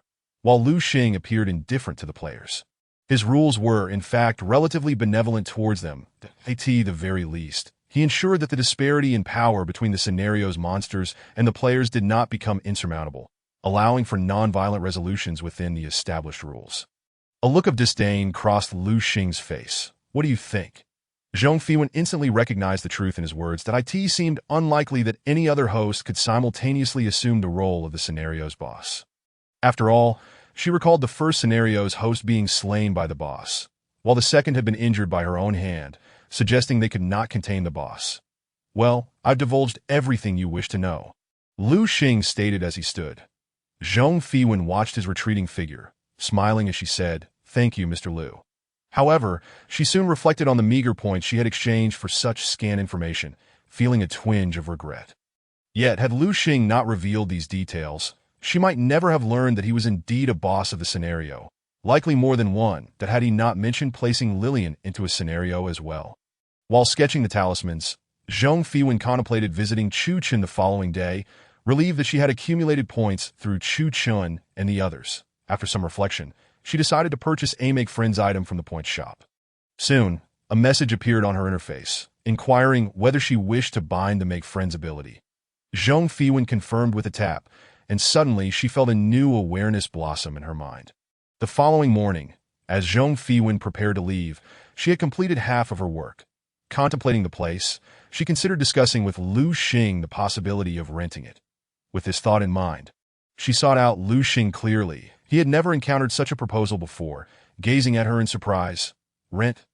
Zhang Fiwen smiled brightly. Yes. Is that all right? Initially inclined to refuse outright, Lu Xing hesitated before meeting her gaze. Are you certain? Her almond-shaped eyes widened slightly. Absolutely. Nodding, Lu Xing added, Very well, that will be 100 points per day, which I will deduct from your points each time. Zhang Fiwen felt a pang of regret. But after a moment's thought, she acquiesced. Liu Xing appeared astonished, perhaps not expecting her to agree so readily, given her apparent concern for points. As for Zhang Fiwen's decision, she glanced at Lu Xing's finely chiseled profile. Harboring her own motives, after contacting Chu Chun, she prepared to depart when Lu Xing suddenly remarked, In this world, you seem to lack an identity. Zhang Fiwen pondered for a moment, realizing that both times it was Lu Xing who had brought her here. Unlike the previous world, where she possessed an identity token, she indeed lacked one in this realm. She nodded. Then I must trouble you, Mr. Lu Xing replied. You truly do not need to be so courteous. Observing his expression closely, Zhang Fiwen leaned in with a smile. After all, I have so many points. Let me benefit a little. Liu Xing naturally did not refute the situation. He was unaware of the reason behind his inexplicable agreement to let Zhang Fiwen reside in his home. Although Zhang Fiwen was somewhat astonished by his unexpected willingness, she ultimately felt it was to her advantage, and thus refrained from overthinking it. After contemplating for a moment, she arranged to meet with Chu Chun the following day, planning to first secure an identity for herself in this world. Chapter 66. The Ghost Bride 1. When Zhang Fiwen next opened her eyes, she felt the jolt of the vehicle that a familiar mechanical voice echoed in her mind, welcoming her to the instant's Ghost Bride.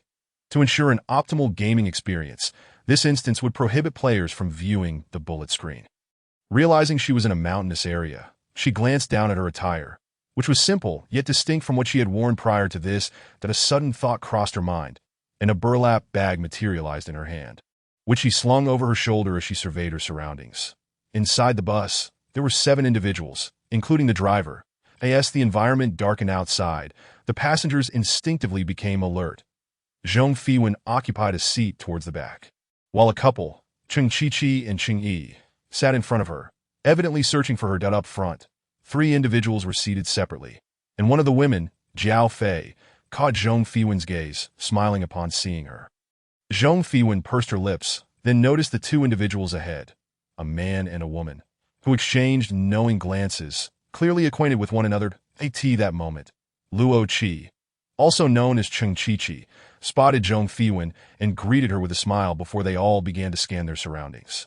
The system had yet to provide any useful hints, suggesting they had not yet arrived at their destination, or that the clues provided were the most significant. This instance appeared to be quite challenging. Bullet screen. I'm here. Bullet screen. I wonder if I'll see M.Lu this time. Bullet screen.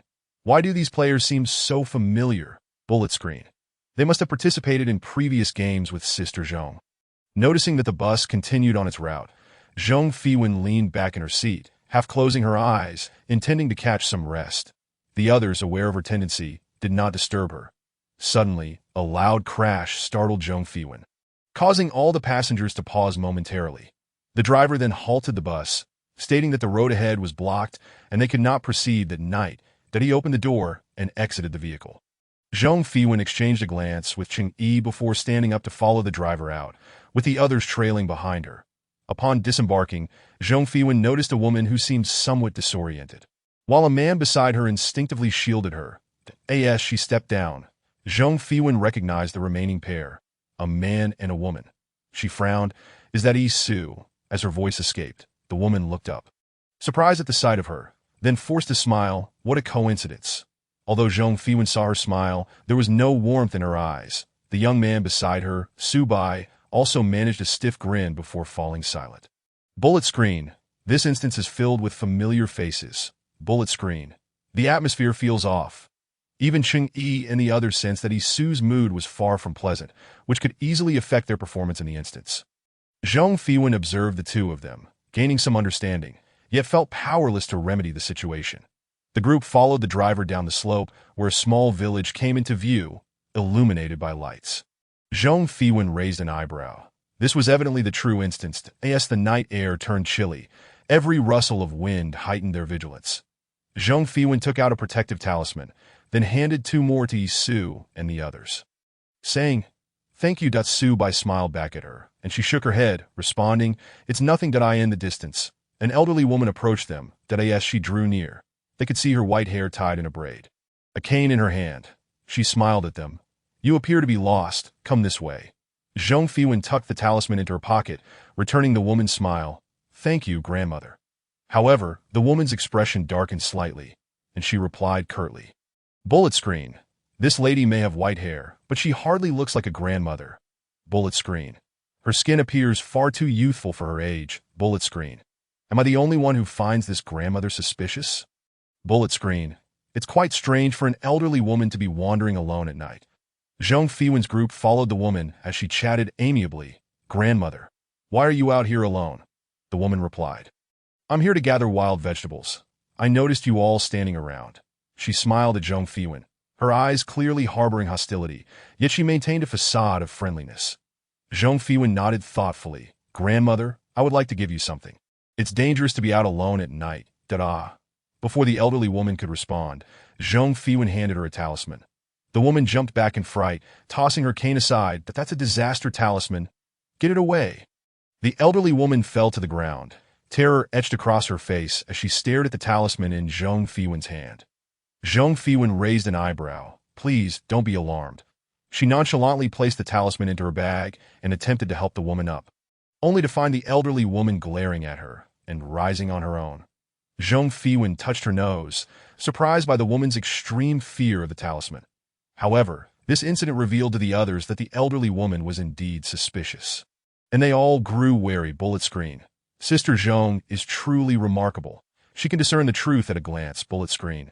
She is incredibly strong. Bullet screen. This instance should be quite manageable. Bullet screen. In Sister Zhong's presence, what instance is ever difficult? Upon reaching the village, they found a middle-aged man waiting for them at the entrance. As they approached, he said, "You can stay at my place tonight." He seemed quite accustomed to this role. Zhong Fiwen smiled brightly. "Oh, I hope there's enough room." The middle-aged man, seeing her demeanor, chuckled. "There is plenty of room. We can accommodate as many as needed." He then turned to the elderly woman. "Oppo, thank you for your help." The old woman huffed, ignoring him as she entered the village and walked away, clearly opting not to stay with them. Zhong Fiwen watched her retreating figure and then shifted her gaze back to the middle-aged man. Raising an eyebrow, it was evident that despite his polite words, he bore a hint of disdain in his expression. Observing the reactions of her companions, she realized they too had noticed this. After pondering for a moment, she approached the middle-aged man and inquired, "Uncle, may I ask what the name of our village is?" Chapter 67. The Ghost Bride. To our village is no name, the man replied with a smile. "Are these your friends?" Zhong Fiwen glanced around at the others, affirming yes. The man surveyed the group before continuing. "My home isn't spacious enough for so many, so we'll need to split up." Just then, several individuals appeared out of nowhere, standing before them. Bullet screen. When did these people show up? Bullet screen. They startled me. Zhong Fiwen cast a calm glance at them before following the middle-aged man into his home. The others followed the villagers as they departed. She yawned and turned to the man who was staring at her, asking, "Do you need something?" "No, she just wants to sleep." After the middle-aged man left, she naturally lay down on the bed, clutching a ghost-repelling talisman as she drifted off to sleep. Zhong Fiwen dreamed of a village where a girl clad in a red wedding dress gazed intently at her. Zhong Fiwen frowned. "Who are you?" The girl remained silent, merely watching her. Growing impatient, Zhong Fiwen snapped, "You come into my dreams. Surely you have something to say? Once we pass this village, there will be no going back." Suddenly, blood tears streamed down the girl's face as she mouthed the words, "Save me," before vanishing from her dream. Zhong Fiwen clicked her tongue in annoyance. How dare she disturb her sleep without addressing the matter at hand? When she awoke, the dawn light was already breaking. Just then, a middle-aged woman entered her room, saying a Chui, "Hurry and change into your new clothes. The village head's family will be coming soon." Zhong Fiwen, still groggy, rubbed her eyes. "Who is a Chui?" The middle-aged woman smiled. "You are a Chui. Don't you remember?" Then she placed her clothes on the bedside, urging herself to gather her resolve and cease her idleness. Zhong Fiwen did not respond to her. Instead, she tested the other party with a talisman, discovering a hint of trepidation, though it was not overt fear. Zhong Fiwen furrowed her brow. The comment streamed in. "This person seems a bit afraid of the talisman in her hand." "No, she is merely wary, but it doesn't quite amount to fear." Zhong Fiwen stowed the talisman away and picked up the garment, only to find it was an entirely red outfit. "Quite unsightly," she grimaced, resolutely refusing to wear it. She then produced a burning talisman and affixed it to the clothing, which promptly ignited in the air, turning to ashes in no time. Tossing the remnants on the ground, she nudged them with her foot and opened the door, encountering the middle-aged woman, who had initially been smiling but now wore a somber expression. "Why aren't you dressed?" Zhong Fiwen gestured towards the room, stating simply, "The clothes are ruined." She then exited the room with an air of nonchalance. Her gaze swept across the courtyard, and she realized she had yet to recall what her task was. Even the host had not made an appearance. This rare occurrence prompted Zhong Fiwen to ponder, but she found herself drawing a blank. With a sigh, she concluded that perhaps she was not suited for intellectual endeavors. The comments flowed. Sister Zhong, let's not be too modest that you're just stronger in physicality, but your intellect is certainly not lacking. That I adore Sister Zhong's nonchalance. During breakfast, she noticed the middle-aged couple wore grim expressions. As Zhong Fiwen scooped up her rice, the woman suddenly slammed her bowl down, exclaiming, "Eat, eat, eat, it's all you think about." She shot Zhong Fiwen a fierce glare. With a bun in her mouth, Zhong Fiwen thought to herself, "Is it a crime to be a little hungry?" Ignoring their sour faces, she finished her meal, placed the bowl on the table, and crossed her legs. "That I have a question for you." The middle-aged man glanced at her, his previous smile gone. "What is it?" Zhong Fiwen, smiling sweetly, inquired. "I want to know if you are human. After all, those who reacted to the talisman shouldn't be quite human," but this was the first time Zhong Fiwen felt uncertain. "You are not human." The woman was clearly enraged by this statement. She slammed her bowl down again and pointed at Zhong Fiwen's nose, scolding, "After all these years of raising you, it's time for you to repay me." Zhong Fiwen raised an eyebrow, realizing she had become a part of this scenario. Although she was unaware of her task, it was always prudent to stay alive. She stood up, intending to explore the village today. But as she did, the middle-aged man cautiously rose as well. "Where are you going?" Zhong Fiwen continued walking. "You can't just wander around. Someone is coming to the village chief's house." Leaning against the doorframe, she regarded his outstretched hand and narrowed her eyes. "Let go." She then produced a talisman, pinching it between her fingers and smiling at him. "Do you know how that outfit caught fire?" Shaking the talisman, she watched as the man's hand recoiled, his expression darkening. "You are marrying into this family, whether you like it or not." Zhong Fiwen raised an eyebrow, contemplating marriage. Was she being coerced into wedlock? Since she could enter the dreams of that woman, it seemed essential to find her first to uncover the truth. Zhong Fiwen had no intention of remaining docile at home. Grabbing a talisman, she stepped outside. The village was still shrouded in mist, and the day seemed overcast. Observing the sun that had yet to rise, she murmured, "It often stays gloomy here." That a male voice echoed from behind her. Zhong Fiwen raised an eyebrow and turned to see a shy young man clad in coarse linen standing behind her. Upon noticing her, he blushed slightly and extended something towards her. "That Acqui, you've been gone for so long that you must have forgotten we rarely see the sun here." That in his hand was a wooden carving, a doll. "Is this a gift for me?" The carved face bore an uncanny resemblance to Zhong Fiwen's own. The young man nodded yes. Zhong Fiwen smiled, tucking the doll into her pocket. "Thank you. Did you say we rarely see the sun?" "Indeed," he replied, his face slightly flushed. The comment streamed in. "Is he shy?" Clearly, this seems to have entered a narrative. "This man is Zhong Jie's secret admirer. I think I recognize this scenario. Please don't spoil anything." Observing the young man's demeanor, Zhong Fiwen understood her current role. She was to be a bride with an admirer. From the couple's words earlier, it seemed she was not particularly keen on the idea of marriage. Zhong Fiwen regarded the young man before her, his youthful face slightly flushed. When he noticed her staring at him, his face turned crimson. She smiled, examining the doll, which was intricately carved. "That I really like it." The young man stammered, "As long as you like it." Seeing his bashful demeanor made Zhong Fiwen chuckle. "Could you elaborate a bit more? It's been quite a while, and I might have forgotten." "Of course," he replied eagerly, scratching his head. "You must have been away at school for too long, forgetting some things about our village." Zhong Fiwen smiled subtly, not denying his assertion. She learned from him that in this village, there were only a few days of sunshine each month. The rest were overcast. This had been the norm since their births. She also discovered that her identity was that of a university student returning home. "Wait," she interjected, looking at the young man. "How long have I been away?" He seemed puzzled but, enamored, did not question her point. 3 years and 7 months. Zhong Fiwen regarded him, surprised by his precise recollection. "You remember that clearly?" "Of course," he stammered, his face flushing. The comments continued. "He must remember every detail about the one he likes." That it seems the host is in good spirits. That I can tell. She's been smiling the whole time. Wait, could it be that Zhong Jie likes this kind of guy? She probably doesn't.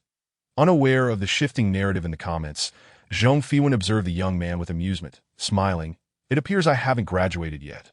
The young man did not grasp her statement, but nodded nonetheless. "What about your former classmates?" Zhong Fiwen halted her departing steps, considering the classmates who had arrived in the village last night. They must be Acquiesce fellow students. She pointed towards the village. They couldn't stay at my house last night, so they went to borrow a place from a neighbor. The young man hesitated, seeming to want to say something but faltering. What is on your mind? Zhang Fiwen seized the opportunity to inquire. Is there something wrong with them? He scratched his head, chuckling awkwardly. I'm not sure that I just instinctively felt you should be cautious. But I don't know why. Zhang Fiwen's expression sobered as she regarded the young man, whose demeanor seemed sincere. Why did everyone believe she was Acqui? Initially, she thought it was merely a role within the narrative. Yet the young man's intuition prompted a shift in her thoughts that I am not Acqui. Upon hearing this, the young man frowned at Acqui. What's wrong? His disbelief was evident, and concern clouded his features. Zhang Fiwen locked eyes with him, asking, could you describe what Acqui is like in your mind? The young man's face reddened further. He felt it was too embarrassing to speak about Acqui in front of her. Zhang Fiwen settled beneath a large tree, patting the space beside her. Sit. Initially, he hesitated, wanting to refuse, but ultimately succumbed to his desire and took a seat. The mist began to clear. Acqui is a very beautiful and adorable girl. He began, his shyness evident. What does she look like in your eyes? Zhang Fiwen prompted without looking at him, guiding him to describe his ideal Acqui. His gaze drifted past her, envisioning Acqui in his mind, her fair skin, clear eyes, and petite stature. Zhang Fiwen listened as he became increasingly absorbed in his thoughts. She turned to observe him. His eyes reflected yearning and nostalgia for the Acqui from the past. However, I shouldn't be that short. Right? Zhang Fiwen, after pausing, finally spoke. The man chuckled softly, turning his head to glance at her. You will grow taller, won't you? He seemed merely perplexed by Zhang Fiwen's words, yet there was no hint of doubt regarding her identity. Zhang Fiwen chose not to interrupt him further and urged him to continue. The man shyly lowered his gaze. A Chui loves red, especially that outfit she wore. His words trailed off, a look of confusion crossing his face. Observing his demeanor, Zhang Fiwen gently inquired, what outfit? A full ensemble. The man's eyes widened in terror. A red wedding dress. He could not fathom why an image of a woman clad in a blood-stained red wedding dress invaded his mind. Her face marred with crimson, gazing at him with pleading eyes, as if beseeching him to save her. Tears brimmed in his eyes, a feeling indescribable blossoming within his chest, yet he could not articulate it. Is it your dream? Zhang Fiwen watched him closely, reaching out to pat his back, only to discover he was drenched in sweat. Trembling, he turned to face Zhang Fiwen, striving to muster a smile that was more grotesque than cheerful. A Chui, I'm sorry, it seems I had a nightmare. Are you certain it was a nightmare? Zhang Fiwen's gaze shifted slightly to the talisman she had just pressed against his back. The man's expression gradually morphed into one of confusion. And then Zhang Fiwen's image sharpened in his mind. His eyes widened in shock. Why you? Who are you? It appeared he was taken aback by the presence of this unfamiliar woman beside him. Zhang Fiwen produced the statue he had carved for her. This is what you gifted me. His hands trembled. Impossible. I distinctly gave it to a Chui. The face depicted was unmistakably not a Chui-est, yet he had never carved the likeness of anyone else. And the woman before him was a stranger. As he gazed at the wooden sculpture, tears inexplicably welled in his eyes. Zhang Fiwen perceived his emotional unraveling, offering no words of comfort, but instead softly asked, do you not wish to uncover the truth? Why do you mistake a stranger for a Chui? Immersed in profound sorrow, the man lifted his head, dazed by her voice, and then, fixing his gaze upon Zhang Fiwen, his resolve grew stronger. I want to know. He longed to understand why he had misidentified her and why the image of a Chui in a red wedding dress lingered in his mind. Zhang Fiwen smiled at him. Very well, let us seek the answers together. Noticing his emotions steadily calming, she tilted her head to the sky. The sun is shining today. The man turned to regard this unfamiliar girl, sensing a calming presence within her that compelled him to look towards the sky, now free of the oppressive haze. Indeed. Chapter 69. The Ghost Bride 4 Bullet Screen. So, is Sister Zhang activating the NPC? Bullet Screen. Logically, NPCs in role-playing scenarios should not possess self-awareness. Bullet Screen. Do you truly believe this is merely an ordinary role-playing scenario? Bullet Screen. It is said that this scenario previously experienced a total party wipe. Bullet Screen. Oh no, spoilers ahead. Zhang Fiwen turned to the man. Let us return, that we have gathered ample information today. All right, that he shot her a curious glance. It's rather strange why I would mistake her. After all, a Chui in his mind was certainly not the girl standing before him. Zhang Fiwen glanced down at her palm. I do not know either. She then dusted off her clothes and stood up. Intending to head back to be by the way. I am An Yin. What is your name? The man rose and called out behind her. Ling Wuling. Zhang Fiwen replied without turning back. Bullet screen. Sister Zhong's pseudonym in the martial world has emerged again. Bullet screen. I keep wondering why we all know her real name, yet she still uses this one to bullet screen. What is her name? Bullet screen. Let's just not worry about it for now. At this point, she had generally grasped the story of the entire scenario. Now awaiting confirmation of her suspicions, A.S. Zhang Fiwen stepped into the courtyard. She was met with a throng of people gathered within.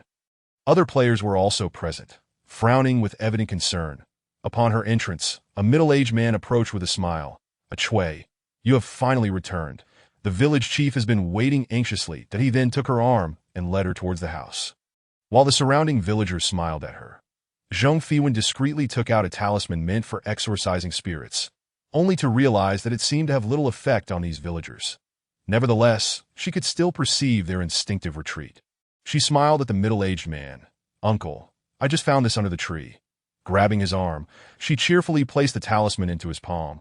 This talisman was only effective against spirits, allowing Zhang Fiwen to ascertain whether the man before her was indeed a ghost. She noticed a flicker of disdain in the middle-aged man's expression. This is a malevolent talisman. It offers us no protection. He then tossed the talisman aside, his grip on her arm tightening as he forcibly pulled her inside. Zhang Fiwen glanced back at the villagers, contemplating whether she could escape by detonating the courtyard. She sensed the man's strength exceeded her expectations, prompting her to abandon that thought. That it was evident that Isu wanted to step forward. But Zhang Fiwen subtly shook her head, signaling her to remain still for the time being, and followed the man into the house. Inside sat the middle-aged woman from the morning and another couple. The couple's eyes visibly lit with satisfaction upon seeing her, while the other woman approached and grasped her hand, smiling. So this is a Chui? She seems to be growing more beautiful. Zhang Fiwen regarded the woman's large face, the deep wrinkles on her forehead strikingly pronounced. She took a step back. Thank you for the compliment. Then, with considerable effort, she extricated her arm from the woman's grasp and stated, let us discuss matters at hand. A Chui, you are not young anymore. It is time to consider a match. Zhang Fiwen lazily leaned against a wall, noting the middle-aged man's expression darkening slightly. Yet he continued, the village chief is here to propose a marriage. You shall wed in a few days. Zhang Fiwen recalled the woman in the red wedding dress from her dream, leaning back with a smile. Very well. The people in the room seemed taken aback by her unexpectedly agreeable response. Momentarily stunned. Then the middle-aged man's face broke into a grin. It is good that you have come to terms with this. However, Zhang Fiwen interrupted him. If you wish to marry me, you must adhere to my requirements. The occupants of the room exchanged glances, uncertain that I will not budge. Otherwise, I shall refuse the marriage. Zhang Fiwen adopted a nonchalant demeanor. They regarded her for a moment. Then the middle-aged man began to confer with the village chief. We can agree to certain demands, but they must not be excessive. Zhang Fiwen observed their expressions, surprised by their shrewdness. When she proposed her requests, they would likely attempt to negotiate. Yet, having already agreed, they could enforce the marriage even if she later changed her mind. The strategy of diplomacy followed by force was executed with finesse. All right, I demand a phoenix coronet and bridal gown, along with a grand 8-bearer sedan chair. Zhang Fiwen spoke with a smile. Surely, that is not an unreasonable request.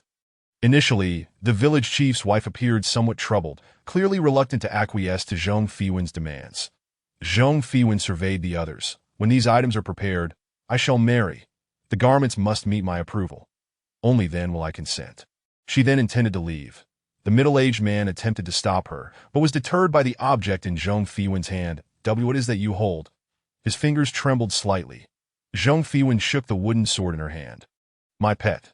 She then smiled sweetly at them.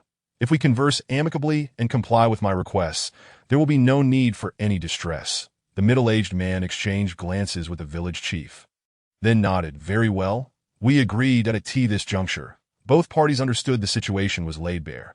They recognized Zhang Fiwen was not to be trifled with and, out of caution, hoped she would uphold her end of the bargain. Bullet screen. I thought this time Sister Joan would be at a disadvantage. Bullet screen. Why do I find myself somewhat eager to see her at a disadvantage? Bullet screen. You are not alone up ahead. Bullet screen. Isn't this sister usually quite reckless? Why is she holding back this time? Bullet screen. The reason she isn't making a move must be because she's unable to, I must admit. Some viewers in the bullet screen seem to grasp Zhong Fiwen's thoughts. Her personality is indeed one that prefers to confront rather than converse. Everything is contingent on strength. This time, she genuinely lacks confidence. These villagers may seem simple and ordinary, but judging by the few who grabbed her arm earlier, she feels she might not be able to overpower them. The difficulty of this instance is clearly heightened compared to others. When Zhong Fiwen stepped outside, she noticed other villagers gathered around. Upon seeing her, Yi and the others approached, asking if she was all right. Zhong Fiwen gently shook her head, assuring them that everything was fine. She pondered for a moment before inquiring, "Did you dream of anything last night?" "Dream?" Luo Qi exchanged a puzzled glance with Qing Yi, responding, "No, although Yi still seemed somewhat out of sorts." She mustered her spirits and shook her head at Zhong Fe. It appeared that only she had experienced a dream. Since she was now a Chui in this instance, what about the others? They must have their own identities. This is not the place for discussion, Qing Yi remarked, casting a glance at the watchful villagers. They ultimately chose a secluded spot under the villagers' scrutinizing gazes. However, after Zhong Fiwen consented, the villagers did not impede them. "Last night I visited a villager's home. They called me a Xiao," Jiao Fei said, brushing her doll-like hair. Zhong Fiwen glanced at her, recognizing that she, like herself, had become a character within this instance. Her gaze shifted to the others. Luo Qi and Cheng Yi exchanged looks before saying, "They did call us too, but it seems we became siblings." Bullet screen. Lovers eventually become siblings? Bullet screen. This instance is absurd. It separates couples that Subai glanced at Zhong Fiwen, noting that they had been asked about their names last night. That in an instant, Zhong Fiwen grasped his implication. The villagers would refer to her and the others by the names of the townsfolk. Yet they had not called Subai and Yi, instead asking what they were called. What is the distinction between the two? Zhong Fiwen furrowed her brow, realizing she couldn't quite comprehend it. She looked up at the others, noticing Qing Yi deep in thought, but he wrapped an arm around Luo Qi and inquired, "When you asked us about dreams, was it because you dreamt of something?" Zhong Fiwen nodded, affirming yes. She proceeded to share her dream of a woman clad in a red wedding dress. "That I have a hypothesis," Qing Yi ventured cautiously. "Could it be that this instance is, in fact, a story?" Zhong Fiwen looked at his face, contemplating. "Are you suggesting that we are experiencing something that has transpired before?" "Exactly," Qing Yi responded, his excitement palpable. "Just as you are a Chui, I, along with Luo Qi and Jiao Fei, are the children of the villagers. Thus, they must possess other identities as well." Zhong Fiwen recalled a statement made by a middle-aged man who had mentioned that a Chui returned from university. Therefore, it is highly likely that the two of them are not villagers at all. Subai licked his parched lips, his expression somewhat grim, while he trembled slightly. Zhong Fiwen quickly noticed and reached out to support her, asking, "What is wrong?" Yi shook her head, forcing a glance at the others before smiling at Zhong Fiwen, assuring her, "I'm fine." You all continued at Subai steadied Yi, saying, "I'll take her back first." Bullet screen. These two were somewhat of a hindrance. Bullet screen. I remember seeing them in the novice instance. Bullet screen. After going through several instances, it feels like they still haven't made any progress. Zhong Fiwen cast a worried glance at them before turning to Qing Yi, saying, "Let us call it a day for now." She then hurriedly caught up with Yi and the others. That Subai appeared somewhat surprised but said nothing. Zhong Fiwen glanced at Subai, and he seemed to understand her intent, loosening his grip and smiling at Yi. "You two haven't seen each other for a while. Why not catch up?" Yi kept her head down, forcing a smile. All right, that Subai lagged a few steps behind, but he kept the two in his line of sight. His vigilance seemed rather mature. "Can you tell me about your situation with him?" Zhong Fiwen idly toyed with the talisman in her hand. "After we left, we entered another instance, but fortunately, all three of us made it out safely," Yi said, looking down, pausing for a moment before adding, "But luck doesn't always accompany us. That in one instance, we encountered a very powerful monster." Zhong Fiwen understood from her words that they had faced great danger in that instance. Was that instance similar to this one? Otherwise, when Chang'e voiced a speculation, she wouldn't have instinctively recoiled. Yes, Isui clearly did not wish to reminisce, but she trusted Zhong Fiwen. When we entered that instance, there were no task indicators.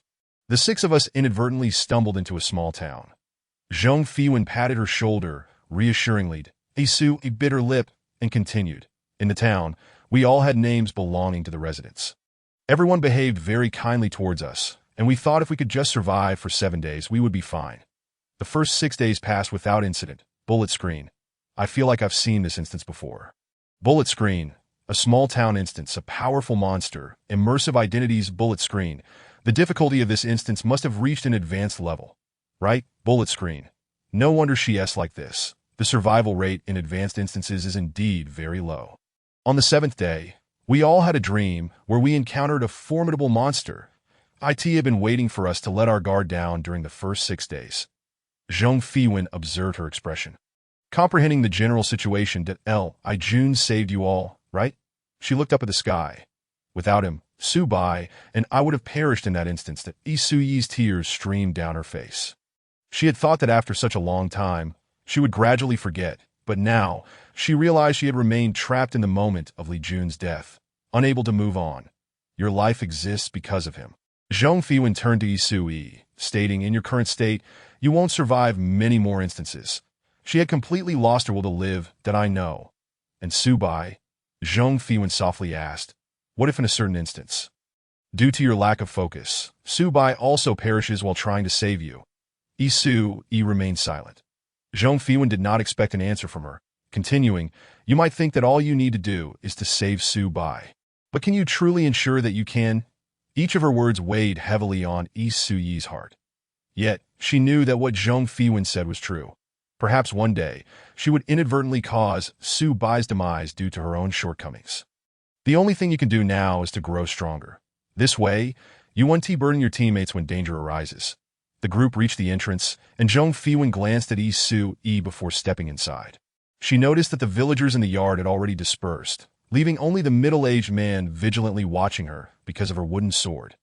Zhong Fiwen shot him a glance, uninterested in engaging, and directly entered the house. She leisurely lay on the bed, contemplating Isui's feelings. She seemed to struggle to comprehend, yet she felt inexplicably agitated. She raised her hand to shield her eyes. Bullet screen. Is Zhong Jie feeling down? Bullet screen. I've noticed she seems quite sentimental. Bullet screen. Such a personality is prone to suffering. She is too soft-hearted. Bullet screen.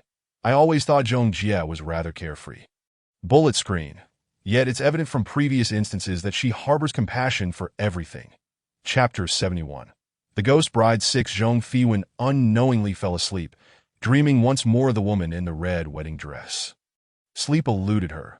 She let out a slightly irritated "Shh, can you speak?" The woman nodded. I can. Her voice was somewhat high-pitched. Zhong Fiwen inquired, what do you want from me? Help me, she replied, tears streaming down her cheeks once again. Zhong Fiwen frowned at her, asking, how can I help? Marry him. Marry him.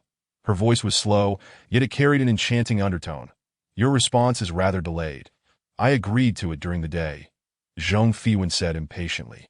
Is there anything else? No, I want to sleep now. Female ghost. Now that we've reached this point, what more is there to discuss? Her figure gradually grew faint, ultimately vanishing into thin air.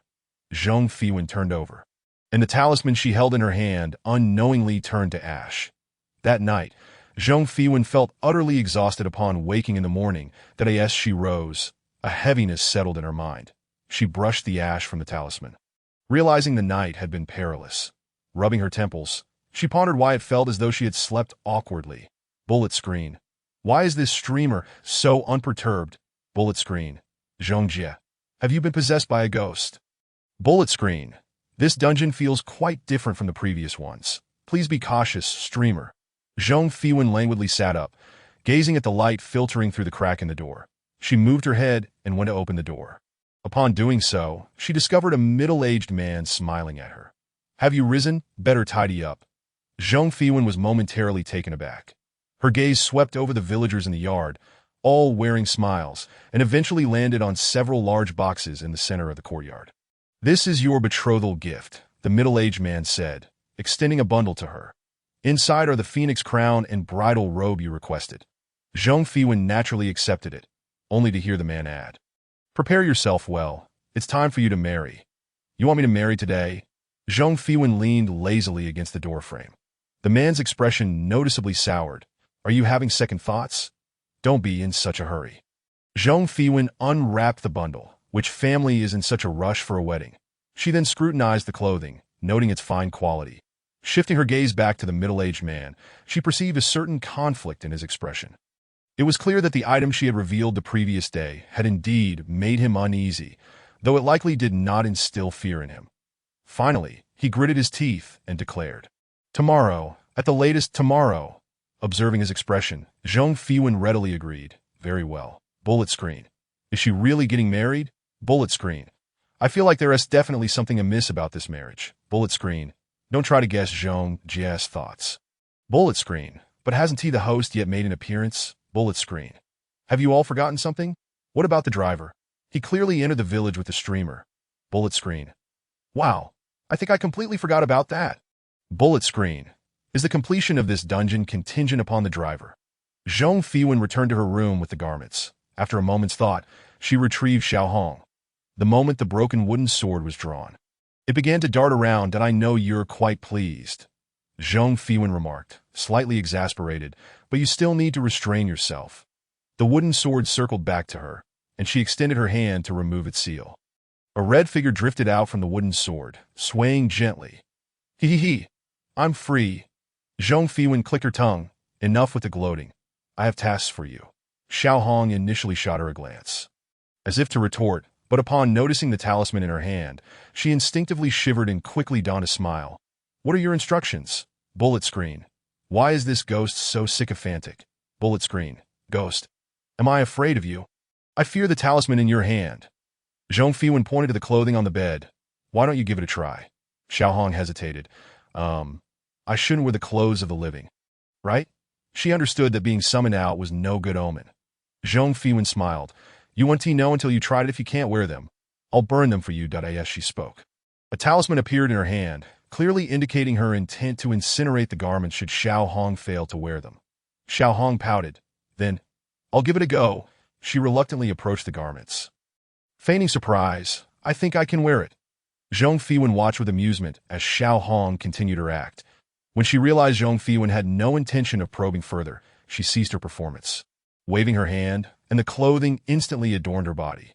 Zhong Fiwen observed Xiaohong's pale complexion and disheveled hair, shaking her head. "This one do." Xiaohong, who had initially thought she looked rather charming in the garments, now stared wide-eyed at Zhong Fiwen.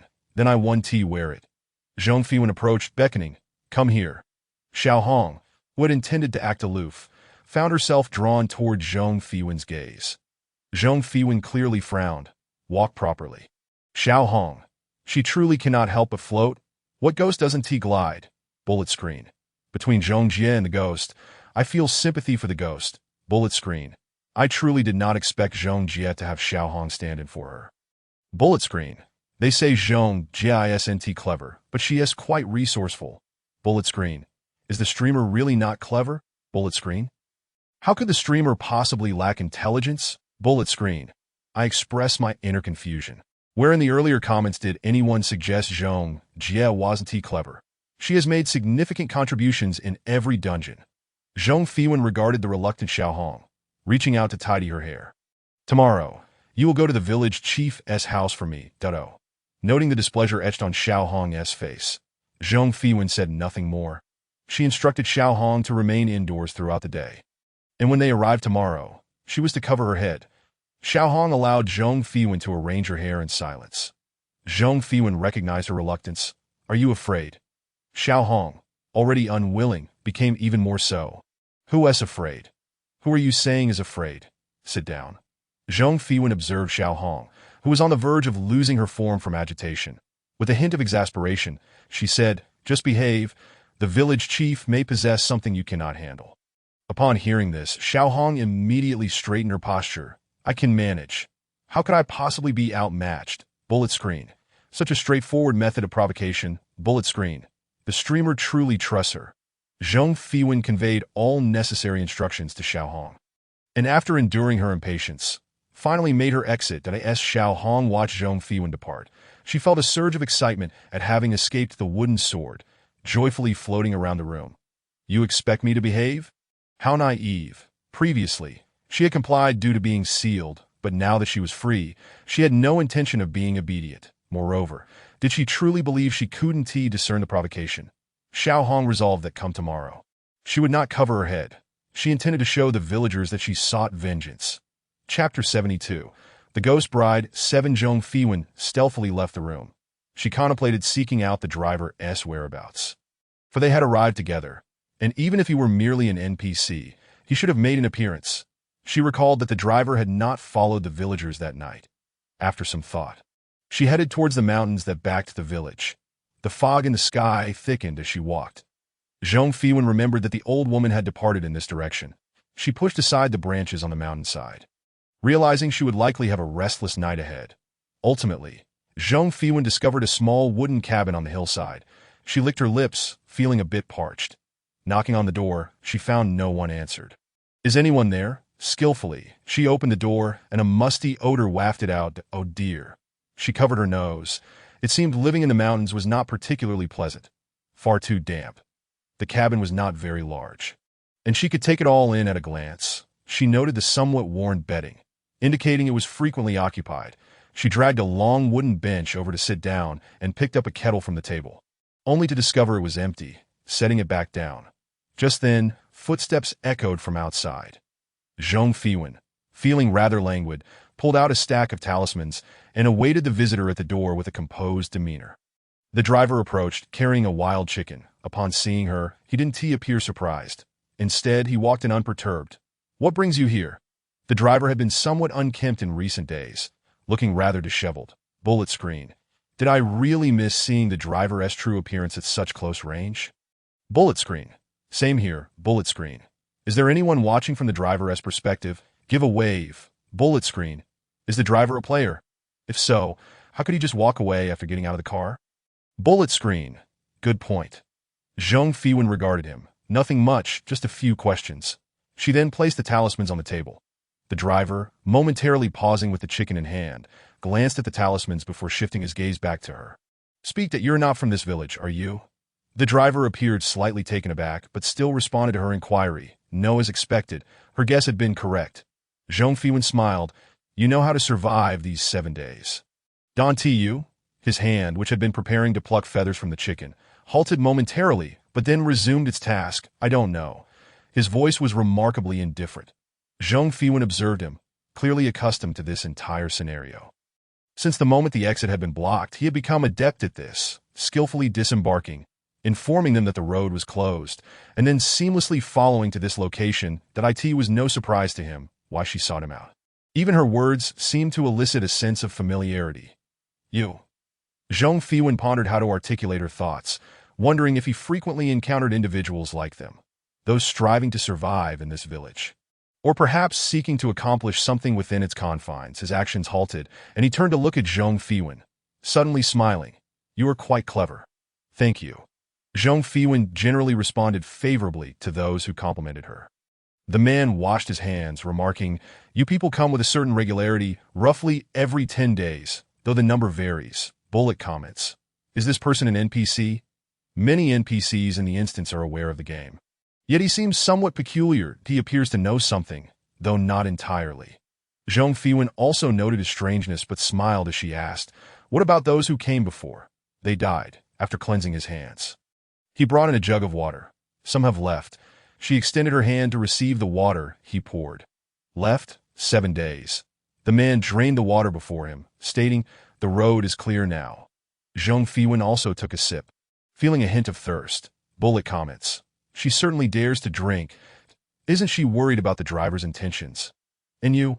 Zhong Fiwen gently traced the rim of her bowl, inquiring, What is your role here? Surely, you cannot be just a driver. You overestimate me. The driver chuckled lightly, noticing Zhong Fiwen's evident skepticism. His beard shifted with a smile.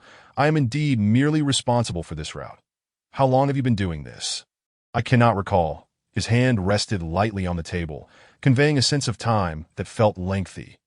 Zhong Fiwen detected a nostalgic glimmer in his eyes, intuitively sensing that there was more to his story. After a moment of thought, she realized this driver had little knowledge of their players' affairs, but was aware of their arrival and departure times, 10 days and 7 days, respectively. It was evident he was an NPC within this instance, yet possessed a semblance of memory. Bullet comments. In immersive instances, NPCs typically lack memory to enhance player immersion, is akin to an yin, activated later by Zhongjie. This driver clearly knows something, yet does not seem to possess complete knowledge, which is rather odd. Zhong Fiwen found this peculiar as well, but the gentleman was clearly not inclined to trust her, thus would not divulge everything she wished to know, though he would answer her questions. He exhibited no malice towards them, nor did he show fear of her talismans. Zhong Fiwen initially intended to rise and depart, but unexpectedly, he spoke up. "Is that a talisman on your table?" Zhong Fiwen raised an eyebrow. It was apparent that there was a significant aversion to talismans in this village, yet this driver seemed oddly curious. "I can share what I know." The driver appeared to have a change of heart. Gesturing towards the talismans on the table, "I would like you to leave me 2 of those." "No need for many, just 2 will suffice." His earlier tone held no malice, and his request for talismans seemed spontaneous. Zhong Fiwen had no shortage of these. Glancing at the driver, she replied, "All right, but the information you provide should be valuable, that I have always been a driver." He looked at her, pouring himself a glass of water. "I have driven this mountain road for many years. One evening, as I was driving people forward normally, the road ahead was blocked." Zhong Fiwen recalled his practiced tone upon her arrival, sensing he had experienced this many times before. A peculiar sensation stirring within her. Before she could delve deeper into her thoughts, the driver continued, "That night, it was raining. I stepped out to investigate and found a massive tree blocking the way.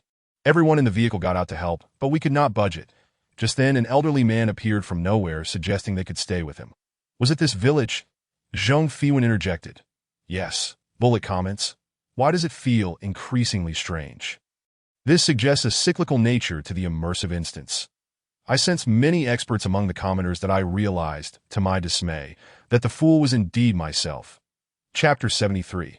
The Ghost Bride 8. Zhong Fiwen gently tapped the table, urging him to continue. The driver regarded her. "We then arrived at this village, and like the others, I stayed with a villager." Noticing his expression shifted, she inquired, "And then we all died." He gulped. "When I awoke again, I found myself back on the bus, but the people aboard had changed. It was the same roadblock leading to this village. He stumbled along with the new arrivals, and after a few days, he met his demise one fateful night." "What did you see before you died?" "I do not know." That he was reluctant to reminisce. Yet for the sake of the talismans in Zhong Fiwen's possession, he recalled, "I remember one night I fell asleep, and when I awoke, I was back on the bus." Zhong Fiwen lowered her gaze in thought. This driver was just a driver, and one who had endured this instance multiple times. That I do not know how many times have passed. But I find myself unable to leave this village. Until one day, feeling I might lose my mind, I got out during a blockage and ran up the mountain, but he remained on the mountain for many days, only to be found by the people from the bus, who informed him that the road was clear and he could leave. That was the first time I exited this village, and I returned home. The rest is essentially known. He discovered that every 10 days he would face this situation. As long as he remained on the mountain for 7 days, he would inevitably return home. Zhong Fiwen observed the driver, recognizing he was not lying. "And those who left with you?" "I do not know. They departed after getting off the bus." She produced a stack of talismans. "These are for you." Seeing the driver handle them with care, it was evident he held no fear of the talismans. She composed herself, preparing to take her leave. "By the way, there is one more thing." The driver spoke from behind her. "The old woman who came to fetch you that night. I sensed something akin to myself in her." Zhong Fiwen nodded in acknowledgement. "Do you know where she resides?" "I intend to visit her. That I believe she is at a temple outside the village." As dusk approached, Zhong Fiwen resolved to head to the temple that evening. She walked step by step out of the forest, watching as the villagers gradually returned to their homes before venturing outside the village. Bullet comments. "This driver seems rather decent." "Are you certain?" "I sense a significant amount of malice." "How did you discern that?" "All I noticed was the driver seeking talismans and exchanging information with the host." He spoke rather quickly. Meanwhile, Xiaohong intended to venture out tonight in search of something to eat, as she felt quite hungry. Gradually, her figure began to fade. just as she was about to leave. The wooden sword that had been overlooked on the table glimmered, and in an instant, the entire ghost was drawn inside. Subsequently, the wooden sword began to fly wildly around the room. How infuriating! Zhong Fiwen, naturally unaware of Xiao Hong's plight, merely remained cautious as she gazed at the dilapidated temple, which appeared devoid of any inhabitants, and as she pushed open the temple door, a chilling aura enveloped her from within. Zhong Fiwen produced a talisman from her hand, narrowing her eyes as she cautiously stepped into the courtyard. Upon entering, the scene before her shifted dramatically, and the talisman she held vanished in an instant. Zhong Fiwen felt her body slipping from her control, finding herself in a room that was both foreign and familiar. Her current residence, that a woman clad in a vibrant red wedding dress sat before a mirror. Resembling the ghost that had haunted her dreams, that moment, the door to the room creaked open, revealing a middle-aged woman in a cotton coat, someone she recognized from the family she had stayed with upon her arrival. The woman appeared to be speaking earnestly, likely trying to persuade the bride. Zhong Fiwen raised an eyebrow, deducing that this married woman was, without a doubt, the real Hui. She observed the two conversing, only to witness them pause as if hearing some sound. The middle-aged woman reached out to pull her along, while the bride hesitated, seemingly reluctant to leave, yet was forcibly dragged out. After their departure, Zhong Fiwen's body involuntarily followed them, trailing behind the bride until they arrived at the village head's home. Alone in a room, the bride sat in solitude. Before Zhong Fiwen could fully comprehend the situation, her gaze shifted, and she found herself staring at all the villagers gathered in front of the temple that moment. The temple appeared far less dilapidated than when she had first visited. It looked remarkably clean that a Chui was bound in the center of the courtyard, while the elderly man who had led them there stood with a furrowed brow, his hair not yet as white as it was now. His disapproval of the villagers' actions was palpable that a Chui, tears streaming down her face, gazed at the villagers, her voice raised in desperate protest, though Zhong Fiwen could not hear their words. The entire scene unfolded like a mute play, with her watching the village head speaking with fervor, villagers nodding in agreement, and the elder attempting to intervene. Among them stood the driver, his head bowed, positioned amidst the villagers, each playing their distinct role in this cacophony. Eventually, Zhong Fiwen observed the village head lifting a torch, advancing slowly towards a Chui. The flickering flames cast eerie shadows across his face, rendering him menacing that a Chui, in a state of distress, shouted something at the village head. But as the torchlight fell upon her, her expression transformed into a smile. Zhong Fiwen furrowed her brow at the village head's actions, and soon after, everything plunged into darkness. Having witnessed this, "Can I now escape?" she murmured, turning her gaze to a Chui before her. The bride's red wedding dress remained strikingly vivid, while the scene around them faded away, leaving only the dilapidated courtyard and Zhong Fiwen. "You must help me," a Chui implored, her bloodshot eyes locked on Zhong Fiwen. The talisman reappeared in Zhong Fiwen's grasp as she crossed her arms. "I have already consented to the marriage. Are you not aware?" A Chui's evident fear upon noticing the talisman was unmistakable. "No, you must marry him." Zhong Fiwen's hand playing with the talisman halted, revealing a Chui's realization that she had sent Xiao Hong in her stead. Zhong Fiwen licked her teeth. "Why should I assist you?" "You offer me nothing in return," that a Chui, the ghostly bride before her, was momentarily at a loss for words, clearly taken aback by Zhong Fiwen's query. "Did you think that after thrusting me into this illusion, I would emerge out of pity for you?" Zhong Fiwen regarded her with a nonchalant demeanor that a Chui's entire attitude rendered her speechless, while Zhong Fiwen observed her with amusement, fully aware that marrying into this situation would lead to her demise. The comments from the audience reflected their confusion. "I feel like I'm struggling to keep up. Isn't a Chui supposed to be the good one? Perhaps the living Chui is good. But the Chui before us surely harbors malice. I always thought the host was merely lucky, but she is actually quite clever." Zhong Fiwen, having sensed the overwhelming negativity upon entering the temple, felt her title, Mysterious Sixth Sense, resonate within her. In that instant, a piercing sound jolted her awake, alerting her to the significant malevolence emanating from a Chui. "How do you know?" A Chui ceased her pretense, her red wedding attire now exuding a dense black mist. Zhong Fiwen remained vigilant, masking her wariness with a facade of calmness, for everything felt too easy. A Chui's curiosity was palpable. The driver is evidently suspicious. He provided information far too swiftly. Zhong Fiwen's grip on the talisman tightened, and in the illusion, you were the victim.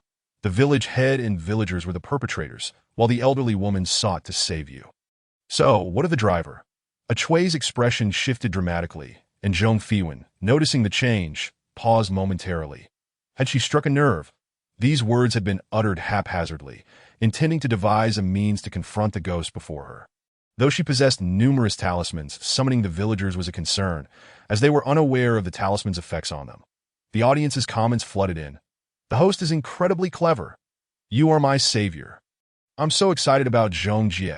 What role does the driver play? I speculate that the driver might be another perpetrator. Zhong Fiwen regarded Chui's demeanor, her eyes darting. There are 6 of us. 2 do not belong to the village. Those 2 must be your classmates, correct?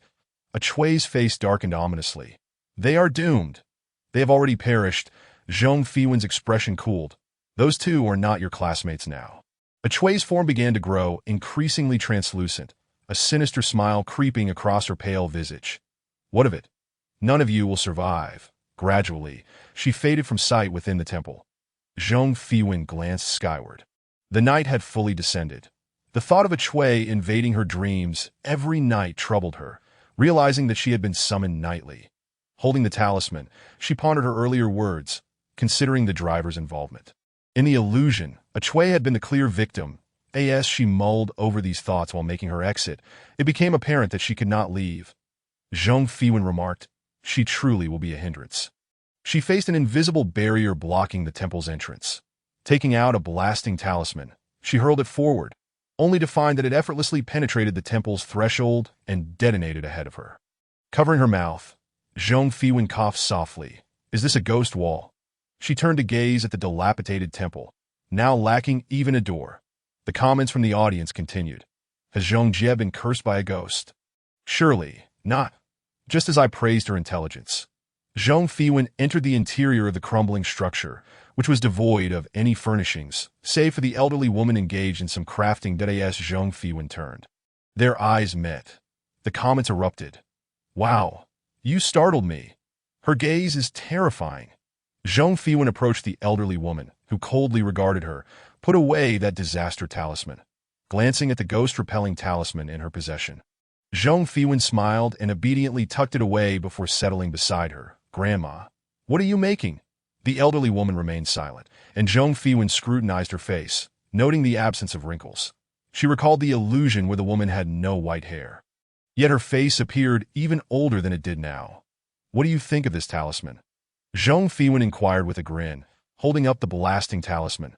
You must have seen it when I threw it at the entrance. The elderly woman continued to be unresponsive. Pray tell, how many of these talismans can this temple endure? Upon speaking, the elderly woman's expression shifted. What are you planning? Zhong Fiwen shrugged. I simply wish to know how to exit. You cannot leave. The elderly woman met her gaze. Even if you were to level it, you would not escape tonight. Her certainty prompted Zhong Fiwen to pivot the conversation.